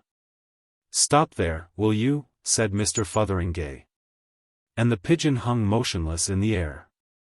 "I could change it back to a bowl of flowers," he said, and after replacing the pigeon on the table worked that miracle. "I expect you will want your pipe in a bit," he said, and restored the tobacco jar. Mr. Maydig had followed all these later changes in a sort of ejaculatory silence. He stared at Mr. Fotheringay and in a very gingerly manner picked up the tobacco jar, examined it, replaced it on the table. "Well," was the only expression of his feelings. "Now, after that it's easier to explain what I came about," said Mr. Fotheringay. And proceeded to a lengthy and involved narrative of his strange experiences, beginning with the affair of the lamp in the Long Dragon and complicated by persistent allusions to Winch. As he went on, the transient pride Mr. Maydig's consternation had caused passed away, he became the very ordinary Mr. Fotheringay of everyday intercourse again. Mr. Maydig listened intently, the tobacco jar in his hand, and his bearing changed also with the course of the narrative. Presently, while Mr. Fotheringay was dealing with the miracle of the third egg, the minister interrupted with a fluttering, extended hand. "It is possible," he said. "It is credible. It is amazing, of course, but it reconciles a number of amazing difficulties. The power to work miracles is a gift, a peculiar quality like genius or second sight. Hitherto it has come very rarely and to exceptional people. But in this case, I have always wondered at the miracles of Muhammad, and at Yogi's miracles, and the miracles of Madame Blavatsky. But, of course, yes, it is simply a gift. It carries out so beautifully the arguments of that great thinker." Mr. Maydig's voice sank, His Grace the Duke of Argyll. "Here we plumb some profounder law, deeper than the ordinary laws of nature." "Yes, yes. Go on. Go on." Mr. Fotheringay proceeded to tell of his misadventure with Winch, and Mr. Maydig, no longer overawed or scared, began to jerk his limbs about and interject astonishment. "It's this what troubled me most," proceeded Mr. Fotheringay. "It's this I'm most midgetly in want of advice for. Of course he's at San Francisco, wherever San Francisco may be, but of course it's awkward for both of us, as you'll see, Mr. Maydig. I don't see how he can understand what has happened, and I dare say he's scared and exasperated something tremendous, and trying to get at me. I dare say he keeps on starting off to come here. I send him back, by a miracle, every few hours, when I think of it. And, of course, that's a thing he won't be able to understand, and it's bound to annoy him. And, of course, if he takes a ticket every time it will cost him a lot of money. I done the best I could for him, but, of course, it's difficult for him to put himself in my place. I thought afterwards that his clothes might have got scorched, you know, if Hades is all it's supposed to be, before I shifted him. In that case I suppose they'd have locked him up in San Francisco. Of course I willed him a new suit of clothes on him directly I thought of it. But, you see, I'm already in a deuce of a tangle. Mr. Maydig looked serious. I see you are in a tangle. Yes, it's a difficult position. How you are to end it, he became diffuse and inconclusive. However, we'll leave Winch for a little and discuss the larger question. I don't think this is a case of the black art or anything of the sort. I don't think there is any taint of criminality about it at all, Mr. Fotheringay, none whatever, unless you are suppressing material facts. No, it's miracles, pure miracles, miracles, if I may say so, of the very highest class. He began to pace the hearthrug and gesticulate, while Mr. Fotheringay sat with his arm on the table and his head on his arm, looking worried. I don't see how I'm to manage about Winch, he said. A gift of working miracles, apparently a very powerful gift, said Mr. Maydig, will find a way about Winch, never fear. My dear sir, you are a most important man, a man of the most astonishing possibilities. As evidence, for example. And in other ways, the things you may do. Yes, I've thought of a thing or two, said Mr. Fotheringay. But, some of the things came a bit twisty. You saw that fish at first? Wrong sort of bowl and wrong sort of fish. And I thought I'd ask someone. A proper course, said Mr. Maydig, a very proper course, altogether the proper course. He stopped and looked at Mr. Fotheringay. It's practically an unlimited gift. Let us test your powers, for instance. If they really are. If they really are all they seem to be. And so, incredible as it may seem, in the study of the little house behind the Congregational Chapel, on the evening of Sunday, November 10, 1896, Mr. Fotheringay, egged on and inspired by Mr. Maydig, began to work miracles. The reader's attention is specially and definitely called to the date. He will object, probably has already objected, that certain points in this story are improbable, that if any things of the sort already described had indeed occurred, they would have been in all the papers at that time. The details immediately following he will find particularly hard to accept, because among other things they involve the conclusion that he or she, the reader in question, must have been killed in a violent and unprecedented manner more than a year ago. Now a miracle is nothing if not improbable, and as a matter of fact the reader was killed in a violent and unprecedented manner in 1896. In the subsequent course of this story that will become perfectly clear and credible, as every right-minded and reasonable reader will admit. But this is not the place for the end of the story, being but little beyond the hither side of the middle. And at first the miracles worked by Mr. Fotheringay were timid little miracles, little things with the cups and parlor fitments, as feeble as the miracles of theosophists, and, feeble as they were, received with awe by his collaborator. He would have preferred to settle the Winch business out of hand, but Mr. Maydig would not let him. But after they had worked a dozen of these domestic trivialities, their sense of power grew, their imagination began to show signs of stimulation, and their ambition enlarged. Their first larger enterprise was due to hunger and the negligence of Mrs. Minchin, Mr. Maydig's housekeeper. The meal to which the minister conducted Mr. Fotheringay was certainly ill-laid and uninviting as refreshment for two industrious miracle workers, but they were seated, and Mr. Maydig was descanting in sorrow rather than in anger upon his housekeeper's shortcomings, before it occurred to Mr. Fotheringay that an opportunity lay before him. Don't you think, Mr. Maydig, he said, if it isn't a liberty, my dear Mr. Fotheringay. Of course. No, I didn't think. Mr. Fotheringay waved his hand. What shall we have? he said, in a large, inclusive spirit, and, at Mr. Maydig's order, revised the supper very thoroughly. As for me, he said, eyeing Mr. Maydig's selection, I am always particularly fond of a tankard of stout and a nice Welsh rarebit, and I'll order that. I ain't much given to Burgundy, and forthwith stout and Welsh rarebit promptly appeared at his command. They sat long at their supper, talking like equals, as Mr. Fotheringay presently perceived, with a glow of surprise and gratification, of all the miracles they would presently do. And, by the by, Mr. Maydig, said Mr. Fotheringay, I might perhaps be able to help you, in a domestic way. Don't quite follow, said Mr. Maydig, pouring out a glass of miraculous old Burgundy. Mr. Fotheringay helped himself to a second Welsh rarebit out of vacancy, and took a mouthful. I was thinking, he said, I might be able, chum, to work, chum, a miracle with Mrs. Minchin, chum, make her a better woman. Mr. Maydig put down the glass and looked doubtful. She strongly objects to interference, you know, Mr. Fotheringay.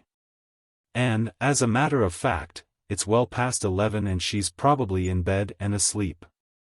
Do you think, on the whole? Mr. Fotheringay considered these objections. I don't see that it shouldn't be done in her sleep. For a time Mr. Maydig opposed the idea, and then he yielded. Mr. Fotheringay issued his orders, and a little less at their ease, perhaps, the two gentlemen proceeded with their repast. Mr.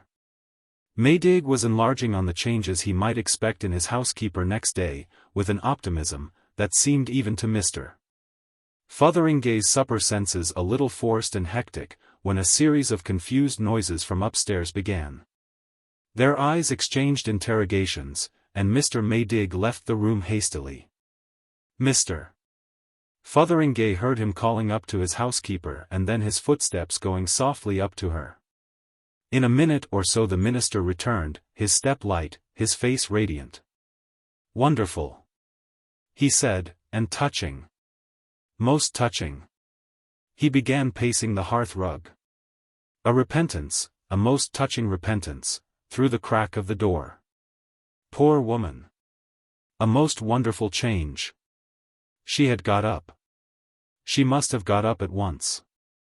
She had got up out of her sleep to smash a private bottle of brandy in her box. And to confess it too.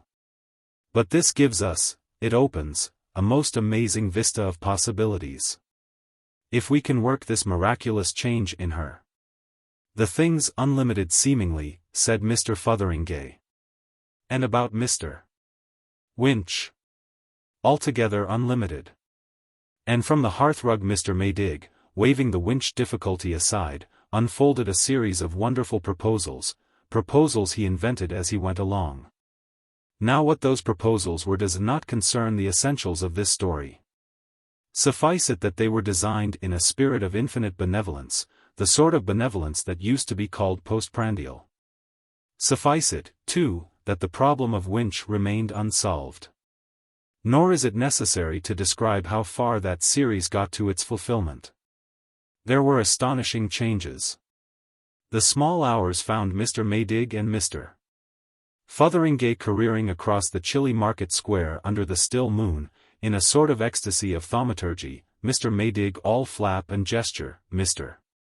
Fotheringay short and bristling, and no longer abashed at his greatness. They had reformed every drunkard in the parliamentary division, changed all the beer and alcohol to water, Mr. Maydig had overruled Mr. Fotheringay on this point. They had, further, greatly improved the railway communication of the place, drained Flinders Swamp, improved the soil of One Tree Hill, and cured the vicar's wart. And they were going to see what could be done with the injured pier at South Bridge. The place, gasped Mr. Maydig, won't be the same place tomorrow. How surprised and thankful everyone will be. And just at that moment the church clock struck 3. I say, said Mr. Fotheringay, that's 3 o'clock. I must be getting back. I've got to be at business by 8. And besides, Mrs. Whims.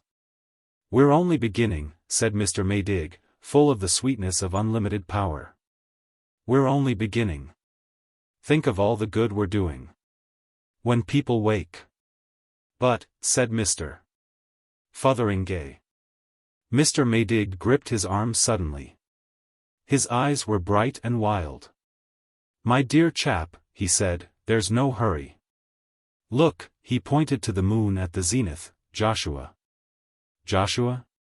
Said Mr. Fotheringay. Joshua, said Mr. Maydig. Why not? Stop it. Mr. Fotheringay looked at the moon. That's a bit tall, he said, after a pause. Why not? Said Mr. Maydig.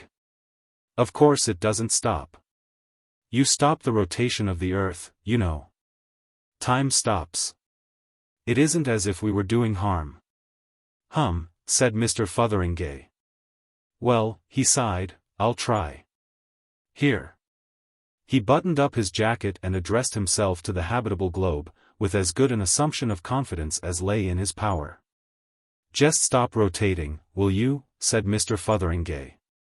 Incontinently he was flying head over heels through the air at the rate of dozens of miles a minute. In spite of the innumerable circles he was describing per second, he thought. For thought is wonderful, sometimes as sluggish as flowing pitch, sometimes as instantaneous as light.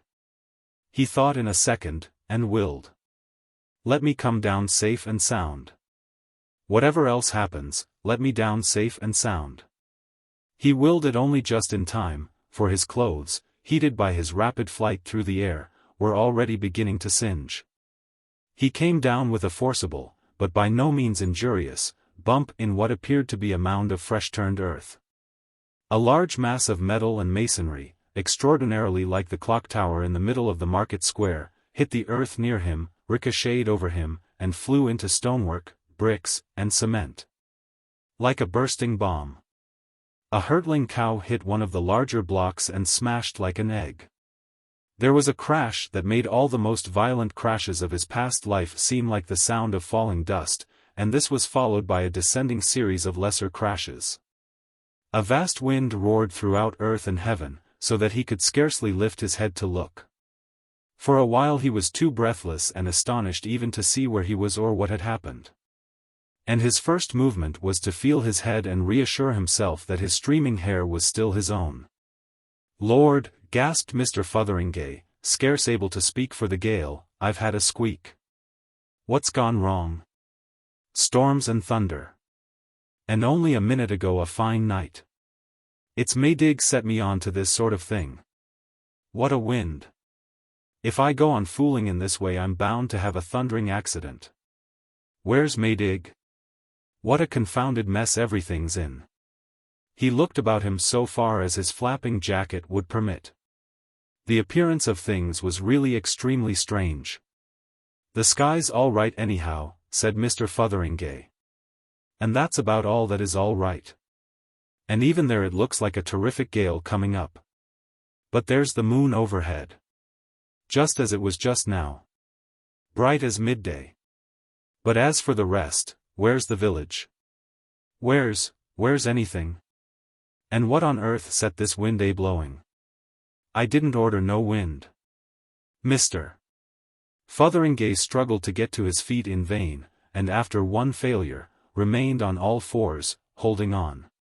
He surveyed the moonlit world to leeward, with the tails of his jacket streaming over his head. There's something seriously wrong, said Mr. Fotheringay. And what it is, goodness knows. Far and wide nothing was visible in the white glare through the haze of dust that drove before a screaming gale but tumbled masses of earth and heaps of inchoate ruins, no trees, no houses.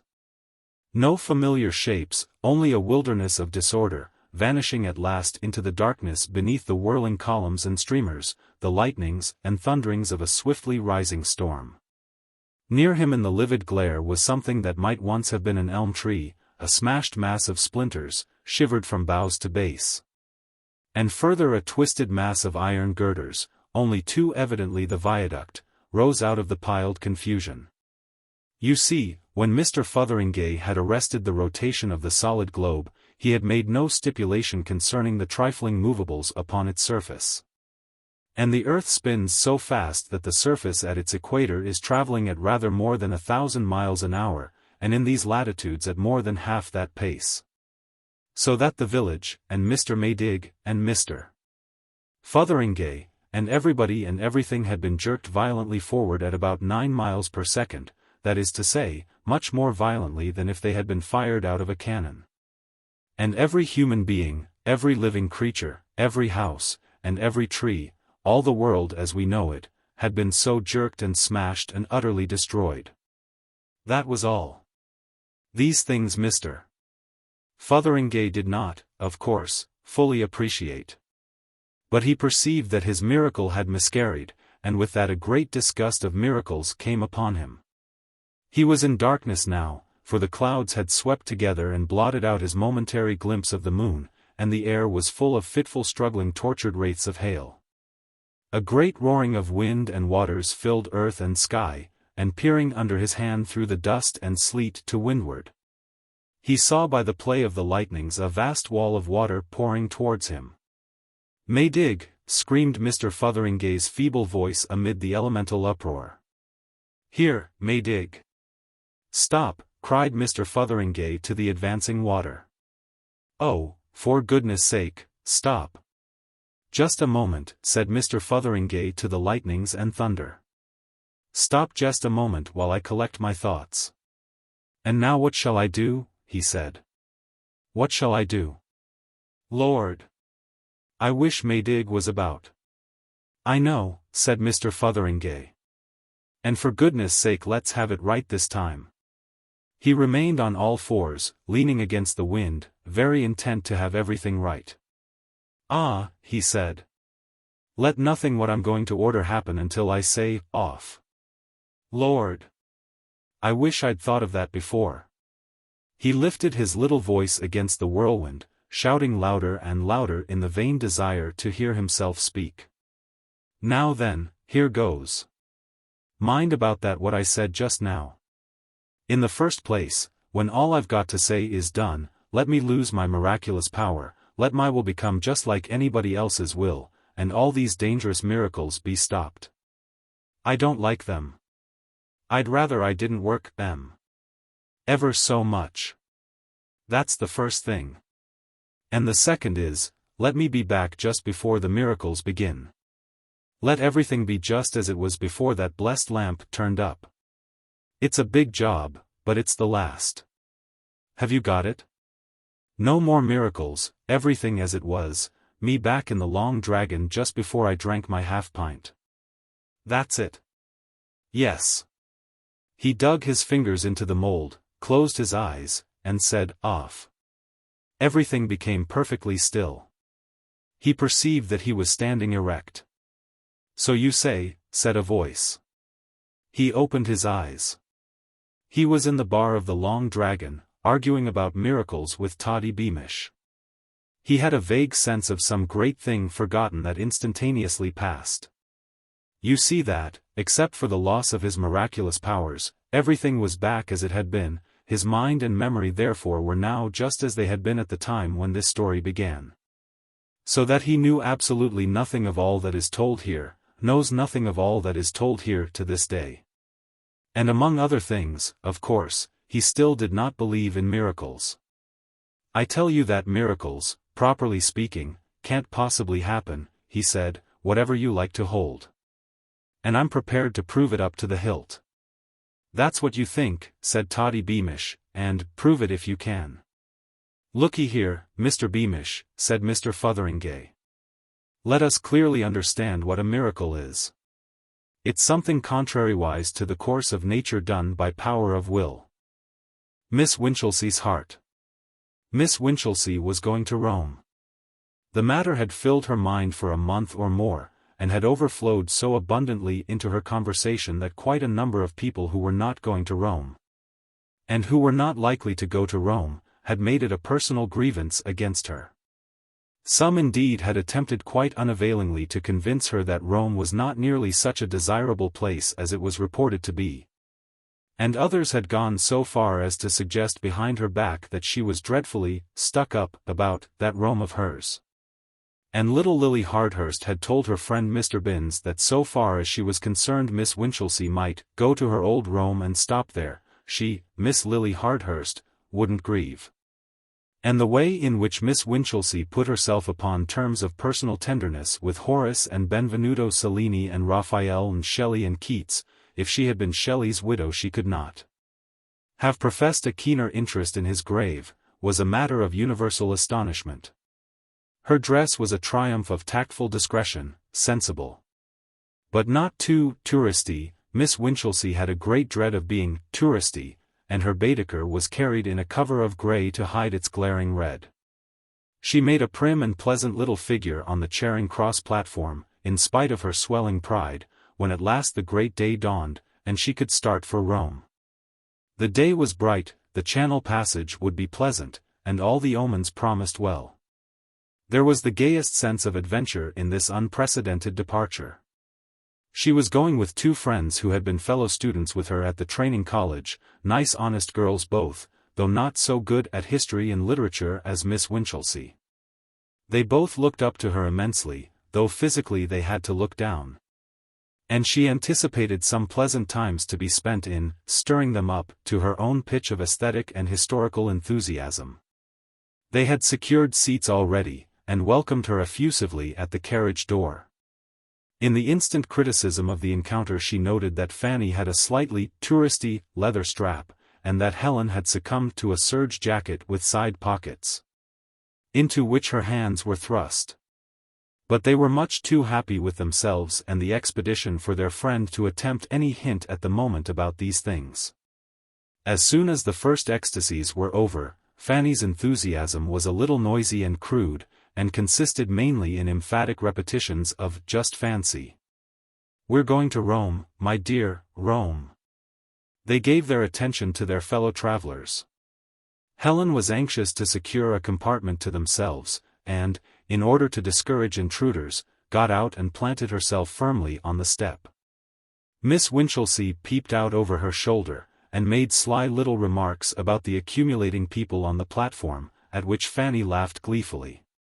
They were traveling with one of Mr. Thomas Gunn's parties, 14 days in Rome for £14. They did not belong to the personally conducted party, of course, Miss Winchelsea had seen to that, but they travelled with it because of the convenience of that arrangement. The people were the oddest mixture, and wonderfully amusing. There was a vociferous red-faced polyglot personal conductor in a pepper-and-salt suit, very long in the arms and legs and very active. He shouted proclamations. When he wanted to speak to people he stretched out an arm and held them until his purpose was accomplished. One hand was full of papers, tickets, counterfoils of tourists. The people of the personally conducted party were, it seemed, of two sorts. People the conductor wanted and could not find, and people he did not want and who followed him in a steadily growing tail up and down the platform. These people seemed, indeed, to think that their one chance of reaching Rome lay in keeping close to him. Three little old ladies were particularly energetic in his pursuit, and at last maddened him to the pitch of clapping them into a carriage and daring them to emerge again. For the rest of the time, 1, 2, or 3 of their heads protruded from the window wailing inquiries about a little wickerwork box whenever he drew near. There was a very stout man with a very stout wife in shiny black. There was a little old man like an aged hostler. "What can such people want in Rome?" asked Miss Winchelsea. "What can it mean to them?" There was a very tall curate in a very small straw hat, and a very short curate encumbered by a long camera stand. The contrast amused Fanny very much. Once they heard someone calling for Snooks. "I always thought that name was invented by novelists," said Miss Winchelsea. "Fancy. Snooks. I wonder which is Mr. Snooks." Finally they picked out a very stout and resolute little man in a large check suit. "If he isn't Snooks, he ought to be," said Miss Winchelsea. Presently the conductor discovered Helen's attempt at a corner in carriages. "Room for 5, he bawled with a parallel translation on his fingers. A party of 4 together, mother, father, and 2 daughters, blundered in, all greatly excited. "It's all right, Ma, you let me," said one of the daughters, hitting her mother's bonnet with a handbag she struggled to put in the rack. Miss Winchelsea detested people who banged about and called their mother Ma. A young man traveling alone followed. He was not at all touristy in his costume, Miss Winchelsea observed. His Gladstone bag was of good pleasant leather with labels reminiscent of Luxembourg and Ostend, and his boots, though brown, were not vulgar. He carried an overcoat on his arm. Before these people had properly settled in their places, came an inspection of tickets and a slamming of doors, and behold! They were gliding out of Charing Cross Station on their way to Rome. "Fancy," cried Fanny, "we are going to Rome, my dear." "Rome? I don't seem to believe it, even now." Miss Winchelsea suppressed Fanny's emotions with a little smile, and the lady who was called Ma explained to people in general why they had cut it so close at the station. The 2 daughters called her Ma several times, toned her down in a tactless, effective way, and drove her at last to the muttered inventory of a basket of traveling requisites. Presently she looked up. "Lor," she said, "I didn't bring them." Both the daughters said, "Oh, Ma." But what them was did not appear. Presently Fanny produced Hare's Walks in Rome, a sort of mitigated guidebook very popular among Roman visitors. And the father of the 2 daughters began to examine his books of tickets minutely, apparently in a search after English words. When he had looked at the tickets for a long time right way up, he turned them upside down. Then he produced a fountain pen and dated them with considerable care. The young man, having completed an unostentatious survey of his fellow travelers, produced a book and fell to reading. When Helen and Fanny were looking out of the window at Chislehurst, the place interested Fanny because the poor dear Empress of the French used to live there. Miss Winchelsea took the opportunity to observe the book the young man held. It was not a guidebook but a little thin volume of poetry, bound. She glanced at his face. It seemed a refined, pleasant face to her hasty glance. He wore a little gilt pince-nez. "Do you think she lives there now?" said Fanny, and Miss Winchelsea's inspection came to an end. For the rest of the journey Miss Winchelsea talked little, and what she said was as agreeable and as stamped with refinement as she could make it. Her voice was always low and clear and pleasant, and she took care that on this occasion it was particularly low and clear and pleasant. As they came under the white cliffs the young man put his book of poetry away, and when at last the train stopped beside the boat, he displayed a graceful alacrity with the impedimenta of Miss Winchelsea and her friends. Miss Winchelsea hated nonsense, but she was pleased to see the young man perceived at once that they were ladies, and helped them without any violent geniality. And how nicely he showed that his civilities were to be no excuse for further intrusions. None of her little party had been out of England before, and they were all excited and a little nervous at the Channel passage. They stood in a little group in a good place near the middle of the boat. The young man had taken Miss Winchelsea's carryall there and had told her it was a good place, and they watched the white shores of Albion recede and quoted Shakespeare and made quiet fun of their fellow travelers in the English way. They were particularly amused at the precautions the bigger-sized people had taken against the little waves. Cut lemons and flasks prevailed. One lady lay full length in a deck chair with a handkerchief over her face, and a very broad resolute man in a bright brown, touristy suit walked all the way from England to France along the deck, with his legs as widely apart as Providence permitted. These were all excellent precautions, and nobody was ill. The personally conducted party pursued the conductor about the deck with inquiries, in a manner that suggested to Helen's mind the rather vulgar image of hens with a piece of bacon rind, until at last he went into hiding below. And the young man with the thin volume of poetry stood at the stern watching England receding, looking rather lonely and sad to Miss Winchelsea's eye. And then came Calais and tumultuous novelties, and the young man had not forgotten Miss Winchelsea's hold-all and the other little things. All 3 girls, though they had passed government examinations in French to any extent, were stricken with a dumb shame of their accents, and the young man was very useful. And he did not intrude. He put them in a comfortable carriage and raised his hat and went away. Miss Winchelsea thanked him in her best manner, a pleasing, cultivated manner, and Fanny said he was nice almost before he was out of earshot. "I wonder what he can be," said Helen. "He's going to Italy, because I noticed green tickets in his book." Miss Winchelsea almost told them of the poetry, and decided not to do so. And presently the carriage windows seized hold upon them and the young man was forgotten. It made them feel that they were doing an educated sort of thing to travel through a country whose commonest advertisements were in idiomatic French.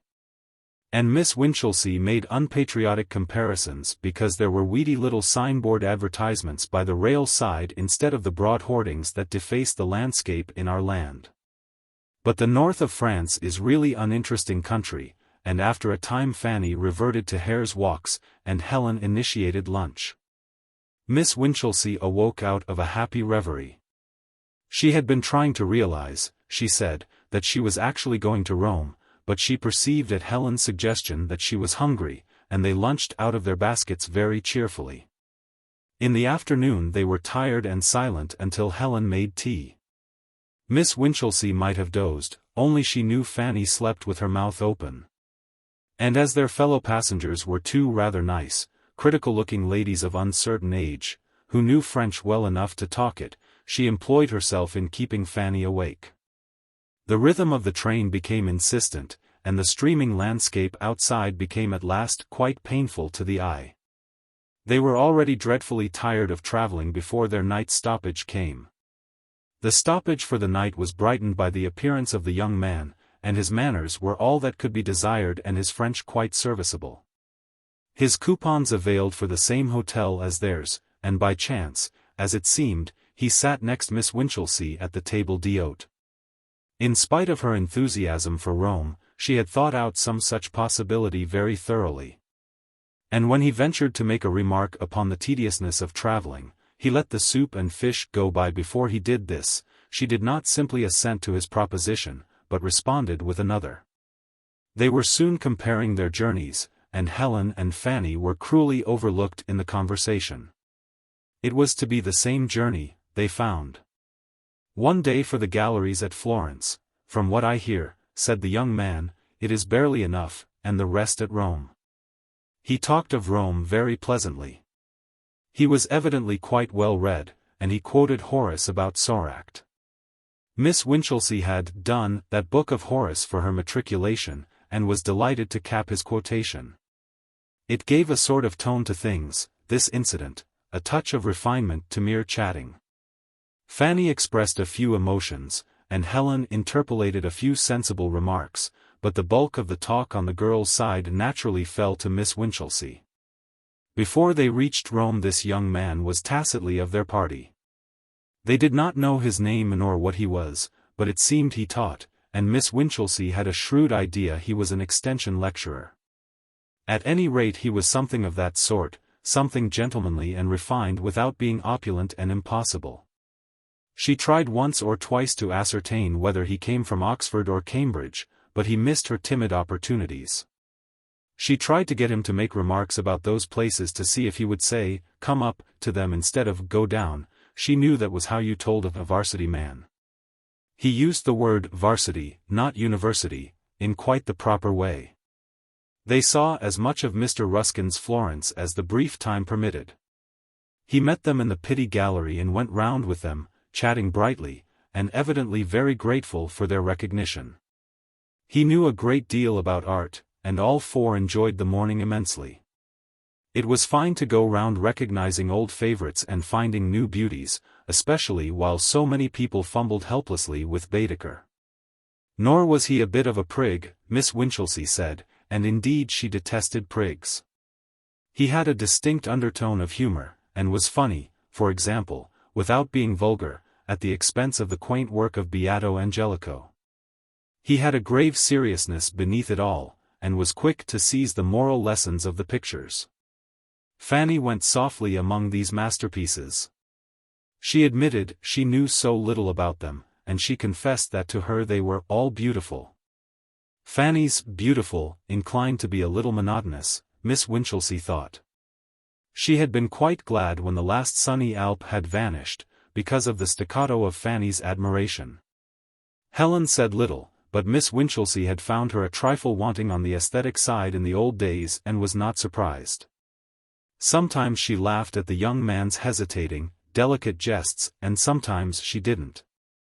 And sometimes she seemed quite lost to the art about them in the contemplation of the dresses of the other visitors. At Rome the young man was with them intermittently. A rather touristy friend of his took him away at times. He complained comically to Miss Winchelsea. "I have only 2 short weeks in Rome," he said, "and my friend Leonard wants to spend a whole day at Tivoli looking at a waterfall." "What is your friend Leonard?" asked Miss Winchelsea abruptly.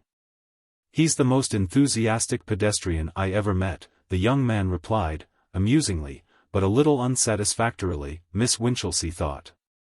They had some glorious times, and Fanny could not think what they would have done without him. Miss Winchelsea's interest and Fanny's enormous capacity for admiration were insatiable. They never flagged, through pictures and sculpture galleries, immense crowded churches, ruins and museums, Judas trees and prickly pears, wine carts and palaces, they admired their way unflinchingly. They never saw a stone pine or a eucalyptus but they named and admired it, they never glimpsed Soracte but they exclaimed. Their common ways were made wonderful by imaginative play. "Here Caesar may have walked," they would say. "Raphael may have seen Soracte from this very point. They happened on the tomb of Bibulus." "Old Bibulus," said the young man.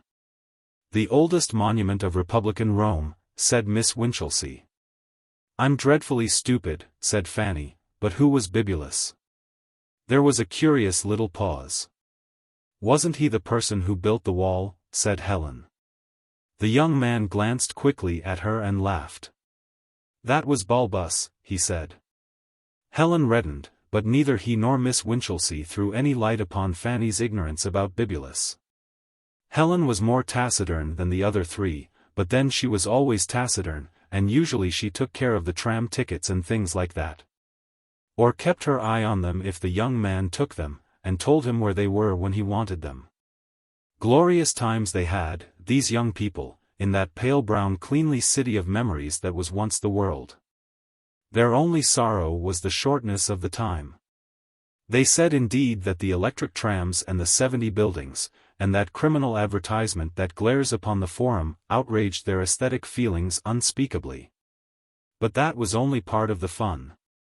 And indeed Rome is such a wonderful place that it made Miss Winchelsea forget some of her most carefully prepared enthusiasms at times, and Helen, taken unawares, would suddenly admit the beauty of unexpected things. Yet Fanny and Helen would have liked a shop window or so in the English Quarter if Miss Winchelsea's uncompromising hostility to all other English visitors had not rendered that district impossible. The intellectual and aesthetic fellowship of Miss Winchelsea and the scholarly young man passed insensibly towards a deeper feeling.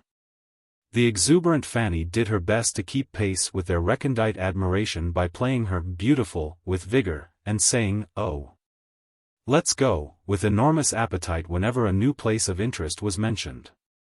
But Helen developed a certain want of sympathy towards the end that disappointed Miss Winchelsea a little.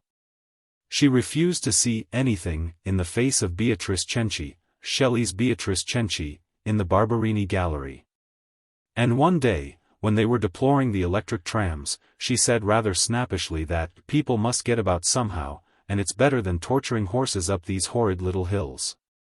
She spoke of the 7 hills of Rome as horrid little hills.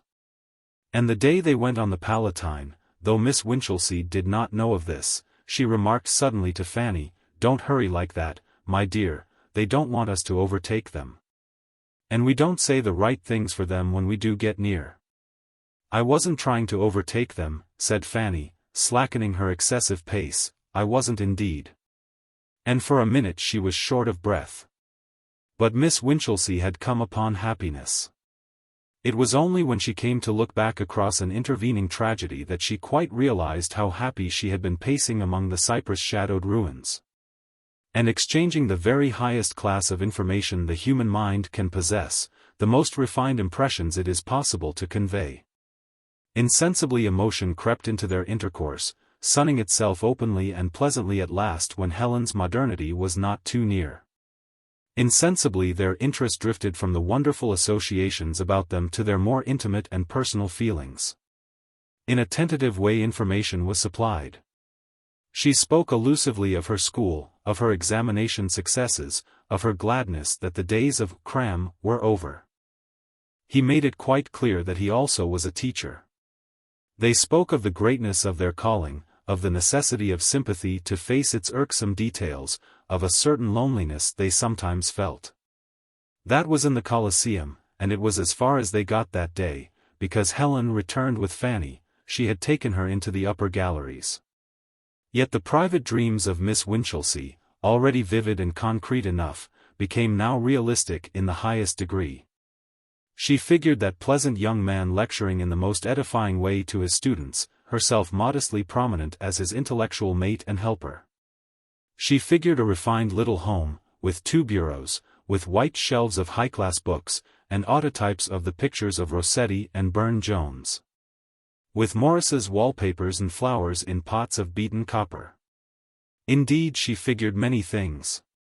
On the Pincio the two had a few precious moments together, while Helen marched Fanny off to see the Muro Torto, and he spoke at once plainly. He said he hoped their friendship was only beginning, that he already found her company very precious to him, that indeed it was more than that.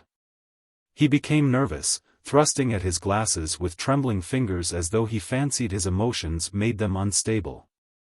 "I should of course," he said, "tell you things about myself. I know it is rather unusual my speaking to you like this. Only our meeting has been so accidental, or providential, and I am snatching at things. I came to Rome expecting a lonely tour, and I have been so very happy, so very happy. Quite recently I have found myself in a position, I have dared to think, and—" He glanced over his shoulder and stopped. He said, "Dem," quite distinctly, and she did not condemn him for that manly lapse into profanity. She looked and saw his friend Leonard advancing. He drew nearer. He raised his hat to Miss Winchelsea, and his smile was almost a grin. "I've been looking for you everywhere, Snooks," he said. "You promised to be on the piazza steps half an hour ago." Snooks. The name struck Miss Winchelsea like a blow in the face. She did not hear his reply. She thought afterwards that Leonard must have considered her the vaguest-minded person. To this day she is not sure whether she was introduced to Leonard or not, nor what she said to him. A sort of mental paralysis was upon her. Of all offensive surnames, Snooks. Helen and Fanny were returning, there were civilities, and the young men were receding. By a great effort she controlled herself to face the inquiring eyes of her friends. All that afternoon she lived the life of a heroine under the indescribable outrage of that name, chatting, observing, with Snooks gnawing at her heart. From the moment that it first rang upon her ears, the dream of her happiness was prostrate in the dust. All the refinement she had figured was ruined and defaced by that cognomen's unavoidable vulgarity. What was that refined little home to her now, spite of autotypes, Morris papers, and bureaus? Athwart it in letters of fire ran an incredible inscription, Mrs. Snooks. That may seem a little thing to the reader, but consider the delicate refinement of Miss Winchelsea's mind. Be as refined as you can and then think of writing yourself down, Snooks. She conceived herself being addressed as Mrs. Snooks by all the people she liked least, conceived the patronymic touched with a vague quality of insult. She figured a card of grey and silver bearing Winchelsea, triumphantly effaced by an arrow, Cupid's arrow, in favor of Snooks. Degrading confession of feminine weakness. She imagined the terrible rejoicings of certain girl friends, of certain grosser cousins from whom her growing refinement had long since estranged her. How they would make it sprawl across the envelope that would bring their sarcastic congratulations. Would even his pleasant company compensate her for that? "It is impossible," she muttered. "Impossible. Snooks." She was sorry for him, but not so sorry as she was for herself. For him she had a touch of indignation. To be so nice, so refined, while all the time he was Snooks, to hide under a pretentious gentility of demeanor the badge sinister of his surname seemed a sort of treachery. To put it in the language of sentimental science, she felt he had led her on. There were, of course, moments of terrible vacillation, a period even when something almost like passion bid her throw refinement to the winds. And there was something in her, an unexpurgated vestige of vulgarity that made a strenuous attempt at proving that Snooks was not so very bad a name after all. Any hovering hesitation flew before Fanny's manner, when Fanny came with an air of catastrophe to tell that she also knew the horror. Fanny's voice fell to a whisper when she said Snooks. Miss Winchelsea would not give him any answer when at last, in the Borghese, she could have a minute with him, but she promised him a note. She handed him that note in the little book of poetry he had lent her, the little book that had first drawn them together. Her refusal was ambiguous, elusive. She could no more tell him why she rejected him than she could have told a cripple of his hump. He too must feel something of the unspeakable quality of his name. Indeed, he had avoided a dozen chances of telling it, she now perceived. So she spoke of obstacles she could not reveal, reasons why the thing he spoke of was impossible. She addressed the note with a shiver, E.K. Snooks. Things were worse than she had dreaded, he asked her to explain. How could she explain? Those last 2 days in Rome were dreadful. She was haunted by his air of astonished perplexity. She knew she had given him intimate hopes, she had not the courage to examine her mind thoroughly for the extent of her encouragement. She knew he must think her the most changeable of beings. Now that she was in full retreat, she would not even perceive his hints of a possible correspondence. But in that matter he did a thing that seemed to her at once delicate and romantic. He made a go-between of Fanny. Fanny could not keep the secret, and came and told her that night under a transparent pretext of needed advice. "Mr. Snooks," said Fanny, "wants to write to me." Fancy! I had no idea. But should I let him? They talked it over long and earnestly, and Miss Winchelsea was careful to keep the veil over her heart. She was already repenting his disregarded hints. Why should she not hear of him sometimes, painful though his name must be to her? Miss Winchelsea decided it might be permitted, and Fanny kissed her good night with unusual emotion. After she had gone, Miss Winchelsea sat for a long time at the window of her little room. It was moonlight, and down the street a man sang Santa Lucia with almost heart-dissolving tenderness. She sat very still. She breathed a word very softly to herself. The word was Snooks. Then she got up with a profound sigh, and went to bed. The next morning he said to her meaningly, "I shall hear of you through your friend, Mr. Snooks." Saw them off from Rome with that pathetic interrogative perplexity still on his face.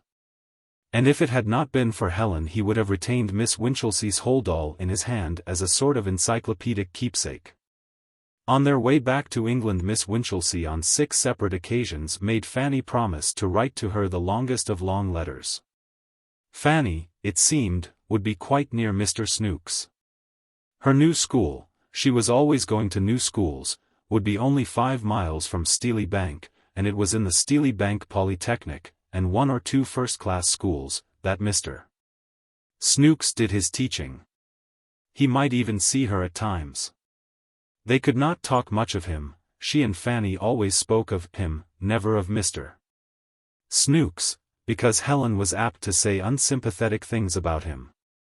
Her nature had coarsened very much, Miss Winchelsea perceived, since the old training college days. She had become hard and cynical. She thought he had a weak face, mistaking refinement for weakness as people of her stamp are apt to do, and when she heard his name was Snooks, she said she had expected something of the sort. Miss Winchelsea was careful to spare her own feelings after that, but Fanny was less circumspect. The girls parted in London, and Miss Winchelsea returned, with a new interest in life, to the girls' high school in which she had been an increasingly valuable assistant for the last 3 years. Her new interest in life was Fanny as a correspondent, and to give her a lead she wrote her a lengthy descriptive letter within a fortnight of her return. Fanny answered, very disappointingly.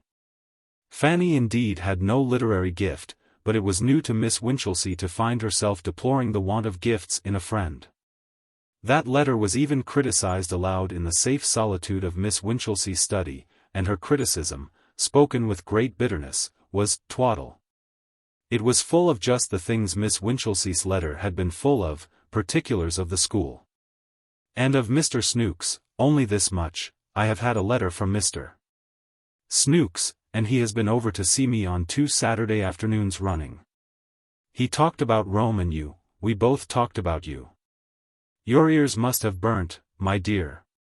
Miss Winchelsea repressed a desire to demand more explicit information, and wrote the sweetest, long letter again. Tell me all about yourself, dear. That journey has quite refreshed our ancient friendship, and I do so want to keep in touch with you. About Mr. Snooks she simply wrote on the 5th page that she was glad Fanny had seen him, and that if he should ask after her, she was to be remembered to him very kindly, underlined. And Fanny replied most obtusely in the key of that ancient friendship, reminding Miss Winchelsea of a dozen foolish things of those old schoolgirl days at the training college. And saying not a word about Mr. Snooks. For nearly a week Miss Winchelsea was so angry at the failure of Fanny as a go-between that she could not write to her. And then she wrote less effusively, and in her letter she asked point-blank, "Have you seen Mr. Snooks?" Fanny's letter was unexpectedly satisfactory. "I have seen Mr. Snooks," she wrote, and having once named him she kept on about him. It was all Snooks, Snooks this and Snooks that. He was to give a public lecture, said Fanny, among other things. Yet Miss Winchelsea, after the first glow of gratification, still found this letter a little unsatisfactory. Fanny did not report Mr. Snooks as saying anything about Miss Winchelsea, nor as looking a little white and worn, as he ought to have been doing. And behold! Before she had replied, came a second letter from Fanny on the same theme, quite a gushing letter, and covering 6 sheets with her loose feminine hand. And about this second letter was a rather odd little thing that Miss Winchelsea only noticed as she reread it the 3rd time. Fanny's natural femininity had prevailed even against the round and clear traditions of the training college. She was one of those she creatures born to make all her M's and N's and U's and R's and E's alike, and to leave her O's and A's open and her I's undotted. So that it was only after an elaborate comparison of word with word that Miss Winchelsea felt assured Mr. Snooks was not really Mr. Snooks at all. In Fanny's first letter of gush he was Mr. Snooks, in her second the spelling was changed to Mr. Senex. Miss Winchelsea's hand positively trembled as she turned the sheet over, it meant so much to her. For it had already begun to seem to her that even the name of Mrs. Snooks might be avoided at too great a price, and suddenly, this possibility. She turned over the 6 sheets, all dappled with that critical name, and everywhere the first letter had the form of an E. For a time she walked the room with a hand pressed upon her heart. She spent a whole day pondering this change, weighing a letter of inquiry that should be at once discreet and effectual, weighing, too, what action she should take after the answer came. She was resolved that if this altered spelling was anything more than a quaint fancy of Fanny's, she would write forthwith to Mr. Snooks. She had now reached a stage when the minor refinements of behavior disappear. Her excuse remained uninvented, but she had the subject of her letter clear in her mind, even to the hint that circumstances in my life have changed very greatly since we talked together. But she never gave that hint. There came a 3rd letter from that fitful correspondent Fanny. The first line proclaimed her the happiest girl alive. Miss Winchelsea crushed the letter in her hand, the rest unread, and sat with her face suddenly very still. She had received it just before morning school, and had opened it when the junior mathematicians were well under way. Presently she resumed reading with an appearance of great calm. But after the first sheet she went on reading the third without discovering the error, told him frankly I did not like his name. The third sheet began. He told me he did not like it himself, you know that sort of sudden, frank way he has, Miss Winchelsea did know. So I said, couldn't you change it? He didn't see it at first. Well, you know, dear, he had told me what it really meant. It means Sevenoaks, only it has got down to Snooks, both Snooks and Noakes, dreadfully vulgar surnames though they be, are really worn forms of Sevenoaks. So I said, even I have my bright ideas at times, if it got down from Sevenoaks to Snooks, why not get it back from Snooks to Sevenoaks? And the long and the short of it is, dear, he couldn't refuse me, and he changed his spelling there and then to Senex for the bills of the new lecture. And afterwards, when we are married, we shall put in the apostrophe and make it Saynox. Wasn't it kind of him to mind that fancy of mine, when many men would have taken offense? But it is just like him all over, he is as kind as he is clever. Because he knew as well as I did that I would have had him in spite of it, had he been 10 times Snooks. But he did it all the same. The class was startled by the sound of paper being viciously torn, and looked up to see Miss Winchelsea white in the face and with some very small pieces of paper clenched in one hand. For a few seconds they stared at her stare, and then her expression changed back to a more familiar one. Has anyone finished number 3? She asked in an even tone. She remained calm after that. But impositions ruled high that day. And she spent 2 laborious evenings writing letters of various sorts to Fanny, before she found a decent congratulatory vein. Her reason struggled hopelessly against the persuasion that Fanny had behaved in an exceedingly treacherous manner. One may be extremely refined and still capable of a very sore heart. Certainly Miss Winchelsea's heart was very sore. She had moods of sexual hostility, in which she generalized uncharitably about mankind. He forgot himself with me, she said. But Fanny is pink and pretty and soft and a fool, a very excellent match for a man. And by way of a wedding present she sent Fanny a gracefully bound volume of poetry by George Meredith, and Fanny wrote back a grossly happy letter to say that it was all beautiful. Miss Winchelsea hoped that some day Mr. Senex might take up that slim book and think for a moment of the donor. Fanny wrote several times before and about her marriage, pursuing that fond legend of their ancient friendship, and giving her happiness in the fullest detail. And Miss Winchelsea wrote to Helen for the first time after the Roman journey, saying nothing about the marriage, but expressing very cordial feelings. They had been in Rome at Easter, and Fanny was married in the August vacation. She wrote a garrulous letter to Miss Winchelsea, describing her homecoming and the astonishing arrangements of their teeny, weeny little house. Mr. Saynox was now beginning to assume a refinement in Miss Winchelsea's memory out of all proportion to the facts of the case. And she tried in vain to imagine his cultured greatness in a teeny-weeny little house. "I am busy enameling a cozy corner," said Fanny, sprawling to the end of her third sheet, "so excuse more." Miss Winchelsea answered in her best style, gently poking fun at Fanny's arrangements, and hoping intensely that Mr. Saynox might see the letter. Only this hope enabled her to write at all, answering not only that letter but one in November and one at Christmas. The 2 latter communications contained urgent invitations for her to come to Steely Bank on a visit during the Christmas holidays. She tried to think that he had told her to ask that, but it was too much like Fanny's opulent good nature. She could not but believe that he must be sick of his blunder by this time. And she had more than a hope that he would presently write her a letter beginning, "Dear friend." Something subtly tragic in the separation was a great support to her, a sad misunderstanding. To have been jilted would have been intolerable. But he never wrote that letter beginning, "Dear friend." For 2 years Miss Winchelsea could not go to see her friends, in spite of the reiterated invitations of Mrs. Sevenoaks. It became full Sevenoaks in the 2nd year.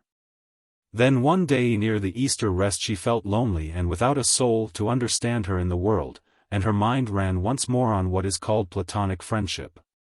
Fanny was clearly happy and busy in her new sphere of domesticity, but no doubt he had his lonely hours. Did he ever think of those days in Rome, gone now beyond recalling? No one had understood her as he had done, no one in all the world. It would be a sort of melancholy pleasure to talk to him again, and what harm could it do? Why should she deny herself? That night she wrote a sonnet, all but the last 2 lines of the octave, which would not come, and the next day she composed a graceful little note to tell Fanny she was coming down. And so she saw him again. Even at the first encounter it was evident he had changed. He seemed stouter and less nervous, and it speedily appeared that his conversation had already lost much of its old delicacy. There even seemed a justification for Helen's description of weakness in his face. In certain lights it was weak. He seemed busy and preoccupied about his affairs, and almost under the impression that Miss Winchelsea had come for the sake of Fanny. He discussed his dinner with Fanny in an intelligent way. They only had one good long talk together, and that came to nothing. He did not refer to Rome, and spent some time abusing a man who had stolen an idea he had had for a textbook. It did not seem a very wonderful idea to Miss Winchelsea. She discovered he had forgotten the names of more than half the painters whose work they had rejoiced over in Florence. It was a sadly disappointing week, and Miss Winchelsea was glad when it came to an end. Under various excuses she avoided visiting them again. After a time the visitors' room was occupied by their 2 little boys, and Fanny's invitation ceased. The intimacy of her letters had long since faded away. Mr. Ledbetter's vacation. My friend, Mr. Ledbetter, is a round-faced little man, whose natural mildness of eye is gigantically exaggerated when you catch the beam through his glasses, and whose deep, deliberate voice irritates irritable people. A certain elaborate clearness of enunciation has come with him to his present vicarage from his scholastic days. An elaborate clearness of enunciation and a certain nervous determination to be firm and correct upon all issues, important and unimportant alike. He is a sacerdotalist and a chess player, and suspected by many of the secret practice of the higher mathematics, creditable rather than interesting things. His conversation is copious and given much to needless detail. By many, indeed, his intercourse is condemned, to put it plainly, as boring, and such have even done me the compliment to wonder why I countenance him. But, on the other hand, there is a large faction who marvel at his countenancing such a dishevelled, discreditable acquaintance as myself. Few appear to regard our friendship with equanimity. But that is because they do not know of the link that binds us, of my amiable connection via Jamaica with Mr. Ledbetter's past. About that past he displays an anxious modesty. I do not know what I should do if it became known, he says, and repeats, impressively, I do not know what I should do. As a matter of fact, I doubt if he would do anything except get very red about the ears. But that will appear later. Nor will I tell here of our first encounter, since, as a general rule, though I am prone to break it, the end of a story should come after, rather than before, the beginning. And the beginning of the story goes a long way back. Indeed, it is now nearly 20 years since fate, by a series of complicated and startling maneuvers, brought Mr. Ledbetter, so to speak, into my hands. In those days I was living in Jamaica, and Mr. Ledbetter was a schoolmaster in England. He was in orders, and already recognizably the same man that he is today, the same rotundity of visage, the same or similar glasses, and the same faint shadow of surprise in his resting expression. He was, of course, dishevelled when I saw him, and his collar less of a collar than a wet bandage, and that may have helped to bridge the natural gulf between us, but of that, as I say, later. The business began at Hithergate-on-Sea, and simultaneously with Mr. Ledbetter's summer vacation. Thither he came for a greatly needed rest, with a bright brown portmanteau marked F.W.L. a new white and black straw hat, and 2 pairs of white flannel trousers. He was naturally exhilarated at his release from school, for he was not very fond of the boys he taught. After dinner he fell into a discussion with a talkative person established in the boarding house to which, acting on the advice of his aunt, he had resorted. This talkative person was the only other man in the house. Their discussion concerned the melancholy disappearance of wonder and adventure in these latter days, the prevalence of globe-trotting, the abolition of distance by steam and electricity, the vulgarity of advertisement, the degradation of men by civilization, and many such things. Particularly was the talkative person eloquent on the decay of human courage through security, a security Mr. Ledbetter rather thoughtlessly joined him in deploring. Mr. Ledbetter, in the first delight of emancipation from duty, and being anxious, perhaps, to establish a reputation for manly conviviality, partook, rather more freely than was advisable, of the excellent whiskey the talkative person produced. But he did not become intoxicated, he insists. He was simply eloquent beyond his sober wont, and with the finer edge gone from his judgment. And after that long talk of the brave old days that were past forever, he went out into moonlit Hithergate, alone and up the cliff road where the villas cluster together. He had bewailed, and now as he walked up the silent road he still bewailed, the fate that had called him to such an uneventful life as a pedagogue's. What a prosaic existence he led, so stagnant, so colorless. Secure, methodical, year in year out, what call was there for bravery? He thought enviously of those roving, medieval days, so near and so remote, of quests and spies and condottieri in many a risky blade-drawing business. And suddenly came a doubt, a strange doubt, springing out of some chance thought of tortures, and destructive altogether of the position he had assumed that evening. Was he, Mr. Ledbetter, really, after all, so brave as he assumed? Would he really be so pleased to have railways, policemen, and security vanish suddenly from the earth? The talkative man had spoken enviously of crime. The burglar, he said, is the only true adventurer left on earth. Think of his single-handed fight against the whole civilized world. And Mr. Ledbetter had echoed his envy. They do have some fun out of life, Mr. Ledbetter had said. And about the only people who do. Just think how it must feel to wire a lawn. And he had laughed wickedly. Now, in this franker intimacy of self-communion he found himself instituting a comparison between his own brand of courage and that of the habitual criminal. He tried to meet these insidious questionings with blank assertion. I could do all that, said Mr. Ledbetter. I long to do all that. Only I do not give way to my criminal impulses. My moral courage restrains me. But he doubted even while he told himself these things. Mr. Ledbetter passed a large villa standing by itself. Conveniently situated above a quiet, practicable balcony was a window, gaping black, wide open. At the time he scarcely marked it, but the picture of it came with him, wove into his thoughts. He figured himself climbing up that balcony, crouching, plunging into that dark, mysterious interior. Bah! You would not dare, said the spirit of doubt. My duty to my fellow men forbids, said Mr. Ledbetter's self-respect. It was nearly 11, and the little seaside town was already very still. The whole world slumbered under the moonlight. Only one warm oblong of window blind far down the road spoke of waking life. He turned and came back slowly towards the villa of the open window. He stood for a time outside the gate, a battlefield of motives. Let us put things to the test, said Doubt.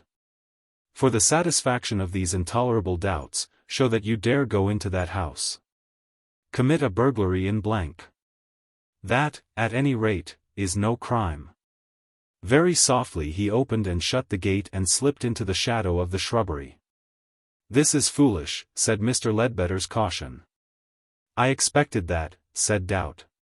His heart was beating fast, but he was certainly not afraid. He was not afraid. He remained in that shadow for some considerable time. The ascent of the balcony, it was evident, would have to be done in a rush, for it was all in clear moonlight, and visible from the gate into the avenue. A trellis thinly set with young, ambitious climbing roses made the ascent ridiculously easy. There, in that black shadow by the stone vase of flowers, one might crouch and take a closer view of this gaping breach in the domestic defenses, the open window. For a while Mr. Ledbetter was as still as the night, and then that insidious whiskey tipped the balance. He dashed forward. He went up the trellis with quick, convulsive movements, swung his legs over the parapet of the balcony, and dropped panting in the shadow even as he had designed. He was trembling violently, short of breath, and his heart pumped noisily, but his mood was exultation. He could have shouted to find he was so little afraid. A happy line that he had learnt from Wills's Mephistopheles came into his mind as he crouched there. "I feel like a cat on the tiles," he whispered to himself. It was far better than he had expected, this adventurous exhilaration. He was sorry for all poor men to whom burglary was unknown. Nothing happened. He was quite safe. And he was acting in the bravest manner. And now for the window, to make the burglary complete. Must he dare do that? Its position above the front door defined it as a landing or passage, and there were no looking-glasses or any bedroom signs about it, or any other window on the first floor, to suggest the possibility of a sleeper within. For a time he listened under the ledge, then raised his eyes above the sill and peered in. Close at hand, on a pedestal, and a little startling at first, was a nearly life-sized gesticulating bronze. He ducked, and after some time he peered again. Beyond was a broad landing, faintly gleaming, a flimsy fabric of bead curtain, very black and sharp, against a further window. A broad staircase, plunging into a gulf of darkness below, and another ascending to the second floor. He glanced behind him, but the stillness of the night was unbroken.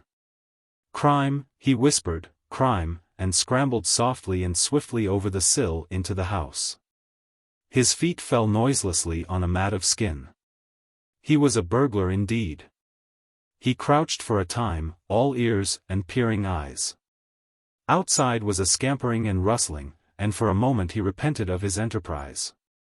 A short meow, a spitting, and a rush into silence, spoke reassuringly of cats. His courage grew. He stood up. Everyone was abed, it seemed. So easy is it to commit a burglary, if one is so minded. He was glad he had put it to the test. He determined to take some petty trophy, just to prove his freedom from any abject fear of the law, and depart the way he had come. He peered about him, and suddenly the critical spirit arose again. Burglars did far more than such mere elementary entrance as this. They went into rooms, they forced safes. Well, he was not afraid. He could not force safes, because that would be a stupid want of consideration for his hosts. But he would go into rooms, he would go upstairs. More, he told himself that he was perfectly secure. An empty house could not be more reassuringly still.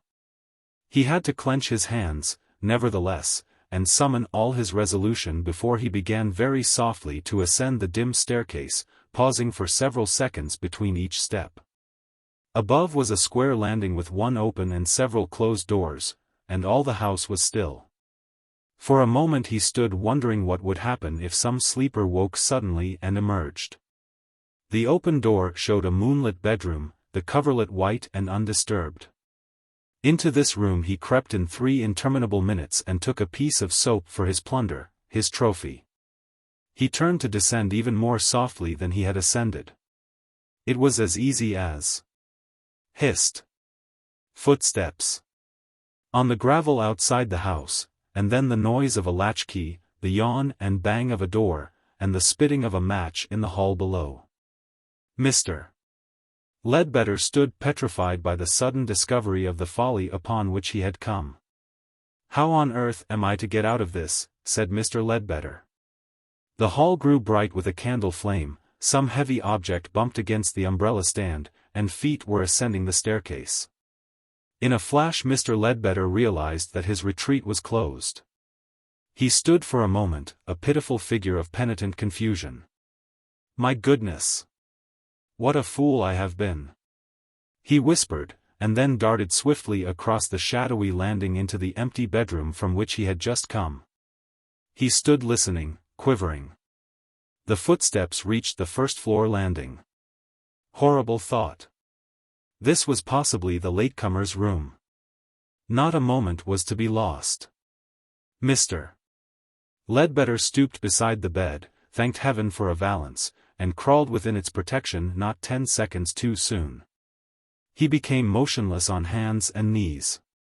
The advancing candlelight appeared through the thinner stitches of the fabric, the shadows ran wildly about, and became rigid as the candle was put down. "Lord, what a day!"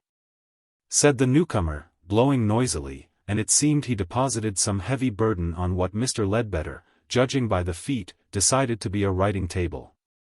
The unseen then went to the door and locked it, examined the fastenings of the windows carefully and pulled down the blinds, and returning sat down upon the bed with startling ponderosity. "What a day," he said. "Good Lord," and blew again, and Mr. Ledbetter inclined to believe that the person was mopping his face. His boots were good stout boots. The shadows of his legs upon the valance suggested a formidable stoutness of aspect. After a time he removed some upper garments, a coat and waistcoat, Mr. Ledbetter inferred, and casting them over the rail of the bed remained breathing less noisily, and as it seemed cooling from a considerable temperature. At intervals he muttered to himself, and once he laughed softly. And Mr. Ledbetter muttered to himself, but he did not laugh. "Of all the foolish things," said Mr. Ledbetter. "What on earth am I to do now?" His outlook was necessarily limited. The minute apertures between the stitches of the fabric of the valance admitted a certain amount of light, but permitted no peeping. The shadows upon this curtain, save for those sharply defined legs, were enigmatical, and intermingled confusingly with the florid patterning of the chintz. Beneath the edge of the valance a strip of carpet was visible, and, by cautiously depressing his eye, Mr. Ledbetter found that this strip broadened until the whole area of the floor came into view. The carpet was a luxurious one, the room spacious, and, to judge by the casters and so forth of the furniture, well equipped. What he should do he found it difficult to imagine.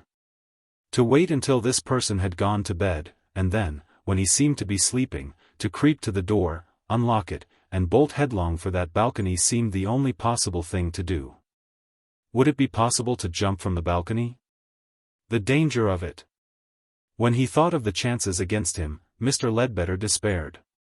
He was within an ace of thrusting forth his head beside the gentleman's legs, coughing if necessary to attract his attention, and then, smiling, apologizing and explaining his unfortunate intrusion by a few well-chosen sentences. But he found these sentences hard to choose. "No doubt, sir, my appearance is peculiar, or, I trust, sir, you will pardon my somewhat ambiguous appearance from beneath you," was about as much as he could get. Grave possibilities forced themselves on his attention. Suppose they did not believe him, what would they do to him? Would his unblemished high character count for nothing? Technically he was a burglar, beyond dispute. Following out this train of thought, he was composing a lucid apology for this technical crime I have committed, to be delivered before sentence in the dock, when the stout gentleman got up and began walking about the room. He locked and unlocked drawers, and Mr. Ledbetter had a transient hope that he might be undressing. But, no. He seated himself at the writing table, and began to write and then tear up documents. Presently the smell of burning cream-laid paper mingled with the odor of cigars in Mr. Ledbetter's nostrils. "The position I had assumed," said Mr. Ledbetter when he told me of these things, "was in many respects an ill-advised one. A transverse bar beneath the bed depressed my head unduly, and threw a disproportionate share of my weight upon my hands. After a time, I experienced what is called, I believe, a crick in the neck. The pressure of my hands on the coarsely stitched carpet speedily became painful. My knees, too, were painful, my trousers being drawn tightly over them. At that time I wore rather higher collars than I do now, 2½ inches, in fact, and I discovered what I had not remarked before. that the edge of the one I wore was frayed slightly under the chin. But much worse than these things was an itching of my face, which I could only relieve by violent grimacing. I tried to raise my hand, but the rustle of the sleeve alarmed me. After a time I had to desist from this relief also, because, happily in time, I discovered that my facial contortions were shifting my glasses down my nose. Their fall would, of course, have exposed me, and as it was they came to rest in an oblique position of by no means stable equilibrium. In addition I had a slight cold, and an intermittent desire to sneeze or sniff caused me inconvenience. In fact, quite apart from the extreme anxiety of my position, my physical discomfort became in a short time very considerable indeed. But I had to stay there motionless, nevertheless. After an interminable time, there began a chinking sound. This deepened into a rhythm, chink, chink, chink, 25 chinks, a rap on the writing table, and a grunt from the owner of the stout legs. It dawned upon Mr. Ledbetter that this chinking was the chinking of gold. He became incredulously curious as it went on. His curiosity grew. Already, if that was the case, this extraordinary man must have counted some hundreds of pounds. At last Mr. Ledbetter could resist it no longer, and he began very cautiously to fold his arms and lower his head to the level of the floor, in the hope of peeping under the valance. He moved his feet, and one made a slight scraping on the floor. Suddenly the chinking ceased. Mr. Ledbetter became rigid. After a while the chinking was resumed. Then it ceased again, and everything was still, except Mr. Ledbetter's heart. That organ seemed to him to be beating like a drum. The stillness continued. Mr. Ledbetter's head was now on the floor, and he could see the stout legs as far as the shins. They were quite still. The feet were resting on the toes and drawn back, as it seemed, under the chair of the owner. Everything was quite still, everything continued still. A wild hope came to Mr. Ledbetter that the unknown was in a fit or suddenly dead, with his head upon the writing table. The stillness continued. What had happened? The desire to peep became irresistible. Very cautiously Mr. Ledbetter shifted his hand forward, projected a pioneer finger, and began to lift the valance immediately next his eye. Nothing broke the stillness. He saw now the stranger's knees, saw the back of the writing table, and then, he was staring at the barrel of a heavy revolver pointed over the writing table at his head. "Come out of that, you scoundrel," said the voice of the stout gentleman in a tone of quiet concentration. "Come out. This side, and now. None of your hanky-panky, come right out, now." Mr. Ledbetter came right out, a little reluctantly perhaps, but without any hanky-panky, and at once, even as he was told. "Kneel," said the stout gentleman, "and hold up your hands." The valance dropped again behind Mr. Ledbetter, and he rose from all fours and held up his hands. "Dressed like a parson," said the stout gentleman. "I'm blessed if he isn't. A little chap, too. You scoundrel. What the deuce possessed you to come here tonight? What the deuce possessed you to get under my bed?" He did not appear to require an answer, but proceeded at once to several very objectionable remarks upon Mr. Ledbetter's personal appearance. He was not a very big man, but he looked strong to Mr. Ledbetter. He was as stout as his legs had promised. He had rather delicately chiseled small features distributed over a considerable area of whitish face, and quite a number of chins. And the note of his voice had a sort of whispering undertone. "What the deuce, I say, possessed you to get under my bed?" Mr. Ledbetter, by an effort, smiled a wan propitiatory smile. He coughed. "I can quite understand," he said. "Why? What on earth?" "It's soap." "No, you scoundrel. Don't you move that hand." "It's soap," said Mr. Ledbetter. "From your washstand." "No doubt it." "Don't talk," said the stout man. "I see it's soap. Of all incredible things. If I might explain." "Don't explain. It's sure to be a lie, and there's no time for explanations. What was I going to ask you? Ah. Have you any mates? In a few minutes, if you... Have you any mates? Curse you. If you start any soapy palaver I'll shoot. Have you any mates? No, said Mr. Ledbetter. I suppose it's a lie, said the stout man. But you'll pay for it if it is. Why the deuce didn't you floor me when I came upstairs? You won't get a chance to now, anyhow. Fancy getting under the bed. I reckon it's a fair cop, anyhow, so far as you are concerned. I don't see how I could prove an alibi, remarked Mr. Ledbetter, trying to show by his conversation that he was an educated man. There was a pause. Mr. Ledbetter perceived that on a chair beside his captor was a large black bag on a heap of crumpled papers, and that there were torn and burnt papers on the table. And in front of these, and arranged methodically along the edge were rows and rows of little yellow rouleaus, 100 times more gold than Mr. Ledbetter had seen in all his life before.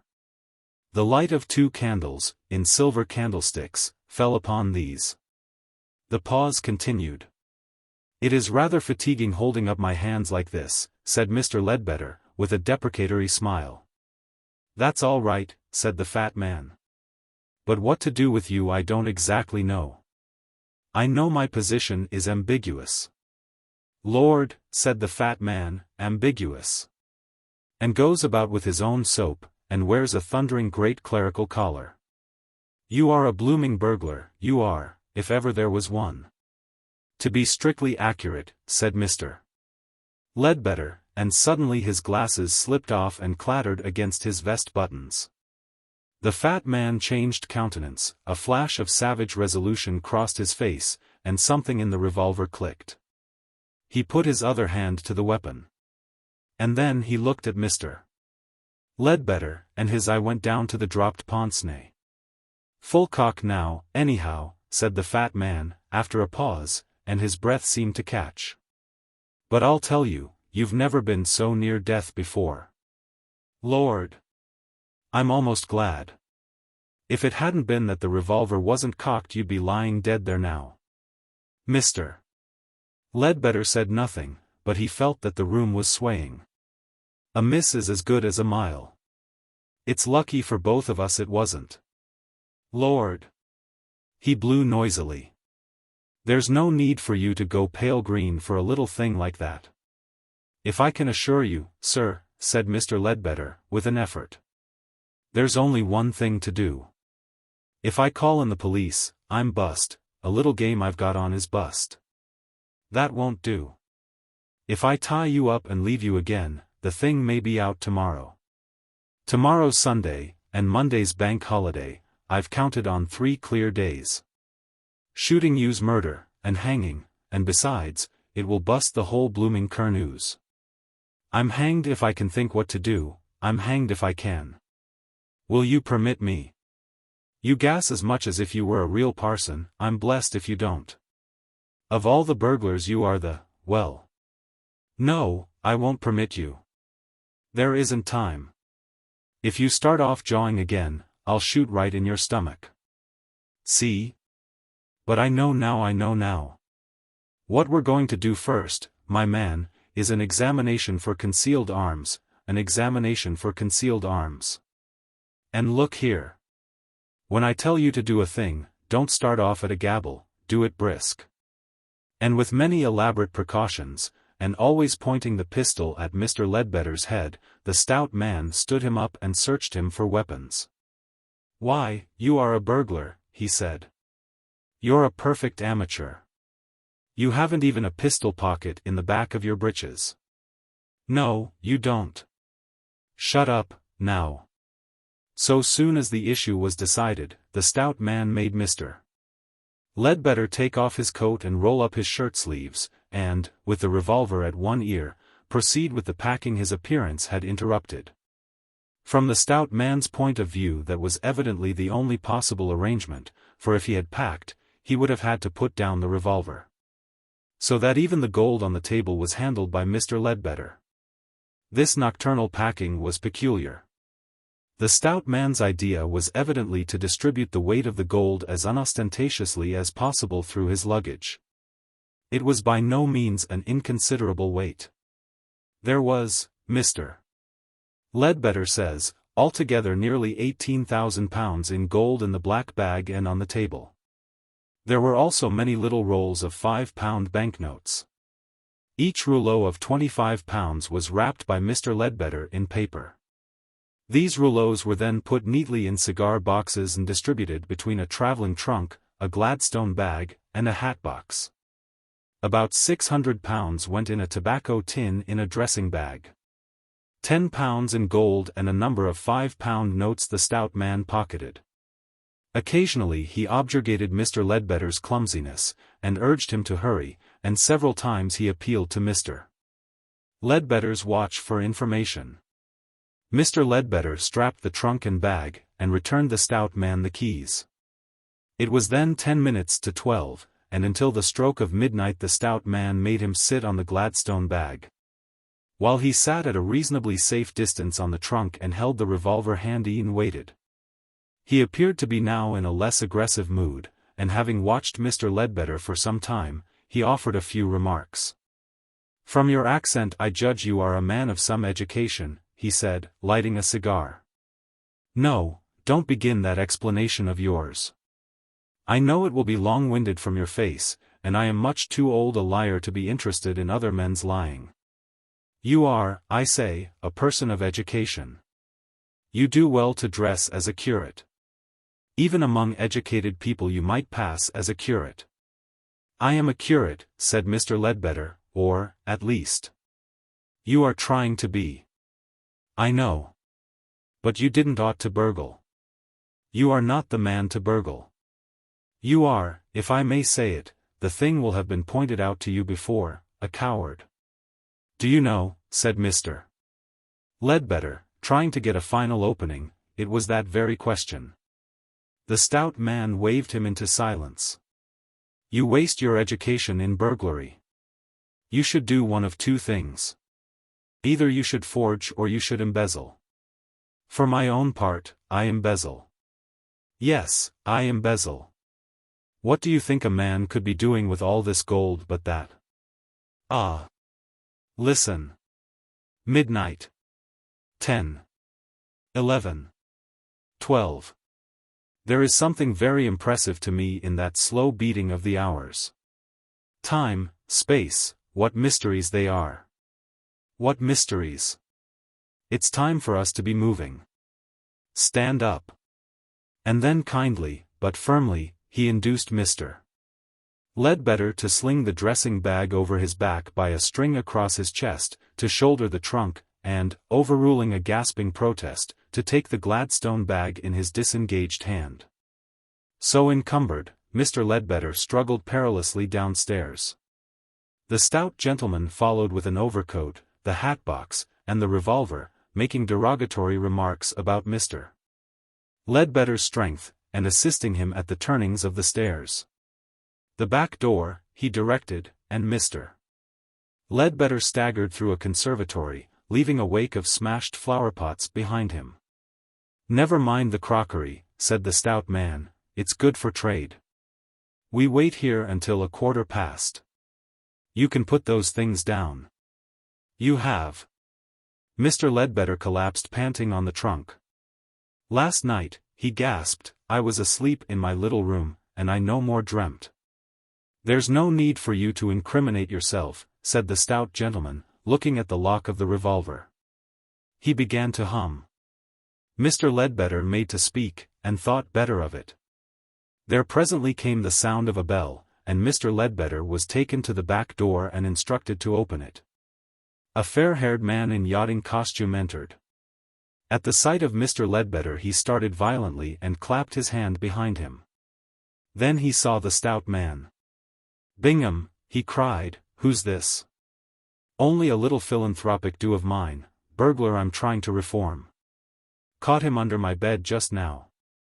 He's all right. He's a frightful ass. He'll be useful to carry some of our things. The newcomer seemed inclined to resent Mr. Ledbetter's presence at first, but the stout man reassured him. He's quite alone. There's not a gang in the world would own him. No. Don't start talking, for goodness sake. They went out into the darkness of the garden with the trunk still bowing Mr. Ledbetter's shoulders. The man in the yachting costume walked in front with the Gladstone bag and a pistol, then came Mr. Ledbetter like Atlas. Mr. Bingham followed with the hatbox, coat, and revolver as before. The house was one of those that have their gardens right up to the cliff. At the cliff was a steep wooden stairway, descending to a bathing tent dimly visible on the beach. Below was a boat pulled up, and a silent little man with a black face stood beside it. "A few moments' explanation," said Mr. Ledbetter. "I can assure you, somebody kicked him," and he said no more. They made him wade to the boat, carrying the trunk, they pulled him aboard by the shoulders and hair, they called him no better name than scoundrel and burglar all that night. But they spoke in undertones so that the general public was happily unaware of his ignominy. They hauled him aboard a yacht manned by strange, unsympathetic Orientals, and partly they thrust him and partly he fell down a gangway into a noisome, dark place, where he was to remain many days. How many he does not know, because he lost count among other things when he was seasick. They fed him on biscuits and incomprehensible words, they gave him water to drink mixed with unwished-for rum.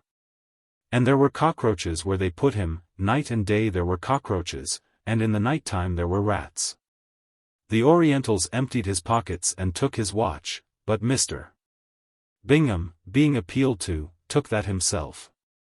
And 5 or 6 times the 5 Lascars, if they were Lascars, and the Chinaman and the Negro who constituted the crew, fished him out and took him aft to Bingham and his friend to play cribbage and euchre and three-andied whist, and to listen to their stories and boastings in an interested manner. Then these principals would talk to him as men talk to those who have lived a life of crime. Explanations they would never permit, though they made it abundantly clear to him that he was the rummiest burglar they had ever set eyes on. They said as much again and again. The fair man was of a taciturn disposition and irascible at play, but Mr. Bingham, now that the evident anxiety of his departure from England was assuaged, displayed a vein of genial philosophy. He enlarged upon the mystery of space and time, and quoted Kant and Hegel, or, at least, he said he did.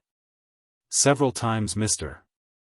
Ledbetter got as far as, "My position under your bed, you know," but then he always had to cut, or pass the whiskey, or do some such intervening thing. After his third failure, the fair man got quite to look for this opening, and whenever Mr. Ledbetter began after that, he would roar with laughter and hit him violently on the back.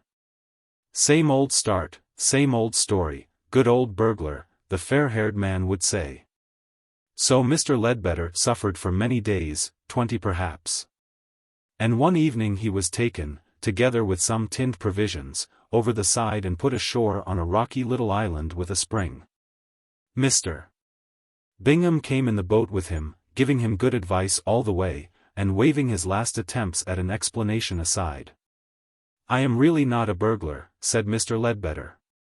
"You never will be," said Mr. Bingham. "You'll never make a burglar. I'm glad you are beginning to see it. In choosing a profession a man must study his temperament.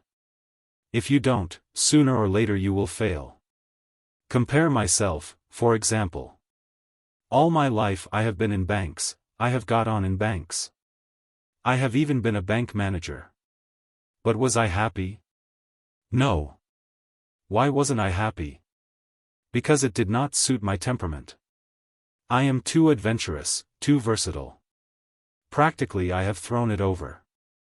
I do not suppose I shall ever manage a bank again. They would be glad to get me, no doubt, but I have learnt the lesson of my temperament, at last. No. I shall never manage a bank again. Now, your temperament unfits you for crime, just as mine unfits me for respectability. I know you better than I did, and now I do not even recommend forgery. Go back to respectable courses, my man. Your lay is the philanthropic lay, that is your lay." With that voice, the Association for the Promotion of Snivelling Among the Young, something in that line. You think it over. The island we are approaching has no name apparently, at least, there is none on the chart. You might think out a name for it while you are there, while you are thinking about all these things. It has quite drinkable water, I understand. It is one of the Grenadines, one of the Windward Islands. Yonder, dim and blue, are others of the Grenadines.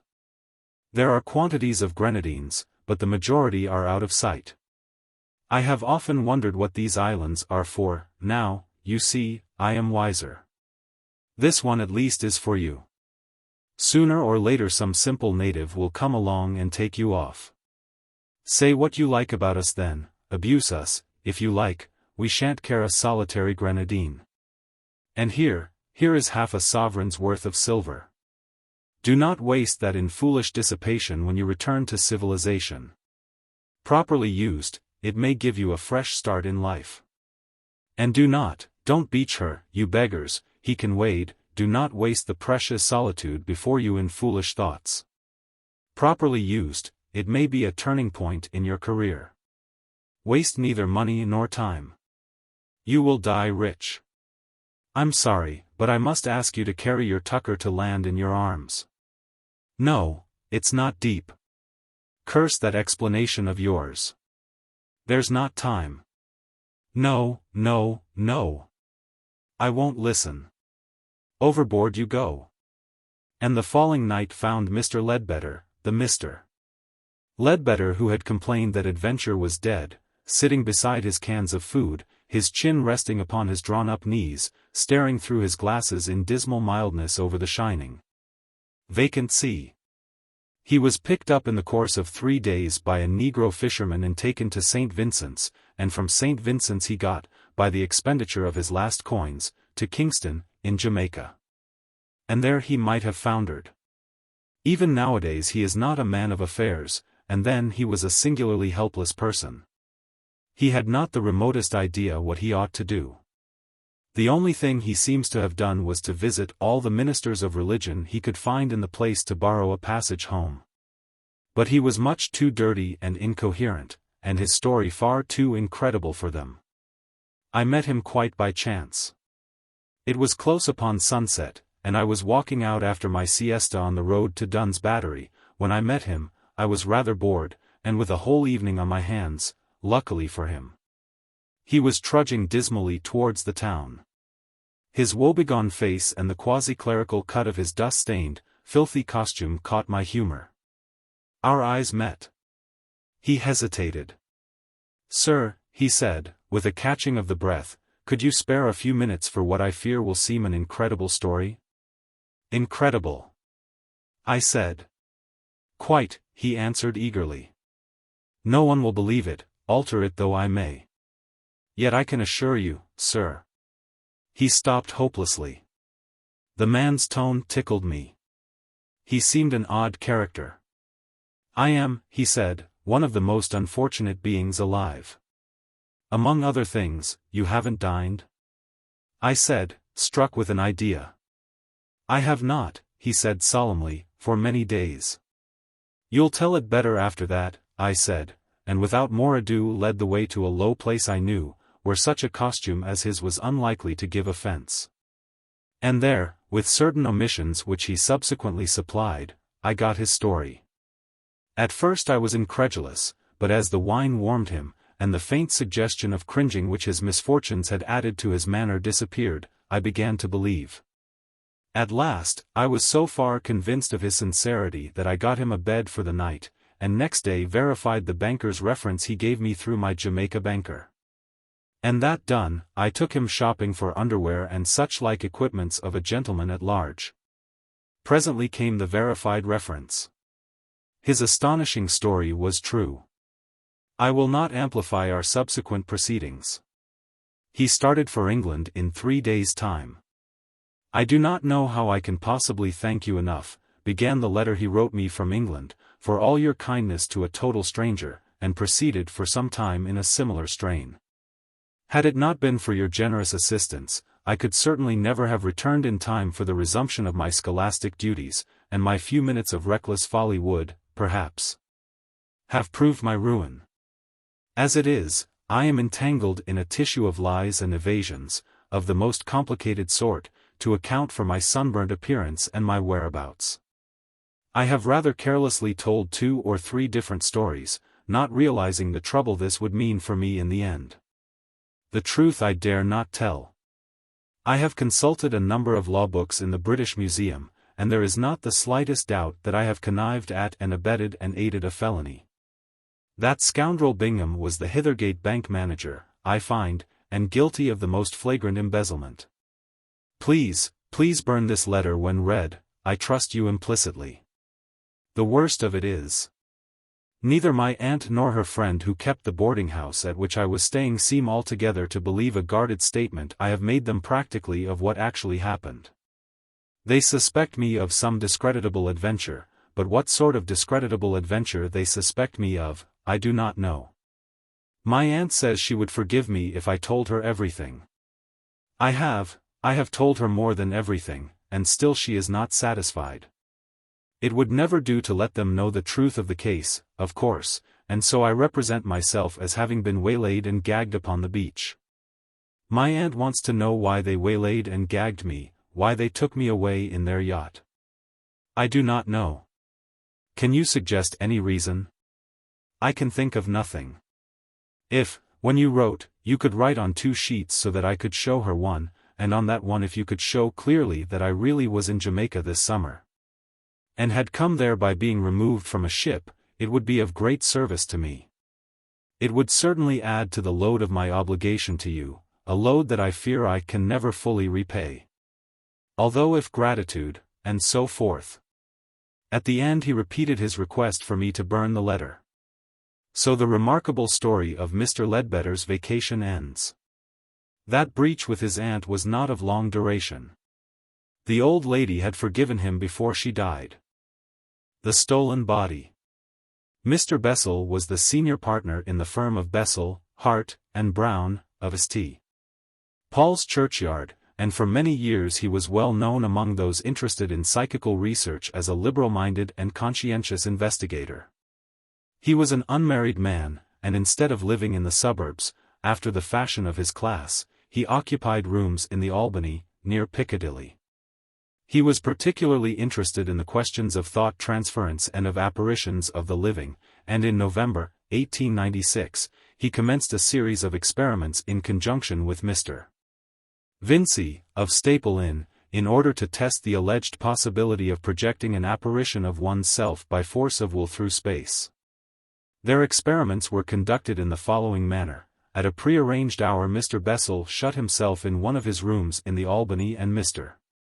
Vinci in his sitting room in Staple Inn, and each then fixed his mind as resolutely as possible on the other. Mr. Bessel had acquired the art of self-hypnotism, and, so far as he could, he attempted first to hypnotize himself and then to project himself as a phantom of the living, across the intervening space of nearly 2 miles into Mr. Vinci's apartment. On several evenings this was tried without any satisfactory result, but on the 5th or 6th occasion Mr. Vinci did actually see or imagine he saw an apparition of Mr. Bessel standing in his room. He states that the appearance, although brief, was very vivid and real. He noticed that Mr. Bessel's face was white and his expression anxious, and, moreover, that his hair was disordered. For a moment Mr. Vinci, in spite of his state of expectation, was too surprised to speak or move, and in that moment it seemed to him as though the figure glanced over its shoulder and incontinently vanished. It had been arranged that an attempt should be made to photograph any phantasm seen, but Mr. Vinci had not the instant presence of mind to snap the camera that lay ready on the table beside him, and when he did so he was too late. Greatly elated, however, even by this partial success, he made a note of the exact time, and at once took a cab to the Albany to inform Mr. Bessel of this result. He was surprised to find Mr. Bessel's outer door standing open to the night, and the inner apartments lit and in an extraordinary disorder. An empty champagne magnum lay smashed upon the floor. Its neck had been broken off against the inkpot on the bureau and lay beside it. An octagonal occasional table, which carried a bronze statuette and a number of choice books, had been rudely overturned, and down the primrose paper of the wall inky fingers had been drawn, as it seemed for the mere pleasure of defilement. One of the delicate chintz curtains had been violently torn from its rings and thrust upon the fire, so that the smell of its smouldering filled the room. Indeed, the whole place was disarranged in the strangest fashion. For a few minutes Mr. Vincey, who had entered sure of finding Mr. Bessel in his easy chair awaiting him, could scarcely believe his eyes, and stood staring helplessly at these unanticipated things. Then, full of a vague sense of calamity, he sought the porter at the entrance lodge. "Where is Mr. Bessel?" he asked. "Do you know that all the furniture is broken in Mr. Bessel's room?" The porter said nothing, but, obeying his gestures, came at once to Mr. Bessel's apartment to see the state of affairs. "This settles it," he said, surveying the lunatic confusion. "I didn't know of this. Mr. Bessel's gone off. He's mad." He then proceeded to tell Mr. Vincey that about half an hour previously, that is to say, at about the time of Mr. Bessel's apparition in Mr. Vincey's rooms, the missing gentleman had rushed out of the gates of the Albany into Vigo Street, hatless and with disordered hair, and had vanished into the direction of Bond Street. "And as he went past me," said the porter, "he laughed, a sort of gasping laugh, with his mouth open and his eyes glaring. I tell you, sir, he fair scared me, like this." According to his imitation it was anything but a pleasant laugh. He waved his hand, with all his fingers crooked and clawing, like that. And he said, in a sort of fierce whisper, "Life." Just that one word, life. "Dear me," said Mr. Vincey. "Tut, tut," and "dear me." He could think of nothing else to say. He was naturally very much surprised. He turned from the room to the porter and from the porter to the room in the gravest perplexity. Beyond his suggestion that probably Mr. Bessel would come back presently and explain what had happened, their conversation was unable to proceed. "It might be a sudden toothache," said the porter, "a very sudden and violent toothache, jumping on him suddenly like and driving him wild. I've broken things myself before now in such a case," he thought. If it was, why should he say "life" to me as he went past? Mr. Vincey did not know. Mr. Bessel did not return, and at last Mr. Vincey, having done some more helpless staring, and having addressed a note of brief inquiry and left it in a conspicuous position on the bureau, returned in a very perplexed frame of mind to his own premises in Staple Inn. This affair had given him a shock. He was at a loss to account for Mr. Bessel's conduct on any sane hypothesis. He tried to read, but he could not do so. He went for a short walk, and was so preoccupied that he narrowly escaped a cab at the top of Chancery Lane, and at last, a full hour before his usual time, he went to bed. For a considerable time he could not sleep because of his memory of the silent confusion of Mr. Bessel's apartment, and when at length he did attain an uneasy slumber it was at once disturbed by a very vivid and distressing dream of Mr. Bessel. He saw Mr. Bessel gesticulating wildly, and with his face white and contorted. And, inexplicably mingled with his appearance, suggested perhaps by his gestures, was an intense fear, an urgency to act. He even believes that he heard the voice of his fellow experimenter calling distressfully to him, though at the time he considered this to be an illusion. The vivid impression remained though Mr. Vincey awoke. For a space he lay awake and trembling in the darkness, possessed with that vague, unaccountable terror of unknown possibilities that comes out of dreams upon even the bravest men. But at last he roused himself, and turned over and went to sleep again, only for the dream to return with enhanced vividness. He awoke with such a strong conviction that Mr.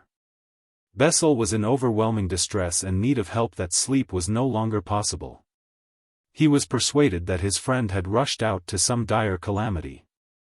For a time he lay reasoning vainly against this belief, but at last he gave way to it. He arose, against all reason, lit his gas, and dressed, and set out through the deserted streets, deserted save for a noiseless policeman or so and the early news carts, towards Vigo Street to inquire if Mr. Bessel had returned. But he never got there.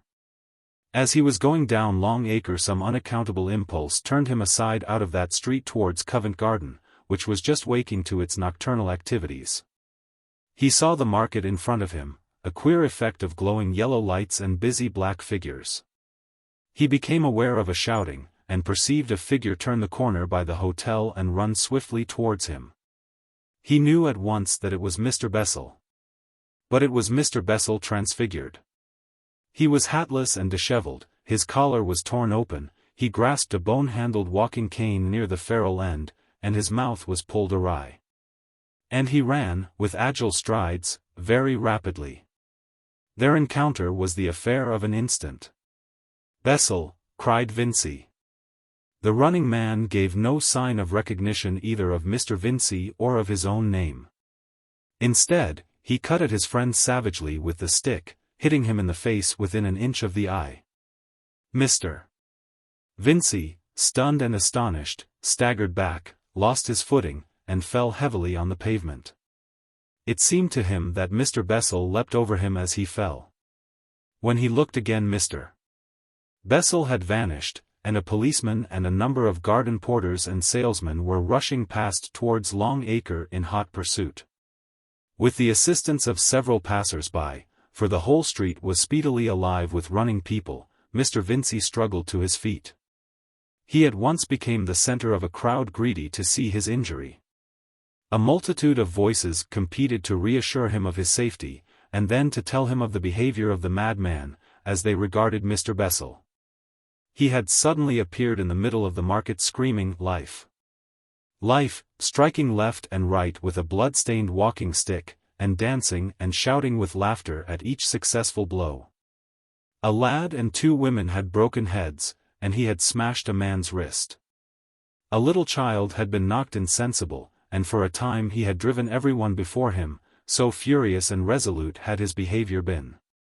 Then he made a raid upon a coffee stall, hurled its paraffin flare through the window of the post office, and fled laughing. After stunning the foremost of the 2 policemen who had the pluck to charge him. Mr. Vincy's first impulse was naturally to join in the pursuit of his friend, in order if possible to save him from the violence of the indignant people.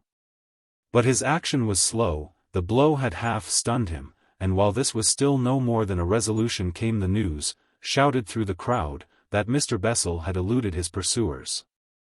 At first Mr. Vincy could scarcely credit this, but the universality of the report, and presently the dignified return of 2 feudal policemen, convinced him.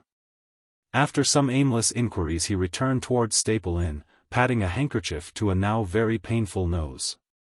He was angry and astonished and perplexed. It appeared to him indisputable that Mr. Bessel must have gone violently mad in the midst of his experiment in thought transference, but why that should make him appear with a sad white face in Mr. Vincy's dreams seemed a problem beyond solution.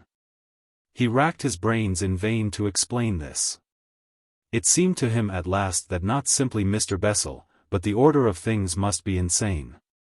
But he could think of nothing to do. He shut himself carefully into his room, lit his fire, it was a gas fire with asbestos bricks, and, fearing fresh dreams if he went to bed, remained bathing his injured face. Or holding up books in a vain attempt to read, until dawn. Throughout that vigil he had a curious persuasion that Mr. Bessel was endeavoring to speak to him, but he would not let himself attend to any such belief. About dawn, his physical fatigue asserted itself, and he went to bed and slept at last in spite of dreaming. He rose late, unrest and anxious, and in considerable facial pain. The morning papers had no news of Mr. Bessel's aberration, it had come too late for them. Mr. Vincy's perplexities, to which the fever of his bruise added fresh irritation, became at last intolerable, and, after a fruitless visit to the Albany, he went down to St. Paul's churchyard to Mr.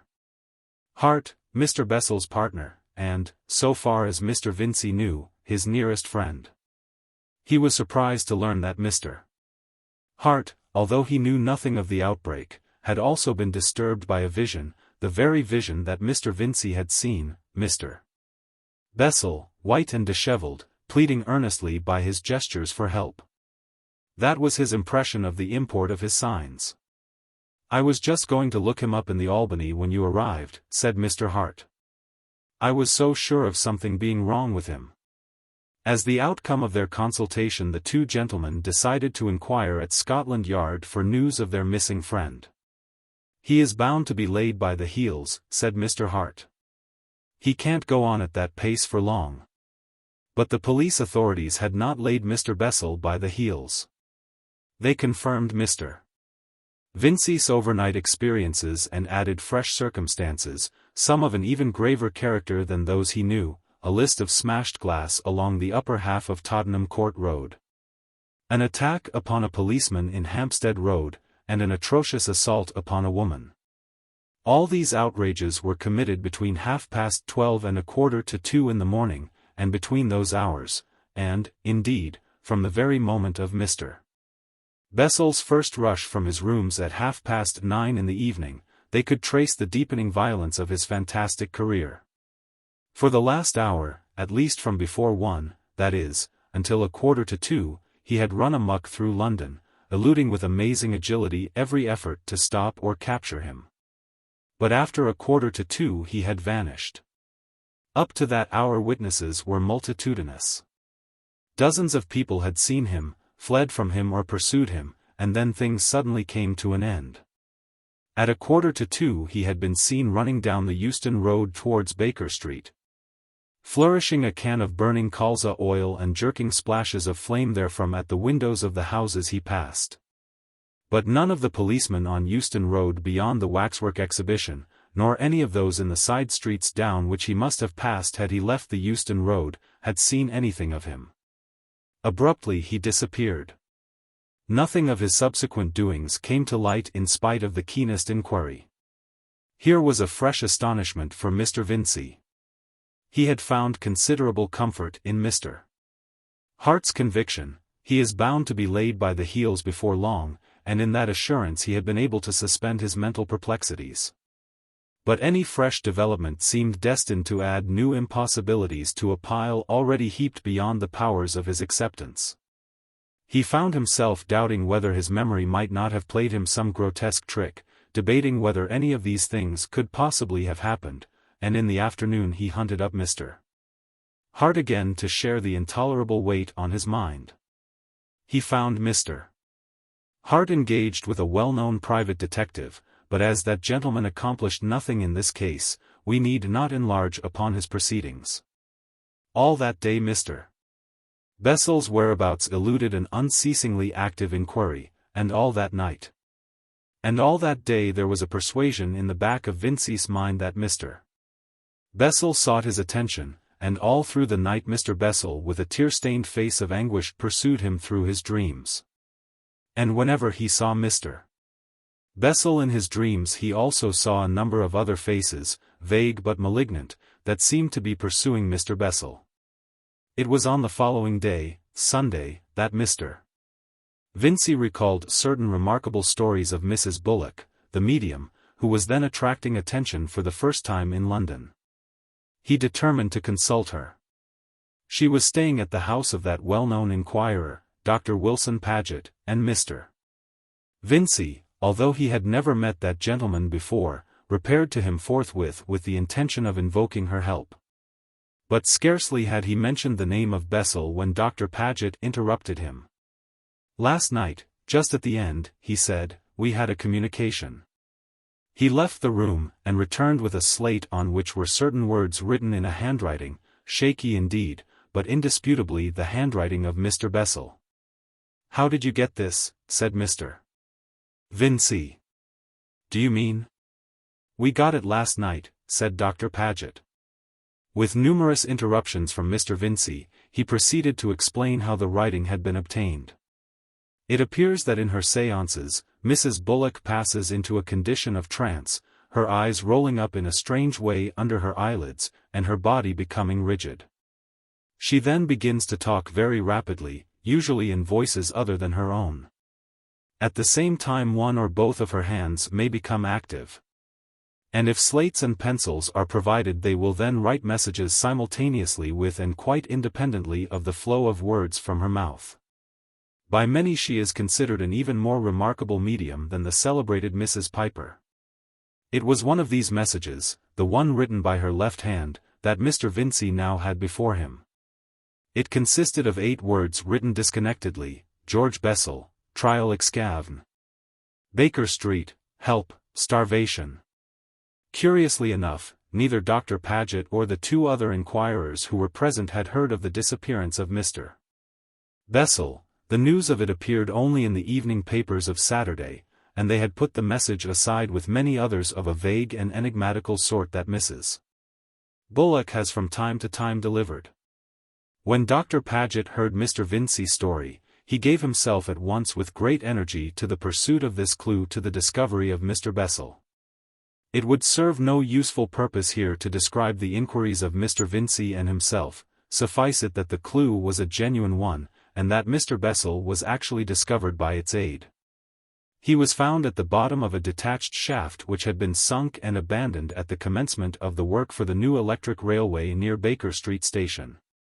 His arm and leg and 2 ribs were broken. The shaft is protected by a hoarding nearly 20 feet high, and over this, incredible as it seems, Mr. Bessel, a stout, middle-aged gentleman, must have scrambled in order to fall down the shaft. He was saturated in colza oil, and the smashed tin lay beside him, but luckily the flame had been extinguished by his fall. And his madness had passed from him altogether. But he was, of course, terribly enfeebled, and at the sight of his rescuers he gave way to hysterical weeping. In view of the deplorable state of his flat, he was taken to the house of Dr. Hatton in Upper Baker Street. Here he was subjected to a sedative treatment, and anything that might recall the violent crisis through which he had passed was carefully avoided. But on the 2nd day he volunteered a statement. Since that occasion Mr. Bessel has several times repeated this statement, to myself among other people, varying the details as the narrator of real experiences always does. But never by any chance contradicting himself in any particular. And the statement he makes is in substance as follows. In order to understand it clearly it is necessary to go back to his experiments with Mr. Vincey before his remarkable attack. Mr. Bessel's first attempts at self-projection, in his experiments with Mr. Vincey, were, as the reader will remember, unsuccessful. But through all of them he was concentrating all his power and will upon getting out of the body, willing it with all my might, he says. At last, almost against expectation, came success. And Mr. Bessel asserts that he, being alive, did actually, by an effort of will, leave his body and pass into some place or state outside this world. The release was, he asserts, instantaneous. At one moment I was seated in my chair, with my eyes tightly shut, my hands gripping the arms of the chair, doing all I could to concentrate my mind on Vincey. And then I perceived myself outside my body, saw my body near me, but certainly not containing me, with the hands relaxing and the head drooping forward on the breast. Nothing shakes him in his assurance of that release. He describes in a quiet, matter-of-fact way the new sensation he experienced. He felt he had become impalpable, so much he had expected, but he had not expected to find himself enormously large. So, however, it would seem he became. I was a great cloud, if I may express it that way, anchored to my body. It appeared to me, at first, as if I had discovered a greater self of which the conscious being in my brain was only a little part. I saw the Albany and Piccadilly and Regent Street and all the rooms and places in the houses, very minute and very bright and distinct, spread out below me like a little city seen from a balloon. Every now and then vague shapes like drifting wreaths of smoke made the vision a little indistinct, but at first I paid little heed to them. The thing that astonished me most, and which astonishes me still, is that I saw quite distinctly the insides of the houses as well as the streets. Saw little people dining and talking in the private houses, men and women dining, playing billiards, and drinking in restaurants and hotels, and several places of entertainment crammed with people. It was like watching the affairs of a glass hive. Such were Mr. Bessel's exact words as I took them down when he told me the story. Quite forgetful of Mr. Vincey, he remained for a space observing these things. Impelled by curiosity, he says, he stooped down, and, with the shadowy arm he found himself possessed of, attempted to touch a man walking along Vigo Street. But he could not do so, though his finger seemed to pass through the man. Something prevented his doing this, but what it was he finds it hard to describe. He compares the obstacle to a sheet of glass. I felt as a kitten may feel, he said, when it goes for the first time to pat its reflection in a mirror. Again and again, on the occasion when I heard him tell this story, Mr. Bessel returned to that comparison of the sheet of glass. Yet it was not altogether a precise comparison, because, as the reader will speedily see, there were interruptions of this generally impermeable resistance. Means of getting through the barrier to the material world again. But, naturally, there is a very great difficulty in expressing these unprecedented impressions in the language of everyday experience. A thing that impressed him instantly, and which weighed upon him throughout all this experience, was the stillness of this place. He was in a world without sound. At first Mr. Bessel's mental state was an unemotional wonder. His thought chiefly concerned itself with where he might be. He was out of the body, out of his material body, at any rate, but that was not all. He believes, and I for one believe also, that he was somewhere out of space, as we understand it, altogether. By a strenuous effort of will he had passed out of his body into a world beyond this world, a world undreamt of. Yet lying so close to it and so strangely situated with regard to it that all things on this earth are clearly visible both from without and from within in this other world about us. For a long time, as it seemed to him, this realization occupied his mind to the exclusion of all other matters, and then he recalled the engagement with Mr. Vincey, to which this astonishing experience was, after all, but a prelude. He turned his mind to locomotion in this new body in which he found himself. For a time he was unable to shift himself from his attachment to his earthly carcass. For a time this new strange cloud body of his simply swayed, contracted, expanded, coiled, and writhed with his efforts to free himself, and then quite suddenly the link that bound him snapped. For a moment everything was hidden by what appeared to be whirling spheres of dark vapor, and then through a momentary gap he saw his drooping body collapse limply. Saw his lifeless head drop sideways, and found he was driving along like a huge cloud in a strange place of shadowy clouds that had the luminous intricacy of London spread like a model below. But now he was aware that the fluctuating vapor about him was something more than vapor, and the temerarious excitement of his first essay was shot with fear. For he perceived, at first indistinctly, and then suddenly very clearly, that he was surrounded by faces. That each roll and coil of the seeming cloud stuff was a face. And such faces. Faces of thin shadow, faces of gaseous tenuity. Faces like those faces that glare with intolerable strangeness upon the sleeper in the evil hours of his dreams. Evil, greedy eyes that were full of a covetous curiosity, faces with knit brows and snarling, smiling lips, their vague hands clutched at Mr. Bessel as he passed, and the rest of their bodies was but an elusive streak of trailing darkness. Never a word they said, never a sound from the mouths that seemed to gibber. All about him they pressed in that dreamy silence, passing freely through the dim mistiness that was his body, gathering ever more numerously about him. And the shadowy Mr. Bessel, now suddenly fear-stricken, drove through the silent, active multitude of eyes and clutching hands.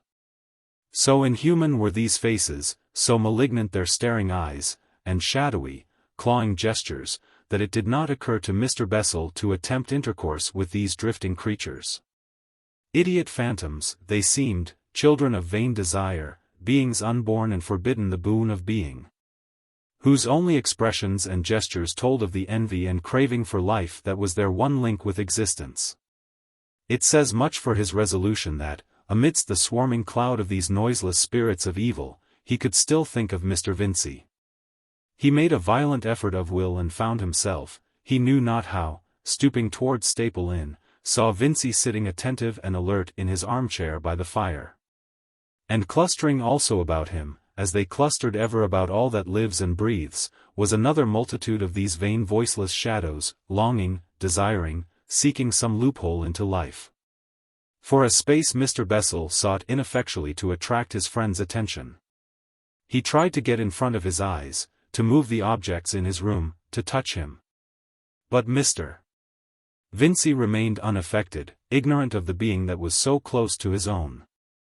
The strange something that Mr. Bessel has compared to a sheet of glass separated them impermeably. And at last Mr. Bessel did a desperate thing. I have told how that in some strange way he could see not only the outside of a man as we see him, but within. He extended his shadowy hand and thrust his vague black fingers, as it seemed, through the heedless brain. Then, suddenly, Mr. Vincey started like a man who recalls his attention from wandering thoughts, and it seemed to Mr. Bessel that a little dark red body situated in the middle of Mr. Vincey's brain swelled and glowed as he did so. Since that experience he has been shown anatomical figures of the brain, and he knows now that this is that useless structure, as doctors call it, the pineal eye. For, strange as it will seem to many, we have, deep in our brains, where it cannot possibly see any earthly light, an eye. At the time this, with the rest of the internal anatomy of the brain, was quite new to him. At the sight of its changed appearance, however, he thrust forth his finger, and, rather fearful still of the consequences, touched this little spot. And instantly Mr. Vincey started, and Mr. Bessel knew that he was seen. And at that instant it came to Mr. Bessel that evil had happened to his body, and behold! A great wind blew through all that world of shadows and tore him away. So strong was this persuasion that he thought no more of Mr. Vincey, but turned about forthwith, and all the countless faces drove back with him like leaves before a gale. But he returned too late. In an instant he saw the body that he had left inert and collapsed, lying, indeed, like the body of a man just dead, had arisen by virtue of some strength and will beyond his own. It stood with staring eyes, stretching its limbs in dubious fashion. For a moment he watched it in wild dismay, and then he stooped towards it. But the pane of glass had closed against him again, and he was foiled. He beat himself passionately against this, and all about him the spirits of evil grinned and pointed and mocked. He gave way to furious anger. He compares himself to a bird that has fluttered heedlessly into a room and is beating at the windowpane that holds it back from freedom. And behold! The little body that had once been his was now dancing with delight. He saw it shouting, though he could not hear its shouts, he saw the violence of its movements grow. He watched it fling his cherished furniture about in the mad delight of existence, rend his books apart, smash bottles, drink heedlessly from the jagged fragments. Leap and smite in a passionate acceptance of living. He watched these actions in paralyzed astonishment. Then once more he hurled himself against the impassable barrier, and then with all that crew of mocking ghosts about him, hurried back in dire confusion to Vincey to tell him of the outrage that had come upon him. But the brain of Vincey was now closed against apparitions, and the disembodied Mr. Bessel pursued him in vain as he hurried out into Holborn to call a cab. Foiled and terror-stricken, Mr. Bessel swept back again, to find his desecrated body whooping in a glorious frenzy down the Burlington Arcade. And now the attentive reader begins to understand Mr. Bessel's interpretation of the first part of this strange story. The being whose frantic rush through London had inflicted so much injury and disaster had indeed Mr. Bessel's body, but it was not Mr. Bessel. It was an evil spirit out of that strange world beyond existence, into which Mr. Bessel had so rashly ventured. For 20 hours it held possession of him, and for all those 20 hours the dispossessed spirit body of Mr. Bessel was going to and fro in that unheard-of middle world of shadows seeking help in vain. He spent many hours beating at the minds of Mr. Vincey and of his friend Mr. Hart. Each, as we know, he roused by his efforts. But the language that might convey his situation to these helpers across the gulf he did not know. His feeble fingers groped vainly and powerlessly in their brains. Once, indeed, as we have already told, he was able to turn Mr. Vincey aside from his path so that he encountered the stolen body in its career. But he could not make him understand the thing that had happened. He was unable to draw any help from that encounter. All through those hours the persuasion was overwhelming in Mr. Bessel's mind that presently his body would be killed by its furious tenant, and he would have to remain in this shadowland forevermore. So that those long hours were a growing agony of fear. And ever as he hurried to and fro in his ineffectual excitement, innumerable spirits of that world about him mobbed him and confused his mind. And ever an envious applauding multitude poured after their successful fellow as he went upon his glorious career. For that, it would seem, must be the life of these bodiless things of this world that is the shadow of our world. Ever they watch, coveting a way into a mortal body, in order that they may descend, as furies and frenzies, as violent lusts and mad, strange impulses, rejoicing in the body they have won. For Mr. Bessel was not the only human soul in that place. Witness the fact that he met first one, and afterward several shadows of men like himself, it seemed, who had lost their bodies even it may be as he had lost his, and wandered, despairingly, in that lost world that is neither life nor death. They could not speak because that world is silent, yet he knew them for men because of their dim human bodies, and because of the sadness of their faces. But how they had come into that world he could not tell, nor where the bodies they had lost might be, whether they still raved about the earth, or whether they were closed forever in death against return. That they were the spirits of the dead neither he nor I believe. But Dr. Wilson Paget thinks they are the rational souls of men who are lost in madness on the earth. At last Mr. Bessel chanced upon a place where a little crowd of such disembodied silent creatures was gathered, and thrusting through them he saw below a brightly lit room.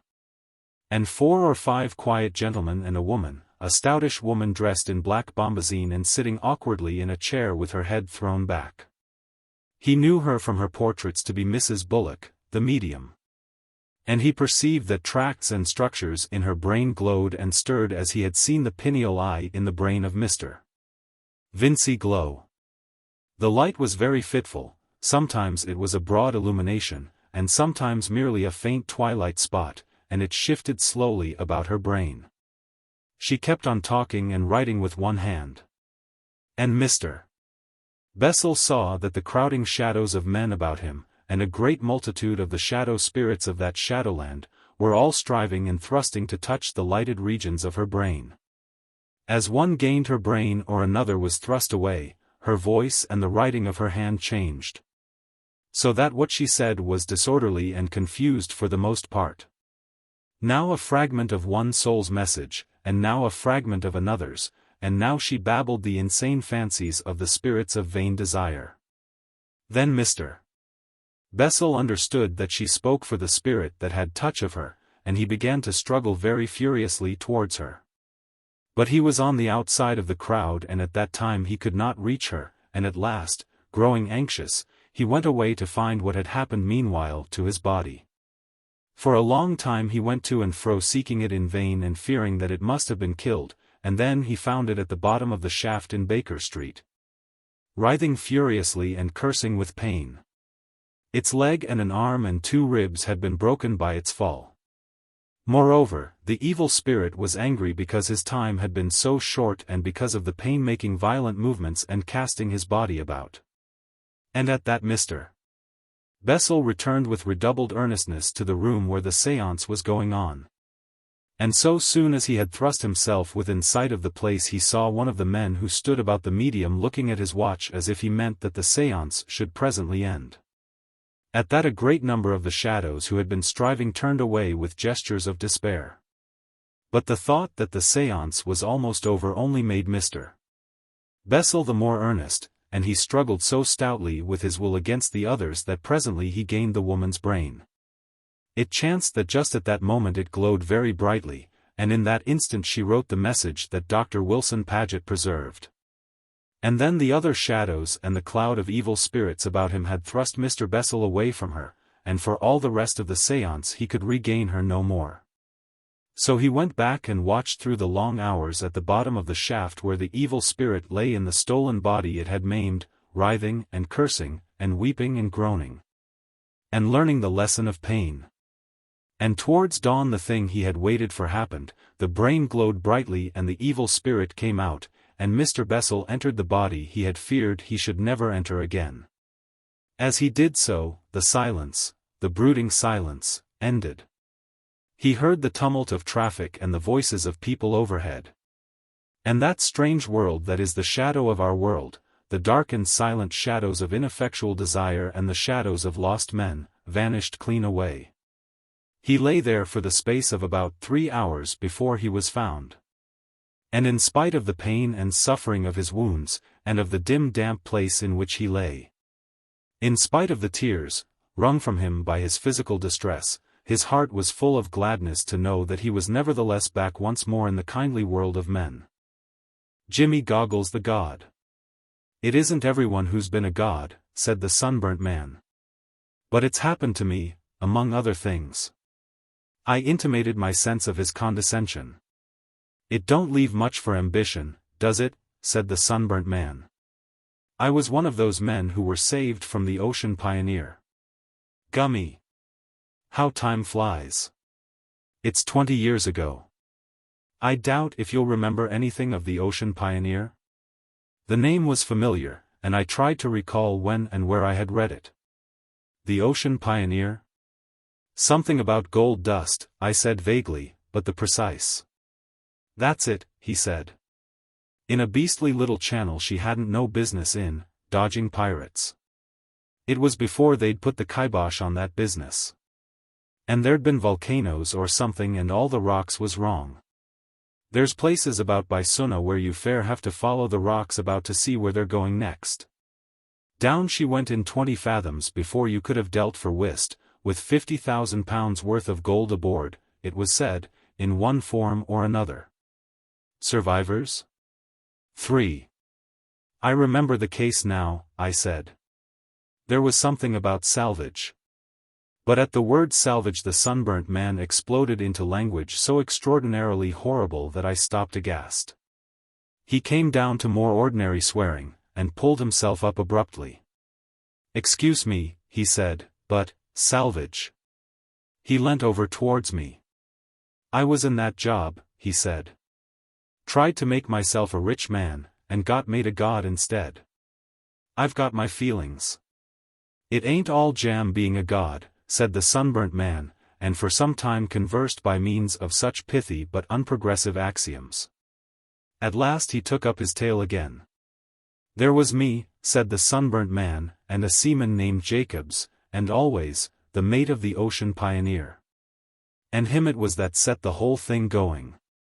I remember him now, when we was in the jolly boat, suggesting it all to our minds just by one sentence. He was a wonderful hand at suggesting things. There was £40,000, he said, on that ship, and it's for me to say just where she went down. It didn't need much brains to tumble to that. And he was the leader from the first to the last. He got hold of the Sanderses and their brig. They were brothers, and the brig was the Pride of Banya, and he it was bought the diving dress, a second-hand one with a compressed air apparatus instead of pumping. He'd have done the diving too, if it hadn't made him sick going down. And the salvage people were mucking about with a chart he'd cooked up, as solemn as could be, at Star Race, 120 miles away. I can tell you we was a happy lot aboard that brig, jokes and drink and bright hopes all the time. It all seemed so neat and clean and straightforward, and what rough chaps call a cert.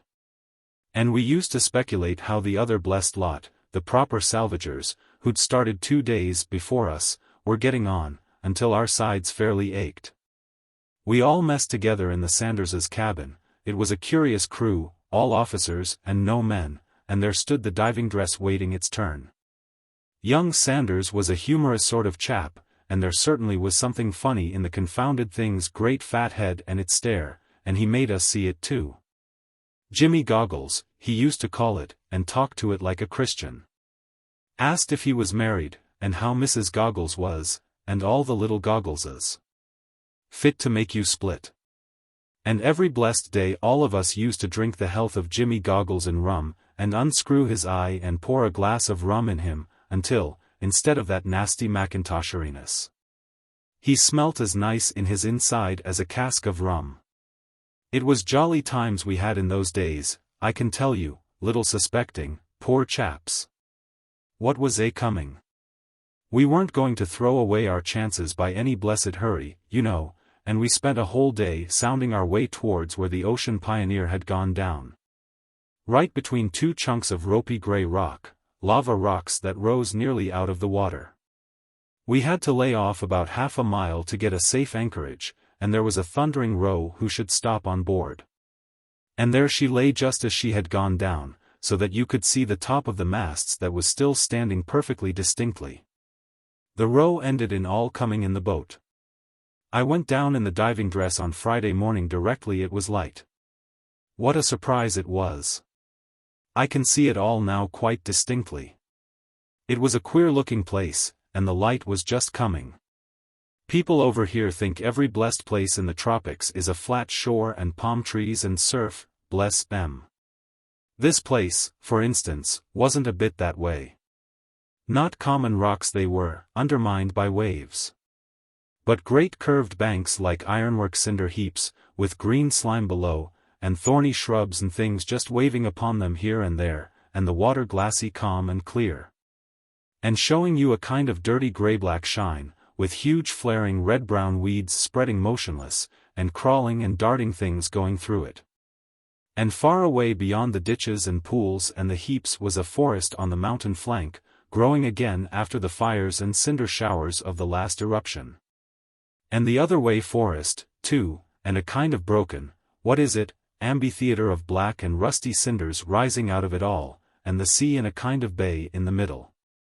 The dawn, I say, was just coming, and there wasn't much color about things, and not a human being but ourselves anywhere in sight up or down the channel.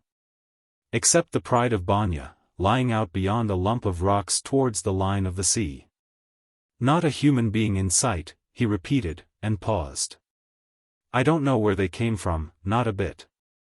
And we were feeling so safe that we were all alone that poor young Sanders was singing.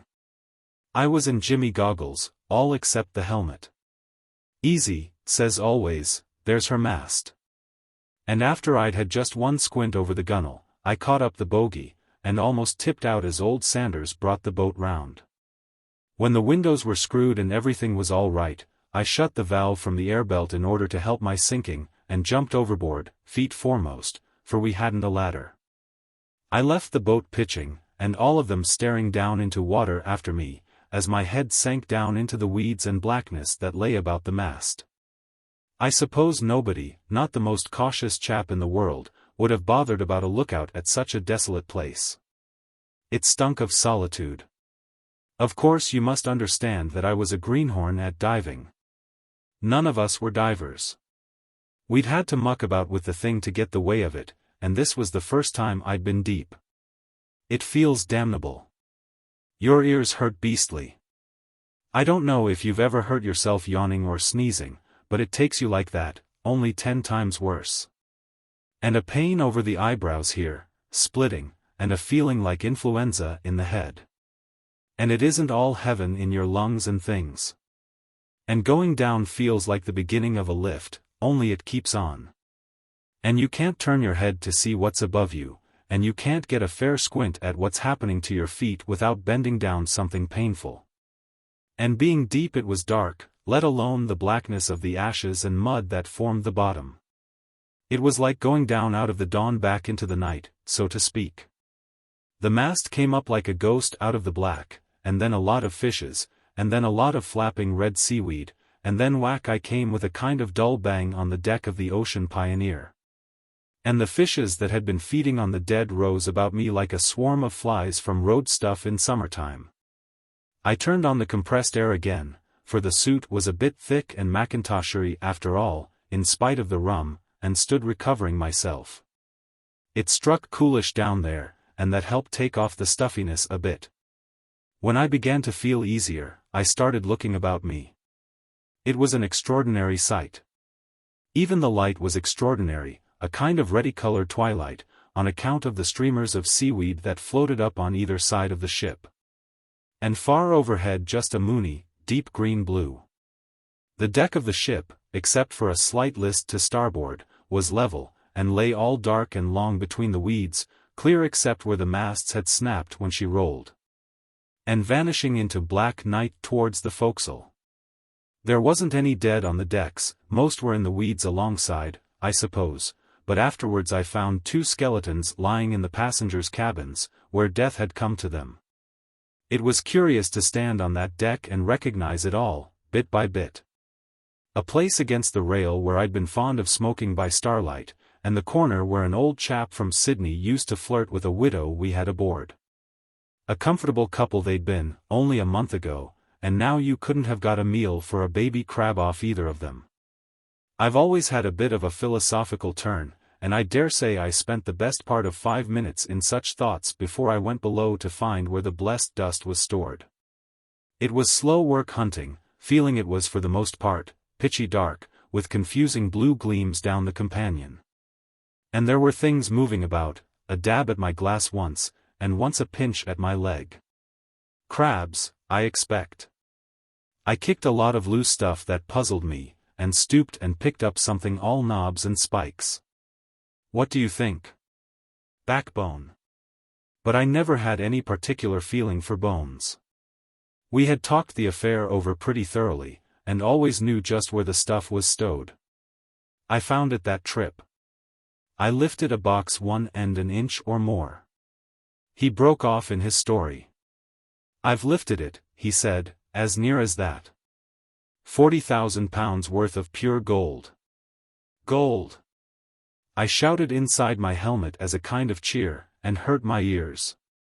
I was getting confounded stuffy and tired by this time. I must have been down 25 minutes or more, and I thought this was good enough. I went up the companion again, and as my eyes came up flush with the deck, a thundering great crab gave a kind of hysterical jump and went scuttling off sideways. Quite a start it gave me.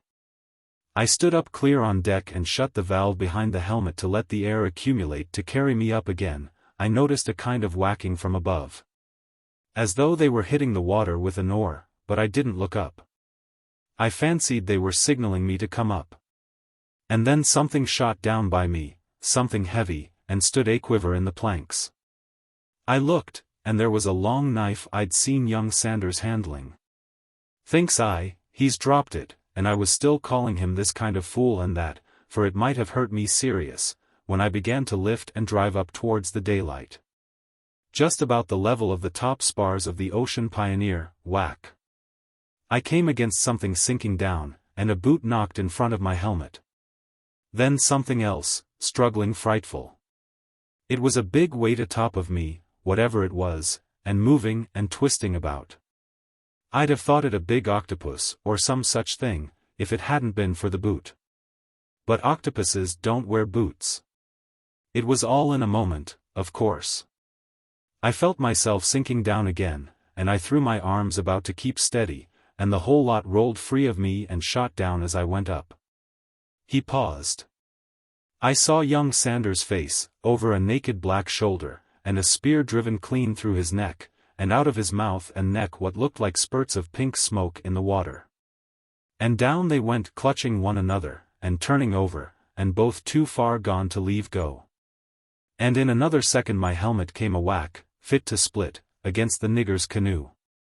It was niggers. 2 canoes full. It was lively times, I tell you.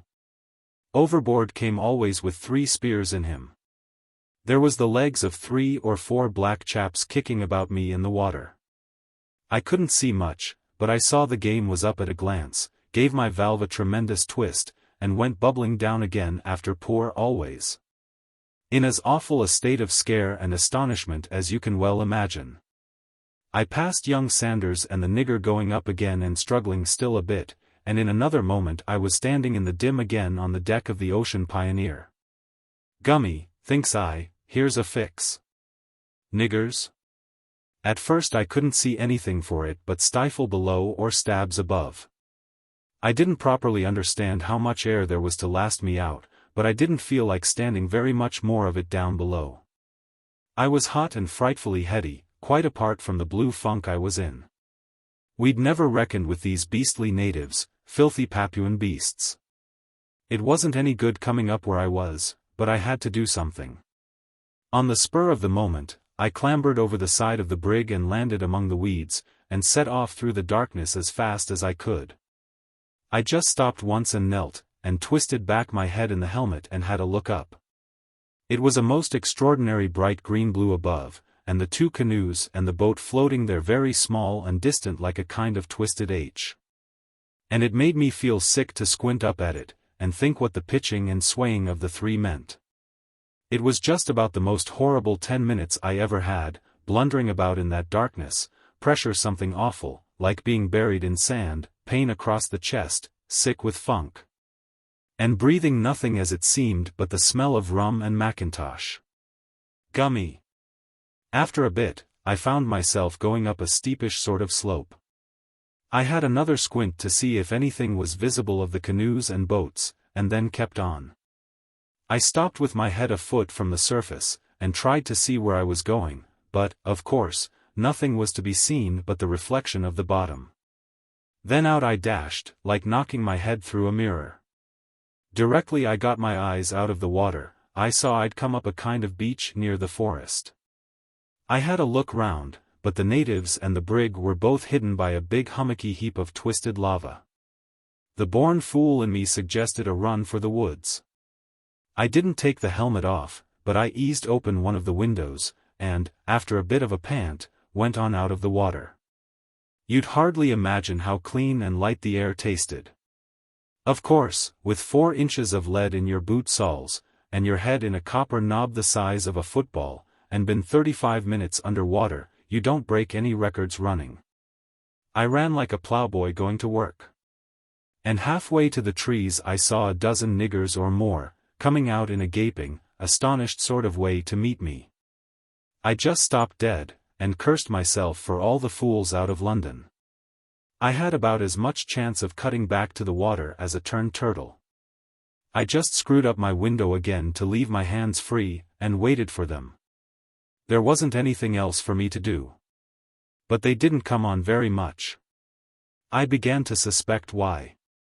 "Jimmy Goggles," I says, "it's your beauty does it." I was inclined to be a little light-headed, I think, with all these dangers about and the change in the pressure of the blessed air. "Who are ye staring at?" I said, as if the savages could hear me. "What d'ye take me for?" "I'm hanged if I don't give you something to stare at," I said, and with that I screwed up the escape valve and turned on the compressed air from the belt, until I was swelled out like a blown frog. Regular imposing it must have been. I'm blessed if they'd come on a step, and presently one and then another went down on their hands and knees. They didn't know what to make of me, and they was doing the extra polite, which was very wise and reasonable of them. I had half a mind to edge back seaward and cut and run, but it seemed too hopeless. A step back and they'd have been after me.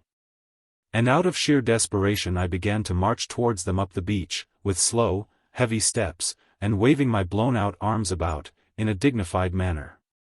And inside of me I was singing as small as a tomtit. But there's nothing like a striking appearance to help a man over a difficulty. I've found that before and since. People like ourselves, who are up to diving dresses by the time we're 7, can scarcely imagine the effect of one on a simple-minded savage. 1 or 2 of these niggers cut and run, the others started in a great hurry trying to knock their brains out on the ground. And on I went as slow and solemn and silly-looking and artful as a jobbing plumber. It was evident they took me for something immense.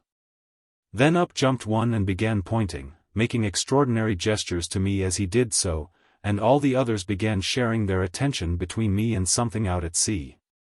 "What's the matter now?" I said. I turned slowly on account of my dignity, and there I saw, coming round a point, the poor old Pride of Banya towed by a couple of canoes. The sight fairly made me sick. But they evidently expected some recognition, so I waved my arms in a striking sort of non-committal manner. And then I turned and stalked on towards the trees again. At that time I was praying like mad, I remember, over and over again, Lord help me through with it. Lord help me through with it. It's only fools who know nothing of danger can afford to laugh at praying. But these niggers weren't going to let me walk through and away like that. They started a kind of bowing dance about me, and sort of pressed me to take a pathway that lay through the trees. It was clear to me they didn't take me for a British citizen, whatever else they thought of me, and for my own part one was never less anxious to own up to the old country. You'd hardly believe it, perhaps, unless you're familiar with savages, but these poor, misguided, ignorant creatures took me straight to their kind of joss place to present me to the blessed old black stone there. By this time I was beginning to sort of realize the depth of their ignorance, and directly I set eyes on this deity I took my cue. I started a baritone howl, wow wow, very long on one note, and began waving my arms about a lot, and then very slowly and ceremoniously turned their image over on its side and sat down on it.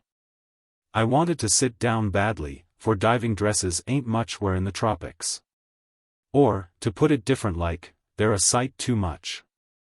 It took away their breath, I could see, my sitting on their joss, but in less time than a minute they made up their minds and were hard at work worshipping me. And I can tell you I felt a bit relieved to see things turning out so well, in spite of the weight on my shoulders and feet. But what made me anxious was what the chaps in the canoes might think when they came back. If they'd seen me in the boat before I went down, and without the helmet on, for they might have been spying and hiding since overnight, they would very likely take a different view from the others. I was in a deuce of a stew about that for hours, as it seemed, until the shindy of the arrival began. But they took it down, the whole blessed village took it down. At the cost of sitting up stiff and stern, as much like those sitting Egyptian images one sees as I could manage, for pretty nearly 12 hours, I should guess at least, on end, I got over it.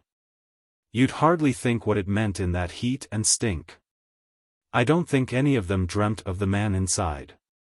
I was just a wonderful leathery great joss that had come up with luck out of the water. But the fatigue, the heat, the beastly closeness, the macintoshariness and the rum, and the fuss. They lit a stinking fire on a kind of lava slab there was before me, and brought in a lot of gory muck, the worst parts of what they were feasting on outside. The beasts, and burnt it all in my honor. I was getting a bit hungry, but I understand now how gods managed to do without eating, what with the smell of burnt offerings about them. And they brought in a lot of the stuff they'd got off the brig and, among other stuff, what I was a bit relieved to see, the kind of pneumatic pump that was used for the compressed air affair. And then a lot of chaps and girls came in and danced about me something disgraceful. It's extraordinary the different ways different people have of showing respect. If I'd had a hatchet handy I'd have gone for the lot of them, they made me feel that wild. All this time I sat as stiff as company, not knowing anything better to do. And at last, when nightfall came, and the Wattle Joss house place got a bit too shadowy for their taste, all these here savages are afraid of the dark, you know, and I started a sort of moo noise. They built big bonfires outside and left me alone in peace in the darkness of my hut, free to unscrew my windows a bit and think things over, and feel just as bad as I liked. And Lord, I was sick. I was weak and hungry, and my mind kept on behaving like a beetle on a pin, tremendous activity and nothing done at the end of it. Come round just where it was before.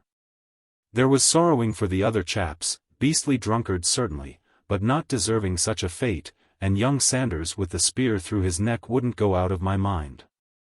There was the treasure down there in the ocean pioneer, and how one might get it and hide it somewhere safer, and get away and come back for it.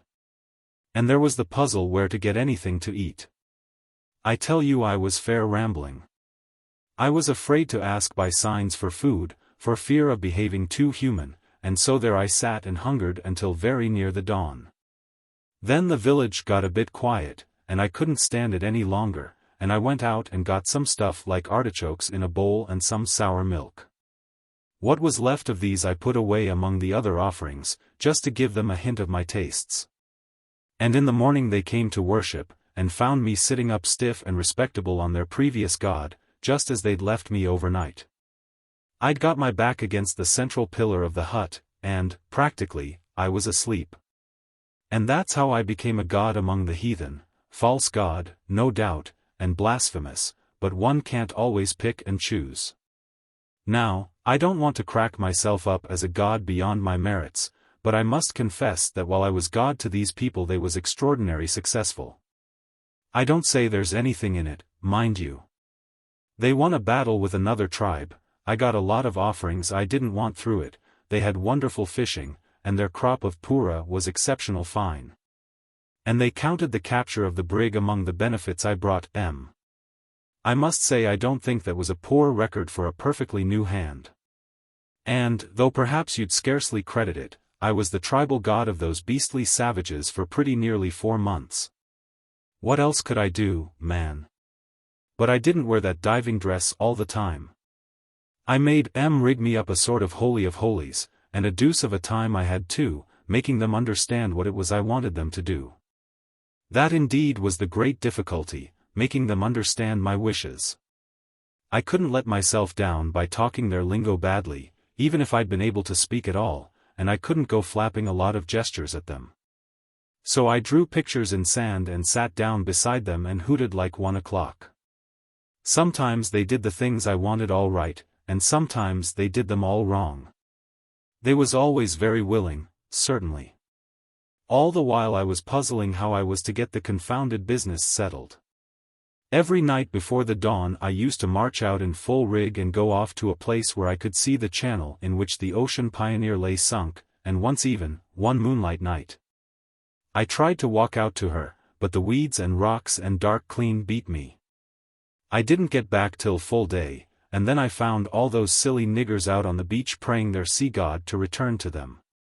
I was that vexed and tired, messing and tumbling about, and coming up and going down again, I could have punched their silly heads all round when they started rejoicing. Hanged if I like so much ceremony. And then came the missionary. That missionary. What a guy. Gummy.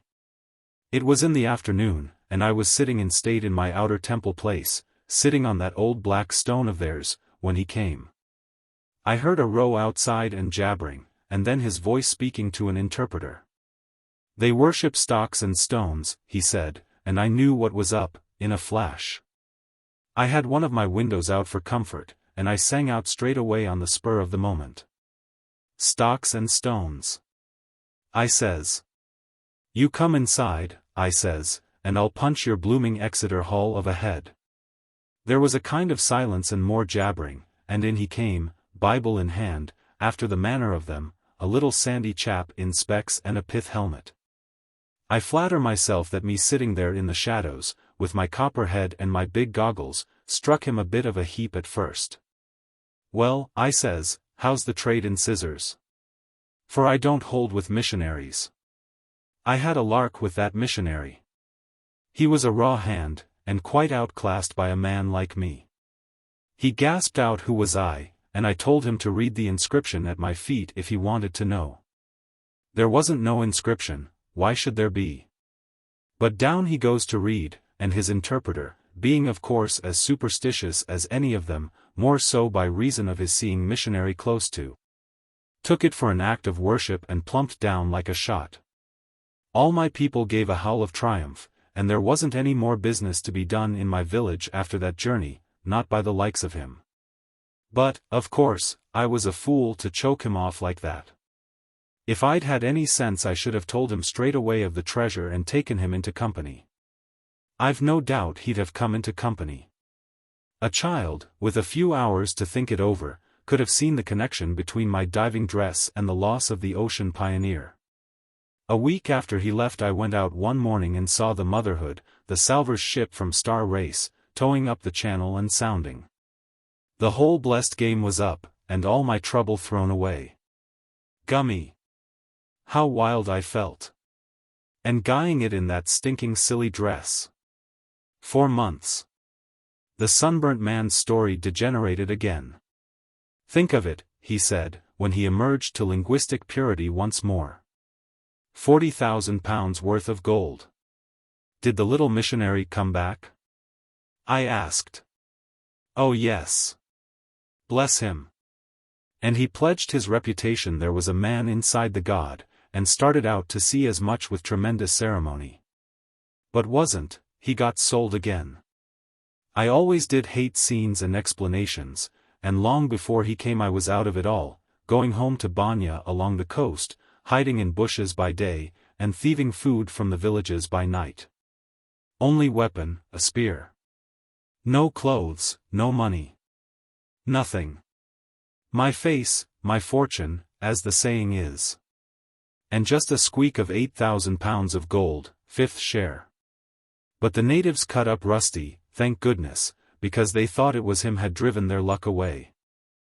Mr. Brisher's treasure.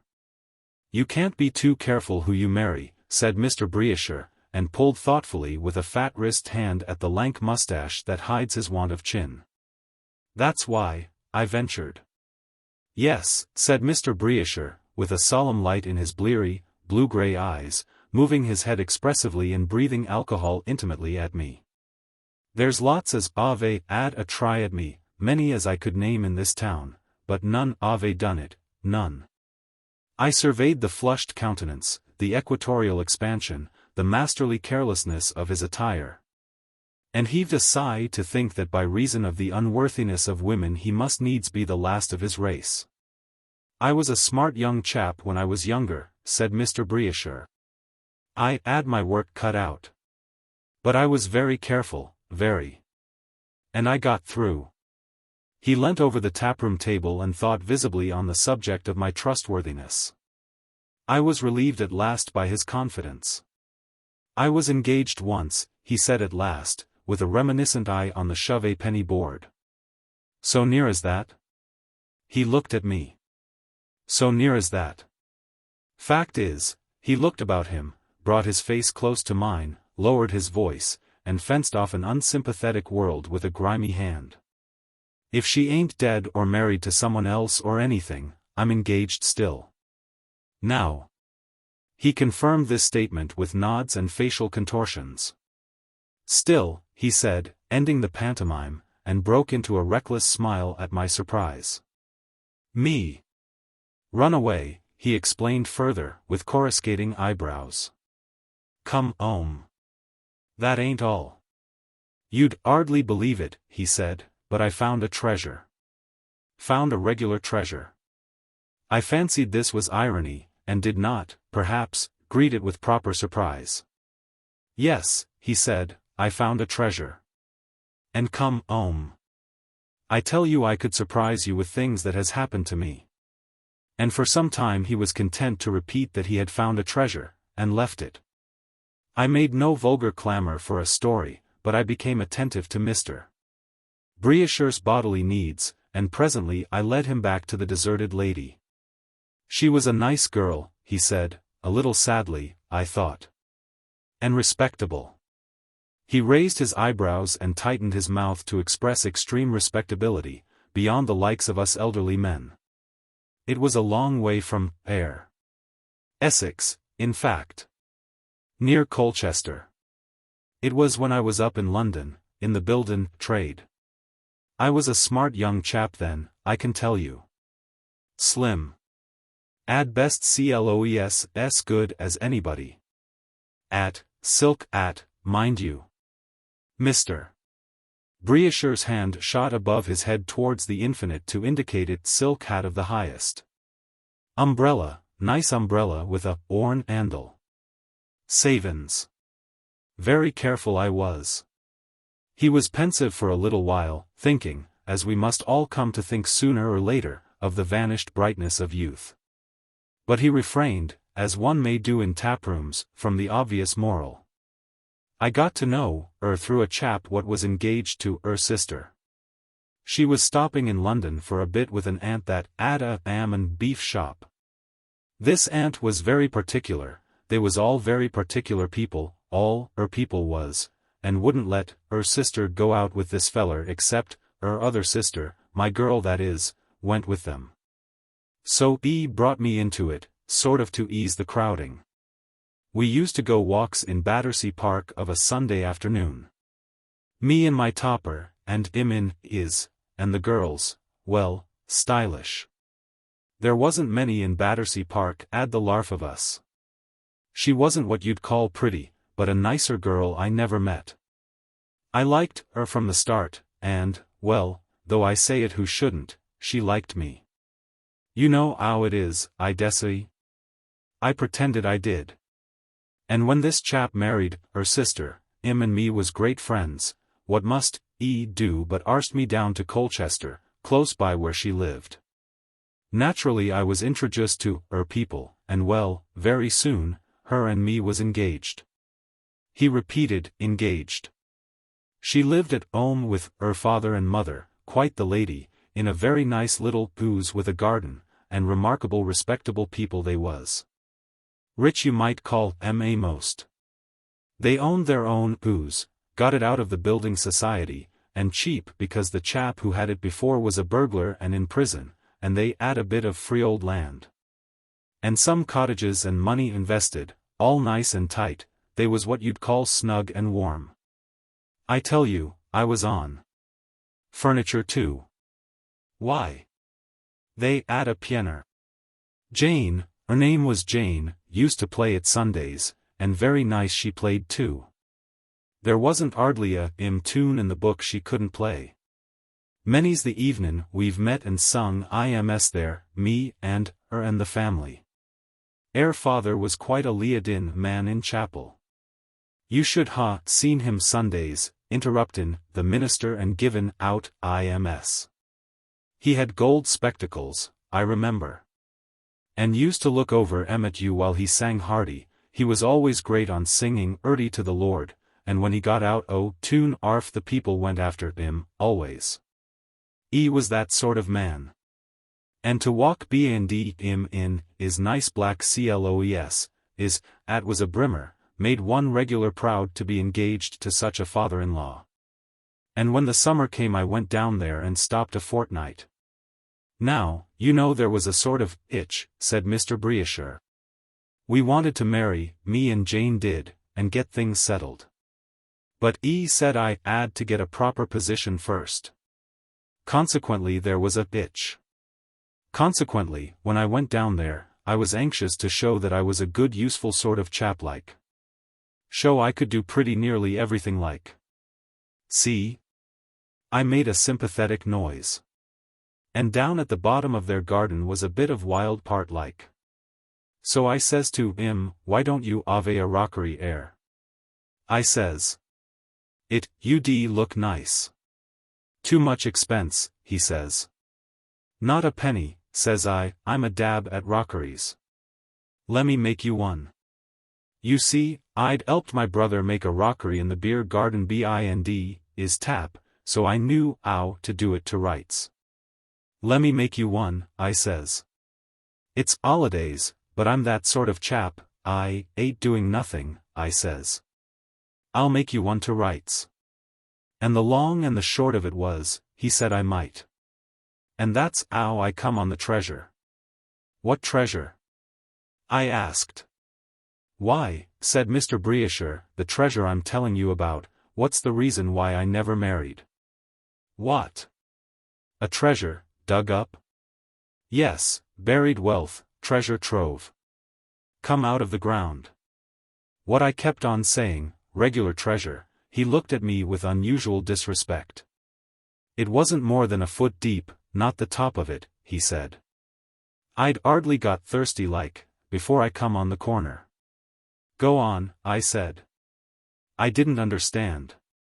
Why? Directly I hit the box I knew it was treasure. A sort of instinct told me. Something seemed to shout inside of me, now's your chance, lie low. It's lucky I knew the laws of treasure trove or I'd ave been shoutin', there and then. I dare say you know. Crown bags it, I said, all but 1%. Go on. It's a shame. What did you do? Uncovered the top of the box. There wasn't anybody in the garden or about like. Jane was helping her mother do the booze. I was excited, I tell you. I tried the lock and then gave a whack at the hinges. Open it came. Silver coins, full. Shining. It made me tremble to see them. And just then, I'm blessed if the dustman didn't come round the back of the booze. It pretty nearly gave me disease to think what a fool I was to ave that money showing. And directly after I heard the chap next door, he was holidaying, too, I heard him watering his beans. If only Edie looked over the fence. What did you do? Kicked the lid on again and covered it up like a shot, and went on digging about a yard away from it, like mad. And my face, so to speak, was laughing on its own account till I had it hid. I tell you I was regular scared like at my luck. I just thought that it 'ad to be kep' close and that was all. Treasure, I kep' whisperin' to myself, treasure and hundreds of pounds, hundreds of pounds. Whispering to myself like, and digging like blazes. It seemed to me the box was regular sticking out and showing, like your legs do under the sheets in bed, and I went and put all the earth I'd got out of my hole for the rockery slap on top of it. I was in a sweat. And in the midst of it all out toddles her father. He didn't say anything to me, just stood behind me and stared, but Jane told me afterwards when he went indoors, he says, that they're jackanapes of yours. Jane, he always called me a jackanape somehow, knows how to put his back into it after all. Seemed quite impressed by it, he did. How long was the box? I asked, suddenly. How long? Said Mr. Brisher. Yes, in length? Oh, 'bout so by so. Mr. Brisher indicated a moderate-sized trunk. Full, said I. Full up of silver coins, 1/2 crowns, I believe. Why? I cried, that would mean, hundreds of pounds. Thousands, said Mr. Brisher, in a sort of sad calm. I calculated it out. But how did they get there? All I know is what I found. What I thought at the time was this. The chap who'd owned the booze before her father been a regular slap-up burglar. What you'd call a high-class criminal. Used to drive his trap, like Peace did. Mr. Brisher meditated on the difficulties of narration and embarked on a complicated parenthesis. I don't know if I told you it had been a burglar's booze before it was my girl's father's, and I knew Edie robbed a mail train once, I did know that. It seemed to me. That's very likely, I said. But what did you do? Sweated, said Mr. Brisher. Regular run orf me. All that morning, said Mr. Brisher, I was at it, pretending to make that rockery and wondering what I should do. I'd have told her father praps, only I was doubtful of his honesty. I was afraid he might rob me of it like, and give it up to the authorities, and besides. Considering I was marrying into the family, I thought it would be nicer like if it came through me. Put me on a better footing, so to speak. Well, I 'ad 3 days before me left of my holidays, so there wasn't no hurry, so I covered it up and went on digging, and tried to puzzle out how I was to make sure of it. Only I couldn't. I thought, said Mr. Brisher, and I thought. Once I got regular doubtful whether I'd seen it or not, and went down to it and 'ad it uncovered again, just as her ma came out to hong up a bit of washin' she'd done. Jumps again. Afterwards I was just thinking I'd have another go at it, when Jane comes to tell me dinner was ready. You'll want it, she said, seeing all the hole you've dug. I was in a regular daze all dinner, wondering whether that chap next door wasn't over the fence and filling his pockets. But in the afternoon I got easier in my mind. It seemed to me it must have been there so long it was pretty sure to stop a bit longer, and I tried to get up a bit of a discussion to draw out the old man and see what he thought of treasure trove. Mr. Brisher paused, and affected amusement at the memory. The old man was a scorcher, he said, a regular scorcher. What, said I, did he? It was like this, explained Mr. Brisher, laying a friendly hand on my arm and breathing into my face to calm me. Just to draw I'm out, I told a story of a chap I said I knew, pretendin', you know, who'd found a sovereign in an overcoat he'd borrowed. I said he stuck to it, but I said I wasn't sure whether that was right or not. And then the old man began. Lor! He did let me ave it. Mr. Brisher affected an insincere amusement.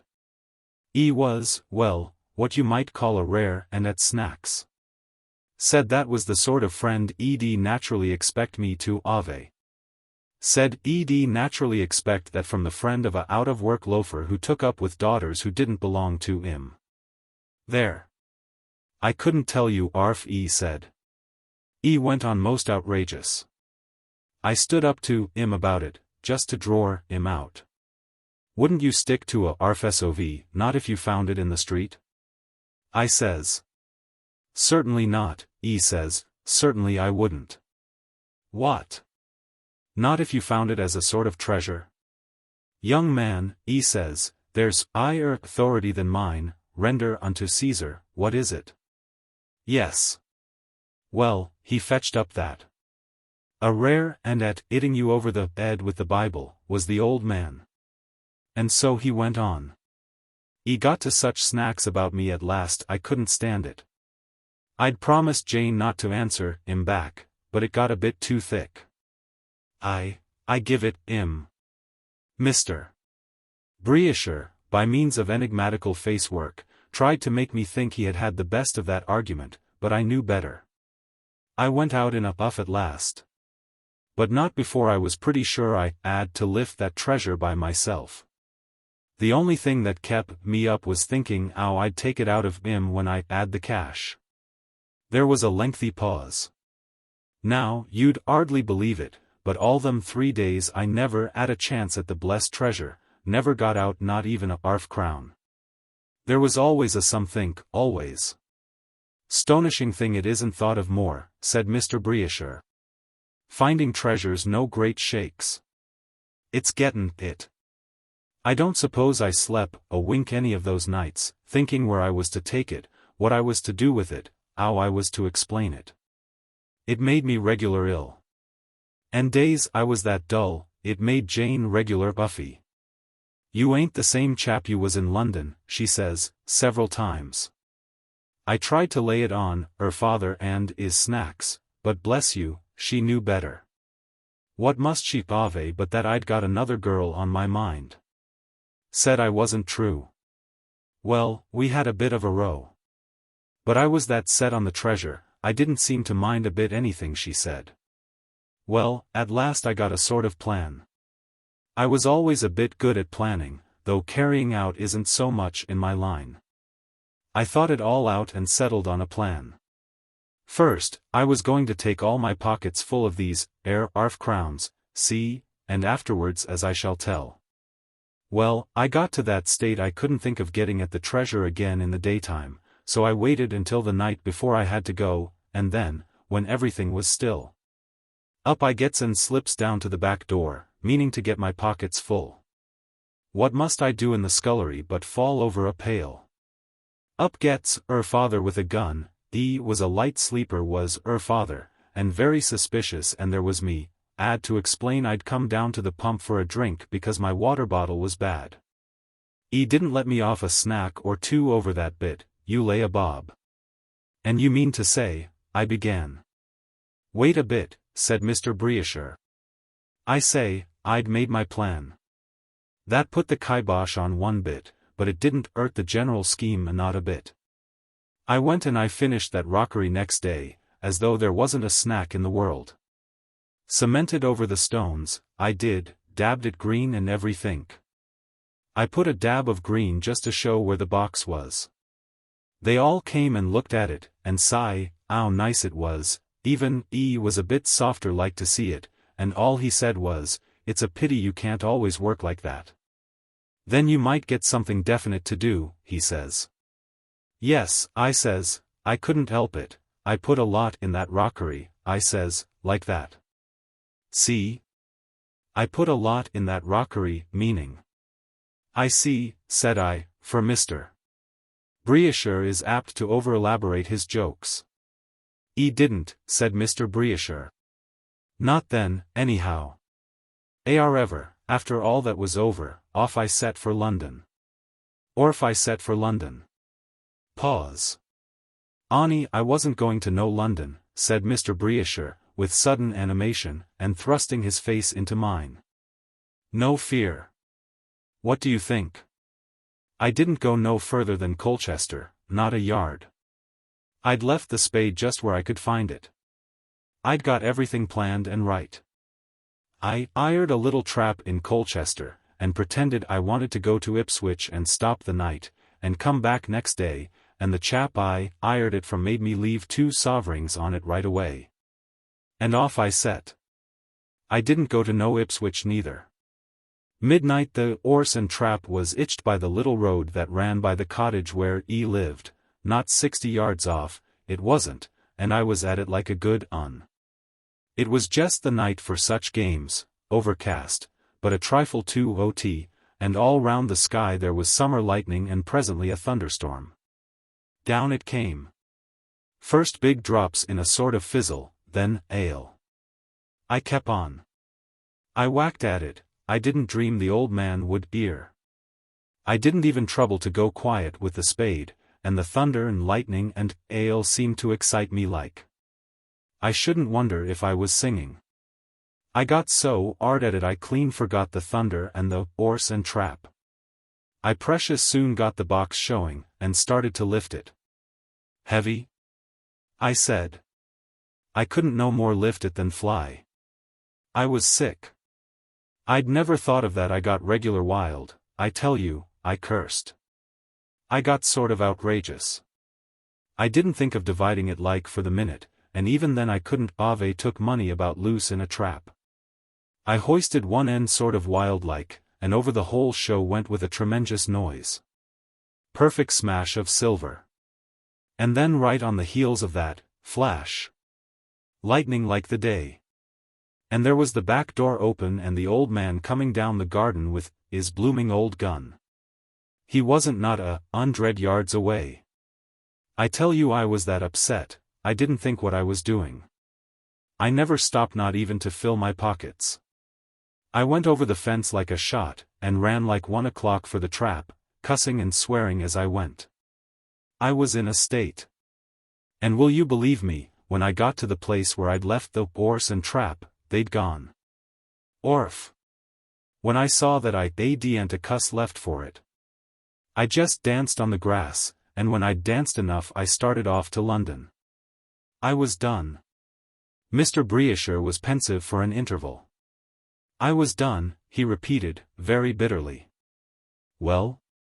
I said. That's all, said Mr. Brisher. You didn't go back. No fear. I'd had enough of that blooming treasure, anyhow for a bit. Besides, I didn't know what was done to chaps who tried to collar a treasure trove. I started off for London there and then. And you never went back? Never. But about Jane? Did you write? 3 times, fishing like. And no answer. We'd parted in a bit of a huff on account of her being jealous. So that I couldn't make out for certain what it meant. I didn't know what to do. I didn't even know whether the old man knew it was me. I sort of kept an eye open on papers to see when he'd give up that treasure to the crown, as I hadn't a doubt he would, considering how respectable he'd always been. And did he? Mr. Brisher pursed his mouth and moved his head slowly from side to side. Not him, he said. Jane was a nice girl, he said, a thorough nice girl mind you, if jealous, and there's no knowing I mightn't have gone back to her after a bit. I thought if he didn't give up the treasure I might have a sort of hold on him. Well, one day I looks as usual under Colchester, and there I saw his name. What for, do yer think? I could not guess. Mr. Brisher's voice sank to a whisper, and once more he spoke behind his hand. His manner was suddenly suffused with a positive joy. "Issuing counterfeit coins," he said. "Counterfeit coins. You don't mean to say?" "Yes, it. Bad. Quite a long case they made of it. But they got him, though he dodged tremendous. Traced is avaying past, oh. Nearly a dozen bad, arf crowns.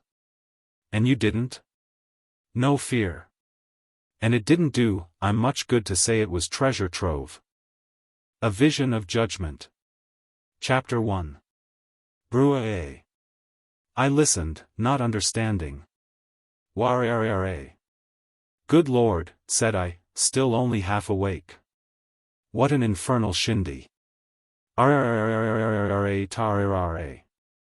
It's enough, said I, to wake, and stopped short. Where was I? Tararara, louder and louder. It's either some new invention. Tura. Deafening. No, said I, speaking loud in order to hear myself. That's the last trump. Tura. Chapter 2. The last note jerked me out of my grave like a hooked minnow. I saw my monument, rather a mean little affair, and I wished I knew who'd done it, and the old elm tree and the sea view vanished like a puff of steam. And then all about me, a multitude no man could number, nations, tongues, kingdoms, peoples, children of all the ages, in an amphitheatral space as vast as the sky. And over against us, seated on a throne of dazzling white cloud, the Lord God and all the host of his angels. I recognized Azrael by his darkness and Michael by his sword, and the great angel who had blown the trumpet stood with the trumpet still half raised. Chapter 3. Prompt, said the little man beside me.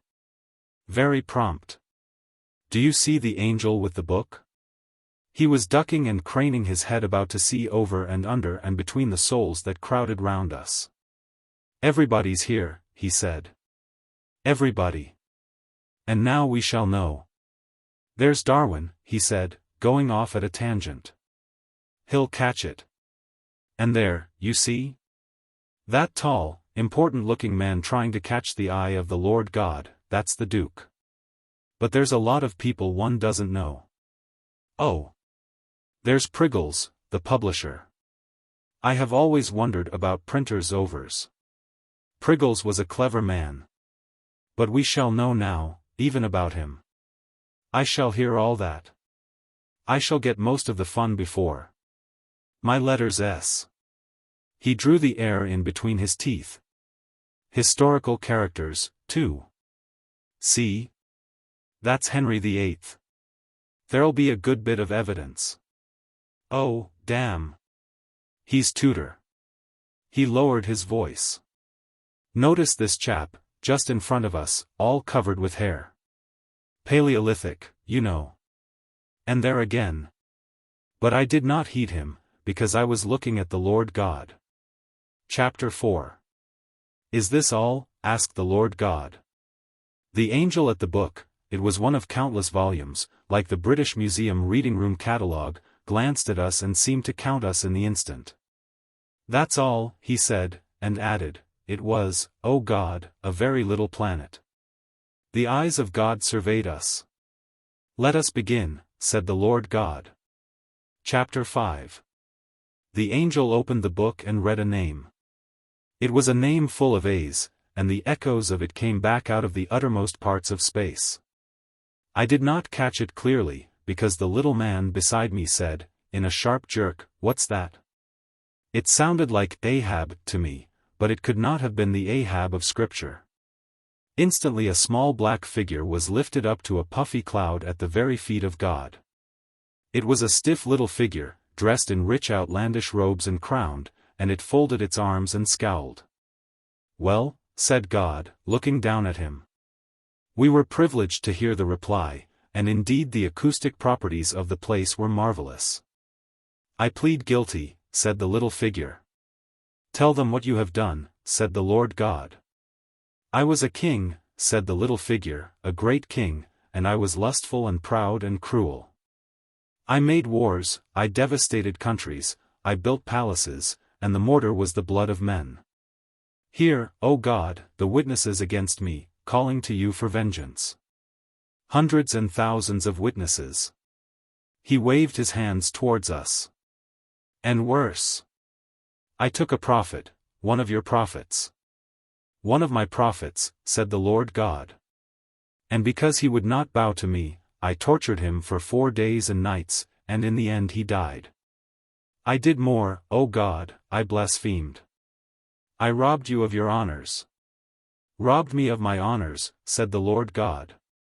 I caused myself to be worshipped in your stead. No evil was there but I practiced it.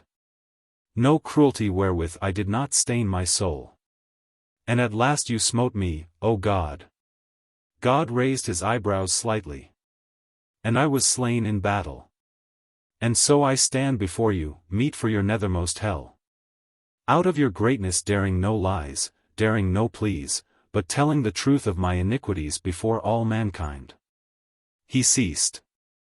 His face I saw distinctly, and it seemed to me white and terrible and proud and strangely noble. I thought of Milton's Satan. Most of that is from the obelisk, said the recording angel, finger on page. It is, said the tyrannous man, with a faint touch of surprise. Then suddenly God bent forward and took this man in his hand, and held him up on his palm as if to see him better. He was just a little dark stroke in the middle of God's palm. Did he do all this? Said the Lord God. The recording angel flattened his book with his hand. In a way, said the recording angel, carelessly. Now when I looked again at the little man, his face had changed in a very curious manner. He was looking at the recording angel with a strange apprehension in his eyes, and one hand fluttered to his mouth. Just the movement of a muscle or so, and all that dignity of defiance was gone. Read, said the Lord God. And the angel read, explaining very carefully and fully all the wickedness of the wicked man. It was quite an intellectual treat. A little daring, in places, I thought, but of course heaven has its privileges.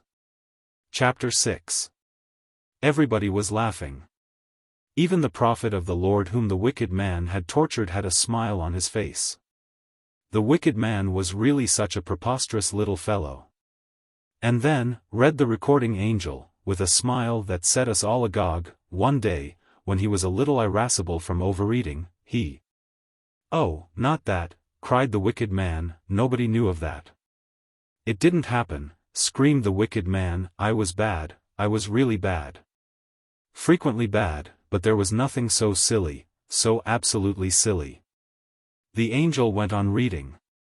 "Oh God!" cried the wicked man, "don't let them know that. I'll repent. I'll apologize." The wicked man on God's hand began to dance and weep. Suddenly shame overcame him. He made a wild rush to jump off the ball of God's little finger, but God stopped him by a dexterous turn of the wrist. Then he made a rush for the gap between hand and thumb, but the thumb closed. And all the while the angel went on reading. The wicked man rushed to and fro across God's palm, and then suddenly turned about and fled up the sleeve of God. I expected God would turn him out, but the mercy of God is infinite.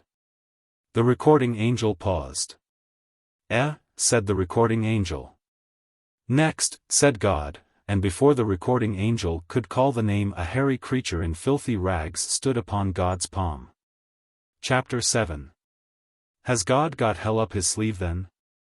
Said the little man beside me. Is there a hell? I asked.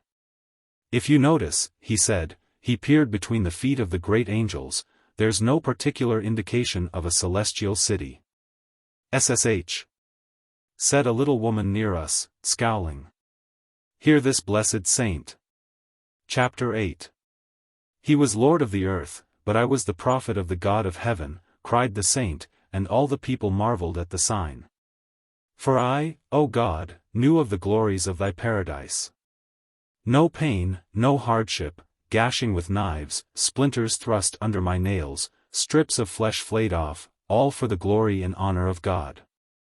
God smiled. And at last I went, I in my rags and sores, smelling of my holy discomforts. Gabriel laughed abruptly. And lay outside his gates, as a sign, as a wonder. As a perfect nuisance, said the recording angel, and began to read. Heedless of the fact that the saint was still speaking of the gloriously unpleasant things he had done that paradise might be his. And behold, in that book the record of the saint also was a revelation, a marvel. It seemed not 10 seconds before the saint also was rushing to and fro over the great palm of God. Not 10 seconds. And at last he also shrieked beneath that pitiless and cynical exposition, and fled also, even as the wicked man had fled, into the shadow of the sleeve. And it was permitted us to see into the shadow of the sleeve. And the two sat side by side, stark of all delusions, in the shadow of the robe of God's charity, like brothers. And thither also I fled in my turn. Chapter 9. And now, said God, as he shook us out of his sleeve upon the planet he had given us to live upon, the planet that whirled about green Sirius for a sun.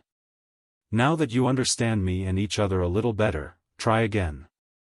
Then he and his great angels turned themselves about and suddenly had vanished. The throne had vanished.